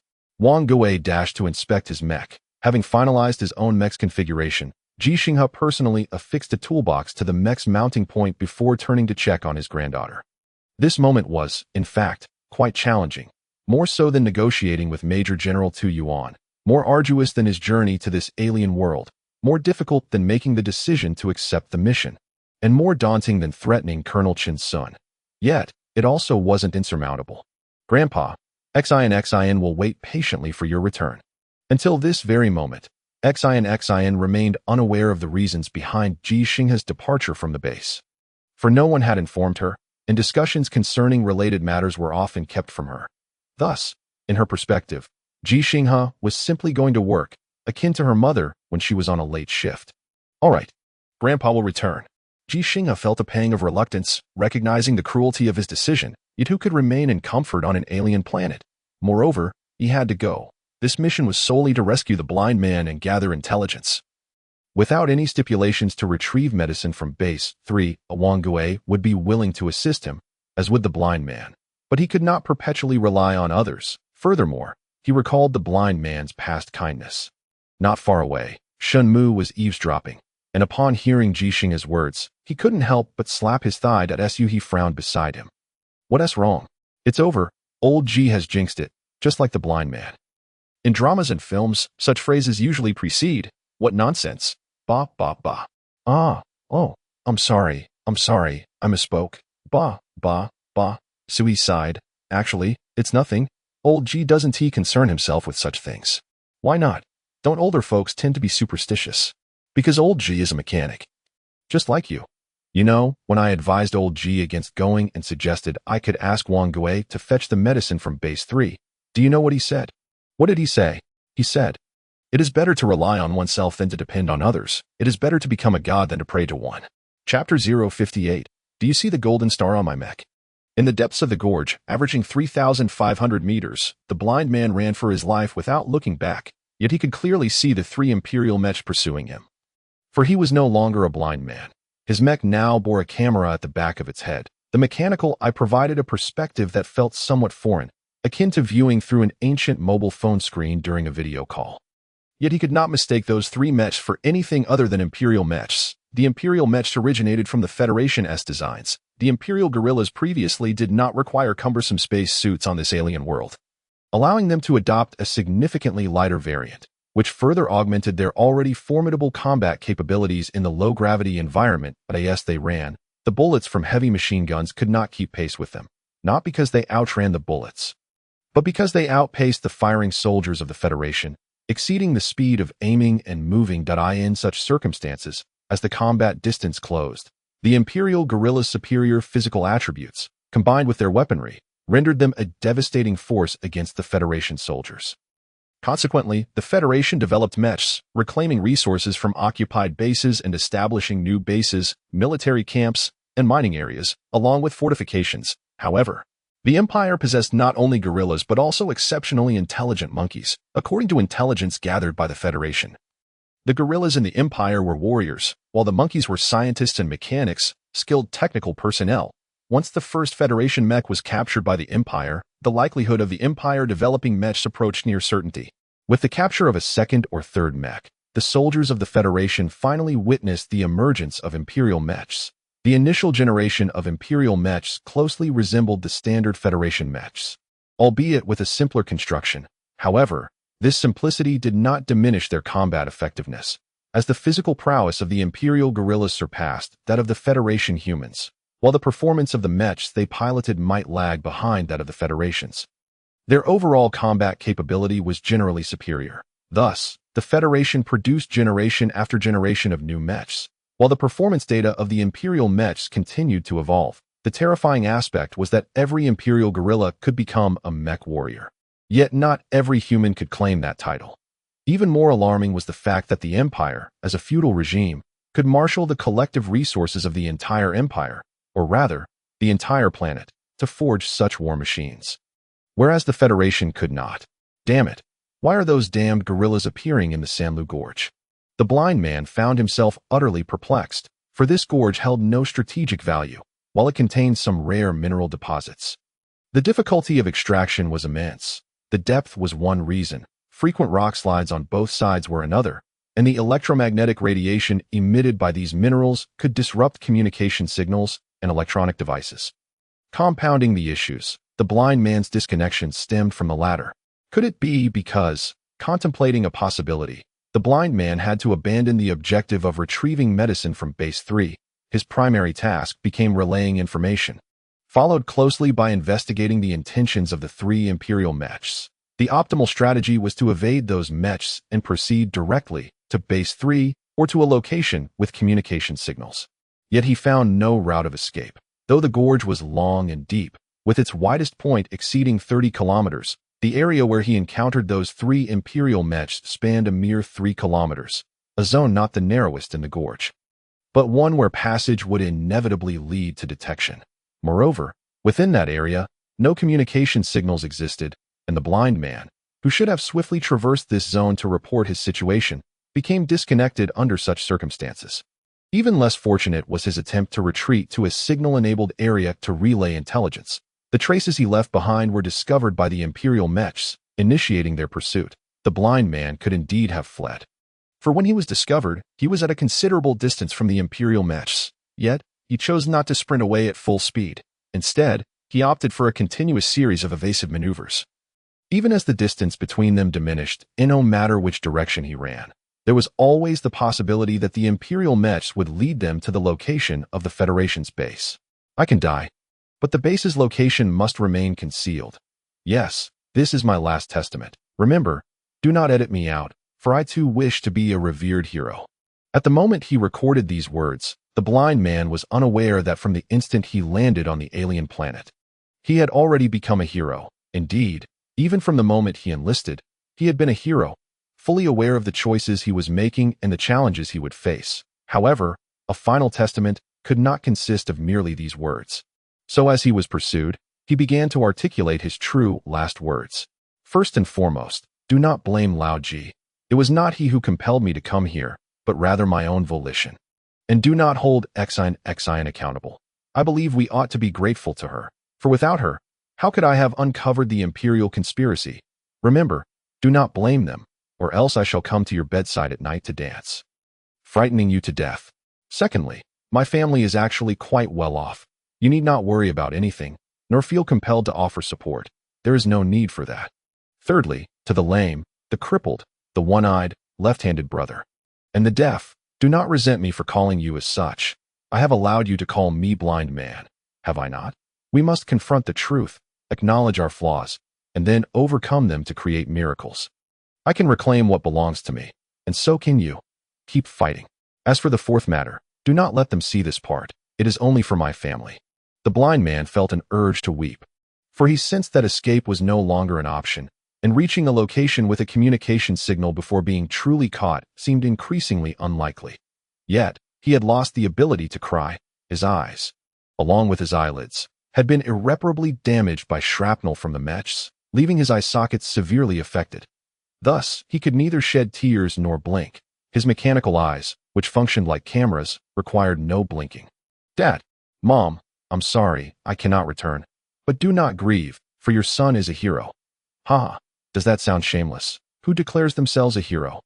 The inability to cry did not prevent his voice from choking. As he recorded his testament, he spoke the earlier points rapidly, yet the final matter took him an extended time to articulate, repeating and deleting his words as he ran.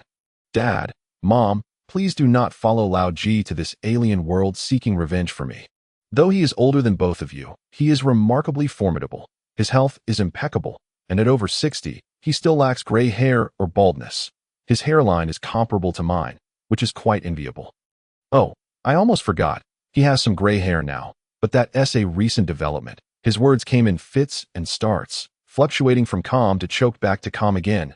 He recorded countless sentiments. Yet he remained uncertain whether those who ought to hear them would ever do so. The blind man came to a halt, not out of unwillingness to continue his evasive maneuvers, but because he could run no further. 3 Imperial Mechs had encircled him, forming an equilateral triangle, with him at its center. The average distance to each Imperial Mech was approximately 300 meters, an interval that, given the speed of the Mechs, was not far enough for him to evade capture. As he futilely attempted to reconnect with the communication satellite, he calmly uttered his final words. Dad, Mom, I love you both. I have not brought shame upon you, nor will I. With no retreat left, he resolved to fight. The blind man activated the external speaker of his mech, his voice resounding powerfully through the canyon. I am Li Lin, a first-class mech warrior of the Federation. Do you see the 11 stars emblazoned upon my mech? With that, he gestured to his own mech, where the 11 stars, painted by Lao Ji, represented the 11 imperial mechs he had destroyed. Thus, even if the imperial apes could not comprehend his words, they would immediately grasp his intent. However, these stars did not signify his ability to take on 3 foes alone. The lame man had informed Lao Ji that the imperial mechs were indeed formidable, and a first-class mech warrior stood an even chance when dueling an imperial mech. Therefore, to outnumber one's opponent was imperative, and calling for fire support to cover the initial strike was essential. Yet, these stars could provoke the imperial apes, for rage could cloud judgment, rendering them irrational. This was the effect the blind man sought. He recalled a phrase: underestimate the enemy strategically, but treat them with utmost seriousness tactically. Come on, you worthless beings. As the blind man roared, he crossed his mech's arms before his chest. The immense metal palms striking against the protective armor of his chest, producing a resounding thud. This was the most direct provocation to the imperial apes. Consequently, a thunderous roar erupted as the 3 imperial mechs charged toward him. Their colossal feet pounding the ground and raising clouds of dust. The low-gravity environment of the alien planet allowed those particles to linger in the air, while the towering cliffs on either side of the canyon made it difficult for sunlight to penetrate its depths. The advanced night vision capabilities of the Mechs cameras enabled the blind man to clearly perceive the 3 billowing clouds of dust, allowing him to ascertain the positions and speeds of the 3 imperial mechs. He did not remain stationary awaiting his demise. As he had stated in his last testament, he would not bring shame upon his parents. He targeted the nearest imperial mech, and as its engine roared to life, he surged forth, leaving a trail of dust in his wake. If I can claim the 12th star, I will strike it rich, he thought to himself, his unblinking mechanical eyes radiating unwavering determination, though that resolve abruptly vanished. If his eyes were not mechanical, they would surely have been filled with astonishment at the sound he heard, a voice emanating from the mech's built-in shortwave communication system, akin to a walkie-talkie.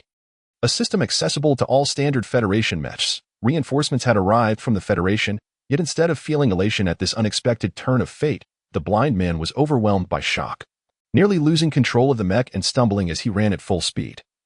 For the voice that had just sounded was that of Lao Ji, the oldest mechanic at Base 6, the oldest combat instructor in the training area, the oldest mech warrior, who had only obtained his Level 3 mech driving certification. 5 days prior, his voice carried an aged quality, yet the determination within it left a profound impression on all who heard it. Lao Ji said, "Blind man, do you trust me?" Chapter 059. I am a mechanic, Lao Ji. We too have lost contact with the base, but do not worry. This is a normal occurrence. Once we pass through this area, we will be able to restore communications. The lame man's tone was relaxed, devoid of any tension, especially considering he was a first-class mech warrior adorned with 12 stars. Moreover, he had to maintain an air of calm and composure, as he was accompanied by the Federation's oldest rookie.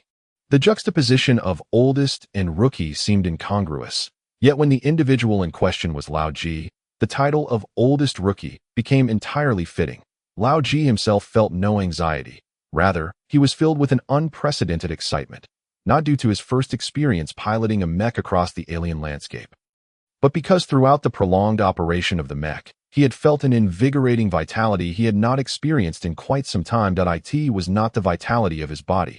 He had always maintained excellent physical condition, never lacking in energy except during that one period. Nor was it the vitality of the mech itself. A mech without a pilot lacked any semblance of vitality, as it could not act independently. Even the most advanced artificial intelligence programs required a pilot to operate the mech. Instead, it was the synergy produced between his body and the mech during the operation that created this newfound vitality. As a mechanic, he possessed an intimate familiarity with every component of the Federation's 16th generation standard mech, an understanding akin to reading fingerprints. Aside from the core engine and auxiliary operation smart chip, he could confidently assert that he could personally craft all other components. Before arriving on the alien planet, he had been incapable of this. Upon his arrival, he remained unable. However, over a month of study and practice, combined with his 40-plus years of mechanical repair experience and knowledge, had led to a form of transcendence on this alien world. Be quiet. Unlike the lame man, Lao Ji did not engage the autopilot mode. Instead, he personally maneuvered the mech over a distance of more than 200 kilometers, which included over 100 kilometers through the canyon floor, where the terrain was highly complex, devoid of any proper road. Had this occurred on Azure Star, the several-ton mech would have long since become mired in the ground. But in the alien planet's low-gravity environment, the mech's weight had significantly decreased, enhancing its mobility and off-road capabilities without compromising its power. The limping man could hardly fathom how swiftly Ji Xinghe was maneuvering. Although piloting the mecha in a conventional mode and executing standard tactical maneuvers demanded minimal physical exertion from the operator, comparable to driving a vehicle on the Azure planet, the intricate environment undeniably imposed additional energy expenditure. All right, I want to make a sound, but please do not follow too closely, he remarked as he led the way, employing the autopilot mode. Despite this, he remained vigilant, occasionally manually intervening in the automatic navigation based on his driving experience to circumvent areas that could jeopardize the mecha, effectively clearing a path for Ji Xinghe behind him. He assumed that Ji Xinghe's request for silence stemmed from the need to meticulously memorize his route, as the oldest rookie in the Federation was required to concentrate on piloting the autonomous mode of the mecha, indicating Ji Xinghe's anxiety. However, the reality was entirely different. Ji Xinghe was formidable and was growing even stronger. Silence, stealth mode. The limping man suddenly commanded, prompting the mecha to enter a stealth configuration, which essentially reduced engine power and slowed down, minimizing the mechanical roar and the sound of metal feet striking the ground. After executing these maneuvers, he cast a worried glance at the rear view. There was no need to turn his head. The 360-degree panoramic camera allowed him to maintain focus ahead while simultaneously observing what lay behind. To his surprise, he noted that Ji Xinghe had also transitioned into stealth mode. Quite swift, old steed, he mused, unaware that Ji Xinghe had engaged stealth mode even faster than he had. After offering this commendation as a seasoned soldier, he resumed his forward motion, producing sounds that were significantly diminished compared to before, akin to the transformation from a frantic sprint to a leisurely stroll. Ji Xinghe kept pace closely behind, the distance between their two mechas visibly shrinking. Unbeknownst to the limping man, Ji Xinghe's mecha mirrored his every movement precisely, even landing its feet perfectly where the limping man had tread. Towering cliffs, approximately 4,000 meters high, flanked the dimly lit valley floor, rendering it nearly impossible for the Federation's reconnaissance satellites in space to capture any imagery. Thus, no one could witness the mecha taking a casual stroll alongside another that moved like a phantom. Imperial mechas. The limping man's tone suddenly turned grave as he spotted 3 Imperial mechas surrounding a lone Federal unit. It's Blind Man. He is unharmed for now, but he is surrounded. A sense of urgency washed over him as he realized that he could not effectively take on 3 adversaries alone, and even teaming up with Blind Man would yield a low probability of success. Given the distance between them, by the time he rushed in, Blind Man could very well meet a dire fate. Old steed, listen to me. You must turn back immediately and report the situation as soon as you reach a location with communication signals. If you're unsure how to articulate it, simply transmit the footage from your mecha's built-in recorder. Ji Xinghe's mecha had now appeared beside the limping man, standing side by side, concealed behind a large rock, both observing the 4 mechas approximately 1,000 meters away. Yet, he exhibited no trace of anxiety, calmly inquiring, "What about you?" "Me? I'm certainly going to take down those 3 Imperial brutes, that don't worry. Old steed, Blind Man and I are both level 1 mecha warriors, and 3 mere Imperial brutes are hardly a concern. But you didn't say that before. You mentioned that if we can outnumber them, we should exploit that advantage. This is war. There is no room for chivalry. I was merely trying to intimidate you. In reality, I am quite formidable, capable of taking on 10 opponents without issue. 3 are hardly enough to split between Blind Man and me. So, quickly report the situation. Intelligence is crucial. If level 1 mecha warriors were truly that strong, why then did the Federation have only a little over 300 elite mecha warriors?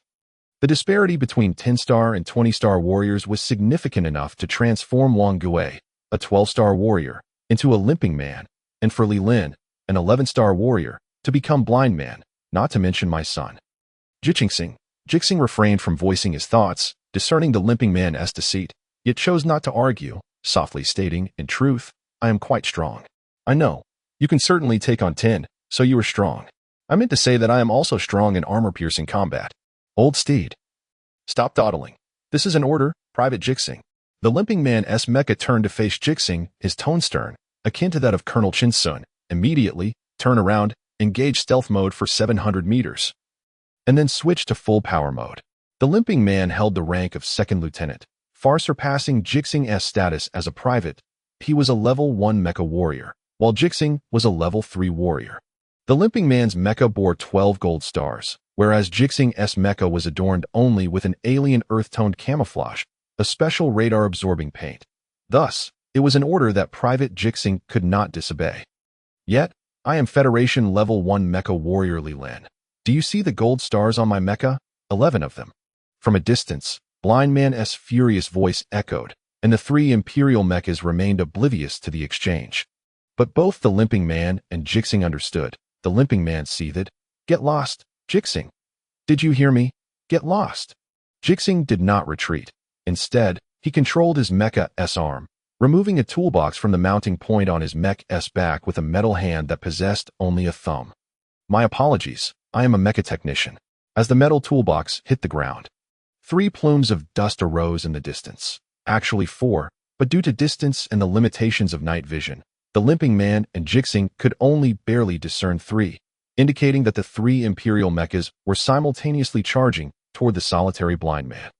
Thus, Ji Xinghe sprang into action, moving faster than the limping man, not because the latter was hesitant to charge in, but rather because the limping man sought to first send Ji Xinghe away. What purpose could a rookie, a level 3 mecha warrior lacking any combat experience, a 65-year-old man, and a technician serve other than being a liability? Ji Xinghe, the limping man bellowed once again, his mecha also roaring into motion. Yet, to his astonishment, he found himself unable to catch up with Ji Xinghe's mecha. Both were in stealth mode. Why was his speed inferior? Was Ji Xinghe not truly in stealth mode? No, Ji Xinghe was indeed utilizing stealth mode. As he sprinted, no trail of dust emerged. Was it because Ji Xinghe's mecha was equipped with only 2 short blades? A shortwave communication channel signaled a new mecha connection. Ji Xinghe had actively linked to Blind Man's mecha and, addressing the latter, who was launching a death charge, quietly asked, Blind Man, do you trust me? In truth, he was not only addressing Blind Man but also the limping man. Yet, neither of them believed in him, for this was armor-piercing combat, marking Ji Xinghe's true debut in such warfare, facing a 3-on-3 scenario, or rather, a 2-on-3. Old Steed, have you lost your mind, limping man? Don't involve me. Old Steed isn't following orders. Old Steed, stop right now. Actually, I manipulated my scores in those 2 exams.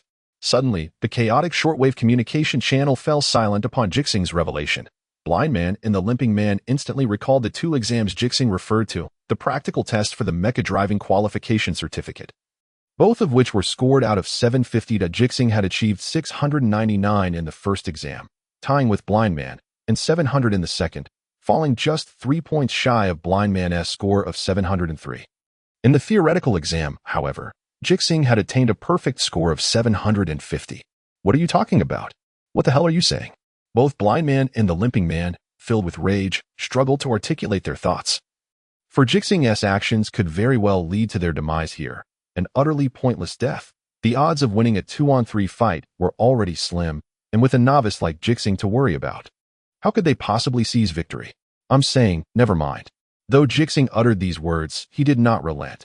Instead, he abruptly activated full power mode, the engine's roar surging, and the mecha's speed skyrocketed, producing a thunderous thudding sound as it charged forward. The 3 mechas rushing toward Blind Man simultaneously took notice of Ji Xinghe and the limping man concealed behind him. The radar became ineffective due to the unique environment and radar-absorbing paint. Yet the cameras on their mechas remained operational, as did their hearing. It was over. Blind Man unhesitatingly abandoned his death charge to pivot and rush toward Ji Xinghe. He realized that saving Ji Xinghe was not the most prudent choice. It would be wiser to seize the chance to attempt to pick off the Imperial mechas one by one while they were distracted. Yet he still felt compelled to help, for Ji Xinghe, who disregarded military orders, was his comrade. This was a sentiment that should not exist on the battlefield, yet it constituted a fundamental aspect of humanity. The limping man similarly activated full power mode without hesitation, driven by a sense of compassion, even as he was filled with fury toward Ji Xinghe. However, being already behind Ji Xinghe and having activated full power mode a moment later, how could he ever hope to catch up? Moreover, the 3 Imperial Mechs, apart from the one that was originally destined to withstand the blind man's final, most resplendent strike, had executed a swift turn. shattering the dust they had previously stirred up as they surged towards Ji Xinghe. They understood the necessity of dismantling their foes one by one, yet they were acutely aware that there was no Venus atop the mech of Ji Xinghe, which indicated that this particular mech was undoubtedly the weakest among the trio of federal mechs. Thud, thud, thud, amidst the thunderous clamor of 6 mechs racing forward. The blind man and the cripple could only cast desperate glances at the approaching mech of Ji Xinghe, inching ever closer to a collision with an Imperial mech. Would Ji Xinghe survive? The answer seemed bleak. Even if he evaded the lethal strike of this Imperial mech, another was fast approaching, closing the distance with alarming speed. You might evade the first, but not the 15th. Old Ji Xinghe. The shortwave communication channel remained devoid of their exclamations, for they were merely gasping in their minds, afraid that vocalizing their fears might distract Ji Xinghe. Though they felt that his focus was inconsequential, in truth, it was indeed inconsequential, as Ji Xinghe could not afford to be distracted. Under his command, the mech, operating at full power, obeyed his every whim, just as it was about to collide with the Imperial mech. Its mechanical legs abruptly halted their furious pace. The immense inertia did not topple the mech.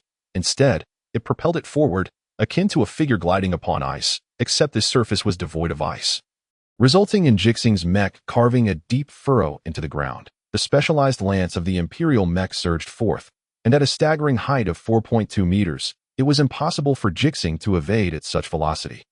Thus he chose not to.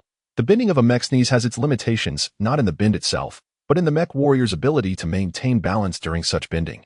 Thus, evasion through crouching was not an option against the forceful thrust of the Imperial mech's lance. Fortunately, the deep groove Ji Xinghe's mech had carved into the ground provided him with valuable insight into the hardiness of the canyon's terrain, having traversed over 100 kilometers within it, and he possessed a profound understanding of the mech he piloted. Moreover, Imperial mechs typically towered over their federal counterparts. The one Ji Xinghe faced stood at 4.9 meters, creating a stark disparity in height. With his dual blades raised, he exerted all his strength, and the lance, caught between his blades, merely grazed the top of Ji Xinghe's mech, producing a shrill sound of metal grinding as sparks flew.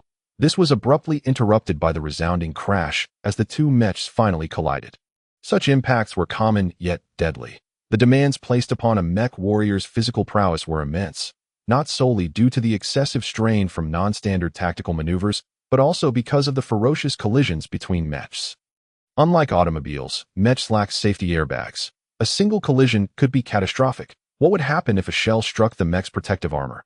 Ji Xinghe was indeed formidable, but this did not imply that at 65 years of age, he could endure anything. He was adept because he had incapacitated his foes before they could reach him. The blind man and the cripple raced forth. Such thoughts crossed their minds. Yet they did not cease their advance, even though they had internally condemned Ji Xinghe to death, not merely due to this impact, but also because another Imperial mech would reach him within 7 seconds. Faster than the two of them, they pressed on, not to rescue Ji Xinghe, but to seize the opportunity he had created with his life. The Imperial mech, having endured such a fierce collision, would certainly be affected, and the mech pursuing the blind man required time to catch up.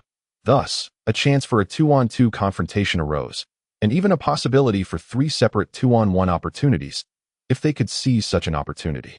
Perhaps Ji Xinghe could remain intact. The sorrowful call echoed within their minds. The blind man and the cripple beheld an astonishing yet fortuitous sight. Ji Xinghe's mech had turned to face another Imperial mech, armed with but a single blade, the other now lost to oblivion. Strangely, the Imperial mech that had collided with him did not take advantage of the situation to strike from behind. What was amiss? It had transformed into a golden star upon Ji Xinghe's mech, to describe it in a somewhat cliché manner. This was Ji Xinghe's first golden star, yet assuredly not his last. In truth, it was not a glitch. For a second golden star was poised to appear before Ji Xinghe. Within 5 seconds, Chapter 060, 5 seconds of lengthy narrative aside from Ji Xinghe, no one comprehended what transpired in the instant of collision. Even the Imperial guerrilla that collided with him remained oblivious. The blind man and the cripple should have been intensely curious, yet they were far too preoccupied to inquire at that moment. Old Ji, retreat. Hurry, retreat. 5 seconds is a fleeting span. Having just turned, Ji Xinghe was perilously close to the second Imperial mech, akin to ancient cavalry charging into battle. When the speed of cavalry reaches its zenith, their lance-like weapons possess unparalleled penetrating power. In comparison to even the world's finest steeds, The power and explosive force provided by Mechs far surpass that point. One of the standard issue weapons of the Imperial Mech is the lance, averaging 6.5 meters in length, coupled with their speed and strength upon detonation. They often penetrate the vital areas of Federal Mechs before the initial collision occurs, not the heart or kidneys, for Mechs possess neither. The frontal armor can withstand shell impacts without damage, let alone a lance. A cold weapon. The true critical point lies in the neck of the mech, where the armor is notably thinned, and if the delicate electronic components housed within the mech's head sustain damage, the outcome will mirror that of the Imperial Mech situated behind Ji Xinghe, rendering it incapable of delivering a backstab. For mech warriors, the most perilous aspect arises when the neck of a mech is pierced, leading to the internal oxygen leaking out.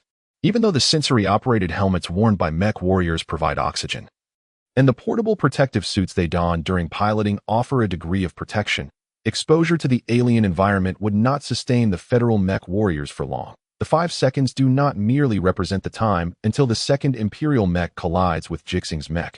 They signify the moment the Imperial Mech's lance strikes Ji Xinghe. As the blind man and the cripple simultaneously shouted over the shortwave communication channel, the time dwindled to a mere 3 seconds, a razor-thin margin. Having just turned, Ji Xinghe's mech displayed some dents upon its frontal armor. Not severe, yet the exterior bore noticeable damage. Could the internal components have been compromised as well?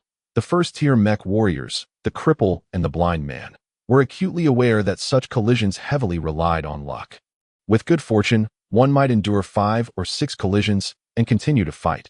With bad luck, a single impact could cripple the mech's functionality, much like the rare automobile accidents on the Azure planet, where, before the advent of autonomous driving technology, some individuals experienced numerous accidents in their lifetime, to the point where insurance companies refused to cover them, while others encountered but a single mishap. Could old Ji retreat? Could his mech still retreat? After enduring such a collision, could he still maneuver his mech backward? Ji Xinghe could indeed retreat, for as he had once stated to the cripple, he was a mechanic, well-versed in minimizing damage during impacts and reducing the strain on his body. Thus, both he and his mech remained largely intact. Yet, he did not retreat, for exposing his back to the enemy was the gravest of dangers. Especially at such close quarters, he understood that the time required for his mech to accelerate again was more than sufficient for the already accelerating Imperial Mech to catch up to him. He also recognized that the cripple and the blind man would find it exceedingly difficult to reach him in such a brief span, that if he adhered to the retreat commands of the blind man and the cripple, he would likely survive, but his mech would sustain genuine damage. While the odds of the cripple and the blind man succeeding in a 2-on-1 confrontation were high, an additional Imperial Mech was barreling toward them. Thus they would soon face a 2-on-2 scenario, significantly diminishing their chances of victory, compounded by the potential damage to his own mech, in contrast to the battle-hardened cripple and blind man. Ji Xinghe, from the perspective of a mechanic, assessed his mech's performance. From the viewpoint of an unparalleled master, he made his judgment with unwavering confidence. And from the standpoint of a combat instructor, he evaluated the combat prowess of the cripple and the blind man. He did not retreat, for he was unwilling to do so. He had never forgotten the true purpose of his arrival on the alien battlefield, nor had he forgotten the words he once spoke to Major General Tu Yuan. If the opportunity arises. Son, are you watching? Through a panoramic view, Ji Xinghe beheld the elongated, radiant sky above, a sight everyone would deem a narrow celestial passage. Yet to him, it resembled the eyes of his son, bright as a star. A treasure amidst the river of stars. Do you believe in me? When Ji Xinghe's voice resonated, he had already seized hold of the immobile Imperial Mech. Amidst the roar of the engine, the energy transmission panels within his mech, etched with intricate patterns by his own hand, glimmered with an unseen radiance, a testament to the surging power of the nuclear fuel cells operating at full capacity. The cripple and the blind man, upon hearing this query once more, did not respond immediately, not from disbelief, nor from belief, but because time was of the essence. They needed to rush to Ji Xinghe's side. Ji Xinghe understood that they had no time to answer him.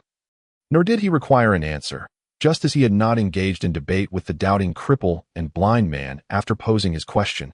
If you do not believe, so be it. I shall show you.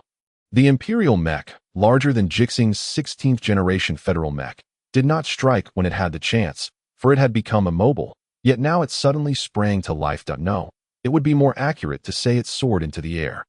Neither the standard models of Federal nor Imperial Mechs possessed flight capabilities, so its ascent could only be attributed to Ji Xinghe and his mech. The left mechanical arm, wielding a blade, locked onto one side of the Imperial mech, while the unarmed right arm secured the opposite side, its metallic palm grasping the protruding mounting point on the mech's back. Ji Xinghe's mech fell backward, not due to a loss of control, but to leverage its own weight to generate force upon impact, thus propelling the larger Imperial mech he held into the air. This maneuver, known as Non-Standard Mech Tactical Action 27, colloquially referred to as a bear hug slam. Chase it. Ji Xinghe's voice echoed once more across the shortwave communication channel. His operations required not his full concentration, allowing him to speak. The incoming Imperial spear finally struck, and it was a decisive blow, penetrating the inner workings of the mech due to the forces at play from both sides, yet it did not hit its intended target. A thunderous crash ensued as three mechs collided, creating a chaotic heap on the ground. Two Imperial mechs and one Federal mech, the ferocious Imperial guerrillas and the aged Federal warrior, with a resounding thud. The metallic foot of the mech dug into the ground, creating a chasm as the blind man executed a stopping maneuver amidst the cacophony. The cripple, however, did not decelerate. Instead, he suddenly veered off course, no longer heading directly towards Ji Xinghe, but towards the blind man's position, specifically to the rear of the blind man, where another Imperial mech, much like the blind man, began to halt. "I believe in you. Ji Xinghe, that I fucking believe in you," the cripple shouted, disregarding decorum, as he dashed past the entangled mechs, finally choosing to trust Ji Xinghe upon spotting a blade on the first Imperial mech that collided with Ji Xinghe's. He beheld the knife that should have been in Ji Xinghe's right hand. This was the reason why the first Imperial mech did not strike Ji Xinghe from behind, and why the cripple ultimately chose to believe in him. Just as the blind man abruptly halted and turned to pursue, they ignored the tangled trio of mechs, for they had finally come to trust that the armored Ji Xinghe was indeed formidable, superior to the two of them, who were mere first-level mech warriors. Thus, the one they pursued must surely be the Imperial mech that had originally been chasing the blind man. The old horse was not merely calling to chase it. He was imploring not to let it escape. Chapter 061. Leave it to me, from being pursued alone by three Imperial mechs and recording his own last words, to teaming up with comrades to turn the tables on an Imperial mech. The blind man's mood was unprecedentedly exhilarating, even more so than when he had just installed his mechanical eye and regained his vision of the world. "Where the hell are you running? You worthless piece of trash?" Such profanity was unbecoming of the Federal first-level mech warrior, Second Lieutenant Li Lin, yet it reflected the blind man's genuine feelings at that moment. He had once recorded a farewell message but had left out a heartfelt plea. "Dad, I don't want to die. Mom, I'm so scared." The three mechs raced through the canyon, skillfully avoiding areas that could ensnare them, yet some were simply unavoidable. Amidst the booming cacophony, the cripple was the first to catch up with the last Imperial mech, having maintained his speed since activating full power mode, while this Imperial mech, like the blind man's, had executed a swift deceleration upon realizing the unexpected turn of events. Suddenly, azure flames erupted from the shoulder of the Imperial mech, revealing its mounted machine gun. Within a fleeting moment, the entire ammunition chamber was emptied, a flurry of bullets cascading towards the cripple's mech like a curtain. Despite having a mechanical leg, the cripple, as a Federal first-level mech warrior, could easily evade such a close-range machine gun barrage.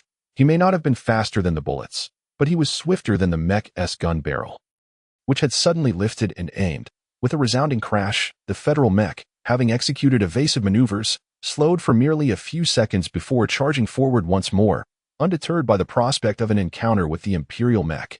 Though the odds of a one-on-one victory were slim, there remained a glimmer of hope, especially with the blind man at his back. Amidst the thunderous roars, the shortwave communication channel within the Mechs was eerily silent. The cripple and the blind man required no tactical exchanges, their experiences enabling them to coordinate with remarkable efficiency. They both awaited a voice to break the silence, a sound they had initially dreaded in such circumstances, yet one that now promised not to disappoint. "Can you leave it to me?" Ji Xinghe's tone was calm, yet it filled the blind man and cripple with uncontainable excitement. "Old horse, are you all right? Is it done?" "Yes, it's done. I'm fine and chasing after you," the blind man repeatedly exclaimed in exhilaration. "What the hell? What the hell? Awesome." The shrill voice of the cripple echoed those two words, not because he couldn't articulate more vulgarities, but due to his overwhelming excitement that caused his voice to crack. Both Federal first-level mech warriors were eager to inquire how Ji Xinghe had managed to resolve not just the second Imperial mech, but the first as well. They had seen neither the knife in Ji Xinghe's right hand nor how he had dispatched the first Imperial mech with a single strike. So many questions lingered in their minds. Yet it was clear that this was not the moment for inquiries, and they understood they would not miss the most thrilling spectacle. Beyond their own perspectives being recorded for playback, all angles of Ji Xinghe's mech, or everything visible to him within the cockpit, would also be automatically documented and set for review. The cripple and blind man could already envision the astonished gasps and cheers from the personnel at Base 6 when they returned alive to witness the recorded combat footage of the Mechs. Old horse. You being greedy. You've already bagged 2 accolades on your first mission, and you want a third?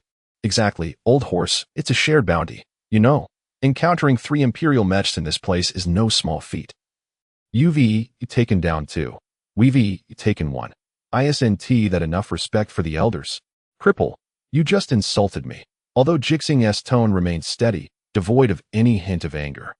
The singled-out cripple felt a shiver run through him, for he had not only insulted Ji Xinghe but had done so multiple times. Cursing was inconsequential, and profanity was trivial. What truly unsettled the cripple was his erroneous command. Had Ji Xinghe followed his orders to turn and flee, he would have relayed the intelligence promptly. Yet the outcome for him and the blind man against 3 Imperial Mechs would have had a 90% chance of disaster, rendering it a near-death encounter. However, the cripple's directive was fundamentally sound, aiming for maximum gain with minimal loss.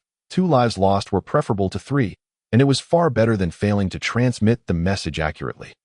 His only misjudgment lay in underestimating Ji Xinghe's combat prowess post-armor penetration, but one could hardly blame him. Who could have predicted that the 65-year-old Ji Xinghe would be so formidable after breaking through armor? Then I'll leave this one to you. How about that? The cripple, having caught up with the Imperial mech, refrained from launching an attack, instead beginning to decelerate in response to the Mech's movements. He genuinely intended to leave this Imperial mech to Ji Xinghe. Though the reason was not as he had stated, the blind man, well aware of this, having spent so much time in the remnants of the army, understood the cripple better than Ji Xinghe did. Thus, he too chose not to strike, working in tandem with the cripple to suppress the Imperial mech, much like the trio of Imperial Mechs had once coordinated to corner him. That's not right. Old Ji must assist us in modifying our mechs. We are utterly envious of those elite mech warriors and their exclusive modifications that I have complete faith in Old Ji's prowess, both in mechanics and combat. Yet just moments ago, you were unwilling to believe in me. Ji Xinghe calmly retorted once more, having already taken jabs at both the lame and the blind. Were he not an elderly man, such behavior would surely incite the wrath of both gods and men. The blind man was left speechless. Yet he discerned that Ji Xinghe held no resentment towards them. The lame man picked up on this as well. Before he realized it, he had been convinced that Ji Xinghe would harbor no ill will against him, regardless of whether he had told Ji Xinghe to leave or had scolded him. I believe you, old Ji. From now on, whatever you say is gospel. I trust you, and the blind man trusts you too. Indeed, old Ji, we shall all place our faith in you. I'll even persuade the lame man to believe in you, as well as the deaf man and left-hand brother. Very well, wait for me. Ji Xinghe, whose voice remained composed, finally caught up, his mech seemingly unscathed. The dents on his protective armor did not impede its power, and he raised his twin blades once more, had they not been in the dim depths of the canyon. The lame and blind man would have clearly seen the bloodstains lingering on the blades, fresh yet dried, as if a considerable time had passed. This was the nature of the alien environment. Liquid water could not exist naturally, evaporating swiftly or freezing solid due to the low temperatures. Blood, too, shared this fate. The frantically fleeing Imperial mech finally came to a halt, preparing to take one down with it as it charged towards the nearest target. The lame man, without the slightest intention to engage, he retreated. Thus, the Imperial mech turned its attention to the blind man, who also opted to withdraw. In a one-on-one duel, the odds might have been even. But in this scenario, their evasiveness rendered the Imperial mech incapable of touching either of their mechs, nor could it escape. Then Ji Xinghe arrived. Standing at 4.2 meters tall, he sprinted forth wielding his twin swords, stirring up dust and echoing with thunderous sounds. He had no desire for glory, whether 2 or 3 stars, or 20 or 30. Such accolades held no significance for him. Ji Xinghe explained to the blind man, who had been deprived of credit. All those stars are yours. I desire none but to annihilate them. After 2 battles and several miles of pursuit, he finally swung his blades once more. There was no dazzling flash of light, only a humble simplicity, as if Ji Xinghe sought no grand achievements, his only aim being vengeance. Chapter 062. Bringing joy to an old man, blind man. What are you daydreaming about? I understand that old Ji fights with great flair, decisively and cleanly, but this is hardly the time for astonishment. The lame man's reminder hastened the blind man's frantic deletion of his last words. He felt a strange relief that there was no satellite communication signal here. Had his final words been transmitted back while he remained alive? Well, that would not be disgraceful, merely awkward. Weren't you also lost in thought just now? Are you so stunned by old Ji's prowess? Did you not witness the one-on-one, the swift execution? Such feats can only be accomplished by elite mech warriors. As a first-level mech warrior, the blind man continued to marvel at the recent battle. When Ji Xinghe closed the gap, he had wanted to assist the lame man, but Ji Xinghe had given them no opportunity to help, having already established absolute dominance. Thus, they stood by, watching Ji Xinghe execute yet another swift kill. This marked the third instance. The first was indisputable. Both the lame and blind men had witnessed it, a true instant kill, although they had not seen the second battle in its entirety. Given the time Ji Xinghe took to catch up, it was evident that he had completed the kill within 10 seconds after the three mechs had collided. The same held true for this instance. A kill within 10 seconds could be deemed an instant kill. For mechs were not as fragile as human bodies. Their metal defenses far surpassed human flesh. Indeed, only elite mech warriors can achieve such instant kills. The lame man's voice brimmed with envy. As if he were speaking to himself, or perhaps to Ji Xinghe, we first-level mech warriors may boast of our stars, yet when facing an imperial mech, we cannot guarantee victory, let alone an instant kill. We can only seek opportunities in group battles. Only elite mech warriors can accomplish this, only the elite. Having deleted his last words, the blind man chuckled softly. Lame man, you just insulted an elite mech warrior. You insulted our master. If old Ji does not seek retribution, neither shall I. But if I were to edit your comments about old Ji, damn it, I just saved your life, alright? Although I didn't truly engage, those 12 stars on my mech aren't mere decoration. They represent my standing as a first-level mech warrior. My deterrent power, do you understand? I don't understand. I only know you insulted old Ji. If you don't buy this, I'll edit the recordings when we return, showing them to everyone in the base. Our fellow disciples, and even handing it to reporter Sue for 300 million people to witness. Blind man, you are ruthless. The lame man did not take the blind man's threat seriously, but he conceded to one of the blind man's statements. Their master was Ji Xinghe, a 65-year-old mechanic, a third-level mech warrior who had never seen true combat, and one with only 3 stars, yet more likely than them to ascend to elite status as the oldest rookie in the Federation. The notion of master and disciple had originally been a joke in the training area, whether it was formal instructors like Instructor Li or specially appointed teachers like Ji Xinghe. They ought to be called teachers, not masters, as the distinction held significant weight. However, things had changed, even if the blind man and the lame man still referred to Ji Xinghe as old Ji. He accepted their terminology. Let them call him master. He had been a mentor to many, a renowned figure in the automotive repair industry of New Phoenix City. At this moment, he was intently observing the imperial mech before him, which stood still rather than collapse like the first one. The edges of its frontal protective armor bore a gap that should have been sealed tightly, allowing not even a breath of air to escape. Yet, a breach had formed, with sparks flickering intermittently within. The oxygen generation system inside continued to function, and essential air for both the imperial gorilla and humans seeped out. The dried blood appeared as though days had passed. And through this gap, Ji Xinghe could clearly see the imperial gorilla within, instantly recognizing it as such rather than a human. It had not even donned a spacesuit, with its repugnant black fur covering its body. Even with the physical prowess of a gorilla, surviving long without the protection of its mech in the alien environment was impossible. Thus, this was an exceedingly confident imperial gorilla, convinced that its mech would remain unbroken. Yet here it lay dead. Old Ji, is this your first time seeing a real imperial gorilla? The lame man inched closer. The mech's cameras could not capture the awe in his eyes. Upon seeing the gap, he understood how Ji Xinghe had breached the imperial mech. While the outer layer was entirely metallic, there were still vulnerabilities. Purely humanoid metal was akin to a statue, unable to move without exposing weaknesses. Yes, it is my first encounter. Ji Xinghe hesitated before adding, they are weaker than I imagined. I mean the Mechs. The lame and blind men exchanged glances, perplexed by Ji Xinghe's apparent mockery. Ji Xinghe continued, I mean, the weaknesses on their Mechs are numerous, yet they hardly pay attention to them during combat. This statement provided some comfort to the lame and blind men, as the lame man explained, because they fear not death.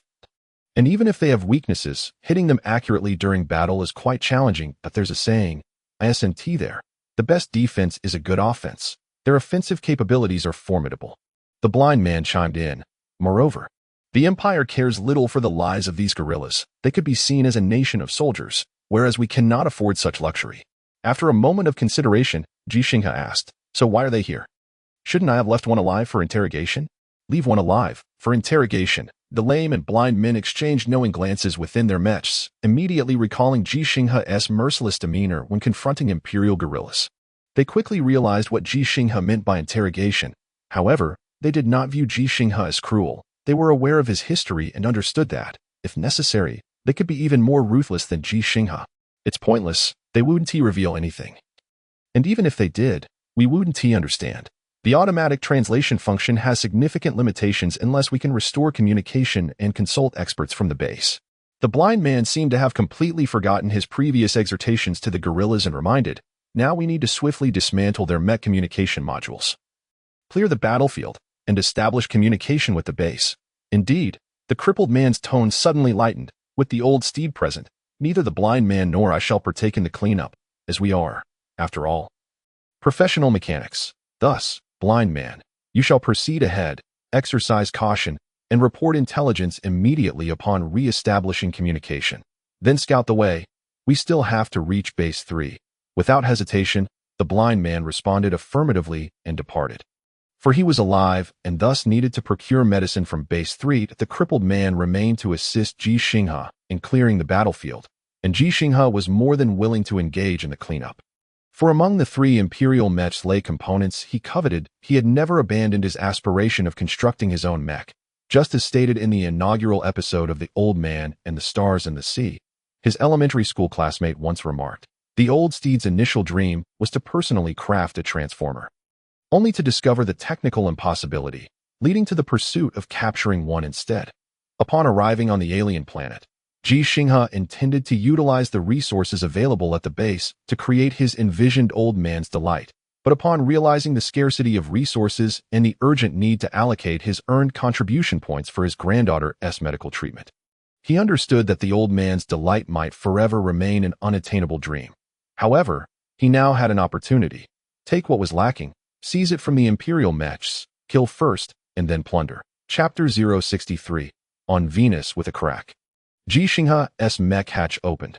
Having already purged the cockpit of air in advance, no significant air currents were generated. Equipped with a protective helmet, he had an hour of operational time. The oxygen supply was one aspect, while the relatively weak protective capabilities of the specialized lightweight suit for mech warriors was another. The suit, weighing over 10 kilograms, felt almost weightless on Ji Xinghe, who, upon jumping from the cockpit, left no discernible footprints. The green indicator lights on him signified that his condition was excellent. Should they turn red, it would indicate a problem with his physical state or that his operational time was running short. The crippled man piloted his mech nearby, assisting by activating the mech's lights, allowing Ji Xinghe to work in the dim depths of the canyon. Old steed, should I drag that Imperial mech over? It would save you the trouble of resuiting to dismantle it later, which is quite the hassle. But can you dismantle 3 mechs in an hour with just a small toolbox? No need, Ji Xinghe replied. The toolbox was not small. The crippled man referred to it as such because he was piloting a mech. If it were truly small, Ji Xinghe would not have removed it from its mounting point on the mech's back prior to engaging in battle. Originally, he intended to bring the toolbox along to repair the blind man's mech should it sustain damage. But since the blind man's mech remained intact, there was no need for repairs. Although Ji Xinghe's own mech bore some damage, it was still operational. Thus the toolbox meant for repairs had now transformed into a dismantling toolkit, standing at a restored height of 1.92 meters. Ji Xinghe, clad in his protective suit, moved with agility, hardly resembling a 65-year-old man. After retrieving specialized tools from the toolbox, he positioned himself firmly in the crippled man's metallic hands, which provided stability, allowing him to reach the appropriate height to open the standing mech's hatch. The Imperial mech, birthed from the Federation's designs, maximized Ji Xinghe's capabilities as an informal mechanic. Once the hatch opened, Ji Xinghe took complete control of the mech, grabbing the corpse of the Imperial gorilla. He carelessly tossed it aside, harboring a deep disdain not only for the living gorillas but also for their deceased forms, reluctant to spare them more than a cursory glance before diving into the cockpit. The only aspect that caught his attention was the gorilla's 4 hands, a contributing factor to their superiority in piloting mechs compared to humans, as their feet were also akin to hands. "Wow. This is a noble gorilla," the crippled man exclaimed, then proceeded to explain. The strength and status of gorillas within the empire are generally assessed by their height. Ordinary imperial gorilla soldiers stand only 1.6 to 1.8 meters tall. Those exceeding 1.8 meters are typically of noble lineage. This gorilla, at 1.9 meters, is nearly your height. Ji Xinghe possessed expertise in mechanics and combat, yet he was not particularly versed in the intricacies of imperial gorillas. As much of the information remained classified, while disassembling critical components, he inquired, "Why is that?" "How would I know? It's what the scientists say, something about genetic locks and other convoluted matters. The different tiers of imperial gorillas have inherent height limitations, with very few capable of transcending such constraints. Not only height, but also physical attributes and strength are similarly restricted. Nobles typically surpass ordinary gorilla soldiers in prowess. So, the most formidable entity in the empire is its gorilla emperor. Indeed. Otherwise, why would the 3 golden stars on General Li's exclusive mech be so prominent? It's because he has slain 3 truly powerful imperial royal gorillas. After a moment's hesitation, the crippled man continued. Take that imperial prince gorilla. For instance, its corpse stands at 2.2 meters. I cannot ascertain how many times stronger it is than us, but, were it not for it, we should have 11 ace mech warriors by now, among the Federation's mech warriors. Only 9 ace mech warriors had survived, which was not a curse, but rather a poignant reality. Few remained on the battlefield, and the aces, forged through combat, would inevitably perish there unless they chose to abandon the fray. Fortunately, none of the Federation's ace mech warriors wished to leave the battlefield, and therein lay the misfortune. Ji Xinghe paused momentarily in his dismantling. Why must we paint the golden stars? Surely, someone must understand the concept of feigning weakness? The crippled man sighed. Recalling the words the blind man had shouted in preparation for a desperate fight, feigning weakness is one thing, but we really are weak. Both the blind man and I are first-level mech warriors. While we may be disabled, we are still bona fide first-level mech warriors. Yet, even united, we may not triumph against 3 imperial mechs in concert. Had we not been disabled, we would still possess combat capacity. But in our current state, victory is far from assured. So what then? What are those mech warriors even weaker than us? The crippled man's voice grew calm. We are stronger than them, thus we must bear a greater share of the firepower, granting them the chance to survive, to grow. However, nearly all of us utilize standard mechs, and the few modifications do not signify much. If the imperial mechs cannot discern our strengths and weaknesses, they will treat us all alike. Painting the golden stars is not merely a mark of honor, but a responsibility and obligation. Ji Xinghe fell silent, yet his hands continued their work. Given that the atmospheric composition required for both gorillas and humans was nearly identical, the oxygen supply system within the mech became invaluable. The nuclear fuel cells, nearly identical to those used in Federation mechs, were also highly useful, as it was said that a portion of the Federation's nuclear technology originated from the Empire. Additionally, energy transfer panels, engines, and other components were all exceedingly useful and could be repurposed for Federation mechs with some modifications. Were it not for the cumbersome nature of the mechs and the inability to employ specialized transport vehicles in the depths of the canyon, both Ji Xinghe and Base 6 would have opted to retrieve all 3 Imperial mechs. Even the relatively common outer armor could be melted down for resources. The metals applicable for mech construction were not ordinary. This special alloy was not easily produced on the alien planet, as evidenced by the mere 50,000 mechs currently in service within the Federation. Conversely, on the Azure planet, constructing 300,000 mechs would be a breeze. However, if war were to erupt on the Azure planet, the utility of mechs as instruments of warfare would be significantly diminished, for the atmosphere there would allow aircraft to ascend with ease, rendering the efficiency of bombing runs by aircraft superior to that of mechs. Moreover, the natural environment of the Azure planet was far more stable, enabling communication satellites, positioning satellites, and so forth to operate effectively, allowing precision-guided munitions to unleash their full potential. The disparity in gravity was also a factor. Maneuvering several tons of mech would prove considerably more challenging on the Azure planet than on the alien world. Most critically, the combat capabilities of ordinary soldiers could return to normal, and without the need for cumbersome space suits. Would ordinary soldiers truly fear gorillas and monkeys armed with guns? Is it possible to have an AI program pilot the mech, then covered in golden stars to draw fire?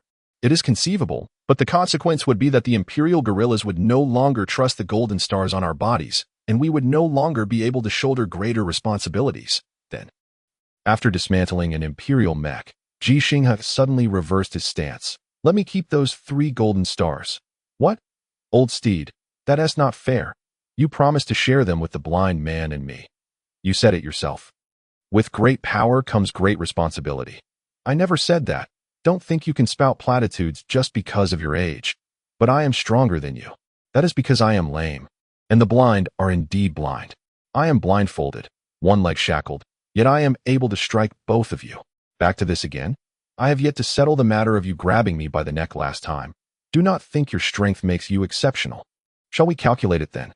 As he spoke, Ji Xinghe had already approached another imperial mech lying on the ground and began dismantling it once more. The lame man watched as Ji Xinghe effortlessly tossed aside the hatch door, which weighed around 200 kilograms. The tremor ran through him. Even in a low-gravity environment, such strength was astonishing. Was old Ji truly 65 years old? Ha ha ha. No need to calculate. You are my master. How could I dare to hold you accountable? Just kidding. It's all in jest. The resources from the Golden Star cannot be transferred. There are records. What belongs to you is indeed yours. Moreover, there is an aristocratic gorilla here, which will significantly enhance your merits. Private Ji Xinghe will soon be a thing of the past. However, Ji Xinghe did not exhibit a hint of joy in his retort. If it is an aristocrat, does that not imply that their mission here is of great importance? The lame man's expression turned grave. Chapter 064. Private Ji Xinghe. The dismantling process proceeded smoothly. Upon returning to his mech, Ji Xinghe marked the map and departed with the components he had salvaged. If the opportunity arose, he intended to retrieve all 3 imperial mechs. Meanwhile, the base, having received news, could also come to collect mechs during periods of relative calm in the conflict. After traversing a lengthy 5-kilometer stretch, communications were fully restored. Both the lame man and Ji Xinghe contacted the base. With the blind man having already relayed the situation, they needed only to provide supplementary information and transmit the mech's recordings back. Private Ji Xinghe, please confirm your physical condition and the operational capabilities of your mech. The voice from the communicator caused Ji Xinghe to pause momentarily. Was he already a private? Indeed, during wartime, promotions occurred at a velocity unmatched, driven solely by the state of conflict and one's capabilities. After the blind man had completed his report and sent the content of his mech's recorder, Base 6 had promptly conducted an assessment. Thus, Ji Xinghe, the oldest rookie in the Federation, had ascended from private to corporal merely 3 days after departing the relatively tranquil Base 6, achieving not only a 2-rank promotion but also advancing from a level 3 mech warrior to a level 2 mech warrior. My body is fine, and my mech is in good condition. We have received the self-inspection report. Your mech's integrity stands at only 89. Please exercise caution in any forthcoming battles. Understood. Thank you. The communication concluded without anyone lauding Ji Xinghe's formidable prowess. Even those who had witnessed his combat video could not suppress their cheers, and one pursued the matter of Ji Xinghe defying the lame man's orders. In urgent situations, pragmatism prevailed. Military orders, while paramount, were not absolute, and Ji Xinghe had demonstrated that the perceptions of the lame man and others regarding his abilities were gravely misjudged. That question, do you believe in me, if posed by Ji Xinghe to those at the base, might have elicited a willingness to trust akin to that of the lame man and the blind man. The appearance of imperial mechs in the canyon had ceased to concern Ji Xinghe, nor did it pertain to the blind or lame men. Their mission had shifted to providing support at the closer Base 3, while the discovery of 3 mechs within the canyon would be investigated by more specialized personnel. Ji Xinghe's task had simplified. He had not received any formal orders, only the singular purpose he chose, to procure medicine from Base 3 and return to Base 6 with it and his spoils. The journey through the canyon was far from dull. Once the blind man recovered, the trio could engage in lively conversation over the shortwave communication channel. The originally 10-kilometer range of the shortwave communication was limited to 3 kilometers within the canyon's complex environment, accompanied by some interference, yet it did not hinder their dialogue. Ji Xinghe was keenly interested, with numerous questions needing the insights of seasoned warriors like the lame man and the blind man. Why are there no guns? I mean, the kind that can be used with mechs.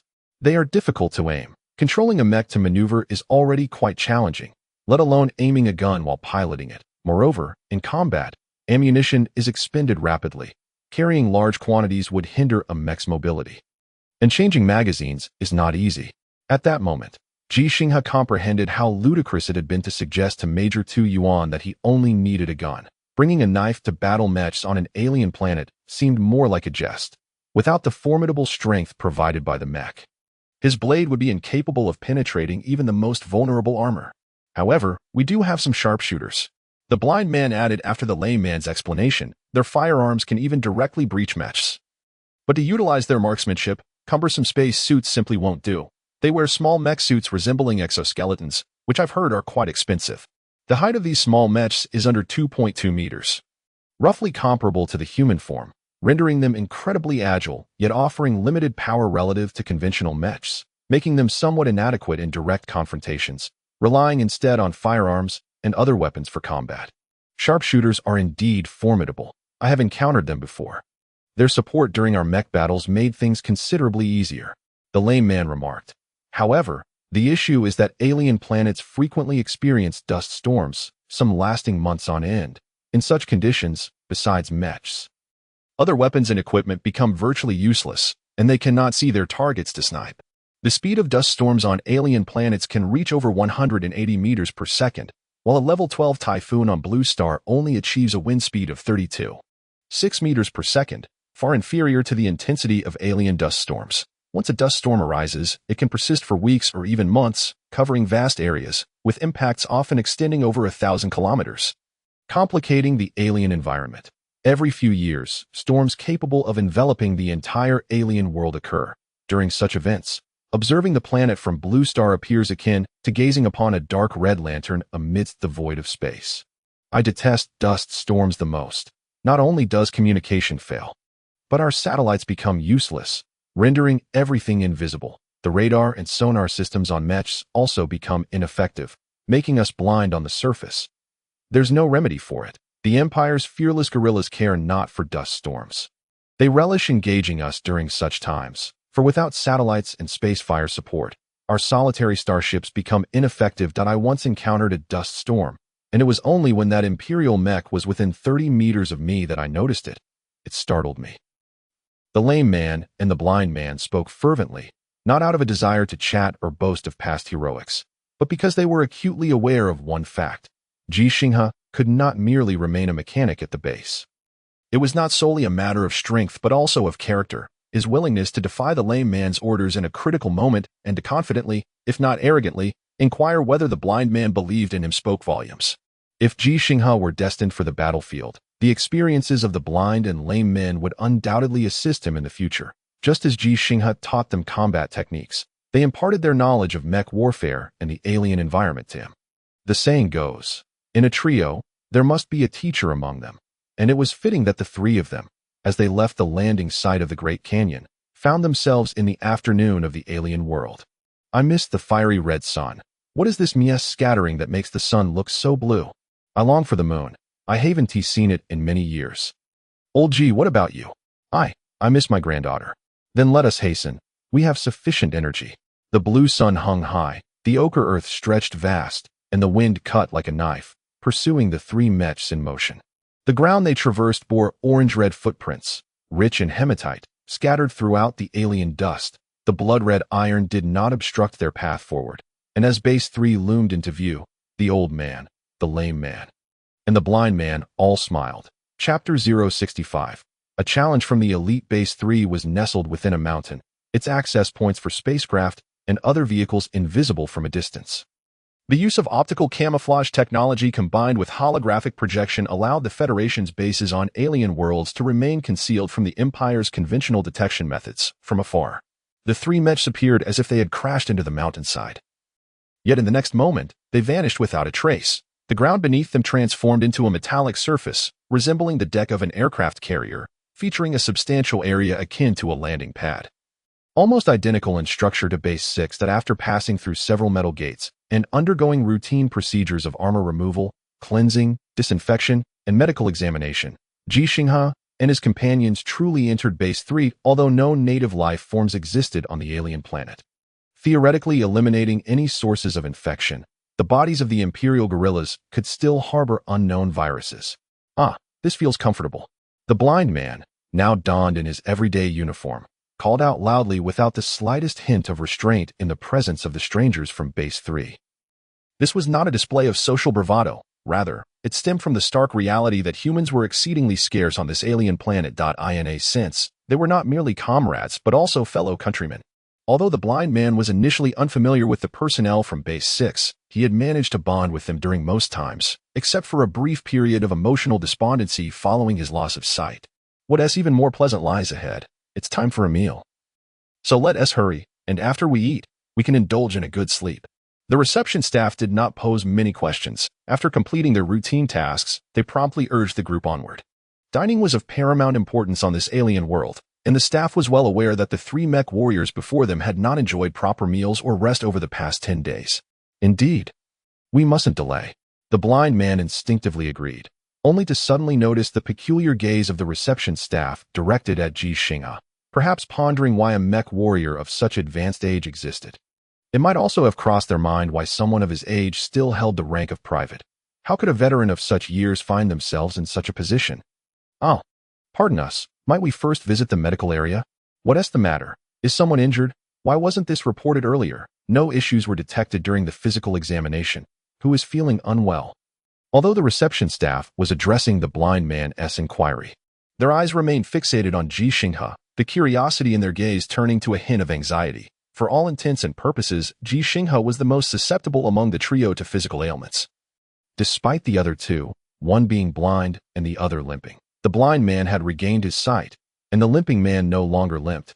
Yet both continued to use these monikers as reminders of their past injuries on the battlefield. No, we merely need to collect a medication. We have already communicated this with the base. After the blind man offered a brief explanation, the reception staff began to verify the relevant information, which was confirmed on the spot. The medication is available, but you cannot skip your meal. You must eat and rest before returning. Just as the blind man and the limping man were about to respond, Ji Xinghe interjected, "Let us eat first. There is no rush." He could forego meals and hydration, subsisting solely on nutritional supplements, and could even collect the medication and return immediately. However, he could not permit the blind man and the limping man to follow his lead. If he skipped the meal, they might feel compelled to accompany him for the medication, the examination, or the repairs of his mech, thus missing their meal. All right, let us go eat.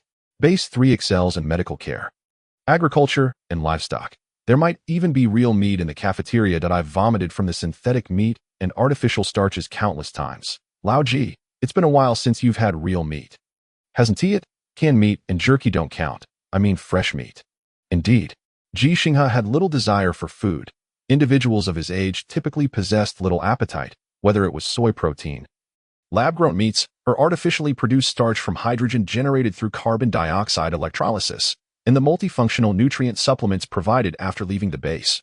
All held no distinction for him, as long as it was edible, filling, and nutritious. That sufficed. The trio swiftly arrived at Base 3's cafeteria, where, aside from encountering different individuals, the structural layout was nearly identical to that of Base SIX. In truth, all federal bases on this alien planet shared a common architectural design, albeit with variations in technological focus leading to significant differences in certain core areas. For instance, Base 3 boasted the largest agricultural sector among all federal bases, with its livestock sector being equally expansive.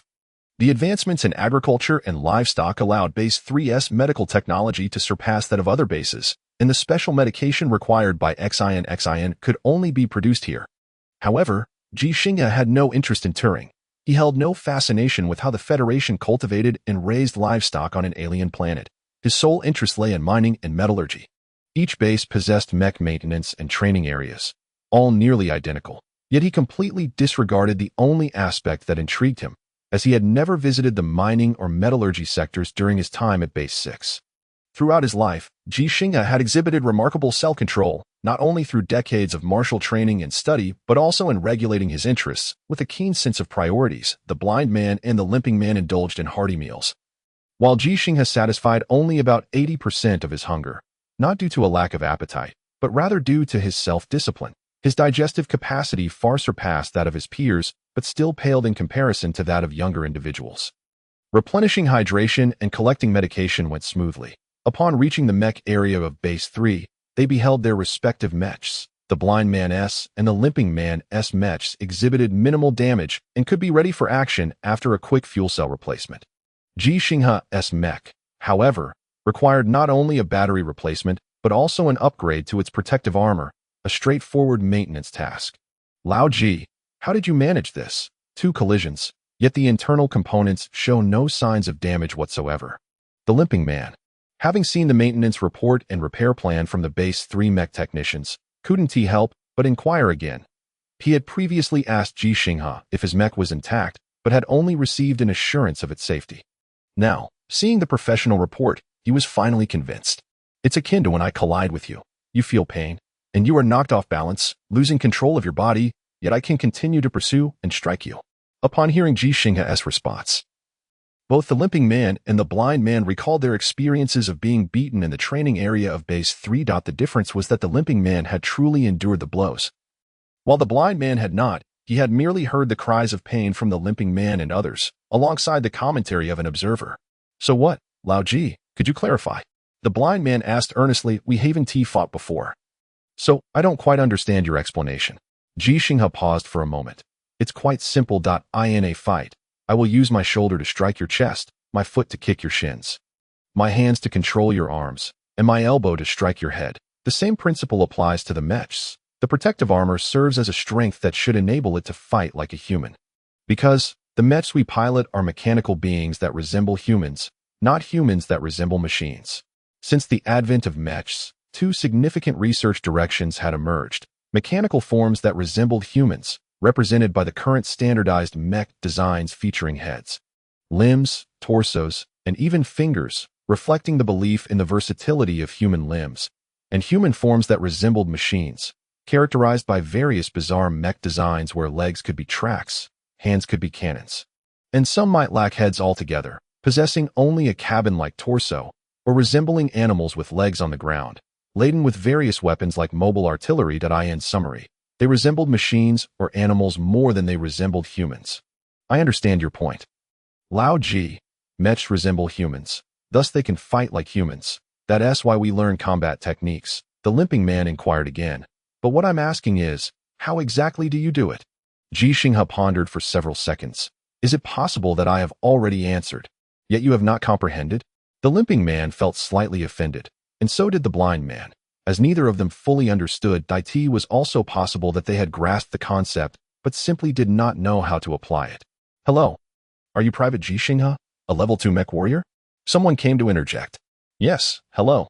Hello. May we challenge you to a duel? Both the limping man and the blind man chuckled, realizing that rather than someone coming to assist, it appeared someone had come to seek a beating. However, their amusement faded when they recognized the insignia on the leading individual's chest. It was a special grade mech warrior, the special grade challenging a level 2. What could this be about? Chapter 066. The Naive Strongman. I'm sorry, I don't have time. Ji Xinghe stated candidly.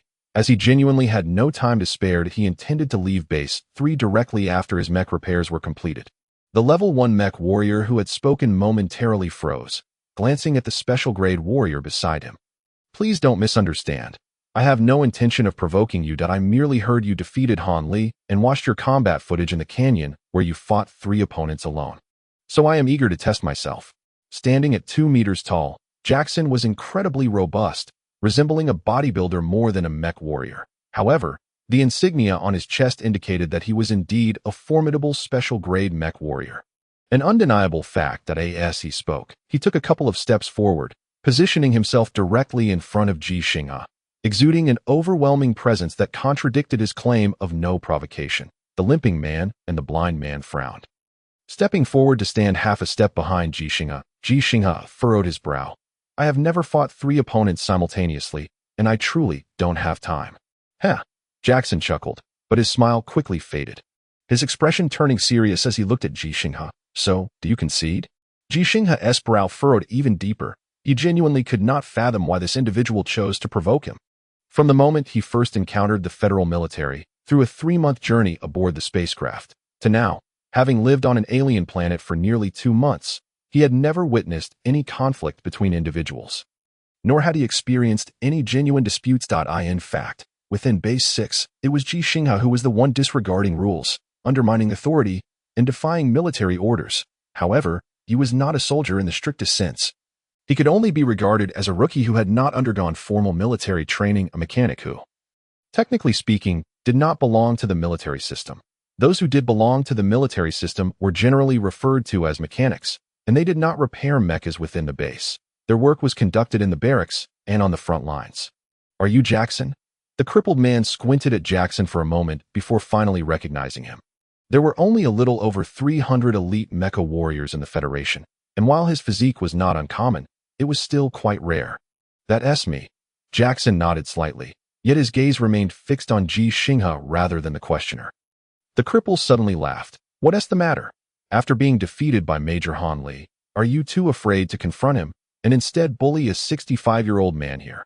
Tsk, an elite mecha warrior from Eagle Continent. Quite impressive, truly impressive. At last, Jackson's attention shifted to the cripple, his eyes icy. Lieutenant, state your number, name, and mission. The cripple's face flushed with anger, but he had no choice but to stand at attention and salute. Reporting. Sir, I am Wang Gui, an elite mecha warrior from the Federal Long Continent Space Marine Corps, 39th Mecha Battalion, sent here to Base 3 for a rotating garrison mission. Yes, sir, for Jackson held the rank of Major, the same as Han Li. At ease. Major Jackson returned the salute, appearing to conduct himself with professionalism, though it could also be interpreted as a rather kitsch and lowbrow act of retaliation. Ji Xinghe sighed inwardly. Indeed. The notoriety brought upon him by Han Li, as with all matters, came with its advantages and disadvantages. Yet this could not be blamed on Han Li, for he had not anticipated that Ji Xinghe would leave Base 6 for Base 3. Let alone that an elite mecha warrior like Jackson would arrive at the base amidst such tense military circumstances. When Jackson's gaze returned to Ji Xinghe, the latter innocently inquired, why?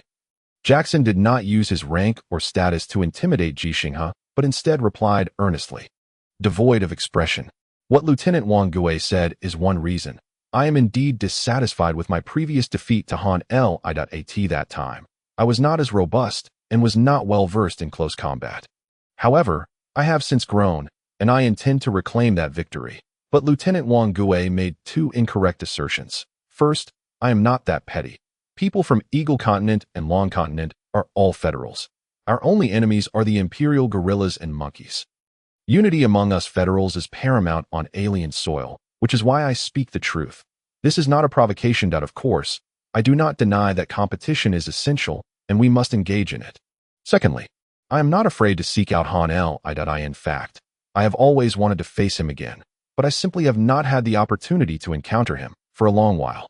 I have been unable to do so, though scientists say that an alien dust storm is about to commence, which will severely disrupt communication and transportation across all bases, barracks, and mining areas, and the Imperial guerrillas will undoubtedly take advantage of the situation. I might die, and so might Han Li. While I do not wish for either of us to perish, the possibility remains, and if that were to happen, I would never have a chance to reclaim my victory.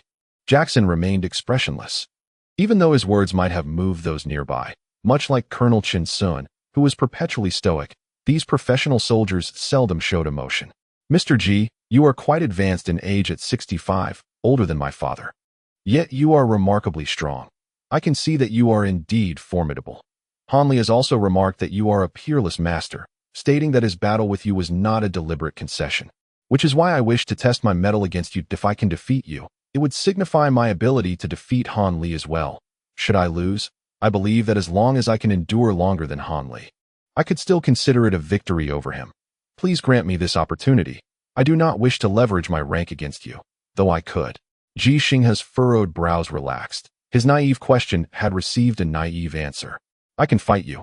But Ji Xinghe hesitated, unsure of how to express himself, as he feared that Jackson's psychological resilience might not be as robust as Han Li's. What if he lost confidence due to defeat? An elite mecha warrior lacking confidence would be a loss not only for the Federation, but for all of humanity. Yet Jackson misunderstood. I have spoken with Major Han Li, who mentioned that you are in need of funds. As it happens, I am quite wealthy. If you lose, I will give you 5,000. If you are injured, All medical expenses will be covered by me if you win. However, Jackson hesitated slightly, not out of reluctance to part with money, but rather due to the improbability of the outcome. Ultimately stating, I will give you 50,000. I am referring to contribution points. Earn money? Ji Xinghe's eyes brightened. The special medicine he brought to base 3 was not obtained without cost, as it was a rare and expensive item that could not be procured for free. Had it not been for the gains from those 3 imperial mechas, his savings would have significantly dwindled. However, he did not immediately agree, instead confirming, Are you truly wealthy? Once again, Jackson misunderstood, thinking Ji Xinghe feared he might renege on the deal, when in reality, Ji Xinghe simply did not want to profit from someone who lacked funds. I am indeed wealthy. My father ranks 97th on the Eagle Continent's rich list, a ranking from 6 months ago. Although I have not been in contact with my family during this half year, I doubt they would have gone bankrupt so quickly. A towering man at 2 meters tall, he unabashedly boasted of his wealthy father, showing no semblance of shame, for he had no reason to feel ashamed. He could have inherited his family business on Azure Star, yet he chose to come to an alien world to fight for the Federation. Nevertheless, Ji Xinghe hesitated further upon hearing this response. Should he truly undermine the confidence of such an individual? How about we engage in an armored duel? ISNT, there is second-generation simulated driving system in the base. Let us utilize that. Jackson frowned. Sergeant Ji Xinghe, you do not seem to possess the audacity that Major Hanli described. Are you intimidated by my physique? Or do you believe that with just 3 gold stars, you can defeat someone with 67 gold stars? Or perhaps you simply do not care for the honor of the Long Continent. Ji Xinghe did not believe that he could defeat Jackson in an armored battle. Much like when he had been swiftly defeated by Hanli, the power of an elite mecha warrior was undeniable. He merely wished for 5,000 contribution points, not 50,000. As for Jackson's physique, Ji Xinghe, who had once shattered a steel post, did not believe that flesh could surpass iron. Yet Jackson persisted, raising the stakes. Let us fight twice, once in armored combat, and once in unarmored combat. I will only charge for 1 match. And you can choose which one. Ji Xinghe considered that mutual victories should not crush Jackson's confidence. After all, he and Hanli had also exchanged wins and losses. Fine, but I will pay you for both matches. Jackson raised an eyebrow. If you have the ability, take home 100,000. Chapter 067.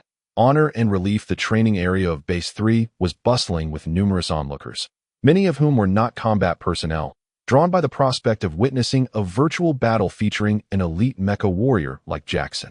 Their curiosity was piqued even further by the identity of the opposing combatant. Who is Ji Xinghe? A sergeant, a second-level mecha warrior, recently arrived from Base 6. Isn't the disparity too great? How could Major Jackson accept his challenge? It's not that Major Jackson accepted his challenge. Rather, Ji Xinghe accepted Major Jackson's challenge. Is that true? What? Because he is formidable. He has defeated Major Hanli, an elite mecha warrior. No way is that real. Indeed, in an unarmored battle, Major Hanli personally stated that Sergeant Ji Xinghe is a peerless master. However, today there will be 2 matches, 1 armored and 1 unarmored. Who would dare to face Major Jackson in an unarmored match? With his build, even Major Hanli would probably be reluctant to engage him now. In an armored battle, the physical attributes would be more balanced, but still, Major Jackson is an elite mecha warrior. How could he possibly lose to a second-level mecha warrior? Numerous discussions filled the air as those without tasks gathered in the training area, their gazes fixed upon a large screen displaying a holographic projection. Although the pixel quality was not particularly high, it still allowed onlookers to clearly see 2 mechas facing off. Point 1 was Ji Xinghe's mecha, the 16th generation standard mecha of the Federation, which he had operated the longest. The other was Jackson's exclusive mecha, a customized version of the 30th generation standard mecha, comparable to Hanli's customized version of the 29th generation standard mecha. Although neither was an ace mecha warrior and thus did not possess a genuine exclusive mecha, the performance of these customized versions was not far removed from that of exclusive mechas. Surpassing ordinary counterparts, the disparity in rank, level, and the performance of the mechas piloted by the 2 was glaringly evident. Many who arrived a moment too late did not witness Ji Xinghe, who had already entered the virtual cockpit for operation. Consequently, they were unaware of the significant disparity in both age and physique between the 2. Using this mech against you would indeed be a form of bullying. I shall request permission to change it. Jackson's voice resonated through the communication channel, causing Ji Xinghe, who was familiarizing himself with the virtual cockpit, to furrow his brow. He believed that in a battle of armored mechs, he would undoubtedly lose, largely due to the superior performance of Jackson's mech and the considerable difference in weaponry. The primary weapon of Ji Xinghe's mech was a pair of dual swords that he had forged himself, possessing only the qualities of hardness and sharpness that in contrast, Jackson wielded a massive greatsword equipped with high-frequency oscillation capabilities, far surpassing Ji Xinghe's in armor penetration, along with a high-strength alloy shield. Will you not change? No, Jackson replied resolutely. He opted to switch to the same model as Ji Xinghe's, the 16th generation standard mech of the Federation. This change entailed not only a shift in data, but also a transformation in the internal structure of the virtual cockpit. Different standard mech cockpits possessed distinct operational designs. The second-generation simulation system boasted a remarkably high level of realism, allowing the virtual cockpit to be modified to accommodate the operational modes of all Federation standard mechs. Ji Xinghe was granted more time to acclimate to his virtual cockpit, as well as additional time to practice within the virtual realm. Yet this routine training failed to capture anyone's interest. Thus, the instructor at Training Base 3 adeptly switched the display on the large screen, and the onlookers fell into a hushed silence. What appeared before them was a dimly lit canyon. The perspective originating from a mech's night vision system. It became evident that the mech in the primary viewpoint was racing forward, its focus directed towards three other mechs, two Imperial mechs and one from the Federation. Two of the mechs were on a collision course, while the remaining Imperial mech was set to reach the combat zone first. Even though they knew they were watching a recording, the spectators could not help but hold their breath, their eyes widening as they observed the impending clash of the two mechs. With the thunderous sound of pounding footsteps, a deafening roar erupted as the two mechs finally collided. Gasps filled the training area. They were unaware of the fate of the Federation mech involved in the crash, but they could see that the other Imperial mech had raised its spear, poised to strike the Federation mech. At that moment, the Federation mech, which had just been struck, suddenly pivoted, embracing the immobilized Imperial mech in a powerful throw. Executing a shoulder throw, the resounding impact echoed once more, and the three mechs tumbled to the ground like fallen gourds, while the mech providing the primary viewpoint nonchalantly circled around the three grounded mechs.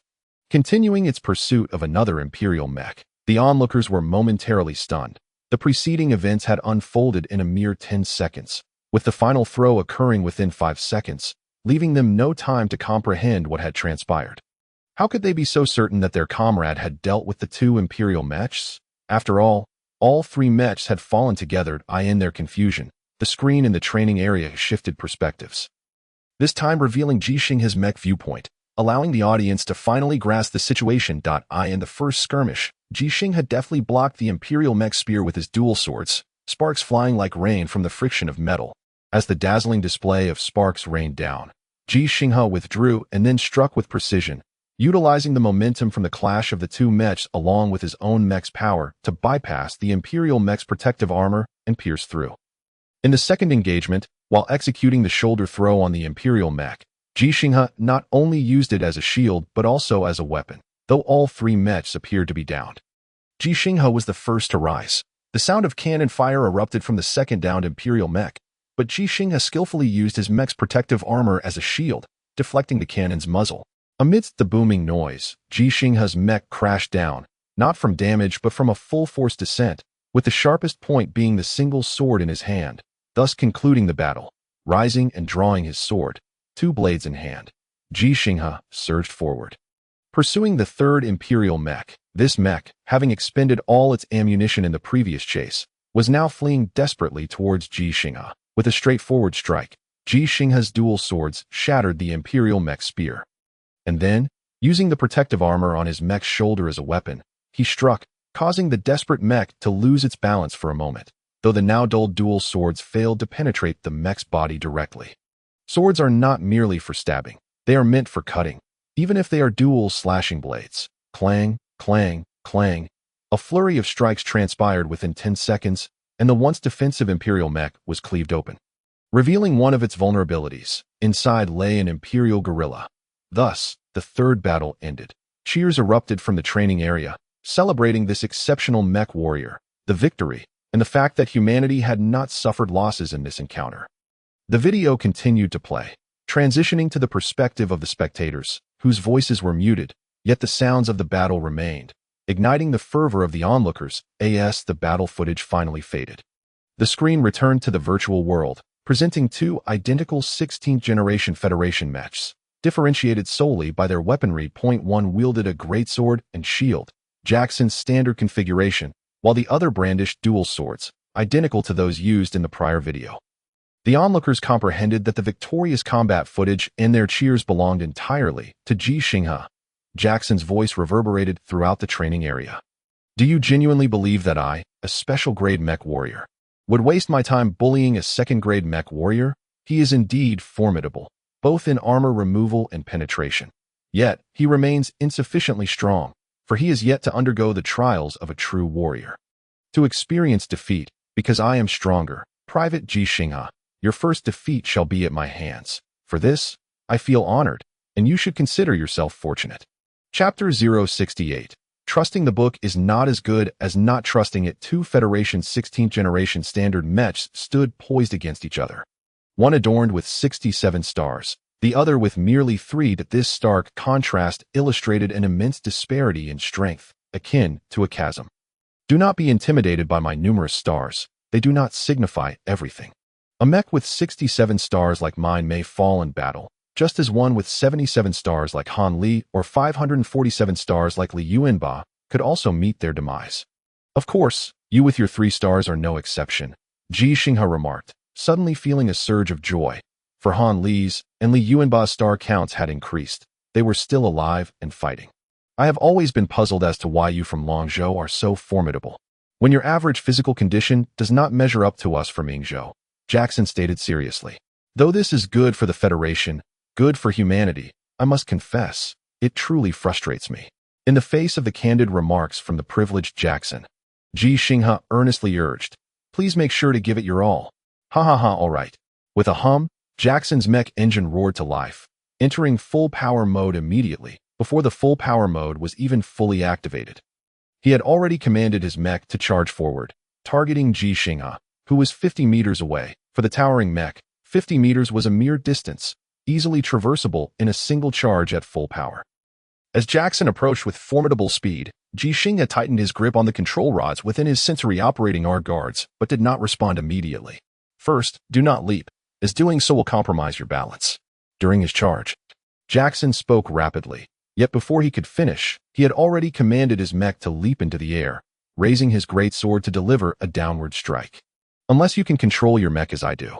In the midst of battle, Jackson began imparting lessons, showcasing the confidence of a special-grade mech warrior. Ji Xinghe's mech suddenly leaned to one side as he lifted his left foot and took a lateral step, utilizing the mech's weight to accelerate his movement.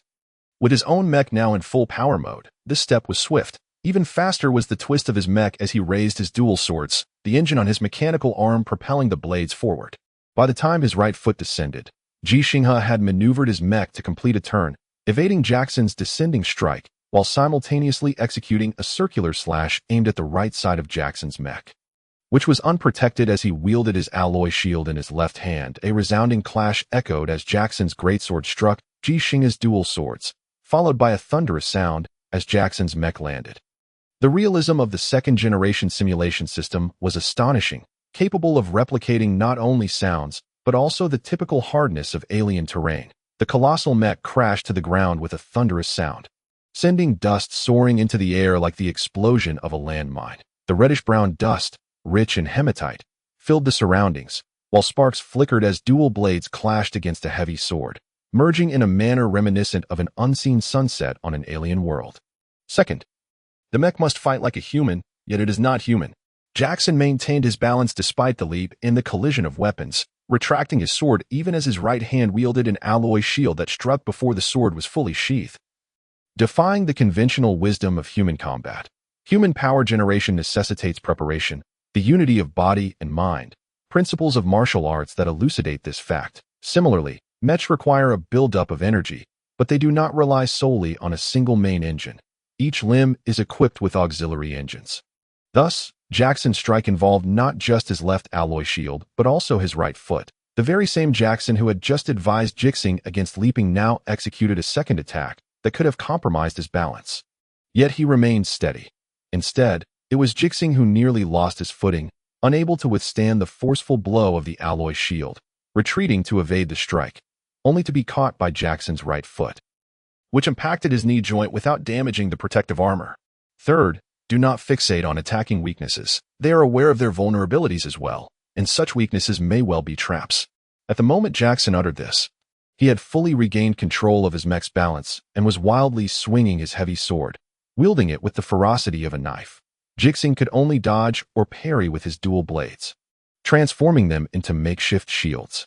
Fourth, offense is the best defense, yet those adept at defense often secure the ultimate victory. Both mechs were evenly matched, utilizing virtual cockpits that shielded them from the impacts experienced in real mech battles. The second-generation simulation system's high load was, in truth, not so demanding. Hence, Ji Xinghe sought opportunities to counterattack, yet his dual blades were consistently thwarted by Jackson's alloy shield. Each failed strike placed him in peril. For Jackson wielded a heavy sword that allowed him to maintain both defense and offense simultaneously. The prowess of a special-class mech warrior unfurled before Ji Xinghe like a new gateway. Fifth, unless absolutely necessary, do not trade injury for injury, nor life for life. The battlefield seldom affords opportunities for one-on-one duels, and instantaneous confrontations do not count as true duels. Only relentless waves of adversaries persist. While others witnessed Ji Xinghe's 3 victories with clarity, Jackson discerned the potential for catastrophic mistakes. That it was not merely an error, but a grave miscalculation, a significant distinction. Once again, the alloy shield repelled the dual blades. The heavy sword swung down yet again. Even as Jackson noted the dual blades vanishing against the alloy shield, he swung his sword as if oblivious. He had just cautioned against trading injuries, but failed to adhere to his own combat principles and experiences. Ji Xinghe, too, seemed to disregard Jackson's words, ignoring the imminent threat of the heavy sword and the alloy shield's impending strike, thrusting his blades with the momentum of his mech into Jackson's torso. The screech of metal grinding and the thunderous impact echoed, deafening and disorienting. The heavy sword struck Ji Xinghe's mech at the neck, the blade lodging within, while the force of the alloy shield sent Ji Xinghe's mech crashing to the ground, seemingly defeated. However, the standing Jackson could not command his mech to execute any further actions. Was it because he had already triumphed, rendering further action unnecessary?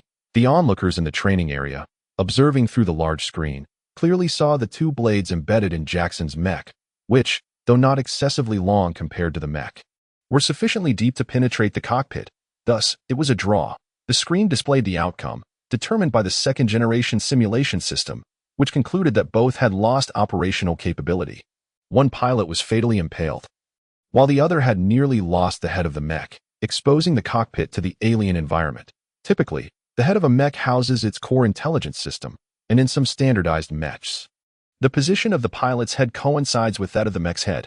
The heavy sword, lodged in the mech's neck, was capable of damaging intricate components, potentially fatally injuring the pilot, validating the system's judgment. Ji Xinghe sensed discrepancies but remained silent, while Jackson also perceived issues yet chose not to contest the system's ruling. Instead, he activated the virtual cockpit and charged towards Ji Xinghe, his demeanor menacing, prompting both the limping man and the blind man to approach. Along with relevant personnel from the base, with a click, Ji Xinghe's virtual cockpit door opened, and he emerged. At that moment, many onlookers in the third base training area realized that Ji Xinghe was an elderly man, his hair now streaked with gray, further astonished. Why did you not heed my words? Jackson halted, glaring with an intensity that was rare for his usually impassive demeanor, his voice filled with anger. I told you not to trade injury for injury, nor life for life. That do you not understand? The crowd exhaled in relief. They had not wished for a real-life duel, or had they? Wait. It seemed they were about to witness one. Ji Xinghe longed to assert that he had not traded life for life, and that the earlier situation, had it occurred on the battlefield, would have been a necessity. Yet, he ultimately refrained, opting for a more tactful response. Because, to trust entirely in written words is less wise than to disregard them. Ji Xinghe calmly replied, your experience belongs to you, but I am not you. Therefore, I will listen, reflect, but not merely imitate.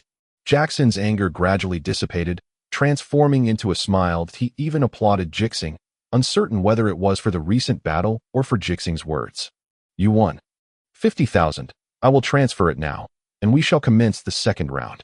Chapter 069. A second late. If only reporter Su were here, old Ji would have more material. The limping man sighed, while the blind man nodded in agreement. Indeed, we cannot allow 300 million viewers to only witness us being bested by old Ji. They should also see Jackson receiving his due. The limping man frowned. Have you ever been bested by old Ji? It's easy to talk when you aren't the one standing there. I recall you mentioning you wanted to face old Ji upon returning. Since we can't go back for now, how about you challenge old Ji after his match with Jackson? Rest assured, I guarantee old Ji won't demand an appearance fee from you. Huh? What did you say? I can't hear you, don't know. I've gone deaf like a fool. Nonsense. The deaf can still hear. As the two exchanged banter, the training area was set up for the next match. The combat arena required little preparation. The sheer number of onlookers necessitated the installation of recording equipment and the connection of holographic projection devices. Jackson had no objections, despite having voluntarily conceded after the system declared a draw. He felt no shame and welcomed the opportunity for more spectators to witness his second bout with Ji Xinghe. The psychological resilience of a special-class mech warrior far exceeded Ji Xinghe's expectations. If he could not withstand such pressure, how could he ever achieve that rank? Thus, Ji Xinghe's prior concerns were unfounded. In truth, although Jackson had conceded, no one genuinely believed he had lost, partly because the second-generation simulation system was indeed a virtual one, with minimal physical strain. Besides the limping and blind men, many believed that Jackson's endurance had not been fully tested. Furthermore, Jackson was piloting a mech that was unfamiliar to him and wielding weapons he was not accustomed to. Had he used a heavy sword with high-frequency oscillation, he could have effortlessly severed Ji Xinghe's mech's head. The protective armor unable to withstand a few strikes. The alloy shield he wielded was also not his preferred weapon. It boasted superior defensive capabilities and micro-engines, having once destroyed an Imperial mech with a single blow. As both sides prepared, the multitude of spectators could only see two individuals who believed Ji Xinghe could secure victory, given the stark disparity in their physiques. I stand at 2 meters and weigh 125 kilograms, Jackson declared confidently. Entirely unfazed by his earlier concession that he emphasized, when I fought Han Li, I weighed only 109 kilograms. Mr. Ji, you must understand the significance of weight categories in combat sports. Ji Xinghe nodded, though lacking extensive practical experience. He had viewed numerous combat sports videos and recognized the chasm created by weight disparity in fighters. Not only in combat sports, but also in basketball, many professional athletes opt to gain weight to withstand intense collisions and positioning. Though increased weight inevitably compromises agility, presenting both advantages and disadvantages, contingent upon one's needs. I am 1.92 meters tall and weigh 93 kilograms. Ji Xinghe's statistics placed him in a distinctly different weight class from Jackson. According to a well-known comprehensive combat sports classification on Blue Star, Jackson surpassed the heavyweight category, 93 kilograms to 120 kilograms, while Ji Xinghe reached the upper limit of the light heavyweight class, 84 kilograms to 93 kilograms. In comparison to his height, he appeared somewhat slender. However, considering the age of Ji Xinghe, he was by no means underweight, as he had surpassed the weight of 100 kilograms in his prime. Rest assured, I shall not impede your endeavors, Jackson declared, commencing to stretch his body. The snug uniform did not restrict his movements. Rather, it imbued each action with a palpable sense of power, reminiscent of the superhero costumes found in azure-hued cinematic tales. Albeit devoid of a cape, Ji Xinghe likewise began to limber up. In contrast to Jackson's robust and vigorous motions, his own movements exuded a sense of caution and meticulousness, each gesture contained within a confined space. Remember, you must exert your utmost effort, Ji Xinghe reminded him once more, having perceived Jackson's formidable psychological resilience and affluence, which naturally fueled his desire to secure a second 5,000 contribution points to AT this moment. He felt more confident than during their previous encounter. After a stoic nod from Jackson, signaling his readiness, Ji Xinghe reciprocated, prompting the starting whistle of the match to sound nearby. As in their previous encounter, it was Jackson who initiated the attack, yet this time he refrained from leaping into the air, perhaps due to having reviewed the footage of Han Li's battle with Ji Xinghe that he approached with measured steps. Adopting a boxing stance, though his gloves were fingerless, his probing jabs were quick to retract, revealing that he had not fully unleashed his strength. Nevertheless, this was indeed his interpretation of a full-force combat style. Ji Xinghe effortlessly evaded Jackson's punch, and while he too donned fingerless gloves, he felt a degree of discomfort as he was not battling with Han Li, whom he trusted more.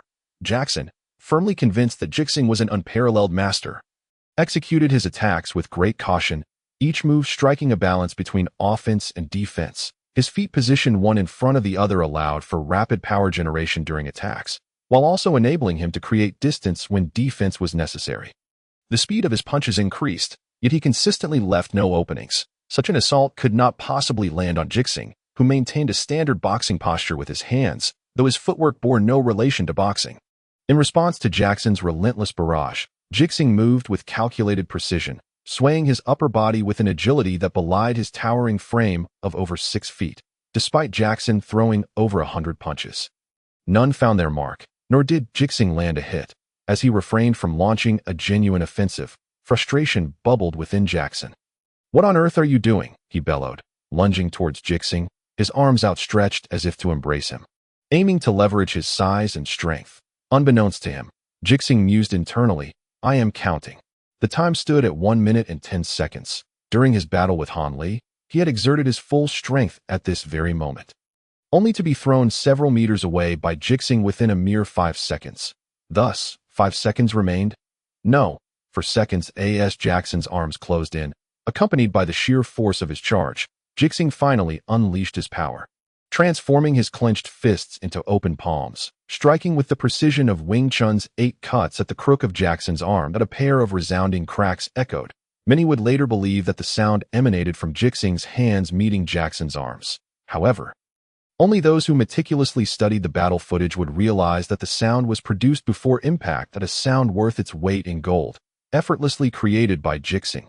Jackson, bearing the brunt of this resounding strike, felt his arms go limp, forcing him to collide his chest against Ji Xinghe, instinctively hesitating to deliver a headbutt that ultimately never came. Ji Xinghe too held back. He chose not to unleash his full force in a direct collision with Jackson, as doing so would likely result in at least 6 broken ribs for Jackson. Instead, he opted for a combat style akin to that used against Han Li, seizing the opportunity presented by Jackson's open center.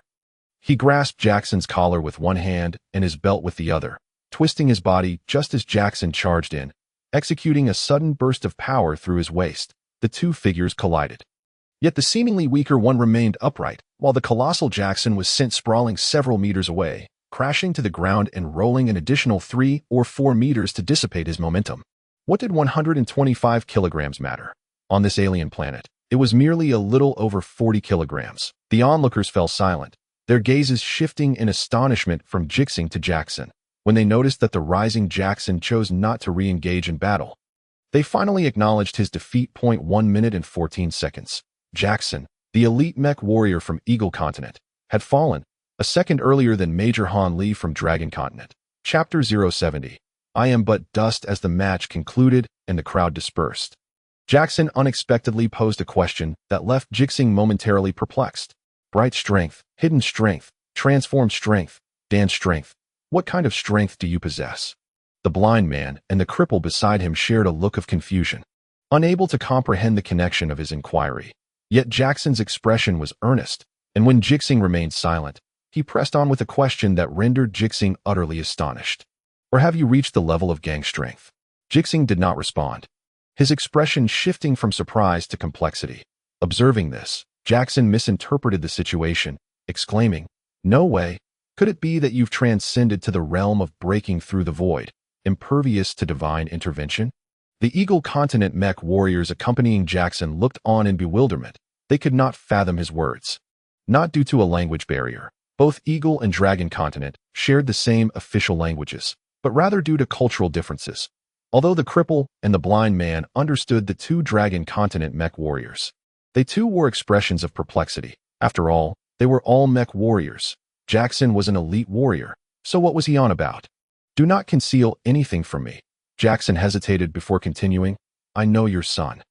I not only lost to Han Li, but also to your son, though our bout was private, and being a level 1 mech warrior, no one was aware." As expected, upon hearing Jackson's first question, Ji Xinghe had already surmised this, by the time Jackson posed the third question. He was utterly convinced, as those levels of strength were concepts he had discussed with Ji Xinghe. Jackson might have gleaned these insights through other channels. But considering his actions akin to Han Li's, gaining fame and fortune, Ji Xinghe could not help but draw conclusions. Jackson continued, "Your son once told me that all Dragon Continent people practice martial arts. I did not believe him, for I have encountered countless Dragon Continent individuals who could not match my weaker self. Yet your son explained that it was because their martial arts were not yet perfected, and only those who could cultivate bright strength had truly mastered it. Following bright strength came hidden strength, transformed strength, dance strength, gang strength, and the unparalleled pinnacle of breaking through the void to become impervious to divine intervention, along with a corresponding realm known as the path of absolute sincerity, which can foresee the future. I have attained dance strength," Ji Xinghe interjected, interrupting Jackson as his mood soured. "May I then take you as my master?" Jackson asked, a mix of excitement and hesitation evident in his voice. "If it requires me to be your son, I would not mind. Your son has claimed that your family's martial arts are a treasured inheritance, not to be shared with outsiders." Ji Xinghe fell silent. "Hey, what is wrong with you?" The blind man and the cripple grew indignant, interpreting Jackson's words as salt rubbed into Ji Xinghe's wounds. "I apologize, but do not misconstrue my intentions. I truly harbor no malice." It is of no consequence," Ji Xinghe interjected, his tone calm. "I can impart my martial arts to you, as well as to anyone else. However, to master them, you will need a minimum of 20 years, and you cannot practice on this alien planet. You must return to Azure Star." Jackson sighed deeply, utterly disheartened. "Then I suppose it is best to forego that. I do not wish to return before achieving victory." Ji Xinghe nodded, bidding farewell, for his mech should have been repaired by now, and he intended to return to Base 6. Unwilling to linger at Base 3 for even a night, Jackson did not press further, completing the transfer with efficiency, yet before departing, he earnestly cautioned, "While you are correct that others' experiences are not your own, I still hope you will remember my fifth point. Do not exchange injury for injury, and certainly do not exchange life for life." "Thank you." Ji Xinghe waved his hand in dismissal as he departed, refraining from nodding, for he had come to understand Jackson's ulterior motive for seeking him out for a duel. After Ji Xinghe's exit, Jackson felt a wave of regret wash over him. The level 1 mech warrior beside him inquired curiously, "Major, why did you hold back?" "I did not hold back. I genuinely wished to win, for I wanted him to realize that he is not as formidable as he believes. Confidence is beneficial, yet excessive self-assurance can lead to misfortune. This was originally Han Li's mistake, yet I found myself tasked with rectifying it. To my astonishment, I truly lost." Han Li's mistake. Indeed, Ji Xinghe is, in fact, a mech technician that I had previously heard that Han Li lost to a 65-year-old technician. When I contacted Han Li to jest about it, he informed me that Ji Xinghe is the father of Ji Xinghe and that he had intended to lose on purpose. Yet, never mind. We have both lost. Perhaps Ji Xinghe does not require our concern. Mechanic. Several mech warriors reflected on the recent battle, utterly perplexed by the mechanic's formidable prowess. Yet, that was of little consequence. What truly mattered were the words spoken by Jackson. "Major, what exactly is Danjin?" That's a long story." Meanwhile, the crippled man and the blind man, who had hoped to persuade Ji Xinghe to rest for a night before departing, found their efforts in vain and could only accompany him for a while, inevitably mentioning Jackson during their conversation. "Old Ji, you truly are remarkable," leaving Jackson utterly astonished. Indeed, it's not just Jackson. Even those mech warriors from Eagle Continent beside him were thoroughly taken in by old Ji. Now, it seems, the word that everyone in Dragon Continent possesses martial skills will soon spread. "I am Danjin." The crippled man mimicked Ji Xinghe's tone and burst into laughter. Old Ji, you might as well claim to be Gangjin. After all, once the armor is shed, no one can match your strength. I've learned it too. From now on, I shall also dazzle like old Ji. The blind man feigned seriousness, declaring, "I am Gangjin. You are nothing but a mere Gangjin. Old Ji can astonish others because he possesses true skill. No one would believe you even if you claimed to be Mingjin." The crippled man and the blind man attempted to jest, hoping to elicit a smile from the otherwise somber Ji Xinghe. Yet Ji Xinghe did not laugh. Instead, he calmly replied, "I did not astonish him." Both the crippled man and the blind man halted in their tracks, watching in disbelief as Ji Xinghe approached his mech, their faces a portrait of astonishment. At base 6, holding Xinghe's hand, reporter Su He arrived at the communication area within the base. Inside the base, communication relied on a local area network, allowing everyone to communicate freely. However, to connect with the outside world, one had to reach a designated communication area to link up with communication satellites, a process fraught with complex permissions and resource applications. Fortunately, Ji Xinghe had just achieved a notable feat and received a promotion, and Su He himself had the authority to interview Ji Xinghe. Were it not for his inability to pilot a mech, he could even accompany Ji Xinghe to base 3. Following Ji Xinghe was his duty, and Ji Xinghe's consent was part of the agreement made with Major Tu Yuan before coming to the alien planet. Upon learning that Ji Xinghe had procured the medicine and had safely navigated the most perilous communication blackout zone of the Samlu Gorge, Su He felt emboldened to bring Xinghe over to communicate with Ji Xinghe. When Ji Xinghe's face appeared on the screen from within the mech's cockpit, Xinghe's eyes welled with tears, though she fought to hold back her sobs. "Grandpa, don't worry. Xinghe is being very good. Mama said not to run, as it is easy to fall." The conversation between the grandfather and granddaughter brought tears to Su He's eyes as well. He turned away for a moment and felt someone tugging at his sleeve. "Uncle, now that we've talked about serious matters, Xinghe has finished speaking." In less than a minute. Was that truly all?